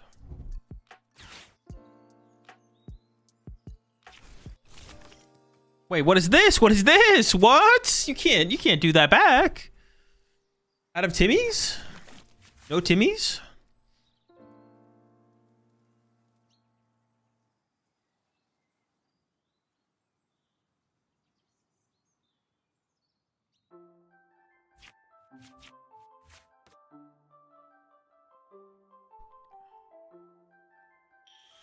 Mithy Ghoul.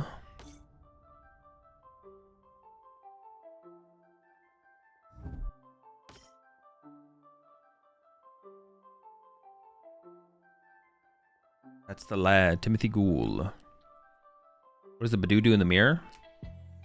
In the mirror? In the mirror, not that much, to be honest. But it's like a one prizer you can leave in your active that slows them down. I mean, it could be a big difference, though. Why the Iron Bundle cut? It just doesn't seem that strong. I don't know. The Iron Bundle seems like okay. The Iron Bundle just doesn't seem that strong.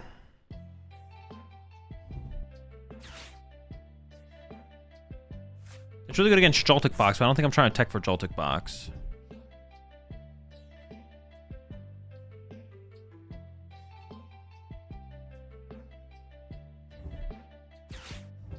Wait, there's no way. You're not drawing into the knockout after this. What the heck is this? What is this? You're not doing that.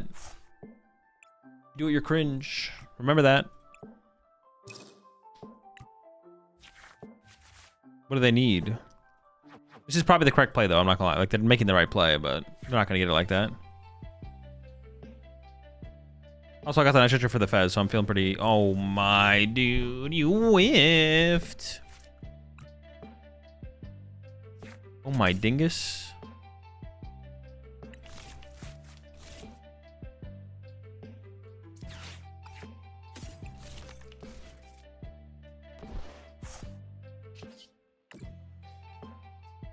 Oh, I shouldn't have done this one. Oops. Definitely misplayed.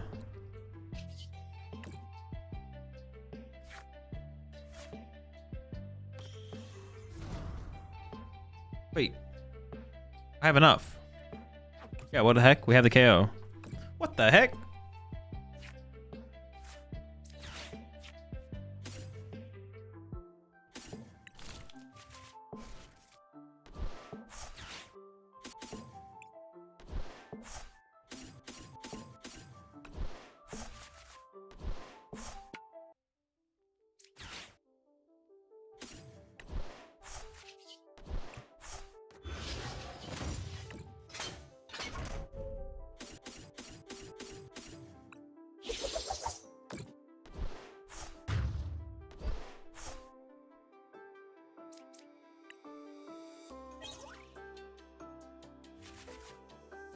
Should be almost impossible for us to lose at this point. If I lose... Oh, wait, could I get Badooed out of this game? I wasn't really paying attention. No, we can't. I was like, hold up. New win con unlocked. No shot, though. No shot.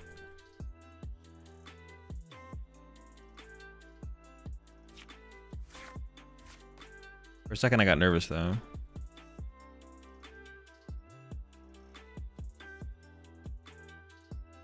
Dude, honestly, the Venture Bomb unlocks so many so many win conditions for the deck in so many matchups in so many situations. It's kind of crazy. Usually, like a way to like generate damage on the board. What's the idea of the Team Rocket's Venture Bomb? So you can punch something but not KO it, but because our opponent doesn't always generate damage on our side of the field, we can generate the damage. So you can like counter catcher Iono, bring up Fez, punch it for 200, pass. They whiff a knockout, they pass, and then we go bench Monkey Dory, Venture Bomb, knockout, knockout. Game over.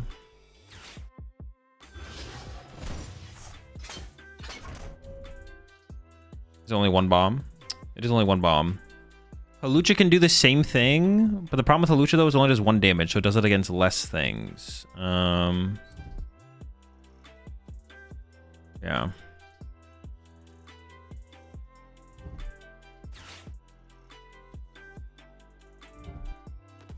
Like my opponent, if my opponent plays the Venture Bomb, they can do it right now. They can punch us for 200. Hope we get stuck. Obviously, it's not going to. But hope we get stuck. But I mean, at this point, they can't. They could have a 4-prize turn next turn. They still lose. It doesn't really work for my opponent's situation. Should we ever run 2 bombs? Probably not. No.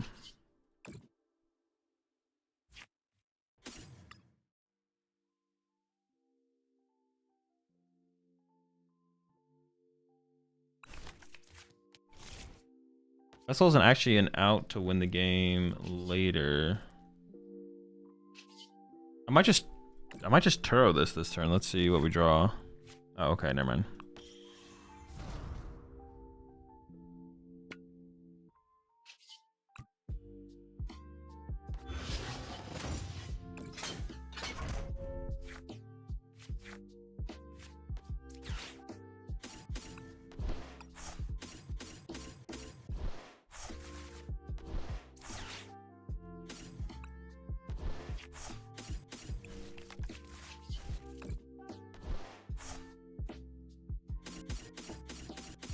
All right, we can add the tool card to here as well.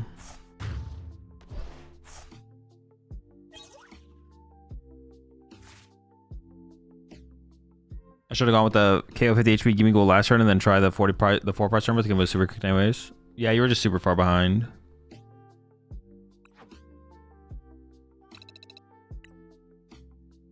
Let's try cutting the nest. I like put the nest back in because I couldn't come up with anything, but let's cut this for the rigid band. Just get a band in there.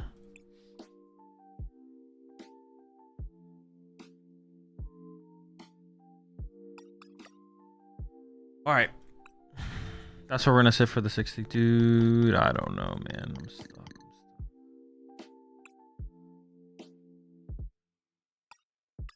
I have 5 spaces in this deck right now. I tried so hard to not play this fucking rat.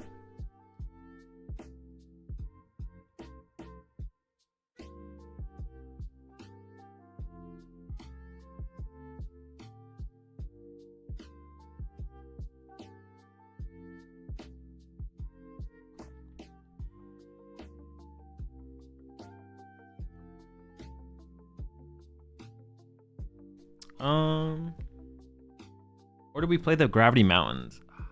The mountains are just so mid though.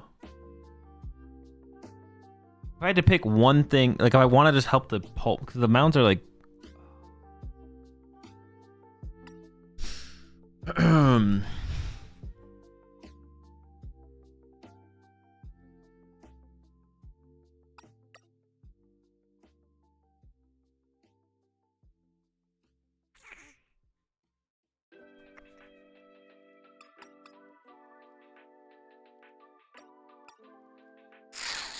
I don't have Night Stretcher in here anymore.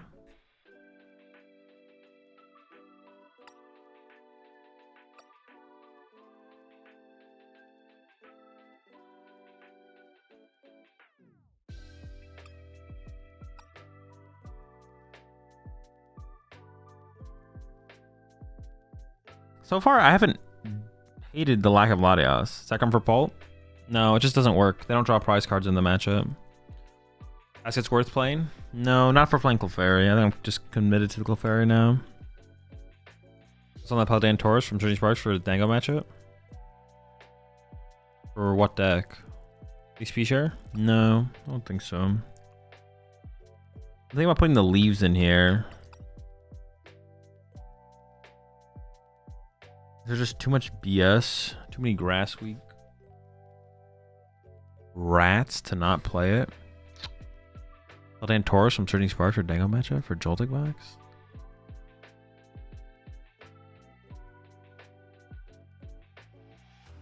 Which one? This one? None of these do anything in that matchup, right?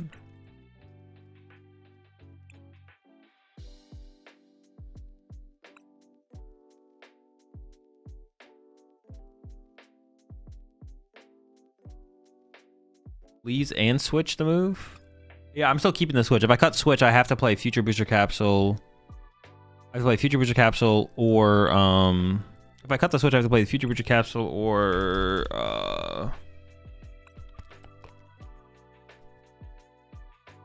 That's 180 to a stage 1? No, that's not worth it. I have to play Future Booster Capsule or Latias. And I've kind of liked not having Latias in the deck so far, so I kind of want to keep it that way.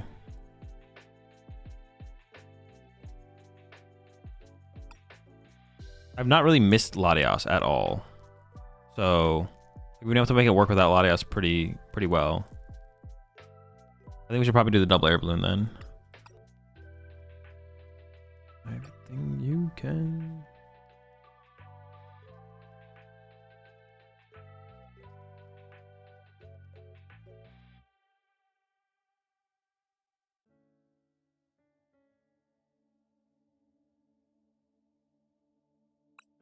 Briar? No, no Briar.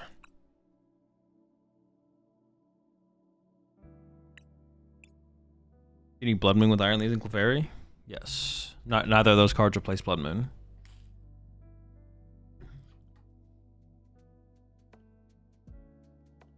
If you're running areas here, then isn't Latias fine? I don't know. Maybe. It's definitely more of a reason to play it. Blood Moon really can't be replaced because even against matchups like Dragapult, you want the threat of Blood Moon around. Because if your opponent's just like, oh, you don't play Blood Moon? Okay, knock out all your attackers. And you're just like, well, fuck me. I can't kill your Fez off your bench. And even if they don't know you don't play Blood Moon, if they're just like, fuck, this situation sucks, KO both your attackers. And you're like, well, I can't KO anything. You win. Just get rolled.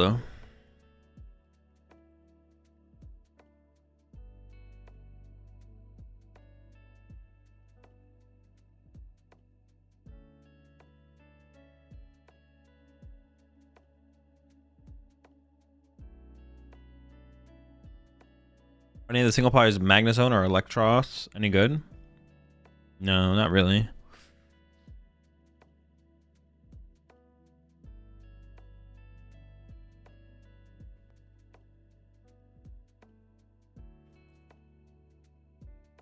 How'd the tournament go? Not great. Did I even make second phase? I didn't even make that second phase, no. Not great.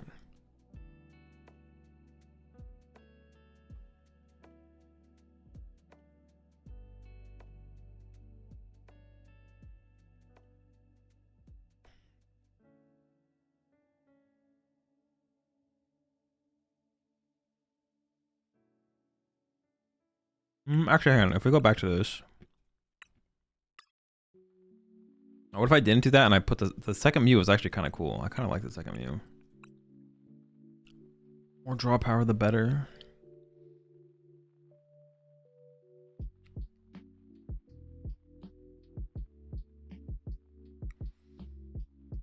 What day are you flying out to Worlds?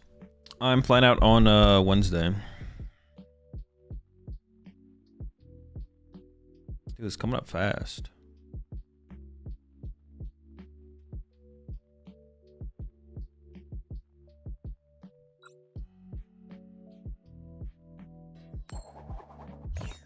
Definitely probably gonna play some Grimmsnarl tomorrow. I'm gonna play some Grim tomorrow.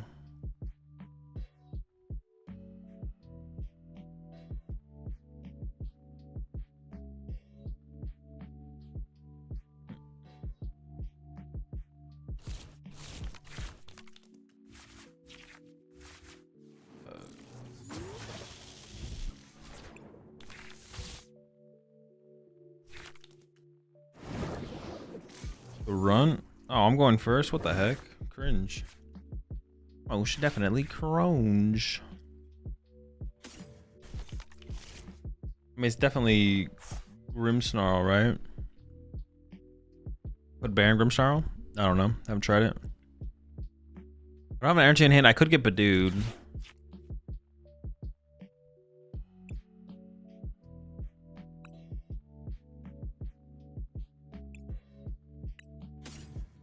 Kind of want a Crispin.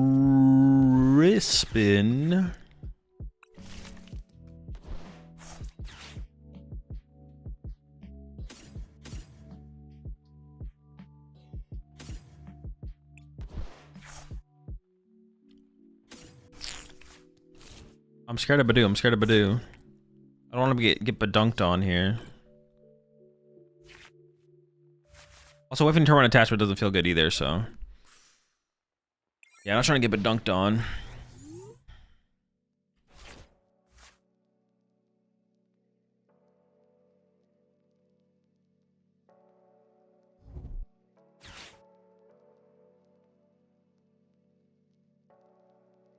I run to you at Worlds. Will you sign something for me? Yeah, sure. Is your main method of testing for Worlds? Yeah. Or are you planning to have some more focus testing off stream? Nope, just this.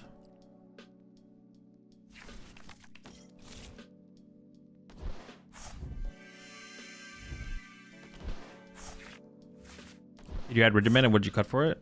I did. I don't remember what I cut though. I'm not gonna lie. Oh, a nest ball.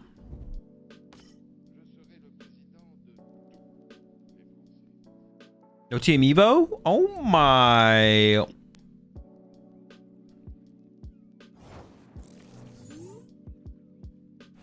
Blood.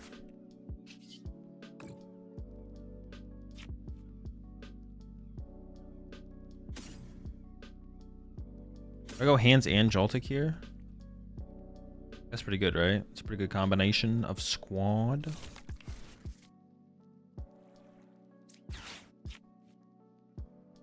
Oh, I don't have the... Okay, that was a bad... I don't have Bravery Charm. I prized my Bravery Charm. I should not have done that. Oh, no. Disgusting.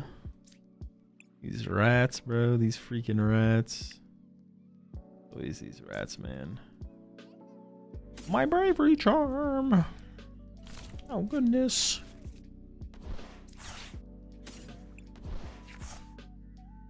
Got a nice selection here.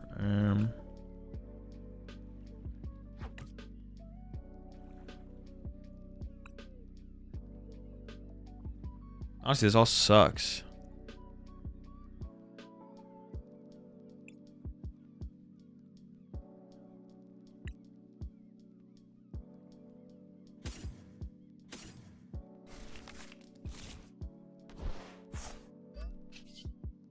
Yeah, a Bravery Charm was, if it was here, I would have put it on my Joltik, but it's not.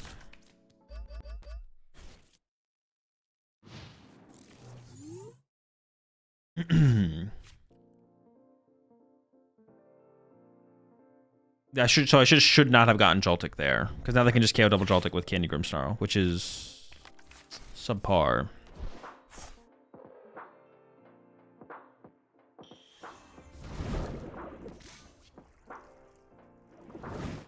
Hold on, okay. If I had one to protect my bench guy, I would be like chilling here. Ooh, Iona though? Well, you know, I'm not gonna complain. It's pretty good for me. That's pretty swell, I'm not gonna lie. It's pretty cronge though. What the heck is this? Some of that cronge right here.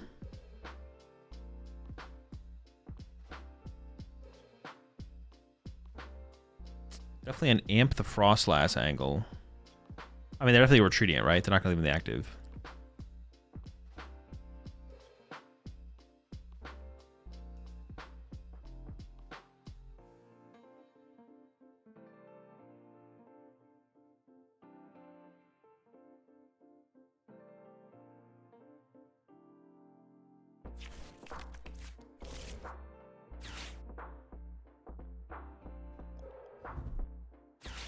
Oof. Some plays could be made here for sure. They might be cooking. They might be cooking. They're probably cooking. They're probably cooking. Maybe I should just put. Maybe I should put the second Bravery Charm back in instead of the second Mew, because Bravery Charm is just so important. Like prizing Bravery Charm feels really, really bad in a lot of situations. Maybe we should just play the double Bravery Charm. Maybe that's the answer. Prizing that card sucks. There's other cards that we can prize and like get away with it, even though it makes things harder. But nothing really replaces Bravery Charm. Card's just too good.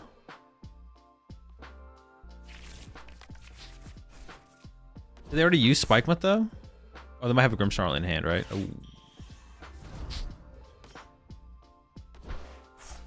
Goddamn soft Joltik on the bench. I just shouldn't have bench. The Joltik just shouldn't be on my bench here. He just shouldn't be there. Little bastard. I could just KO the Frostlass anyways here though, to be honest. Do I just KO Frostlass anyways? Like I don't have to Iron Leaves this thing, do I?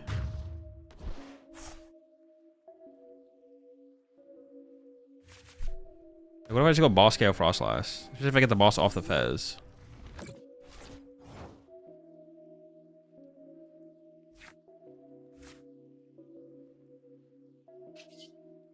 don't know, let's see what we draw.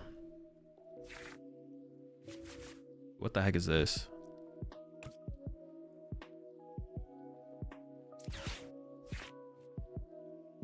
Maybe I am just Iron Leavesing. At 220 HP. I could die to Candy second Grimmsnarl here.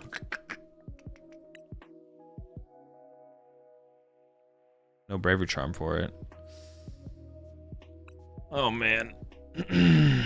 Actually, I'm not sure how to play this. It would be third Candy. Oh, did they discard a Candy turn one? Oh, okay. Then we definitely Iron Leaves them. What the heck? Yeah, hit him with the leaves, bro. What the heck? Why am I even thinking about this? Why are we even contemplating this decision here? We're leavesing. Oh, load this hands up, bro. He's ready to go. Not fucking around.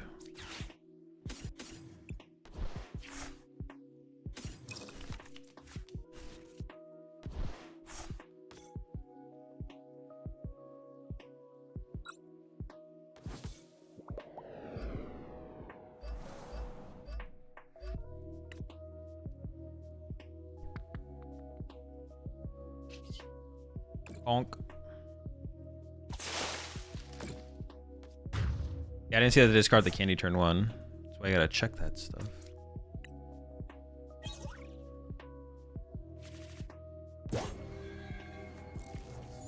Do I have the Night Stretcher in here currently? I actually don't know if I have Night Stretcher or not.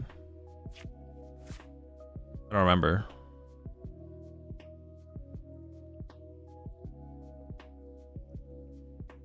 Do not remember. We have no stadium up in the 60, correct? Yeah, no schmadium.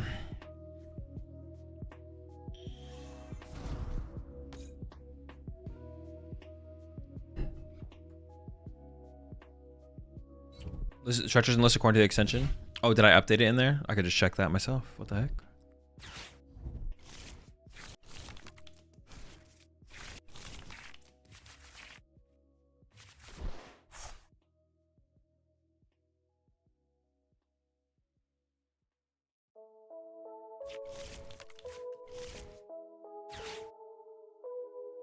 So just Prime KO Morgrim should be game, right?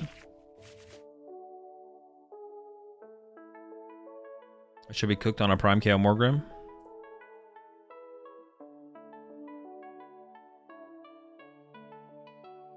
Would you rather get hit by a black bolt or a white flare? I have no clue.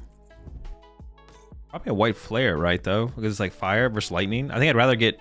Yeah, I think I'd rather get like hit by fire and have to deal with fire than lightning. For sure.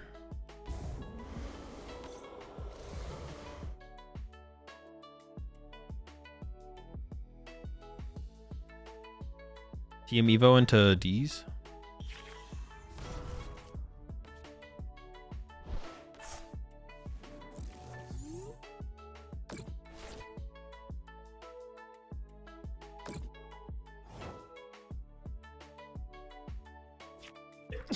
Oh, goodness. Boss, you're more grimy. You're done, buddy. More grimithy.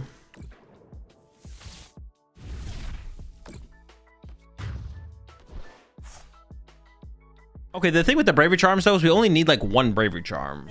We only need, like, one Bravery Charm. So maybe I don't need the... Maybe we just play one. You don't really need more than 2 Bravery Charm. Not ever, but most of the time you never need more than 2. And sometimes you can make it work without it. Wait, can they win? A lot of damage. I don't think they can win though, right? They can Ursaluna me. Oh shoot, I didn't really think about getting Ursaluna here, to be honest. But I can Ursaluna them back, so.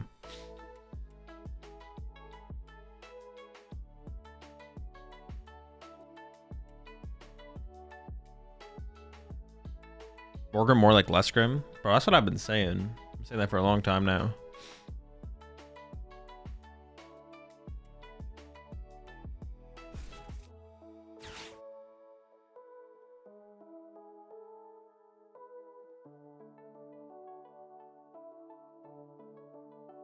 Like 2 charm. It's a cool card.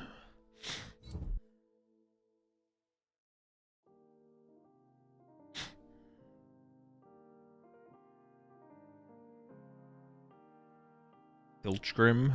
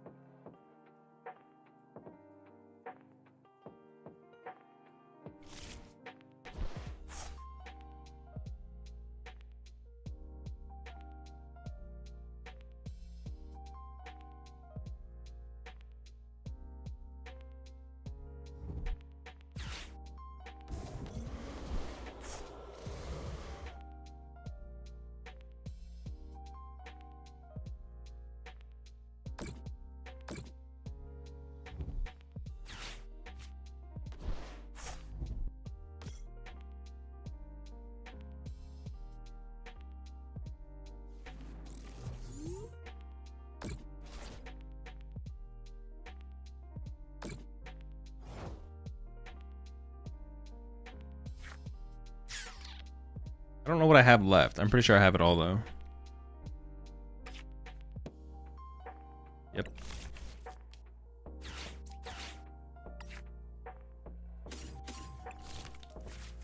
How do we use the eel in here?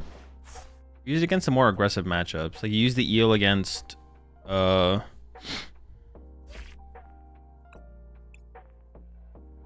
the eel against like Gholdengo and stuff like that. Those are the matchups you usually use it against.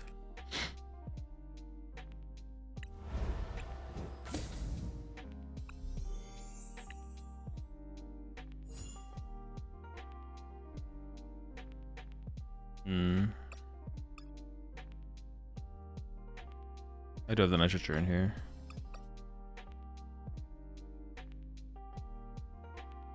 All right, chat.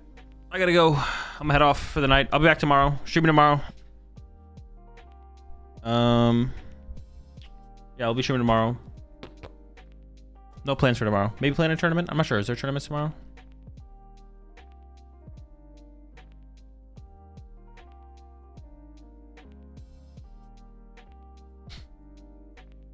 Let me find somebody right here on Twitch if there's anyone on still playing in the late night tournament. Any tournament tomorrow? I'm not sure. Hang on, let me look at the.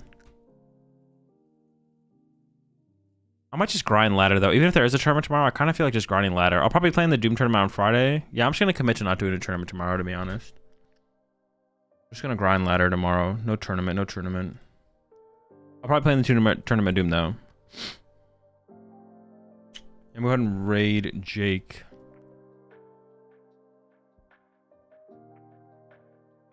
Alright, chat, have a good night. I said I'll catch you tomorrow. No tournament tomorrow. I will play in the Doom tournament on Friday. Just gonna play more games. Yeah, have a good one. See you tomorrow. Peace.